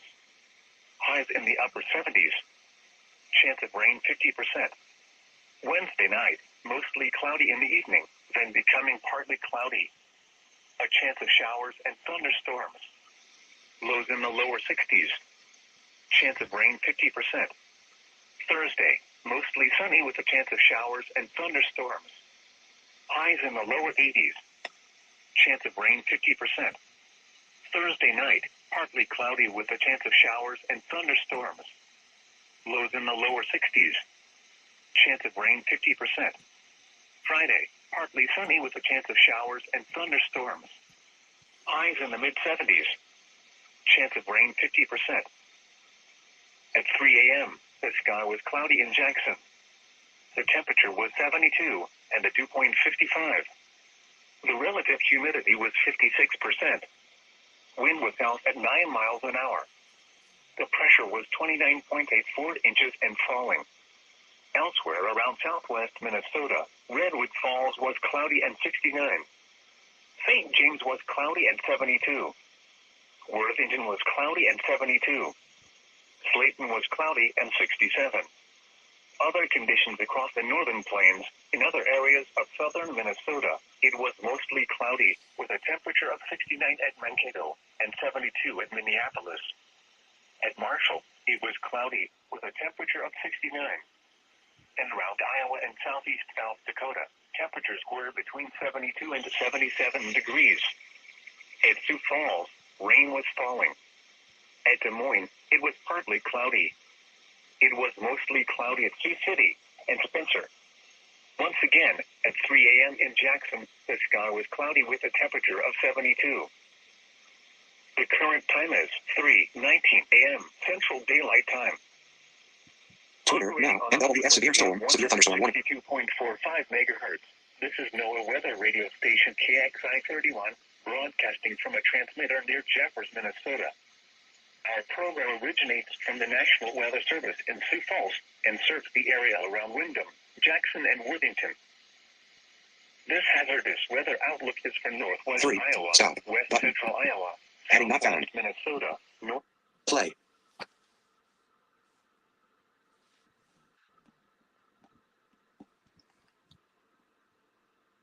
Previous page. Albany, ALY, heading level 1. Home, doc. Broadcastify, YouTube, doc. Weather radio. Weather radio. NOAA weather radio. Back button. NOAA weather. Add button. New York. Rhode Island. South Dakota. 4 stations. Aberdeen weather radio. Aberdeen. SD. Rep. Sioux Falls tab. Sioux Falls weather radio. Sioux Falls weather radio. Sioux Falls connecting. Sioux weather radio. A chance of showers and thunderstorms. Back button. Highs around 80. South winds 10 to 15 miles an hour, becoming west this afternoon. Chance of rain 50%. Tonight, mostly cloudy. Showers and thunderstorms likely, mainly in the evening. Lows around 60. West winds 15 to 20 miles an hour. Gusts up to 35 miles an hour after midnight. Chance of rain 60%. Sunday, mostly cloudy. severe storm. A chance of showers and thunderstorms, mainly in the morning. Breezy with highs in the lower 70s. Northwest winds 20 to 25 miles an hour with gusts up to 40 miles an hour. Chance of rain 40%. Sunday night, mostly cloudy in the evening, then clearing. Breezy with lows in the upper 50s. Northwest winds 15 to 25 miles an hour. Gusts up to 40 miles an hour in the evening. Monday, sunny. Highs in the lower 80s. North winds 10 to 15 miles an hour with gusts up to 25 miles an hour. Monday night, mostly clear. Lows in the upper 50s. Tuesday, mostly cloudy. Highs in the lower 80s. Tuesday night, partly cloudy in the evening, then mostly cloudy with a chance of showers and thunderstorms after midnight. Lows in the lower 60s. Chance of rain 50%. Wednesday, partly sunny with a chance of showers and thunderstorms. Highs in the lower 80s. Chance of rain 50%. Wednesday night, partly cloudy with a chance of showers and thunderstorms. Lows in the lower 60s. Chance of rain 50%. Thursday, mostly sunny. A chance of showers and thunderstorms in the afternoon. Highs in the mid-80s. Chance of rain in the lower 60s. Thursday night, rain 20%. Wednesday and Wednesday night, partly cloudy. A slight chance of showers and thunderstorms. Highs around 90 with a chance of showers. Lows in the upper 60s. Chance of rain 20%. Thursday night, partly cloudy. A slight chance of showers and thunderstorms. Highs in the upper 90s.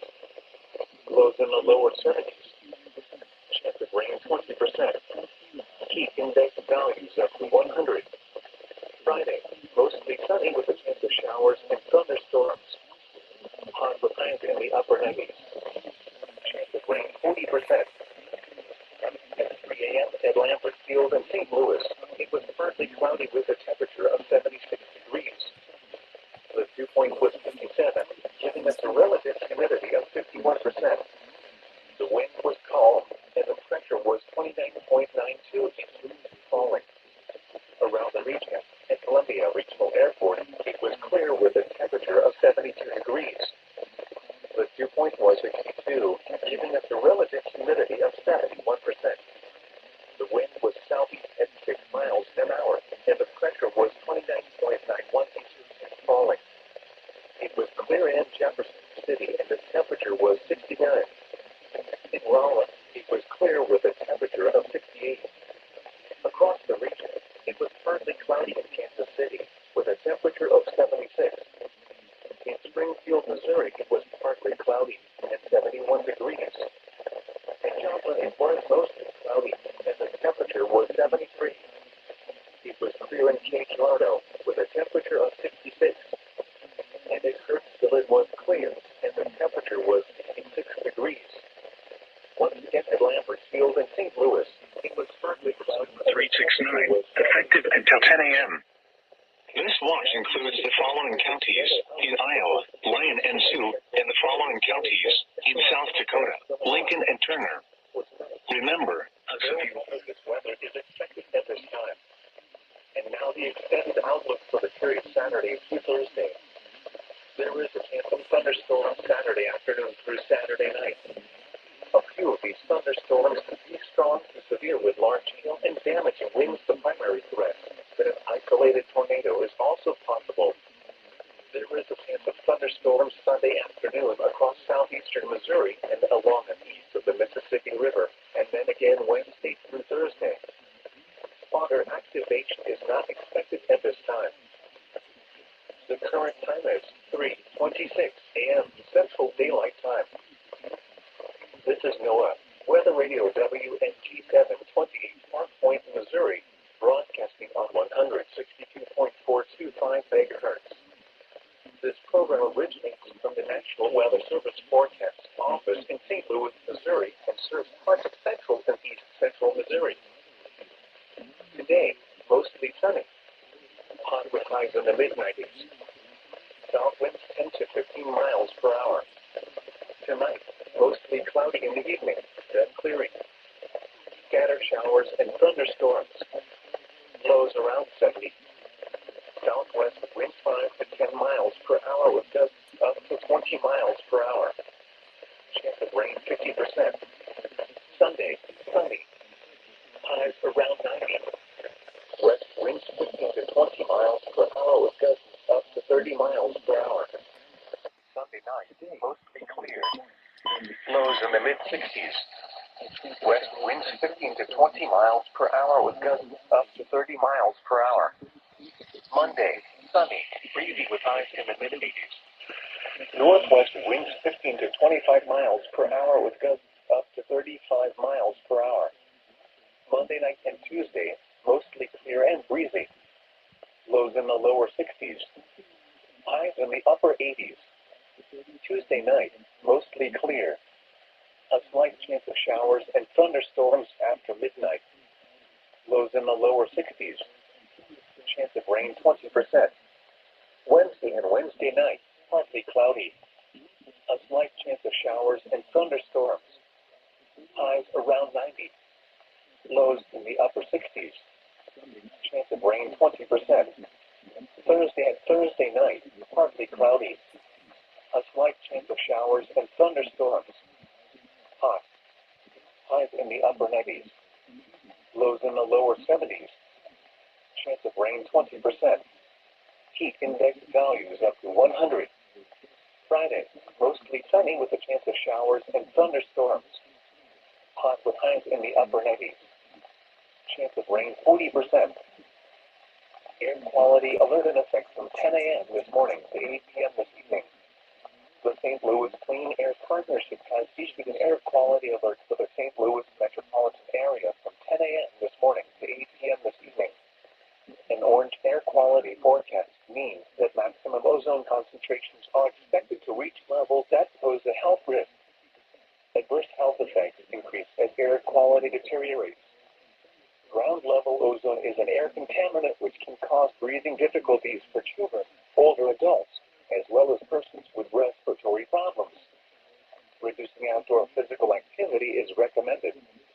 If it is a regularly scheduled workday, you are urged to consider telecommuting, carpooling, or utilizing public transit. Avoid excessive idling and do not top off when refueling motor vehicles. The use of gasoline-powered lawn equipment should be reduced or postponed until late in the day. For more information, visit the St. Louis Clean Air Partnership at cleanair-stlouis.com. For current air quality index values, visit airnow.gov. At 3 a.m. at Lambert Field in St. Louis, it was partly cloudy with a temperature of 76 degrees. 29.74 inches and falling. Elsewhere around the tri-state area, Mitchell had a thunderstorm and 68. Yankton was cloudy and a 74. Brookings was cloudy and a 71. Luverne had a temperature of 70. Worthington was cloudy at 72. Other conditions across the northern plains. Around South Dakota and Huron, a thunderstorm was reported with a temperature of 65. At Pierre, rain was falling with a temperature of 59. It was cloudy with a temperature of 67 at Watertown, 66 at Aberdeen, and 55 at Rapid City. In southern Minnesota, at Rochester, it was clear with a temperature of 66. It was mostly cloudy with a temperature of 69 at Mankato and 72 at Minneapolis. It was cloudy with a temperature of 69 at Marshall and 69 at Redwood Falls. Across Iowa, skies ranged from partly cloudy to mostly cloudy, and temperatures were in the lower to mid-70s. Yankton, South Dakota. SVR. And temperatures were in the mid to upper 70s. Once again, at 3 a.m. in Sioux Falls, light rain was falling with a temperature So of Sioux 77. Falls just issued a considerable. The National Weather Service has issued severe thunderstorm watch number 369, effective until 10 a.m. This watch includes the following counties in Iowa, Lyon and Sioux, and the following counties in South Dakota, Lincoln and Turner.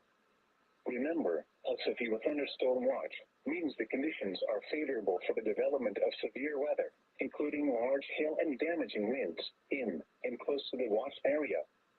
While severe weather may not be imminent, persons should remain alert for rapidly changing weather conditions and listen for later statements and possible warnings. Stay tuned to more weather radio, commercial radio, and television outlets or internet sources for the latest severe weather information. Severe thunderstorm watch number 366 remains in effect until 5 a.m. for the following county: McCook, South Dakota. Remember, a severe thunderstorm watch means the conditions are favorable for the development of severe weather. Here it goes.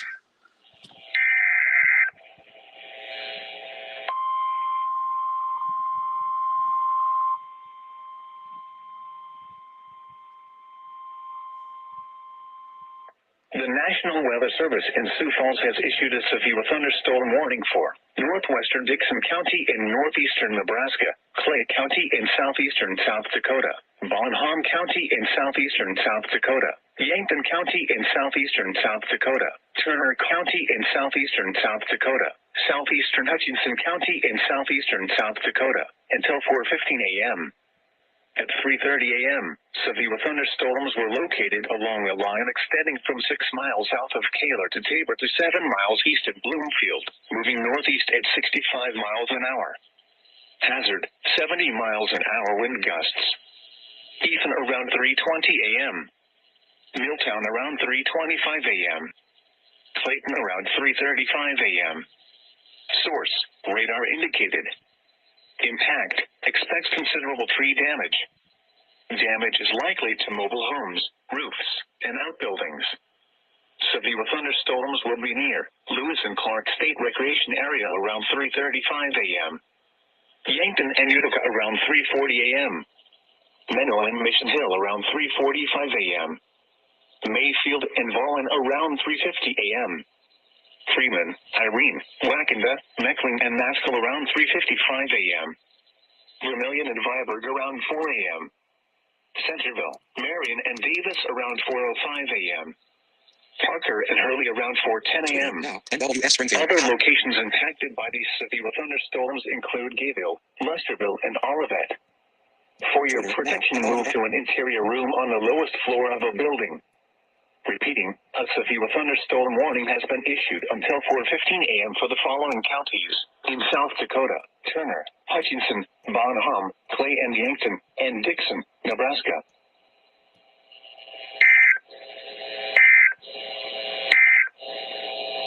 Operating on a frequency of 162.40 megahertz. This is NORWeather radio station WXN28, broadcasting from a transmitter near Rowena, South Dakota.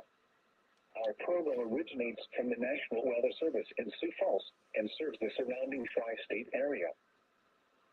The National Weather Service in Sioux Falls has issued a severe thunderstorm warning for northwestern Dixon County in northeastern Nebraska, Clay County in southeastern South Dakota, Bonham County in southeastern South Dakota, Yankton County in southeastern South Dakota, Turner County in southeastern South Dakota, southeastern Hutchinson County in southeastern South Dakota, until 4:15 a.m. At 3:30 a.m., severe thunderstorms were located along a line extending from 6 miles south of Kaler to Tabor to 7 miles east of Bloomfield, moving northeast at 65 miles an hour. Hazard, 70 miles an hour wind gusts. Ethan around 3:20 a.m. Milltown around 3:25 a.m. Clayton around 3:35 a.m. Source, radar indicated. Impact, expects considerable tree damage. Damage is likely to mobile homes, roofs, and outbuildings. Severe thunderstorms will be near Lewis and Clark State Recreation Area around 3:35 a.m. Yankton and Utica around 3:40 a.m. Menno and Mission Hill around 3:45 a.m. Mayfield and Vollen around 3:50 a.m. I just realized the National Weather Service in Sioux Falls used the old warning that had been issued for areas west of this one for the template for this one. It's just that they forgot to take out those locations that they mentioned at 3:20 and 3:25 and 3:30 and 3:35. because thunderstorm warning has been issued until 4:15 look at a.m. that. for the following Lo and counties behold. in South Dakota: Turner, Hutchinson, Bonham, Clay and Yankton, and Dixon, Nebraska.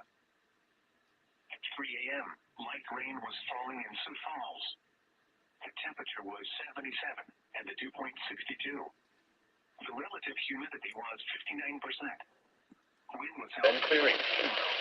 Scattered showers and thunderstorms. Lows around 70.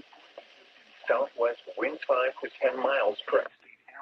Madison had mixed precipitation at 72. What? Brookings was cloudy at 71. Laverne was cloudy at 70. Worthington was cloudy at 72. Once again, at 3 a.m. in Sioux Falls, light rain was falling with a temperature of 77. The current time is 3:36 a.m. Central Daylight Time. Operating on a frequency of 162.40 megahertz, this is NOAA Weather Radio Station WXN28, broadcasting from a transmitter near Rowena, South Dakota.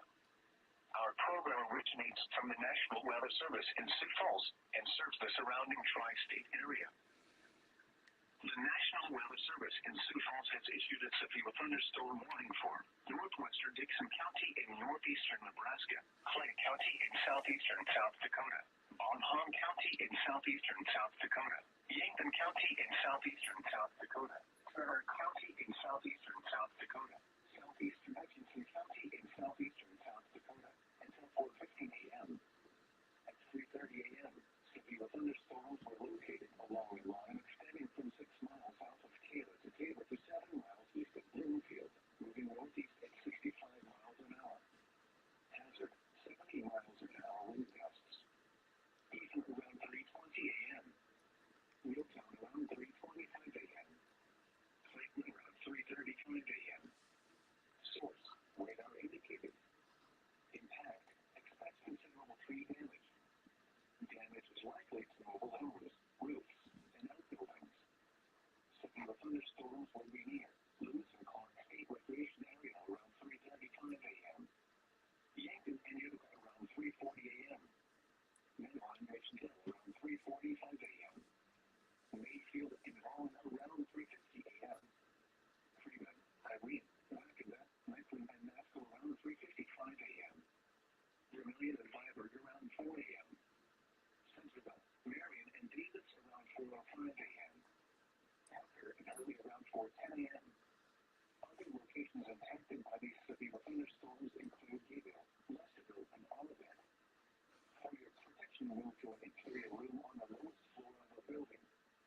Repeating, a severe thunderstorm warning has been issued until 4:15 a.m. for the following counties in South Dakota: Turner, Hutchinson, Bonham, Clay and Yankton, and Dixon, Nebraska. At 3 a.m., light rain was falling in Sioux Falls. The temperature was 77 and the dew point 62. The relative humidity was 59%. Wind was out at 14 miles an hour, gusting to 22. Pressure was 29.74 inches and falling. Elsewhere around the tri-state area, Madison had mixed precipitation at 72. Brookings was cloudy at 71. Laverne was cloudy at 70. Worthington was cloudy at 72. Once again, at 3 a.m. in Sioux Falls, light rain was falling with a temperature of 77. The current time is 3:39 a.m. Central Daylight Time. Operating on a frequency of 162.40 megahertz, this is NOAA Weather Radio Station WXN28, broadcasting from a transmitter near Rowena, South Dakota. Our program originates from the National Weather Service in Sioux Falls and serves the surrounding tri-state area. The National Weather Service in Sioux Falls has issued a severe thunderstorm warning for northwestern Dixon County in northeastern Nebraska, Clay County in southeastern South Dakota, Bonham County in southeastern South Dakota, Yankton County in southeastern South Dakota, Turner County in southeastern South Dakota, southeastern Hutchinson County in southeastern South Dakota, until 4:15 a.m. At 3:30 a.m., severe thunderstorms were located along a line extending from 6 miles south of Taylor to Tabor to 7 miles east of Bloomfield, moving northeast at 65 miles an hour. Hazard, 70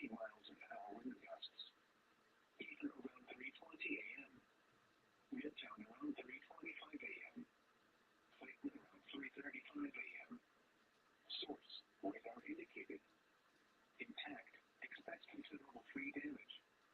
Damage is likely to mobile homes, roofs, and outbuildings. Severe thunderstorms will be near Lewis and Clark State Recreation Area around 3:35 a.m.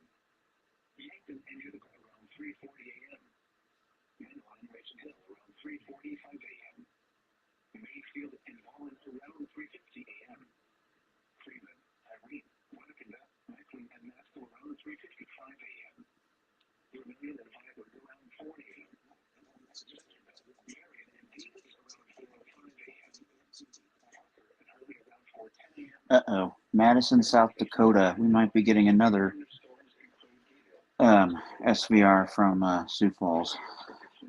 Interior room on the lowest floor of the building. Repeating, a severe thunderstorm warning has been issued until 4:15 a.m. for the following counties in South Dakota: Turner, Hutchinson, Bon Homme, Clay and Yankton, and DXing, Nebraska. At 3 a.m., light rain was falling in Sioux Falls. The temperature was 77 and the dew point 62. The relative humidity was 59%. Wind was out at 14 miles an hour, gusting to 22. Pressure was 29.74 inches and falling. Elsewhere around the tri-state area, Madison had mixed precipitation at 72. Brookings was cloudy at 71. Lilburn was cloudy at 70. Worthington was cloudy at 72. Once again, at 3 a.m. in Sioux Falls, light rain was falling with a temperature of 77. The current time is 3:42 a.m. Well, Columbus, Nebraska, just got put under an SVR. This is Northwest Radio Station WXN 28, broadcasting from a transmitter near Marina, South Dakota.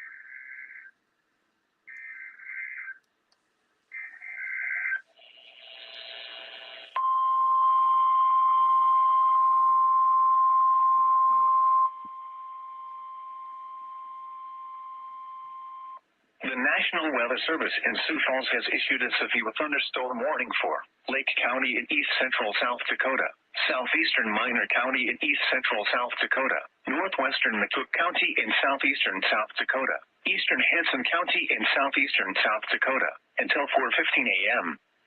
At 3:42 a.m., severe thunderstorms were located along the line extending from 7 miles north of Farmington near Spencer in McCook County to Emery, moving northeast at 55 miles an hour.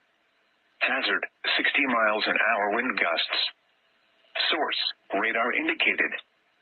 Impact, expects damage to roofs, siding, and trees. Severe thunderstorms will be near Carnova around 3:50 a.m. Salem around 3:55 a.m. Winford around 4 a.m. Madison and Orland around 4:10 a.m. Lake Herman State Park and Ramona around 4:15 a.m. For your protection, move to an interior room on the lowest floor of a building. Repeating, a severe thunderstorm warning has been issued until 4:15 a.m. for the following counties in South Dakota: Lake, McCook, Hanson, and Minor.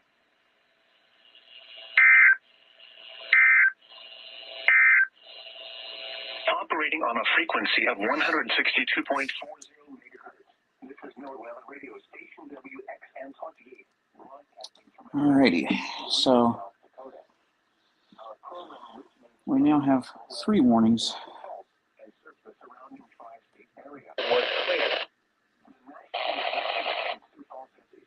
Once again at Lambert Field in St. Louis, it was partly cloudy and the temperature was 76 degrees.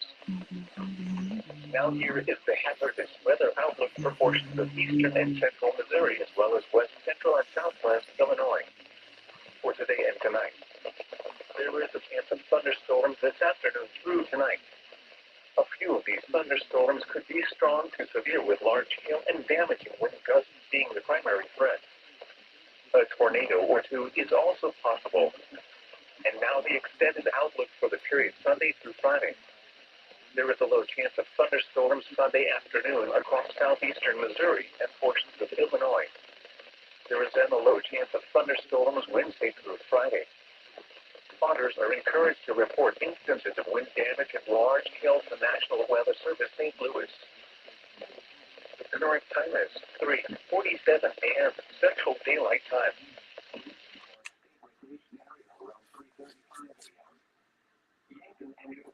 Alrighty. Mainline Mission Hill around 3:45 a.m. Mayfield and Fallen around 3:50 a.m.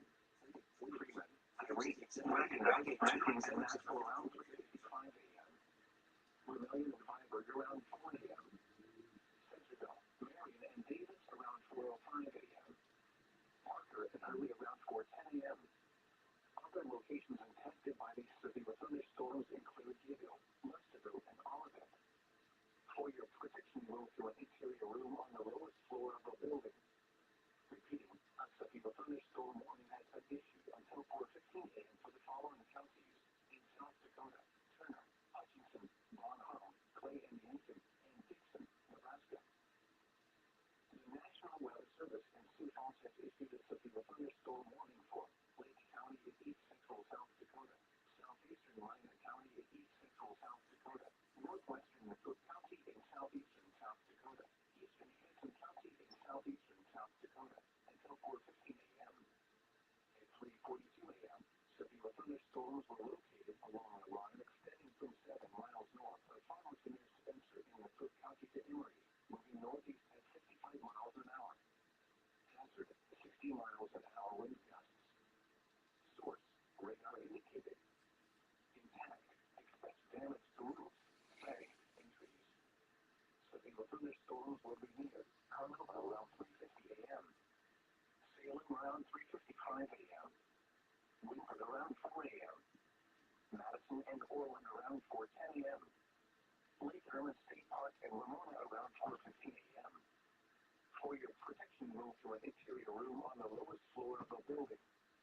Repeating, a severe thunderstorm warning has been issued until 4:15 a.m. for the following counties in South Dakota: Lake, McCook, Hanson, and Minor. At 3 a.m., light rain was falling in Sioux Falls. The temperature was 77 and the dew point 62. The relative humidity was 59%. Wind was out at 14 miles an hour, gusting to 22. The pressure was 29.74 inches and falling. Elsewhere around the Tri-State area, Madison had mixed precipitation in 72. Brookings was cloudy in the 71. Levern was cloudy at 70. Worthington was cloudy at 72. Once again, at 3 a.m. in Sioux Falls, light rain was falling with a temperature of 77. The current time is 3:48 a.m. Central Daylight Time. Operating on a frequency of 162.40 megahertz, this is Northern Radio Station WXing, broadcasting from Transmitter near Marina, South Dakota.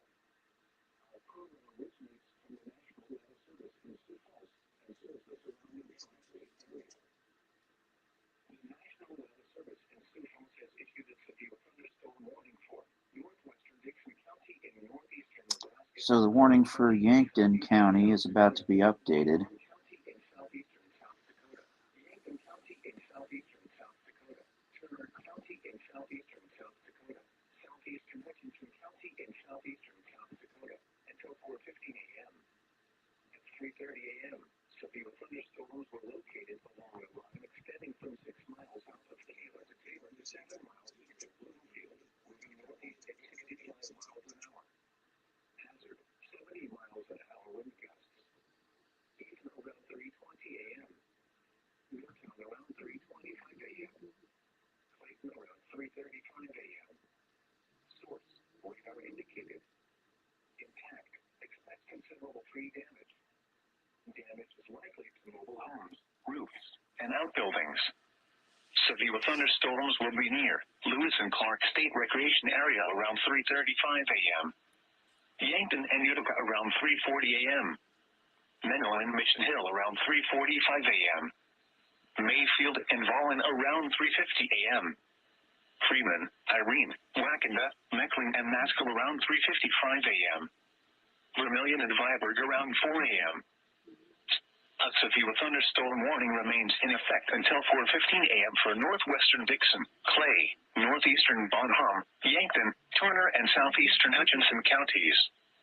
At 3:50 a.m., severe thunderstorms were located along the line extending from near Menlo to near Mayfield to near Mission Hill, moving northeast at 60 miles an hour. Hazard, 70 miles an hour wind gusts. Source, radar indicated. Impact, expect considerable tree damage. Damage is likely to mobile homes, roofs, and outbuildings.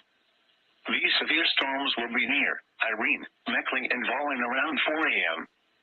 Vermilion, Marion, Viborg, and Wackenda around 4:05 a.m. Centerville, Hurley, and Davis around 4:10 a.m. Parker around 4:15 a.m. Other locations impacted by these severe thunderstorms include Gayville, Lesterville, and Olivet. For your protection, move to an interior room on the lowest floor of a building. Repeating, a severe thunderstorm warning remains in effect until 4:15 a.m. for the following counties in South Dakota: Turner, Hutchinson, Bonham, Clay and Yankton, and Dixon, Nebraska. A severe thunderstorm warning remains in effect until 4:15 a.m. for northwestern Dixon, Clay. Showers and thunderstorms after midnight. Lows in the lower 60s. 3:50 a.m. Severe thunderstorms were located along the line extending from near Mayfield to University Hill, moving northeast at 60 miles an hour. Hazard, 70 miles an hour wind gusts. Source, radar indicated. Impact, expect considerable tree damage. Damage is likely to mobile homes, roofs, and outbuildings. In the upper and central daylight time. Mostly sunny. Columbia, it was clear and the temperature was 72. It was partly cloudy in Springfield, Missouri, with a temperature of 71. In Poplar Bluff, it was mostly clear. Lows in the mid-60s. Highs in the upper 80s. Wednesday, mostly sunny.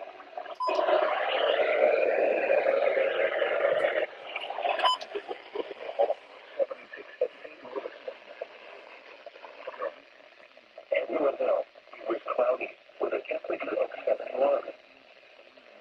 This is NOAA Weather Radio Station WXM 49 near Marion, Illinois, serving the southern Illinois area on a frequency of 162.425 megahertz. This broadcast originates at NOAA's National Weather Service forecast office in Paducah, Kentucky. The current time is 3:55 p.m. Central Daylight Time. Looking at the latest weather maps, hot conditions are likely this weekend, with humidity increasing late today through Sunday. There is potential for up to 2 rounds of showers and thunderstorms. Northwest is late this evening through the night, as expected is Sunday afternoon and evening. Some strong to severe storms are possible. Rainfall amounts will average now since forecast, but much higher amounts will be locally possible with storms. Dry weather returns to the start of the work week with a slight chance of rain midweek. Now for the at southeast Missouri.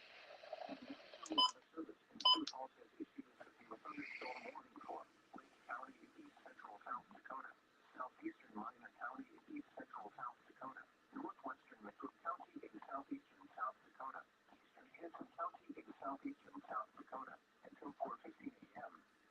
At 3:42 a.m. Severe thunderstorms were located along a line extending from 7 miles north of Farmington near Spencer and McCook County to Emory. 60 miles an hour. We're getting ready to have the news on KMOX, so I'm going to Power on, FM band, 100% battery turn level. that on for y'all. FM 107.7. Recall the preset for FM 98.7. Can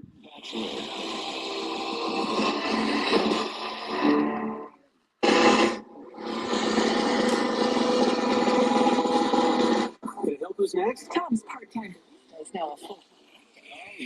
He got the part on Broadway. Yeah, great for him, bad for our finicky cold group tap. Now he needs a star understudy to fill his open role. And he made the best grande triple shot with oat milk caramel. Indeed can help him hire great people fast. I need Indeed. Indeed you do. We instantly connect you with quality candidates whose resumes on Indeed match your job description. Visit Indeed.com/credit and get $75 towards your first sponsored job. Terms and conditions apply. Here at the Almond Joy Factory, we're tropical vibes abound. We use soft, fresh tasting coconut. The crunchiest almonds and delicious chocolate candy. But do you know what our most important ingredient is? Sometimes you feel like a nut. Sometimes you don't. Almond Joy's got nuts and something even way better than that. Yes, Almond Joy is made with almonds and joy. Andrea, what are you doing up there on the Best Buy flooring sign? Scott, I'm letting contractors know that we have the best flooring. From there because they need to come in and see our huge selection of carpet, carpet tile, luxury vinyl plank, luxury vinyl tile, sheet vinyl, laminate, hardwood, and ceramic tile in person. Yes, we will not be undersold. Come see us at our two locations, 7301 North Lindbergh Boulevard in Hazelwood, Missouri, and 1851 West US Highway 50 in O'Fallon, Illinois. Open 7 days a week.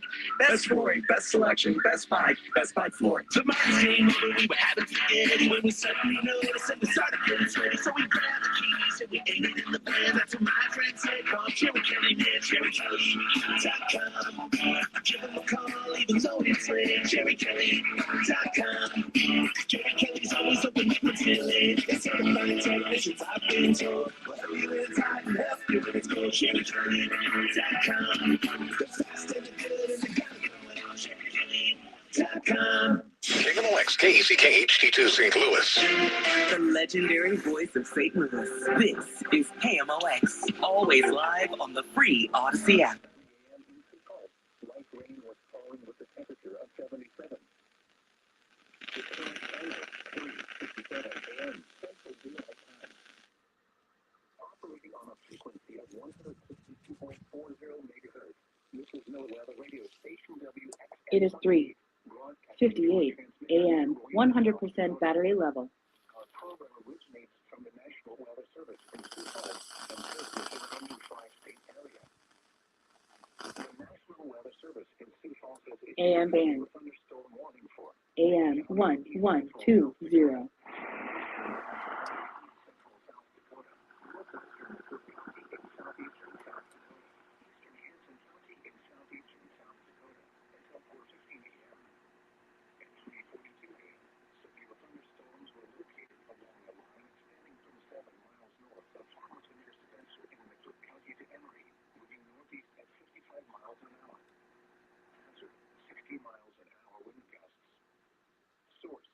KMOX just went off the air. That's not good. FM band. FM 98.7. Today marks 1 year since there the we go. Supreme Court overturned Roe v. Wade. So how have things changed since then? CBS's Mara Rubin. While abortion access has been protected in 20 states, laws have been enacted in 25 states to ban or restrict abortion acts. That affects women and providers, like Dr. Kylie Cooper in Idaho. The real risks of getting charged with a felony, the real risks of prison. So she moved to Minnesota, a state that has broad abortion rights. A Russian mercenary chief accuses the Russian defense minister of attacking his troop camps in Ukraine.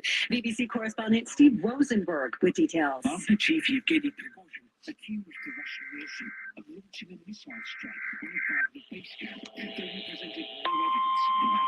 But he used the claim to declare what he called a march of justice.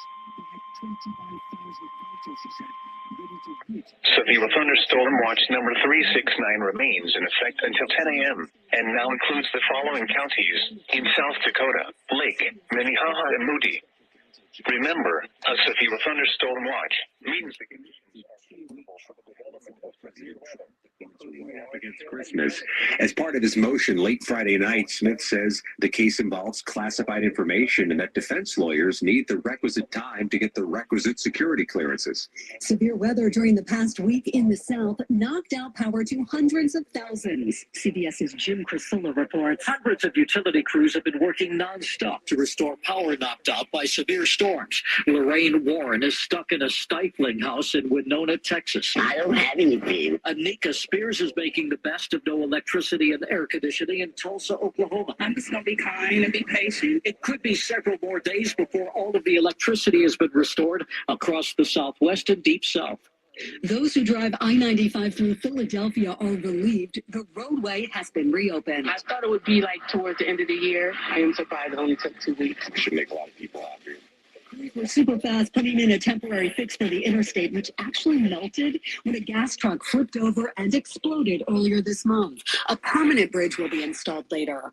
Your morning mimosa habit may be getting more expensive. Florida's warning of an orange shortage this summer. Growers blame bad weather over the last year, including Hurricane Ian in September and a nasty freeze the previous January. According to citrus growers, Florida produced 60% fewer oranges so far this year compared to 2021. This is CBS News. Hiring's a lot easier with Indeed. Their powerful platform makes it easy to attract, interview, and hire candidates all in the same place. Visit Indeed.com/credit. If you have unfiled taxes or are in debt to the IRS, this is important news. The IRS just rolled out a new program to help struggling taxpayers more easily resolve their tax problems. It's called the Taxpayer Relief Initiative, and it opens up powerful new options for people looking to get back on the right track with the IRS. And no one knows this program like the professionals at Optima Tax Relief, America's most trusted tax resolution company. They've resolved over $1 billion in tax debt for their clients and have the expertise and experience to help you. One easy call to Optima can start the process, helping to put an end to your worries of wage garnishment, asset seizure, and other aggressive IRS actions. Make today the beginning of your fresh start with the IRS. Call the experts at Optima Tax Relief now for your free confidential consultation. Call 800-783-8055. That's 800-783-8055. 800-783-8055. Optima Tax Relief. Some restrictions apply. For complete details, please visit OptimaTaxRelief.com. Mid-America's most trusted source for news. KMOX. I'm Sean Michael Lyle. Our top local story, a plan to increase the water bills for St. Louis residents by $30 per quarter was approved by the Board of Aldermen Friday. Alderwoman Ann Schweitzer summed up the reason for the increase. Making sure that the amount of revenue... We're about to have a new SVR from Sioux Falls. ...to cover the cost. The increase would go into effect July 1st, the second $15 increase coming in January. Mayor Tashara Jones says she'll sign the bill, saying the rates have not been raised in 13 years. Pay raises of at least 3.5% for all city employees in St. Louis. That's in the budget that aldermen are now putting in the final touches on. Aldermanic President Megan Green says the raises will help fill vacancies. We've struggled across the board for workers, but this budget shows that we are willing to make the investment in our employees that we need to make. Passage for the $1.3 billion budget is set for next week. An unmarked St. Louis police car was struck by gunfire Friday in the Ville neighborhood. One officer was cut with glass shards. It happened around 11:30 a.m. Friday at Aldine and Billups when plainclothes officers were following an erratic driver. There's someone in an alley opened fire on their car, striking the driver's side window twice. And the driver in Thursday's explosion of a primer truck at Olin's Winchester ammunition plant in East Alton is identified. The Madison County coroner says 60-year-old Oscar Zeke Deptford of Bunker Hill was driving a semi. The in mid-60s, mostly sunny on Saturday and big 90s for the high in South Central. The National Weather Service in Sioux Falls has issued a severe thunderstorm warning for western Lyon County in northwestern Iowa, western Sioux County in northwestern Iowa, northwestern Plymouth County in northwestern Iowa, southwestern Rock County in southwestern Minnesota, Clay County in southeastern South Dakota, Minnehaha County in southeastern South Dakota, Lincoln County in southeastern South Dakota, southeastern McCook County in southeastern South Dakota, Turner County in southeastern South Dakota, Union County in southeastern South Dakota, until 4:45 a.m.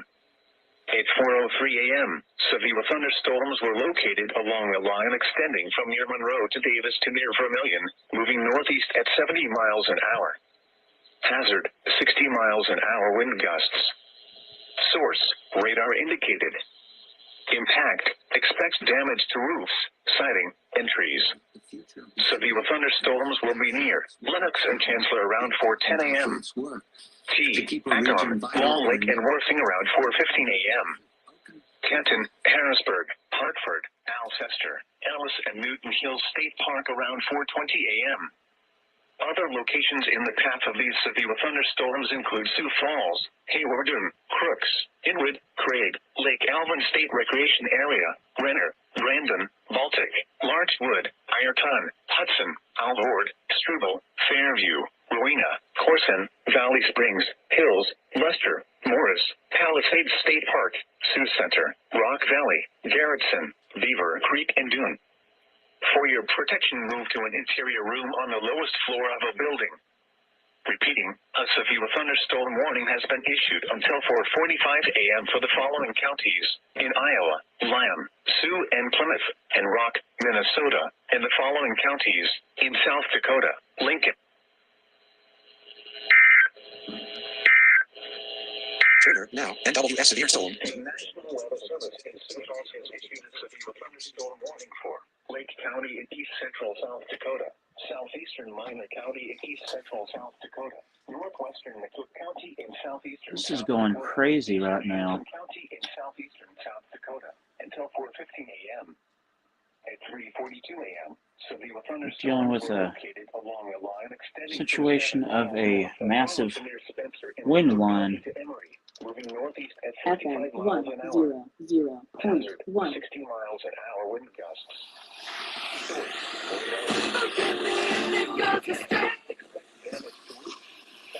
Entries. FM 100.5. FM 100.7. Madison and Orland around 4:10 a.m. The Everson crew is going more and more. Around 4:15 a.m. For your protection, move to an interior room on the lowest floor of a building. Repeating, a severe thunderstorm warning has been issued. Winds 5 to 10 miles per hour with gusts. Highs in the National Weather Service in Sioux Falls has issued a severe thunderstorm warning for western Lyon County in northwestern Iowa, western Sioux County in northwestern Iowa, northwestern Plymouth County in northwestern Iowa. A severe thunderstorm warning remains in effect until 4:15 a.m. for Lake, southeastern Minor, and northwestern McCook counties. At 4:07 a.m., severe thunderstorms were located along a line extending from near Howard to near Orland to 7 miles northwest of Montrose, moving northeast at 35 miles an hour. Hazard, 60 miles an hour wind gusts. Source, radar indicated.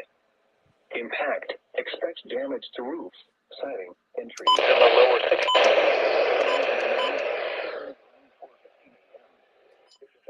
Up to 100. Around 4:20 Madison and Ramona around 4:30 a.m. For your protection, move to an interior room on the lowest floor of a much higher amount of responsibility. 70 degrees in effect until it was clear at the start of the work week with a slight chance of rain midweek. McCook and Minor now for sunny. The national highs in the upper 80s, highs in the mid 80s. Warning for western 29.93 inches in rising. Area in County in northwestern Iowa, southwestern Rock County in Well, the southwestern shad darter, the shad killer, and you started whooping on me, and I switched and. Southeastern South Dakota, Turner County in southeastern South Dakota, Union County in southeastern South Dakota until 4:45 a.m. At 4:03 a.m., severe thunderstorms were located along a line extending from near Monroe to Davis to near Vermilion, moving northeast at 70 miles an hour. Hazard, 60 miles an hour wind gusts. Source, radar indicated. Expect damage to roofs. Recall the preset to FM 102.9. Linux and Chancellor around 4:10 a.m.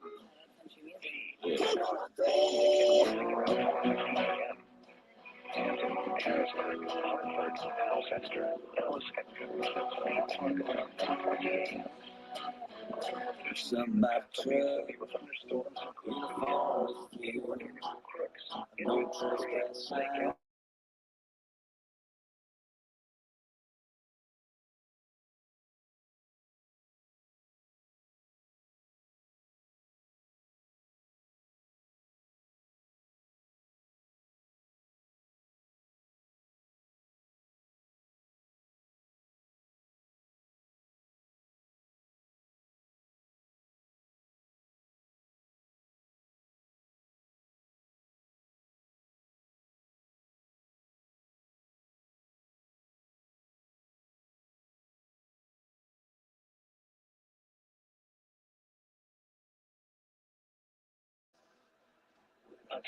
Sorry about that, guys. I'm just muted because one of the stations I get around here is playing one of my favorite older 2010s country summer anthems.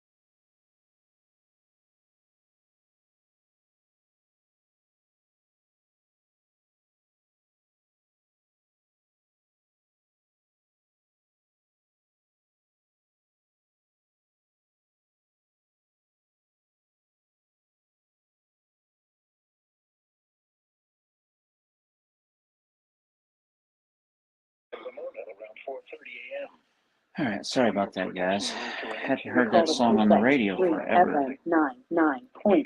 Cloudy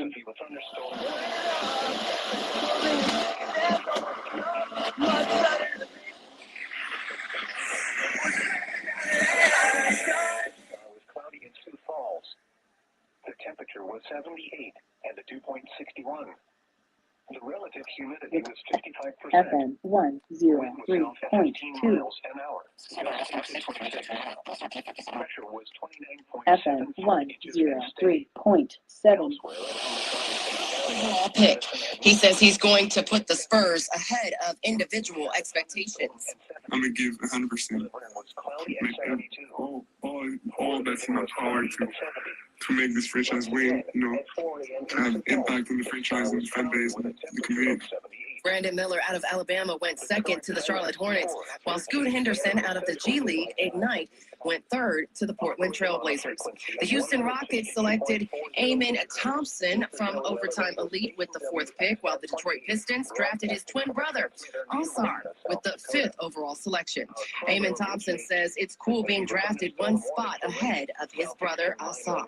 We're going to be happy whoever went first, but I know it just means a lot to my family, seeing like all the hard work pay off, and us to go back to back, be the first twins in the same draft to go top 5.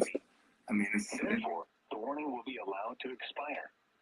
However, gusty winds of 40 to 50 miles an hour are still possible with these thunderstorms as they move into areas near Lake Madison. A severe thunderstorm watch remains in effect until 5 a.m. for southeastern and east central South Dakota. A severe thunderstorm watch also remains in effect until 10 a.m. for east central South Dakota. Repeating, the severe thunderstorm warning has been allowed to expire for the following counties in South Dakota: Lake, McCook, and Minor. Operating on a frequency of Okay, so that warning for Lake, McCook, and Minor counties is no more. This is with Stephen Curry on what will be the future Hall of Famers, 6th team. Sports at 14 and 44 minutes past each hour. I'm Morgan Wood on the Black Information Network. The Black Information Network is honored to have McDonald's USA as a founding partner. Recently, McDonald's unveiled the 2023 Black and Positively Golden Change Leaders, a collective of 10 young Black movers and shakers who inspire and enact remarkable change in their communities and beyond. McDonald's has a long history of investing in Black leaders who are taking the steps now to help create a brighter tomorrow. Since the inception of the Black and Positively Golden platform, its many initiatives have included HBCU student scholarships, program funding, and more. Alexia Gordon, McDonald's manager of cultural engagement, says that McDonald's has always celebrated and supported the accomplishments of the people in the communities that the company serves. And the Change Leaders program helps to recognize the importance of honoring leaders who are starting something today to change everything tomorrow. To learn more about the McDonald's Black and Positively Golden and the 2023 Change Leaders program, follow at We Are Golden on Instagram or visit ncdchangeleaders.com. A special thank you to Moe's Home Improvement, a proud founding partner who shares and supports the mission of the Black Information Network. Entertainment news on the Black Information Network. I previously reported on former Real Housewives of Potomac and Love and Marriage DC reality star Monique Samuels filing for divorce from her ex-NFL baller hubby, Chris Samuels, after 10 years of marriage. Well, Monique decided to post on her Instagram for the first time since the news broke, sharing a video of some beautiful scenery. It appears she's walking on a beach. In a brief caption, she wrote, quote, "Imagine being in solitude in a whole different country on a meditation retreat, only to be interrupted. It's all good." She added that she is enjoying her alone time and just wanted to share her peaceful surroundings with her followers. Monique said she's logging offline and will not be responding to anything until she returns. We also reported on Young Thug dropping new music while he's behind bars, but fans are giving mixed reviews on social media about the rapper's Business is Business album. On Twitter, some people are saying the project is not his best work in general and that the features may be the best part. Some are even saying Gunna's album, A Gift and a Curse, released earlier this month, is better. Not everyone hates the project, though. There's been some positive feedback from some fans saying the album is dope and exactly what was needed right now. You'll have to judge for yourself. Features on the project include Drake, Future, 21 Savage, and Travis Scott, among others. And the raunchy comedy No Hard Feelings is off to a fast start at the box office. The film made just over $2 million thanks to early previews. It's projected to make $12 million in its opening weekend. The Flash is projected to stay #1 and is expected to make between $22 and $25 million. Also new is Wes Anderson's Asteroid City, which is targeted to make between $7 and $8 million. With the latest in entertainment at 17 and 47 minutes past each hour, I'm Bree Wood on your home for 24/7 News, the Black Information Network, and BINnews.com. It's 4:03 a.m. Severe thunderstorms were I'm Devin Dunstan on the Black Information Network. In 1892, a 30-year-old woman named Sarah Boone was granted a patent for an invention many of us use every day. Born into slavery in Craven County, North Carolina, Sarah Boone is credited with inventing the ironing board. In her patent application, she wrote, "The purpose is to produce a cheap, simple, convenient, and highly effective device, particularly adapted to be used in the ironing of sleeves and bodies of ladies' garments." Before Sarah Boone's great idea, most people would iron their clothes on a simple board, but her invention featured the narrow, curved design that is still used today. The ironing board that the former enslaved African-American designed made it easier to iron clothing, especially women's garments. Over the years, the design would evolve somewhat, but the ironing board that we use today is essentially the same idea that was patented in 1892. Now, more than 125 years later, Sarah Boone is remembered as a Black woman who invented the ironing board. And that's a fact. I'm Devin Dunstan on the Black Information Network. Black journalism at work. Because truth matters. St. Louis's BIN 1037. I'm Doug Davis. And I'm Esther Dillard on your home for 24/7 News, the Black Information Network. Here are your top stories. More young lives lost to senseless violence over the Juneteenth holiday. The family of another Black man who died in police custody is getting a large settlement, and the idea of reparations is gaining a lot of support, not just from Black organizations, but from other ethnic groups. Amy Iwasaki Mass says Japanese Americans understand. CNN reports after the bombing of Pearl Harbor, Mass was a child when she and other Japanese Americans were imprisoned in an internment camp. In 1981, she testified in front of government officials, making a plea for reparations to be paid to Japanese Americans who suffered like her. The nation to which we had pledged loyalty had betrayed us, had turned against us. The federal government eventually gave eligible Japanese Americans an apology and $20,000. Over 200 multi-ethnic organizations are supporting reparation efforts for the descendants of enslaved Africans. Chicago, Illinois' new Black mayor, Brandon Johnson, presented checks from Google to 5 minority entrepreneurs specializing in technology. You are leaving today as winners because Google is awarding $150,000 grants to help you to continue to build your businesses. Congratulations. The tech giant is also promising $100,000 worth of cloud computing and access to African American and Latino therapists to provide emotional support. The recipients include former data strategists at CPS and graduates at local universities working on diverse projects. Americans face today, inflation, the erosion of the middle class, and The severe thunderstorm warning has been allowed to expire for the following counties. In South Dakota, Turner, Hutchinson, Von Hum, Clay and Yankton, and Dixon, Nebraska. At 4 a.m., the sky was cloudy in Sioux Spiritual Falls. or religious leaders should do more to combat racism and fight for laws and policies to fix it. I'm Julius White on the Black Information Network. In Texas, young heroes who dial 911 in moments of crisis were honored. 911 for Kids Chairman Tim Brown, who was black, said during the ceremony that 3 children exhibited extraordinary bravery under the absolute worst of circumstances. This year's recognition included 2 students from Mild Elementary School in Uvalde. Each of them knew to call 911 to try to get help.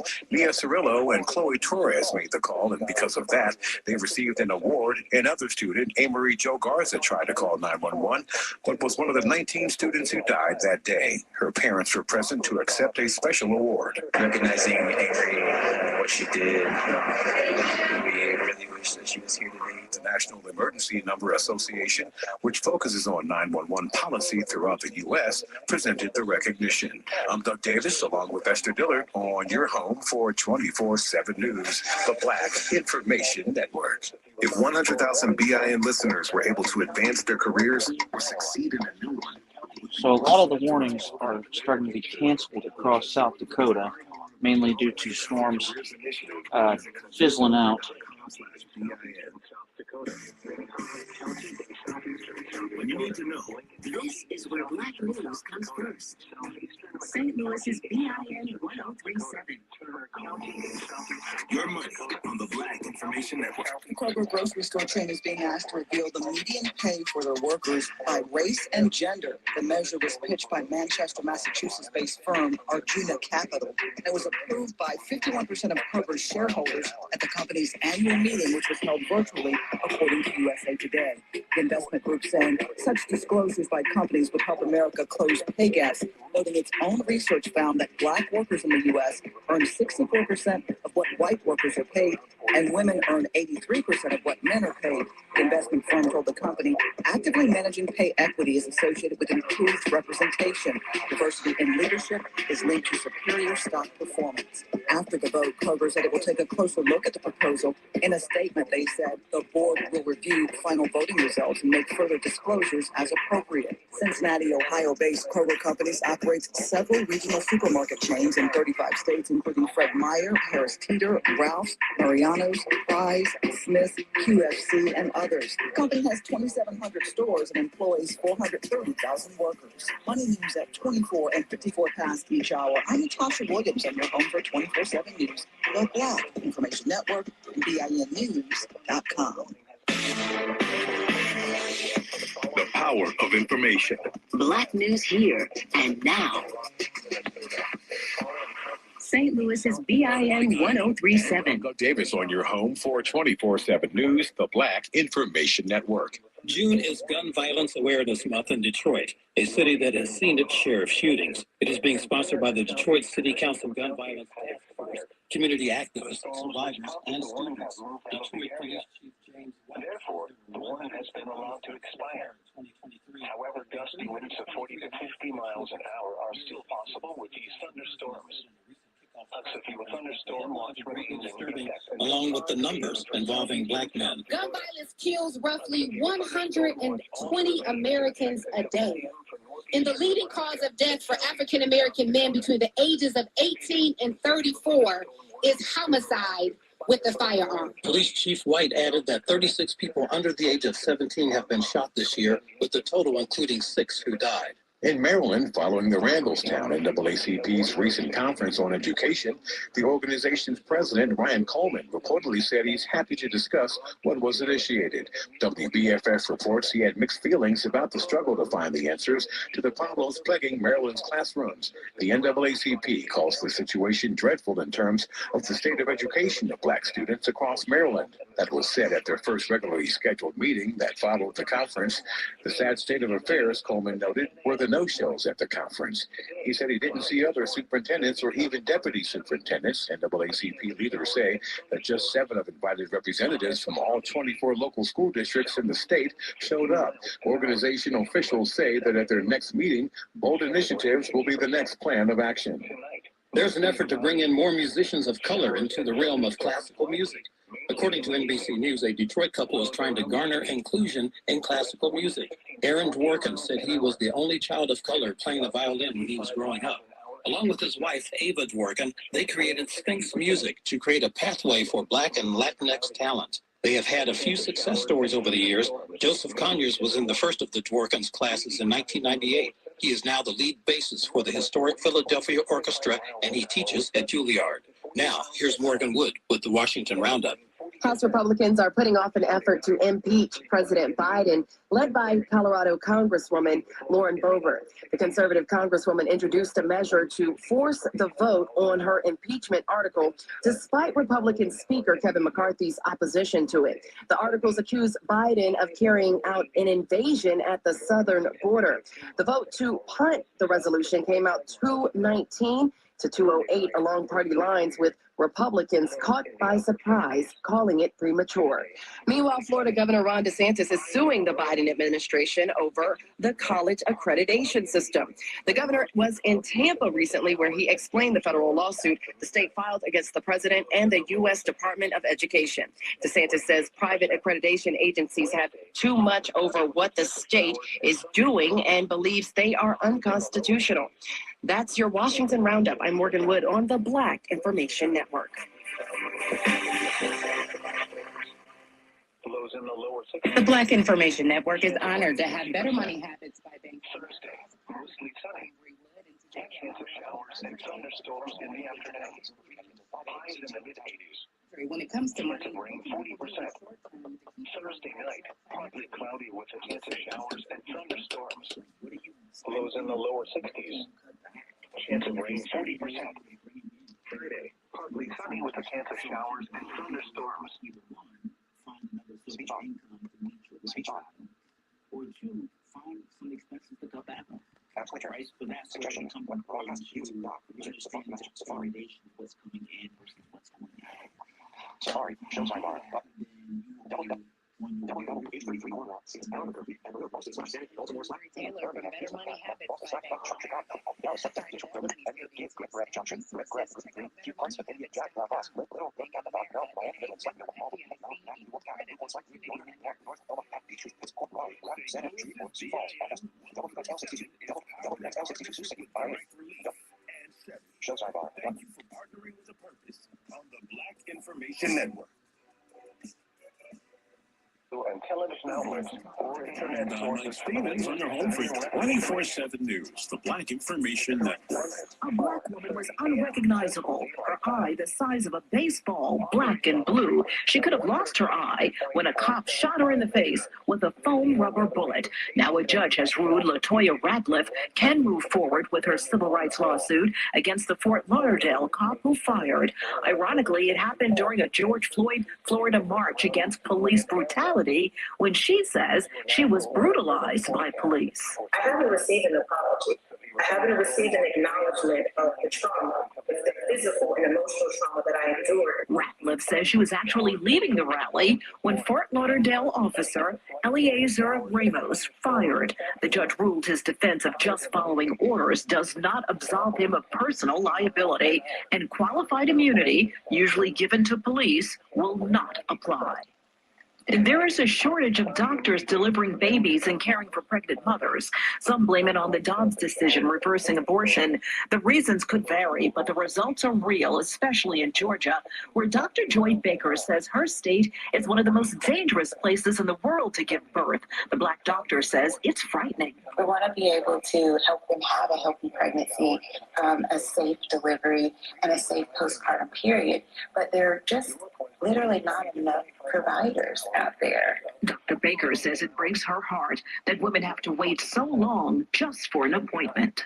The racism was so bad aboard the USS Philadelphia that 15 black sailors signed a letter to a black newspaper detailing the abuse on the warship. For that, they were kicked out of the Navy. Fast forward now 83 years, military.com reports those sailors, dubbed the Philadelphia 15, are being exonerated. At a ceremony at the Pentagon, Navy officials gave them their due, issuing them an honorable discharge. Sadly, the brave men in uniform have all passed away now and did not live long enough to receive the honor. Giant Amazon is being accused of a dirty little trick, which led to people unknowingly signing up for its Prime subscription service. If you're one of the many, you're not alone. There are millions of people caught in what the FTC says is a deceptive user interface design on the website, which is why the Federal Trade Commission is suing. The FTC adds, on top of tricking customers, Amazon also tries to keep users subscribed, even when they try to cancel their memberships. We are going to take you way, way back in the day for Black Music Month. Many guys have come to you.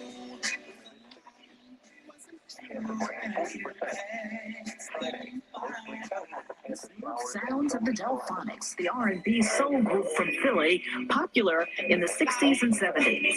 One of the hits from the Grammy Award-winning group, titled La La. Vanessa Tyler with Mike Stevens on your home for 24/7 News, the Black Information Network.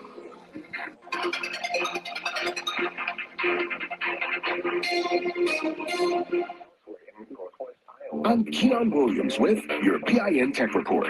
There are more dating apps designed for black men and women than ever before, but a lot of them are quite expensive.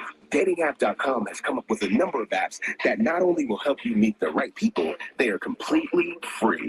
Zeus is a pioneer among dating apps, starting in 2007. It integrated with Facebook and Google+, which gives black singles the ability to browse the profiles of over 38 million members worldwide. Use search filters for age, location, and ethnicity to find desirable candidates near you. BlackPeopleMeet.com is trusted and popular with 4 out of 5 stars on Google Play. Real Black Love seems to care more about quality than quantity, offering commitment-minded singles a safe space where they know they'll be black. Make a profile. Search other profiles. Warning remains in effect until 4:45 a.m. for Western Lion, Western Sioux, Northwestern Plymouth, Southwestern Rock, Minnehaha, Lincoln, Northeastern Turner, and Northeastern Union counties. At 4:32 a.m., severe thunderstorms were located along a line extending from Hartford to near Harrisburg to near Ironton, moving northeast at 55 miles an hour. Hazard, 70 miles an hour wind gusts. Source, radar indicated. Impact, expect considerable tree damage. Damage is likely to mobile homes, roofs, and outbuildings. Locations impacted include Inwood, Morris, Rowena, and Renner. Both of her legs being amputated. The crash involved black, alleged stolen vehicle driver Daniel Riley, who court documents show had violated his bond terms many times over the months leading to the incident. The crash highlighted what has been seen as negligence by the city's black prosecutor, Kim Gardner, for not keeping Riley in jail. A GoFundMe page for Edmondson has raised over $800,000 for her care and recovery. 2 people are recovering, and 1 man has died from his injuries after separate shootings in North St. Louis. Police say the first one happened along Marcus Avenue in the city's Kingsway East neighborhood. Officers found a 26-year-old man who'd been shot, and he later died at the hospital. A second shooting victim, a 23-year-old, arrived at a hospital with several gunshot wounds. Police say about 5 hours later, another man was found shot in the head. Not clear if these shootings are related. St. Louis City police and community agencies are trying to find solutions to gun violence. It often involves black teenagers in the city. This includes enforcing curfews and finding creative, engaging activities. And we understand that it takes all of the community members working together to actually make progress on this issue. As African American Serena Muhammad of the St. Louis Mental Health Board, she and the City Office of Violence Prevention says one of the big things they have to do is find safe spaces for youth, which can stay open until 1 a.m. for those 16 and older on the weekends. We know that the rec centers are already a trusted and safe space for countless families in the city of St. Louis. And we believe that by expanding access, it can also be a safe space for many more. People who work directly with Black St. Louis kids, like African American Eric Bailey and his nonprofit called Blessings Outreach, say part of the challenge is finding funding for places young people will want to spend time in. I need to get a building to become a safe haven for our youth, for our youth to have somewhere to go, for our youth to be able to come and be able to learn different things, to be able to not only learn about the ethics of work history, but of prayer. Meanwhile, police say they have numerous officers whose job it is to enforce juvenile and park curfews. And there's another way to enjoy and appreciate the often painful Black history in St. Louis. It's a cluster of hourglass-shaped sculptures with the name of Pillars of the Valley.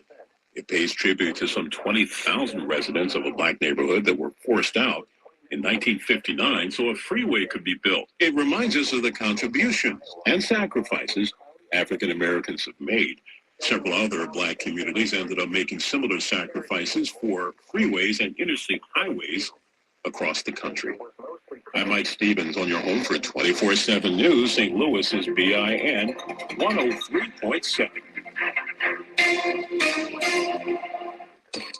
The National Urban League works to provide economic empowerment, educational opportunities, and the guarantee of civil rights for the underserved. Learn more at NUL.org. Once again, NUL.org.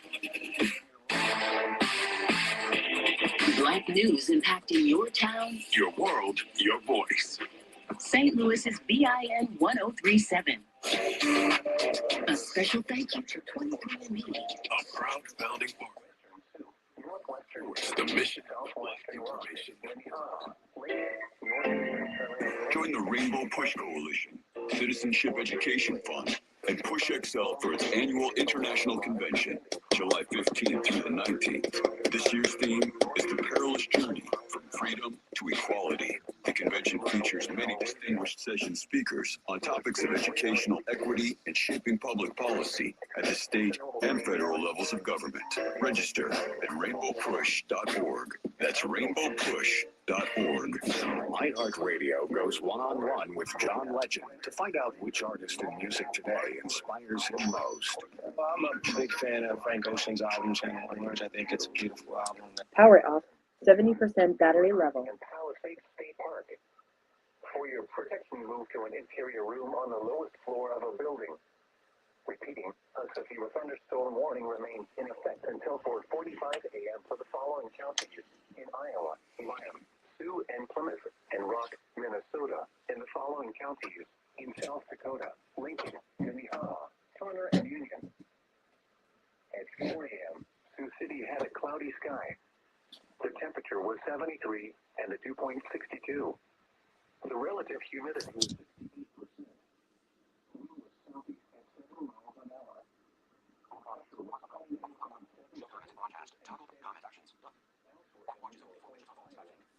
Was cloudy and 75. Sheldon was cloudy and 73. Cherokee was mostly cloudy and 72. Spencer was mostly cloudy and 72. Once again, at 4 a.m. in Sioux City, the sky was cloudy with a temperature of 73. The current time is 4:40 a.m. On a frequency of 162.475 megahertz. This is North of the radio station WXL 62, broadcasting from a transmitter near Long Island. I'm just going to lay down for a bit, guys. But I'm not going to let this end. I'm going to keep my device on WXL 62 from Sioux City, Iowa, because things are still popping.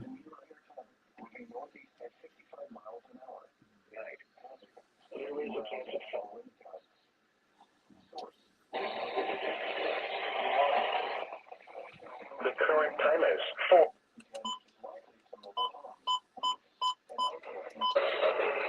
Across southeastern Missouri, office in St. Louis, Carbondale, Illinois. It was southeastern Missouri and portions of Illinois. There is then a low chance of thunderstorms. Tuesday, such a large hail.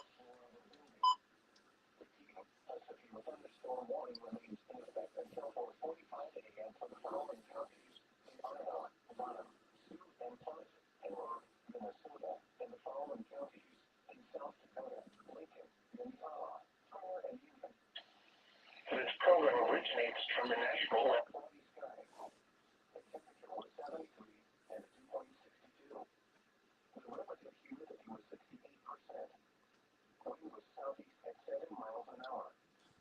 Mostly sunny.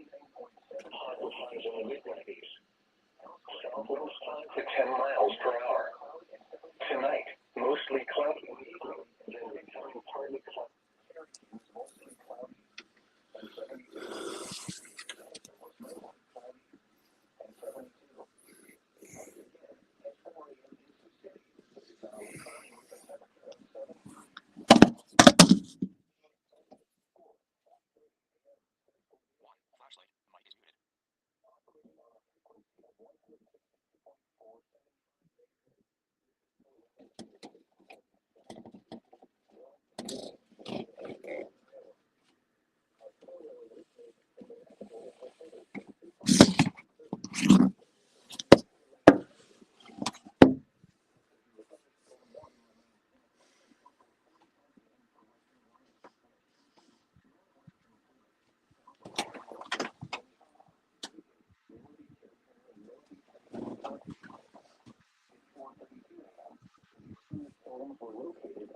That was almost really bad.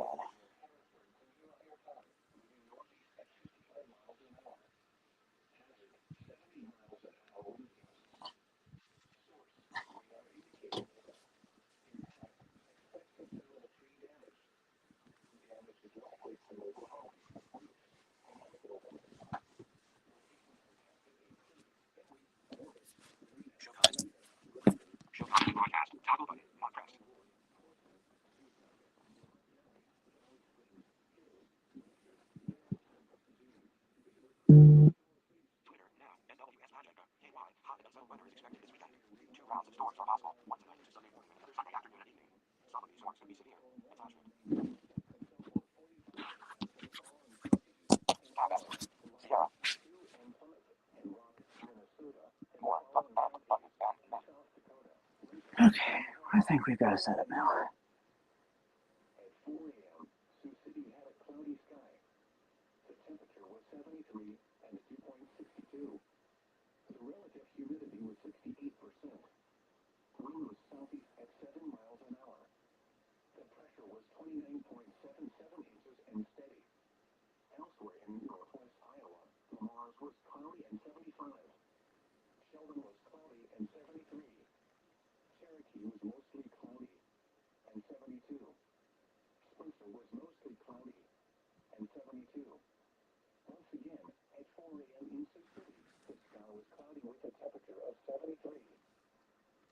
Operating on a frequency of 162.475 megahertz.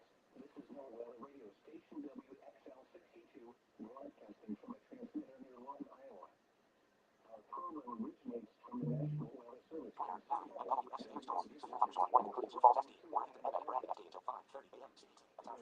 Weather Service forecast for Siouxland. Messages. Safari music. Mail. Suggestion. Broadcast. Safari. YouTube. Safari. Out loud. Right. Suggestion. Use. Use. Safari. Message. Weather radio. Active. Updating weather. Weather updated. South Dakota. South. Sioux Falls weather radar. Track ship. Sioux Falls radio. Play /pause. Click connecting. The radio station WXN28, broadcasting from a transmitter near Rowena, South Dakota. Our program originates from the National Weather Service in Sioux Falls and serves the surrounding tri-state area. Operating on a frequency of 162.40 megahertz, this is NOAA Weather Radio Station WXM28, broadcasting from a transmitter near Rowena, South Dakota. Our program originates from the National Weather Service in Sioux Falls and serves the surrounding tri-state area. Your National Weather Service forecast for Sioux Falls and the surrounding tri-state area. Severe thunderstorm watch 369 in effect until 10 a.m. this morning. Today, cloudy this morning, then becoming partly sunny. A chance of showers and thunderstorms. Highs around 80. South winds 10 to 15 miles an hour, becoming west this afternoon. Chance of rain 50%. Tonight, mostly cloudy. Showers and thunderstorms likely, mainly in the evening. Lows around 60.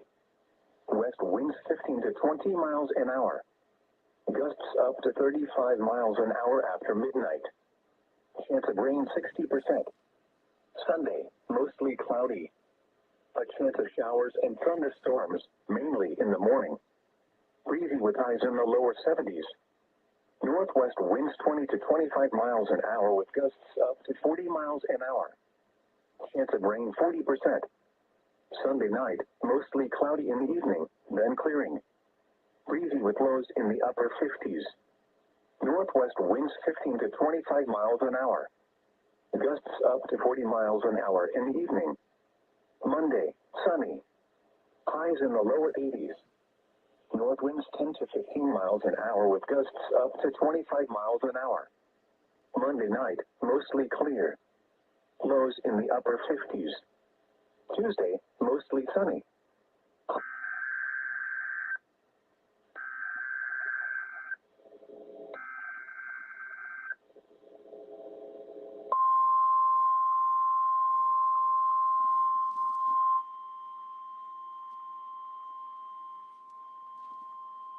The National Weather Service in Sioux Falls has issued a severe thunderstorm warning for Lyon County in northwestern Iowa, Osceola County in northwestern Iowa, Sioux County in northwestern Iowa, northwestern O'Brien County in northwestern Iowa, Rock County in southwestern Minnesota, Nobles County in southwestern Minnesota, Murray County in southwestern Minnesota, Pipestone County in southwestern Minnesota, Moody County in east central South Dakota, eastern Minnehaha County in southeastern South Dakota, until 5:30 a.m. At 4:45 a.m., severe thunderstorms were located along a line extending from near Baltic to near Valley Springs to Sioux Center, moving northeast at 70 miles an hour. Hazard, 60 miles an hour wind gusts. Source, radar indicated. Impact, expects damage to roofs, siding, and trees. Severe thunderstorms will be near Rock Rapids, Hills, and Beaver Creek around 4:50 a.m. Boyden, Egan, and Sherman around 4:55 a.m. Sheldon, Laverne, Flandreau, George, Jasper, Ellsworth, Matlock, and Blue Mountain State Park around 5 a.m. Sanborn, Ashton, Hardwick, and Trotsky around 5:05 a.m. Other locations in the path of these severe thunderstorms include Pipestone, Sibley, Adrian, Edgerton, Little Rock, Leota, Rushmore, Lismore, Pipestone National Monument, Wilmot, Melvin, Holland, Woodstock, Ocheaton, Chandler, Lake Wilson, Roofton, Slayton, Round Lake, Harris, and Current Lake. For your protection, move to an interior room on the lowest floor of a building.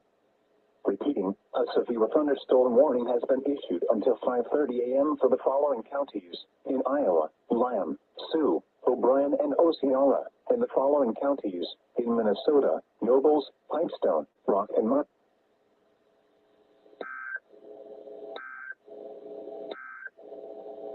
Operating on a frequency of 162.40 megahertz. This is NOAA Weather Radio Station WXM28, broadcasting from a transmitter near Rowena, South Dakota. Our program originates from the National Weather Service in Sioux Falls and serves the surrounding tri-state area.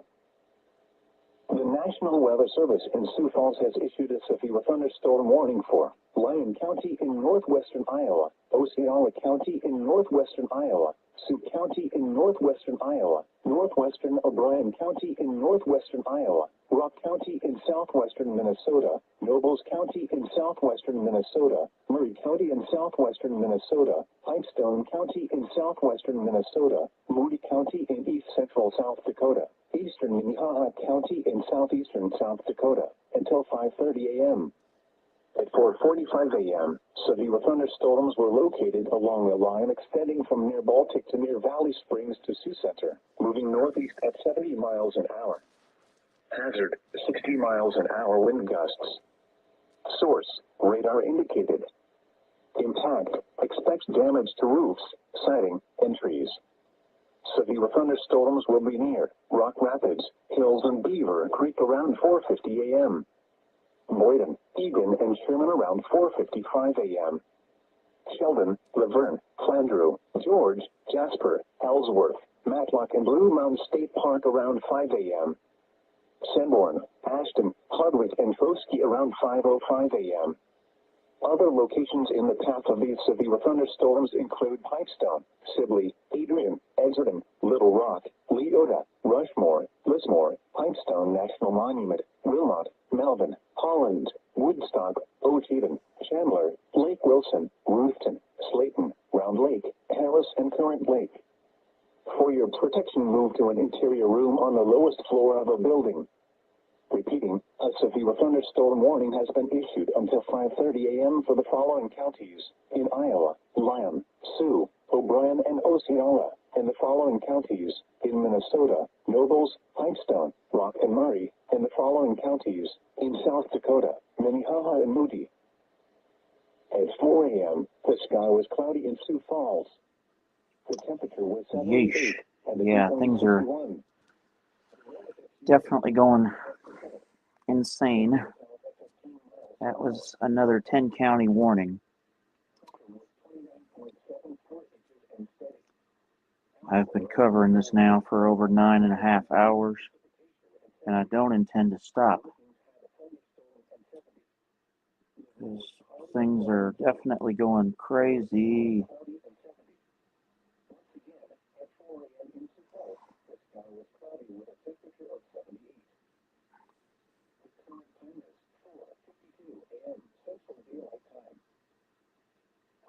On a frequency of 162.40 megahertz. This is Millwater Radio Station WXN-28, broadcasting from a transmitter near Marina, South Dakota. Our program originates from the National Weather Service in Sioux Falls and serves the surrounding tri-state area. The National Weather Service in Sioux Falls has issued a severe thunderstorm warning for Lyon County in northwestern Iowa, Osceola County in northwestern Iowa, Sioux County in northwestern Iowa, northwestern O'Brien County in northwestern Iowa, Rock County in southwestern Minnesota, Nobles County in southwestern Minnesota, Murray County in southwestern Minnesota, Pipestone County in southwestern Minnesota, Moody County in east.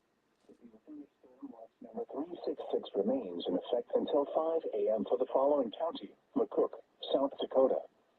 Remember, a severe thunderstorm watch means the conditions are favorable for the development of severe weather, including large hail and damaging winds, in and close to the watch area. While severe weather may not be imminent, persons should remain alert for rapidly changing weather conditions and listen for later statements and possible warnings. Stay tuned to NOAA Weather Radio, commercial radio and television outlets, or internet sources for the latest severe weather information.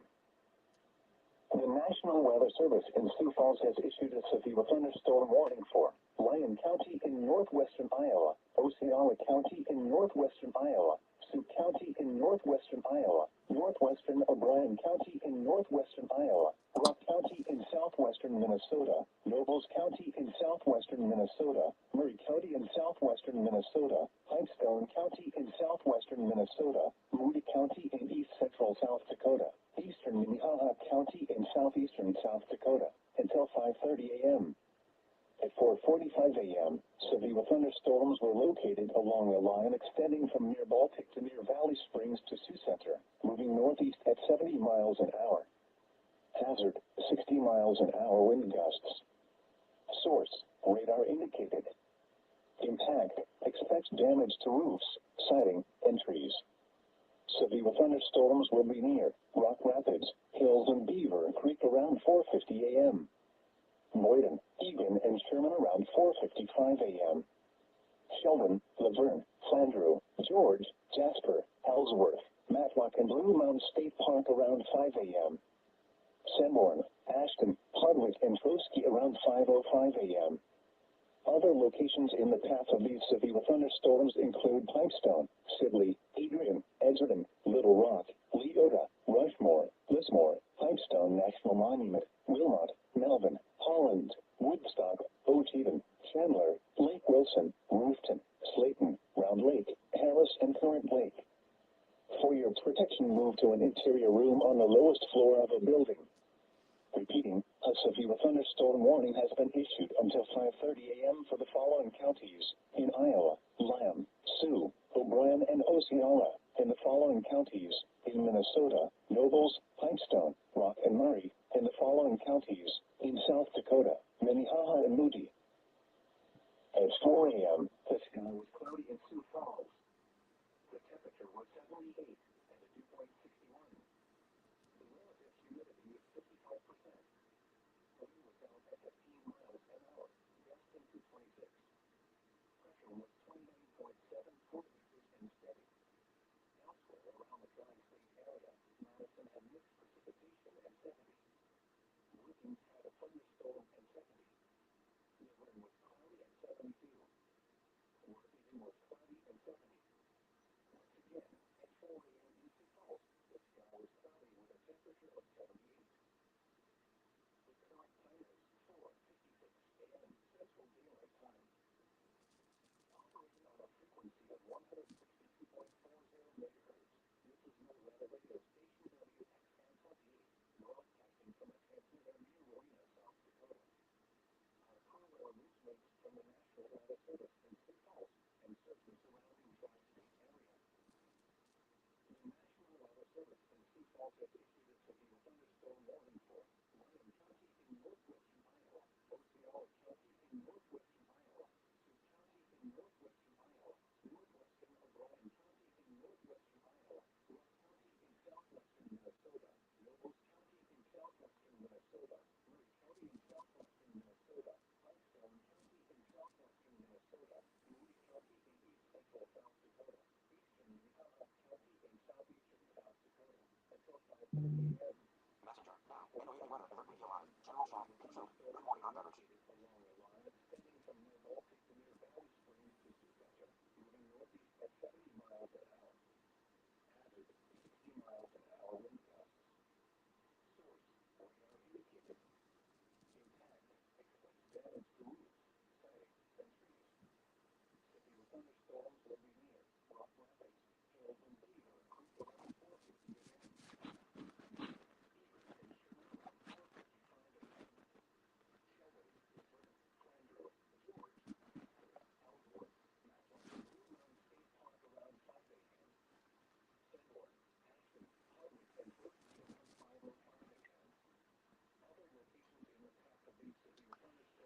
It's kind of hard to believe that just 12 hours ago these thunderstorms were over sections of Wyoming, Colorado, Texas, Oklahoma, New Mexico, and Nebraska, and now suddenly here we be with thunderstorms as far east as northern Iowa, as far north as southern Minnesota, and as far southeast as the Nebraska, northeastern tip of Nebraska. This storm system is progressing southeast, but the thunderstorm line is moving northeast at the present time. Now, as far as if that's going to continue or not, I don't know. I'm not sure at all.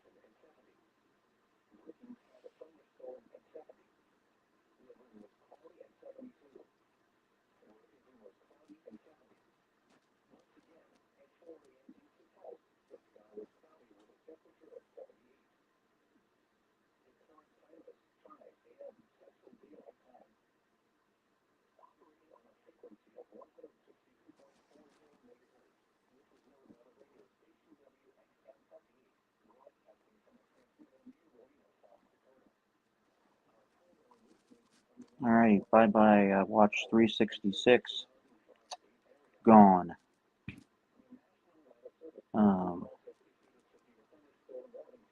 Also bye-bye to 368, gone. Or that actually isn't gone yet, it's still going for another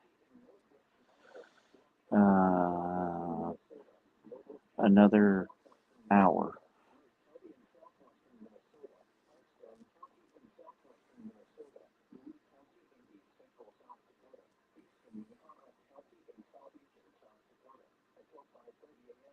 I'd say the only suggestion I would have done to improve these watches was for 369 include Rock, Nobles, Murray, and Pikestone, Minnesota in the original watch, because as you can see, they're getting hit with crap right now, and I don't think they're under.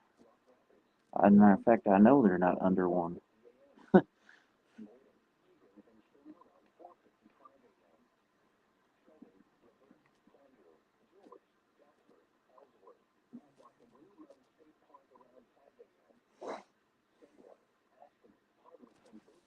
Mother Nature is going insane right now with this long line of thunderstorms that is formed across sections of the northern plains.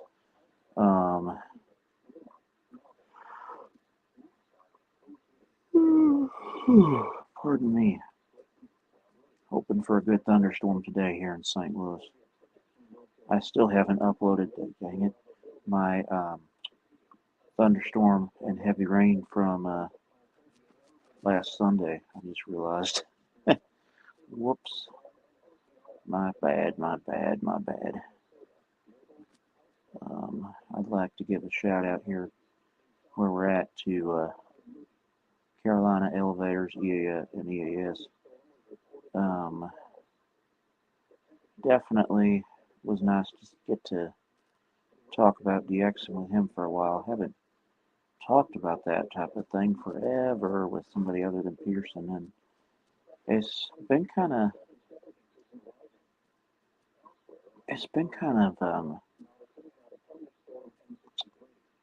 I don't know, I guess boring's not the right way to say it, but I've just been wanting something different, you know?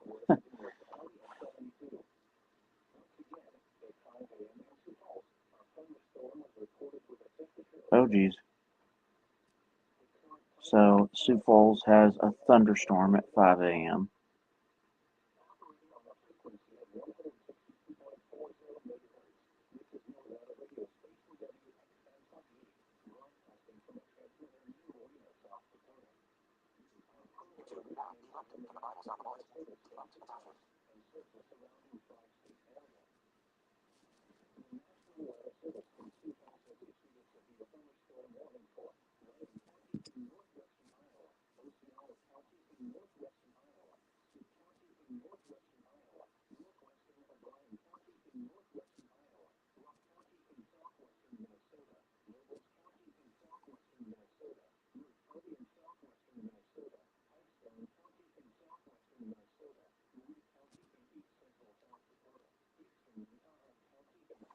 I just can't believe that warning that they just issued includes 9 entirety of the counties and then 1 partial county.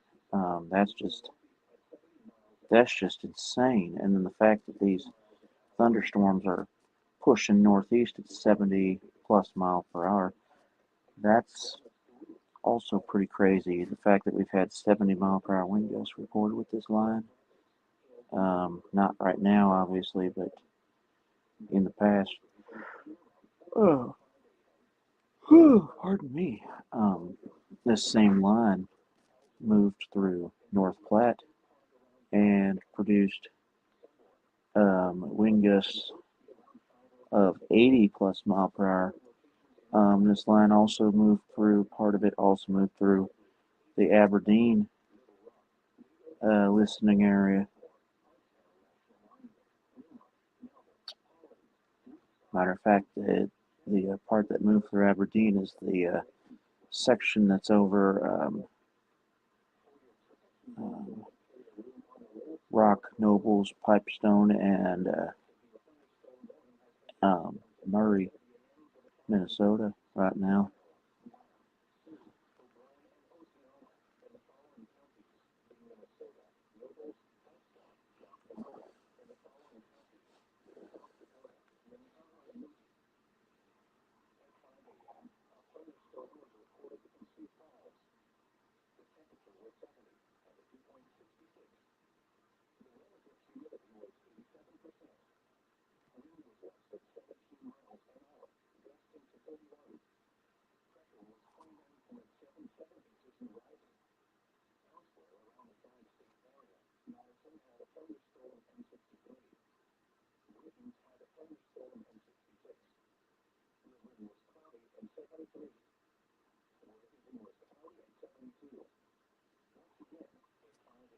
So there's currently a thunderstorm over Sioux Falls with wind gusts of 31 at 5 a.m.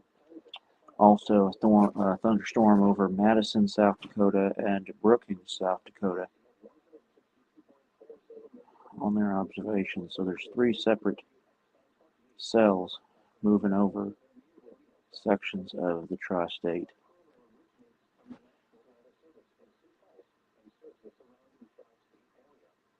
This is getting insane and just ridiculous, I swear.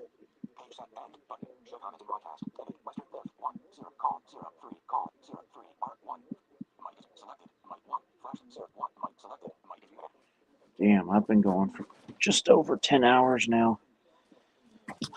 10 hours and 3 minutes. So basically started at 5 after 5, or 5 after 7 rather, and it's been going strong ever since. This is insane.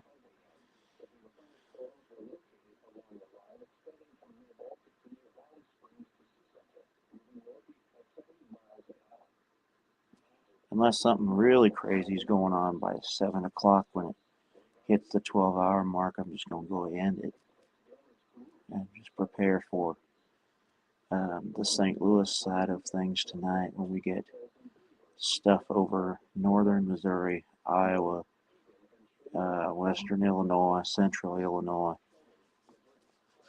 and as far south as the St. Louis metro.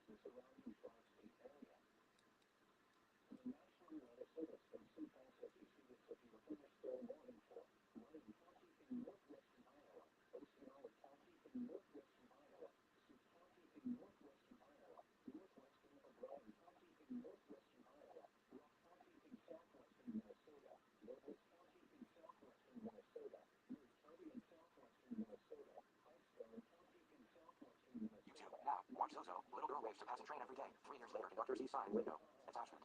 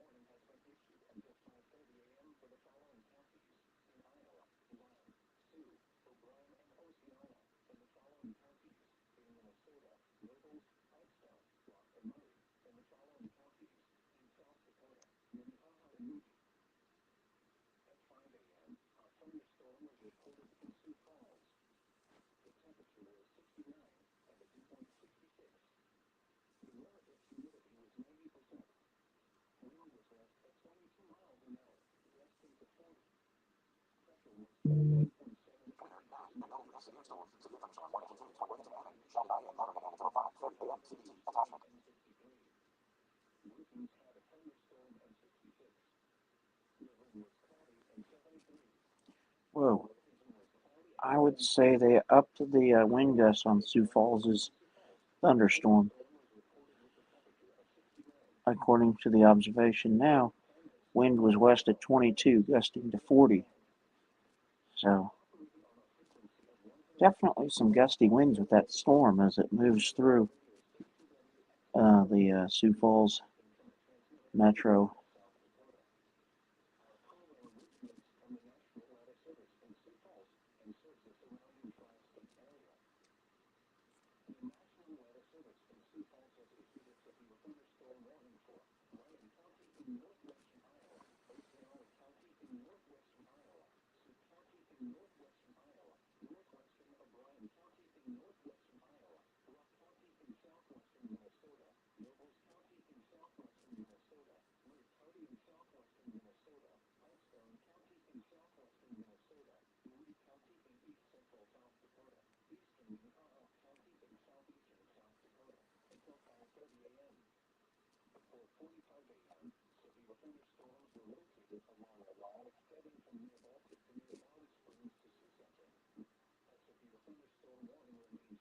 Until 5:30 a.m. for Eastern Lyon, Osceola, Northeastern Sioux, Northwestern O'Brien, Rock, Nobles, Murray, Pipestone, Eastern Moody, and Northeastern Minnehaha counties.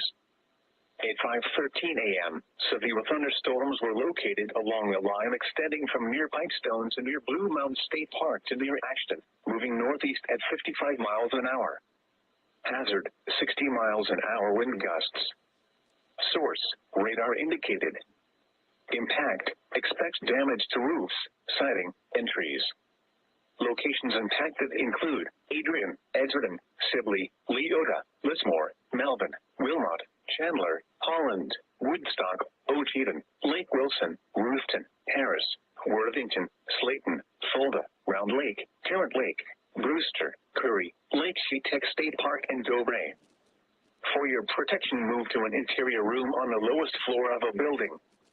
Repeating, a severe thunderstorm warning remains in effect until 5:30 a.m. for the following counties in Iowa: Lyon, Sioux, O'Brien, and Osceola, and the following counties in Minnesota: Nobles, Pipestone, Rock, and Murray, and the following counties in South Dakota: Minnehaha and Moody.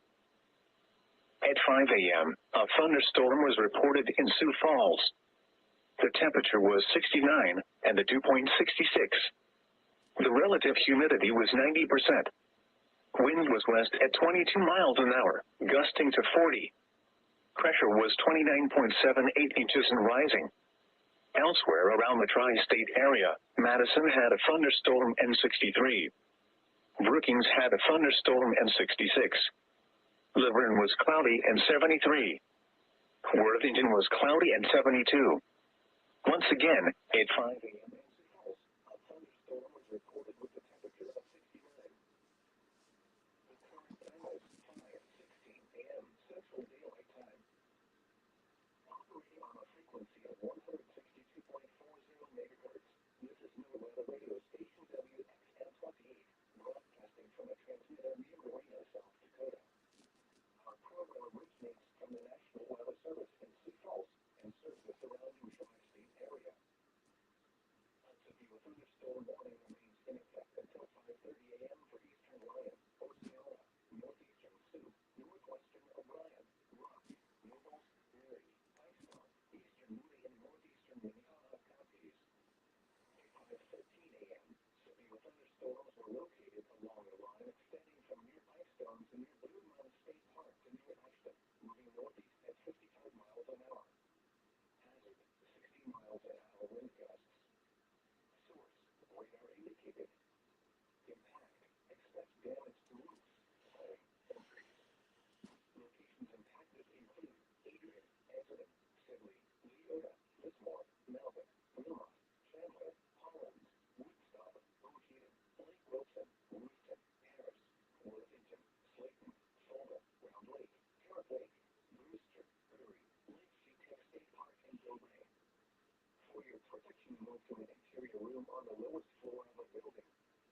Repeating, a severe thunderstorm warning remains in effect until 5:30 a.m. for the following counties in Iowa: Lyon, Sioux, O'Brien, and Osceola, and the following counties in Minnesota: Nobles, Iceville, Rock and Murray, and the following counties in South Dakota: Minnehaha and Moody. At 5 a.m., a thunderstorm was reported in Sioux Falls. The temperature was 69 and the dew point 66. The relative humidity was 90%.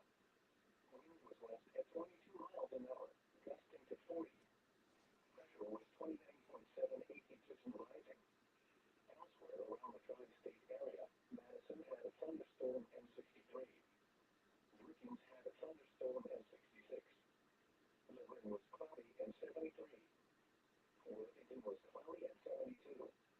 Once again, at 5 a.m. in Sioux Falls, a thunderstorm was reported with a temperature of 69. The current time is 5:18 a.m. Central Daylight Time. Operating on a frequency of 162.40 megahertz, this is Nevada radio station WXN28, broadcasting from a transmitter near Marina, South Dakota. Our program originates from the National Weather Service in Sioux Falls and serves the surrounding tri-state area. A severe thunderstorm warning remains in effect until 5:30 a.m. for eastern Lyon, Osceola, northeastern Sioux, northwestern O'Brien, Rock, Nobles, Murray, Iceville, eastern Moody, and northeastern Minnehaha counties.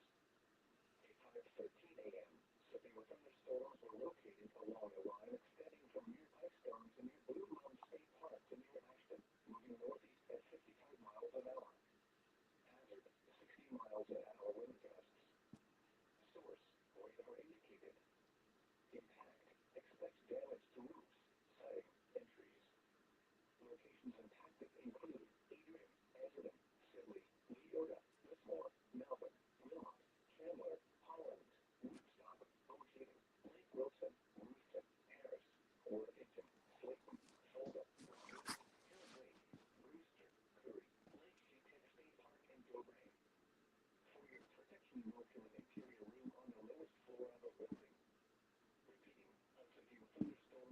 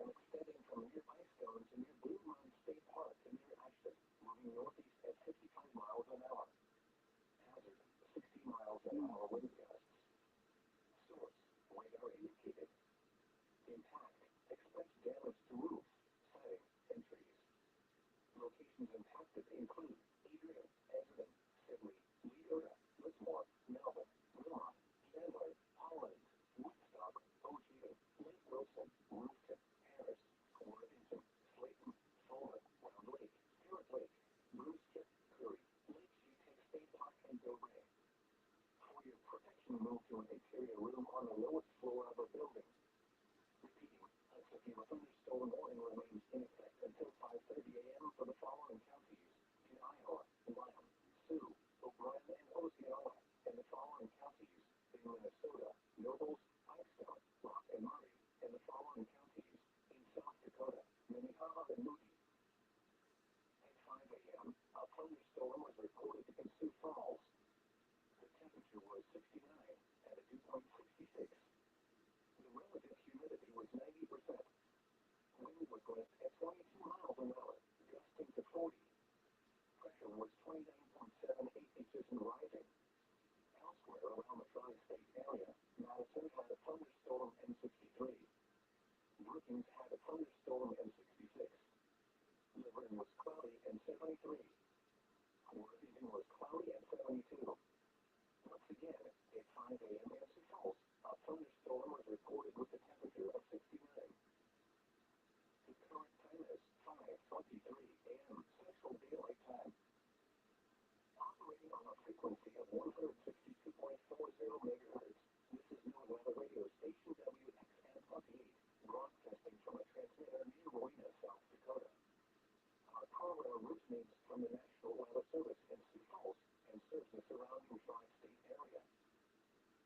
A severe thunderstorm warning remains in effect until 5:30 a.m. for eastern Lyon, Osceola, northeastern Sioux, northwestern O'Brien, Rock, Nobles, Murray, Pipestone, eastern Moody, and northeastern Minnehaha counties. At 5:13 a.m., severe thunderstorms were located along the line extending from near Pipestone to near Blue Mountain State Park to near Ashton, moving northeast at 55 miles an hour. Hazard, 60 miles an hour wind gusts. Source, radar indicated. Impact, expect damage to roofs, siding, and trees. Locations impacted include Adrian, Edmond, Sibley, Leota. Severe thunderstorm watch number 366 has been allowed to expire for the following county: McCook, South Dakota.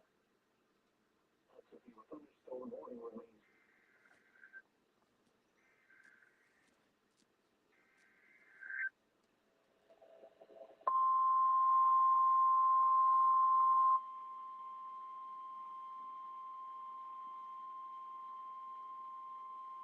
Severe thunderstorm watch number 369 remains in effect until 10 a.m. and now includes the following counties in Minnesota: Nobles, Pipestone, and Rock. Remember, a severe thunderstorm watch means the conditions are favorable for the development of severe weather, including large hail and damaging winds in and close to the watch area. While severe weather may not be imminent, persons should remain alert for rapidly changing weather conditions and listen for later statements and possible warnings. Stay tuned to NOAA Weather Radio, commercial radio and television outlets, or internet sources for the latest severe weather information.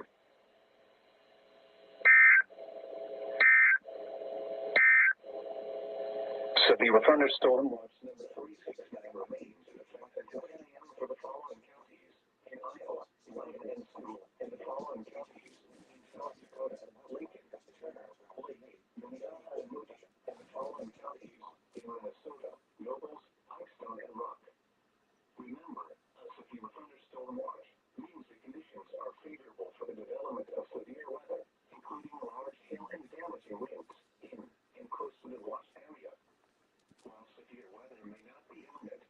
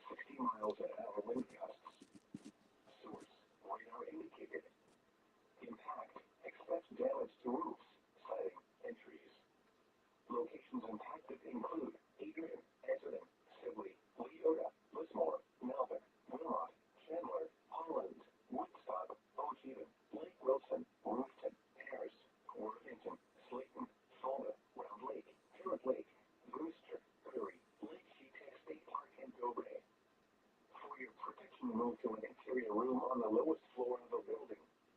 Repeating, a severe thunderstorm warning remains in effect until 5:30 a.m. for the following counties in Iowa: Lamb, Sioux, O'Brien, and Osceola, and the following counties in Minnesota: Nobles, Pikestaff, Rock and Murray, and the following counties in South Dakota: Minnehaha and Moody. At 5 a.m., a thunderstorm was reported in Sioux Falls. The temperature was 69 and the dew point 66. The relative humidity was 90%. Wind was west at 22 miles an hour, gusting to 40. Pressure was 29.78 inches and rising. Elsewhere around the tri-state area, Madison had a thunderstorm and 63. Brookings had a thunderstorm and 66. Laverne was cloudy and 73. Worthington was cloudy and 72. The thunderstorm was reported with a temperature of 69. The current time is 5:28 a.m. Central Daylight Time. Operating on a frequency of 162.40 megahertz. This is Norwell radio station WXN28, broadcasting from a transmitter near Marina, South Dakota. Our program originates from the National Weather Service in Sioux Falls. So we're about to see that.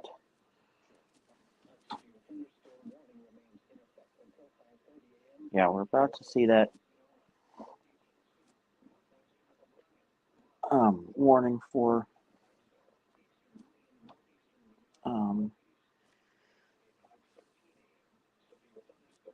Sioux Falls expire.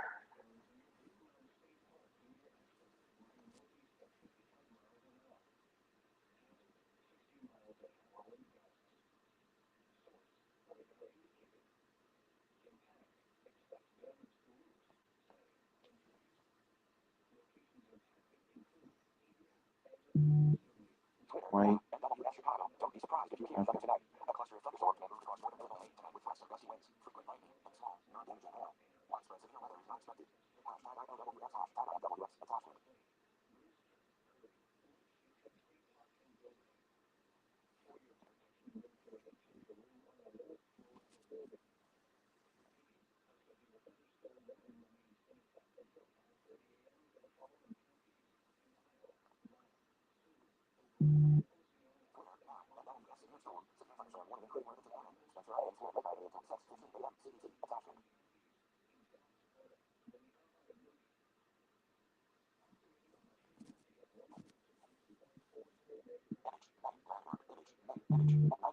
Twitter, now, NWS Chicago, isolated to start thunderstorms may develop in the Green Bay area between 12 and 2 p.m. with quick reductions thereafter. While thunderstorms are not a guarantee, those that develop will likely become severe with damaging winds, hail, and frequent attachment.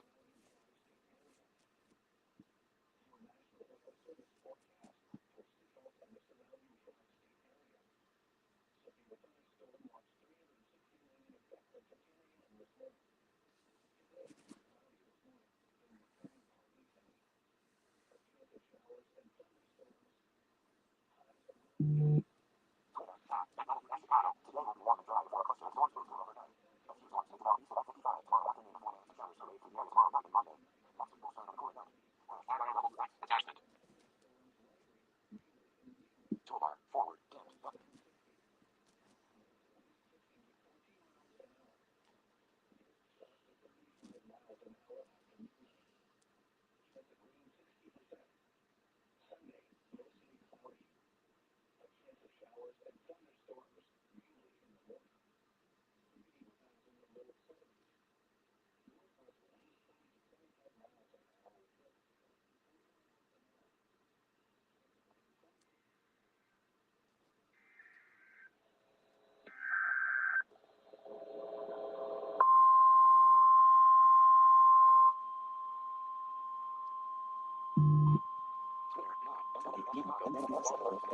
The National Weather Service in Sioux Falls has issued a severe thunderstorm warning for Osceola County in northwestern Iowa, Dickinson County in northwestern Iowa, Clay County in northwestern Iowa, O'Brien County in northwestern Iowa, Jackson County in southwestern Minnesota, Nobles County in southwestern Minnesota, Murray County in southwestern Minnesota, Cottonwood County in southwestern Minnesota until 6:15 a.m.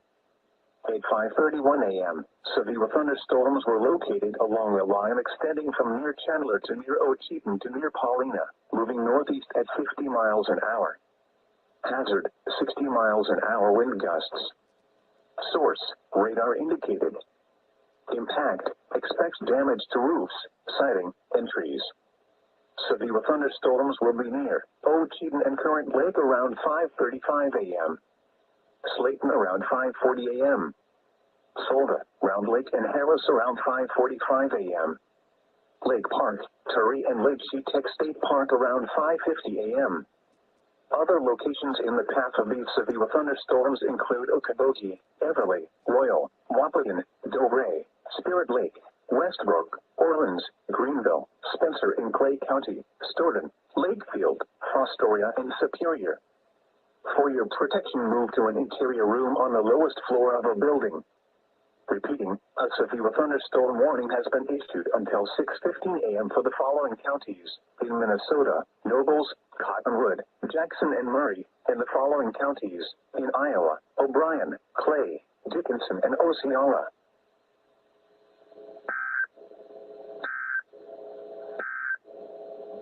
Operating on a frequency of 162.40 megahertz, this is Norweather radio station WXN28, broadcasting from a transmitter near Rowena, South Dakota. Our program originates from the National Weather Service in Sioux Falls and serves the surrounding tri-state area. The National Weather Service in Sioux Falls broadcast. Mute microphone. Button. Camera. Guest. Button. Image. Restrict width. 10:3:3:1. Mic is muted. 5:36 a.m. Status on toolbar. Back. Button. Jackson County in southwestern Minnesota, Nobles County in southwestern Minnesota, Murray County in southwestern Minnesota, Cottonwood County in southwestern Minnesota until 6:15 a.m. At 5:31 a.m., severe thunderstorms were located along the line extending from near Chandler to near Ocheyedan to near Paulina, moving northeast at 50 miles an hour. Hazard, 60 miles an hour wind gusts. Source, radar indicated. Impact, expects damage to roofs, siding, and trees. Severe thunderstorms will be near Ocheyedan and Current Lake around 5:35 a.m. Slayton around 5:40 a.m. Solva, Round Lake, and Harris around 5:45 a.m. Lake Park, Turry, and Lake Shetek State Park around 5:50 a.m.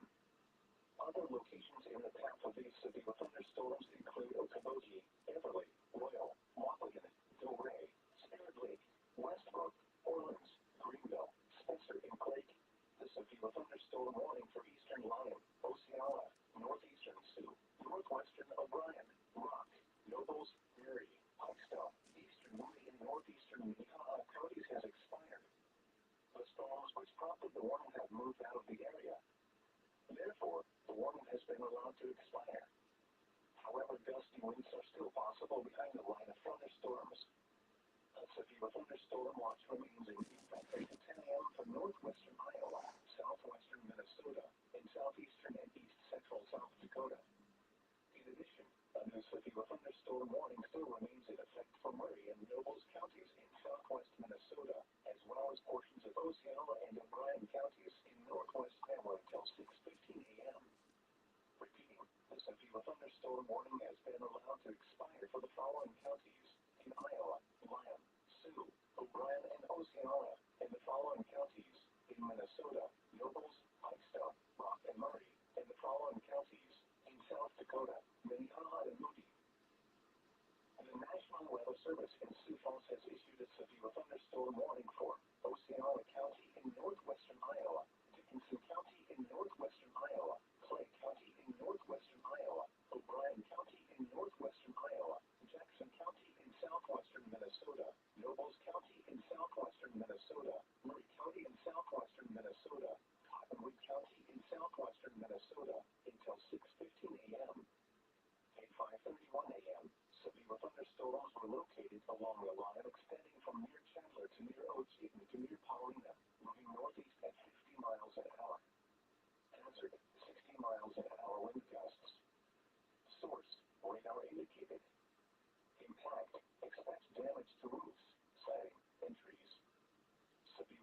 thunderstorms will be near Ochi and Current Lake around 5:35 a.m. Slayton around 5:40 a.m. Fulda, Round Lake and Harris around 5:45 a.m.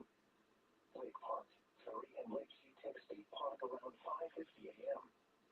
Other locations in the path of these severe thunderstorms include Okoboji, Everly, Royal, Wapagan, Delray, Spirit Lake, Westbrook, Orleans, Greenville, Spencer and Clay County, Stoughton, Lakefield, Fostoria, and Superior. For your protection, move to an interior room on the lowest floor of a building. Repeating, a severe thunderstorm warning has been issued until 6:15 a.m. for the following counties in Minnesota.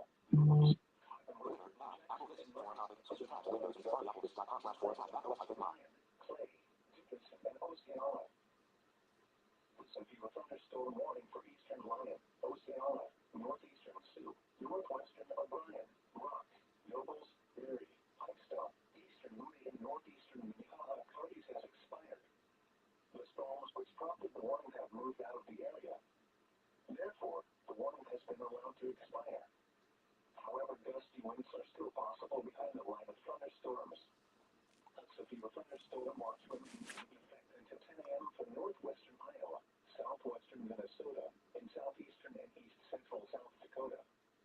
In addition, a new severe thunderstorm warning still remains in effect for Murray and Nobles counties in southwest Minnesota, as well as portions of Oceana and O'Brien counties in northwest Iowa until 6:15 a.m.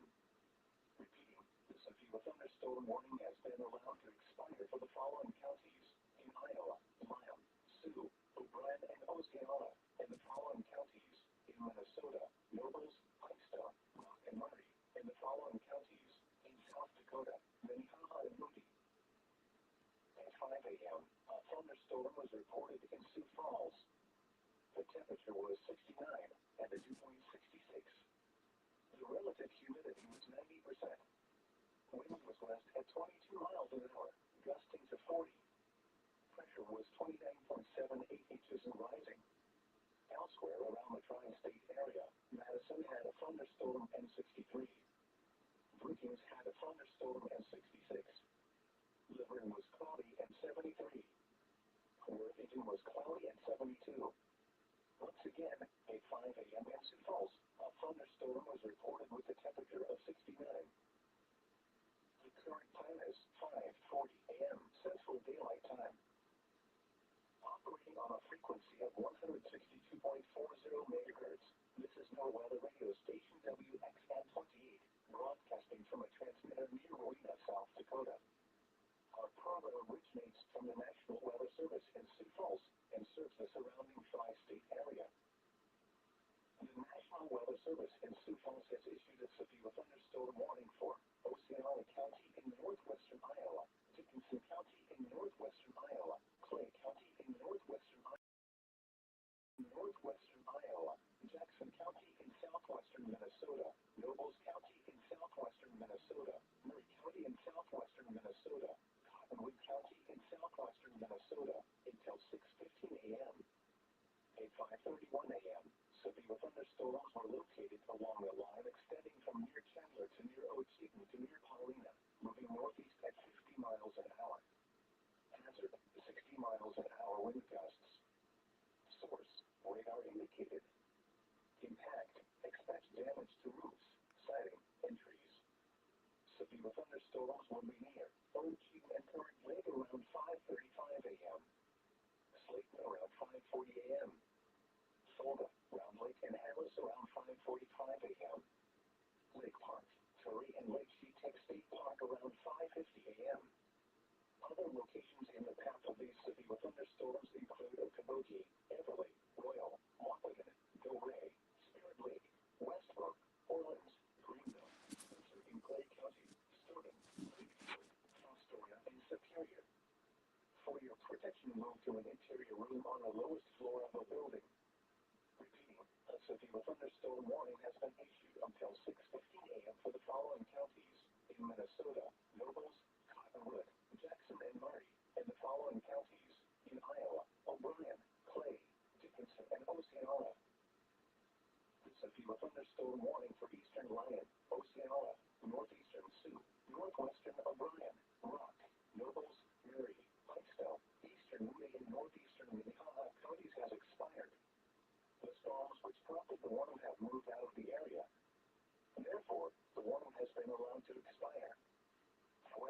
Heavy winds are still possible behind the line of thunderstorms.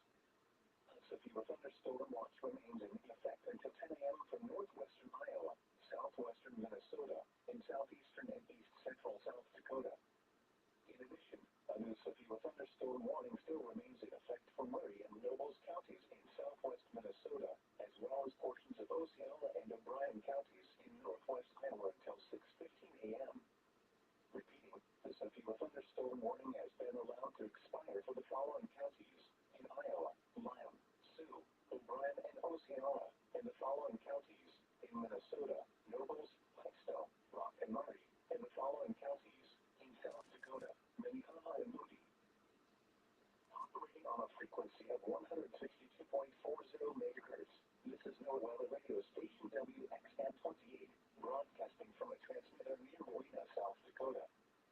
Our program originates from the National Weather Service in Sioux Falls and serves the surrounding tri-state area. Your National Weather Service forecast for Sioux Falls and the surrounding tri-state area. Severe thunderstorm watch number 369 remains in effect until 10 a.m. for the following counties in Iowa: Lyon and Sioux, and the following counties in South Dakota: Lincoln, Turner, Lake, Minnehaha and Moody, and the following counties in Minnesota: Nobles, Blackstone, and Rock. Remember, a severe thunderstorm watch means the conditions are favorable for the development of severe weather, including large hail and damaging winds in and close to the watch area. While severe weather may not be imminent, persons should remain alert for rapidly changing weather conditions and listen for later statements and possible warnings. Stay tuned to NOAA Weather Radio, commercial radio and television outlets, or internet sources for the latest severe weather information. At 5 a.m., a thunderstorm was reported in Sioux Falls. The temperature was 69 and the dew point 66. The relative humidity was 90%. Wind was gust at 22 miles an hour, gusting to 40. Pressure was 29.78 inches and rising. Elsewhere around the tri-state area, Mitchell had light rain and 60. Yankton had rain and 64. Brookings had a thunderstorm and 66. Liberty had a temperature of 73. Worthington was cloudy at 72. Other conditions across the northern plains. Around South Dakota and Watertown, a thunderstorm was recorded with a temperature of 66. Rain was falling with a temperature of 61 at Huron and 67 at Aberdeen. It was cloudy with a temperature of 59 at Pierre and 55 at Rapid City. In southern Minnesota, skies ranged from mostly cloudy to cloudy. It was 69 at Marshall, 72 at Mankato, 71 at Redwood Falls, 71 at Minneapolis, and 64 at Rochester. Across Iowa, skies ranged from mostly cloudy to cloudy, and the temperatures were in the lower 70s. And in eastern Nebraska, at Norfolk, a thunderstorm was reported with a temperature of 64. At Omaha, it was mostly cloudy with a temperature of 75. Once again, at 5 a.m. in Sioux Falls, a thunderstorm was reported with a temperature of 69. The Sioux Falls climate summary for yesterday, June 23rd, 2023. Yesterday's high temperature was 80 degrees. The normal high is 83. Yesterday's low temperature was 68 degrees. The normal low is 61. Yesterday's precipitation fell yesterday, which brings them up to total to 0.87 inches. This is 2.46 inches below the normal amount of 3.33 inches for June. The total precipitation for the year now stands at 7.51 inches, which is 5.71 inches below normal. There were no heating degree days yesterday, which is normal. The yearly total temperature at first is 7,386, which is 141 above normal. There were 14 degree days yesterday, which is 7 above normal. The yearly total since January 1st is 383, which is 211 above normal. The normal high temperature for today is 83 degrees.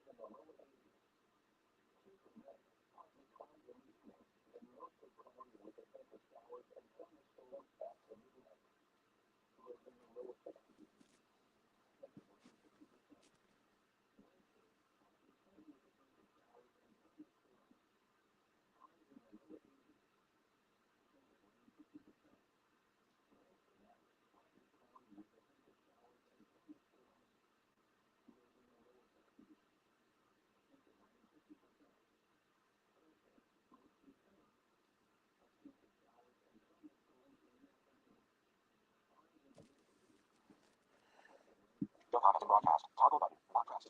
Address. Page set.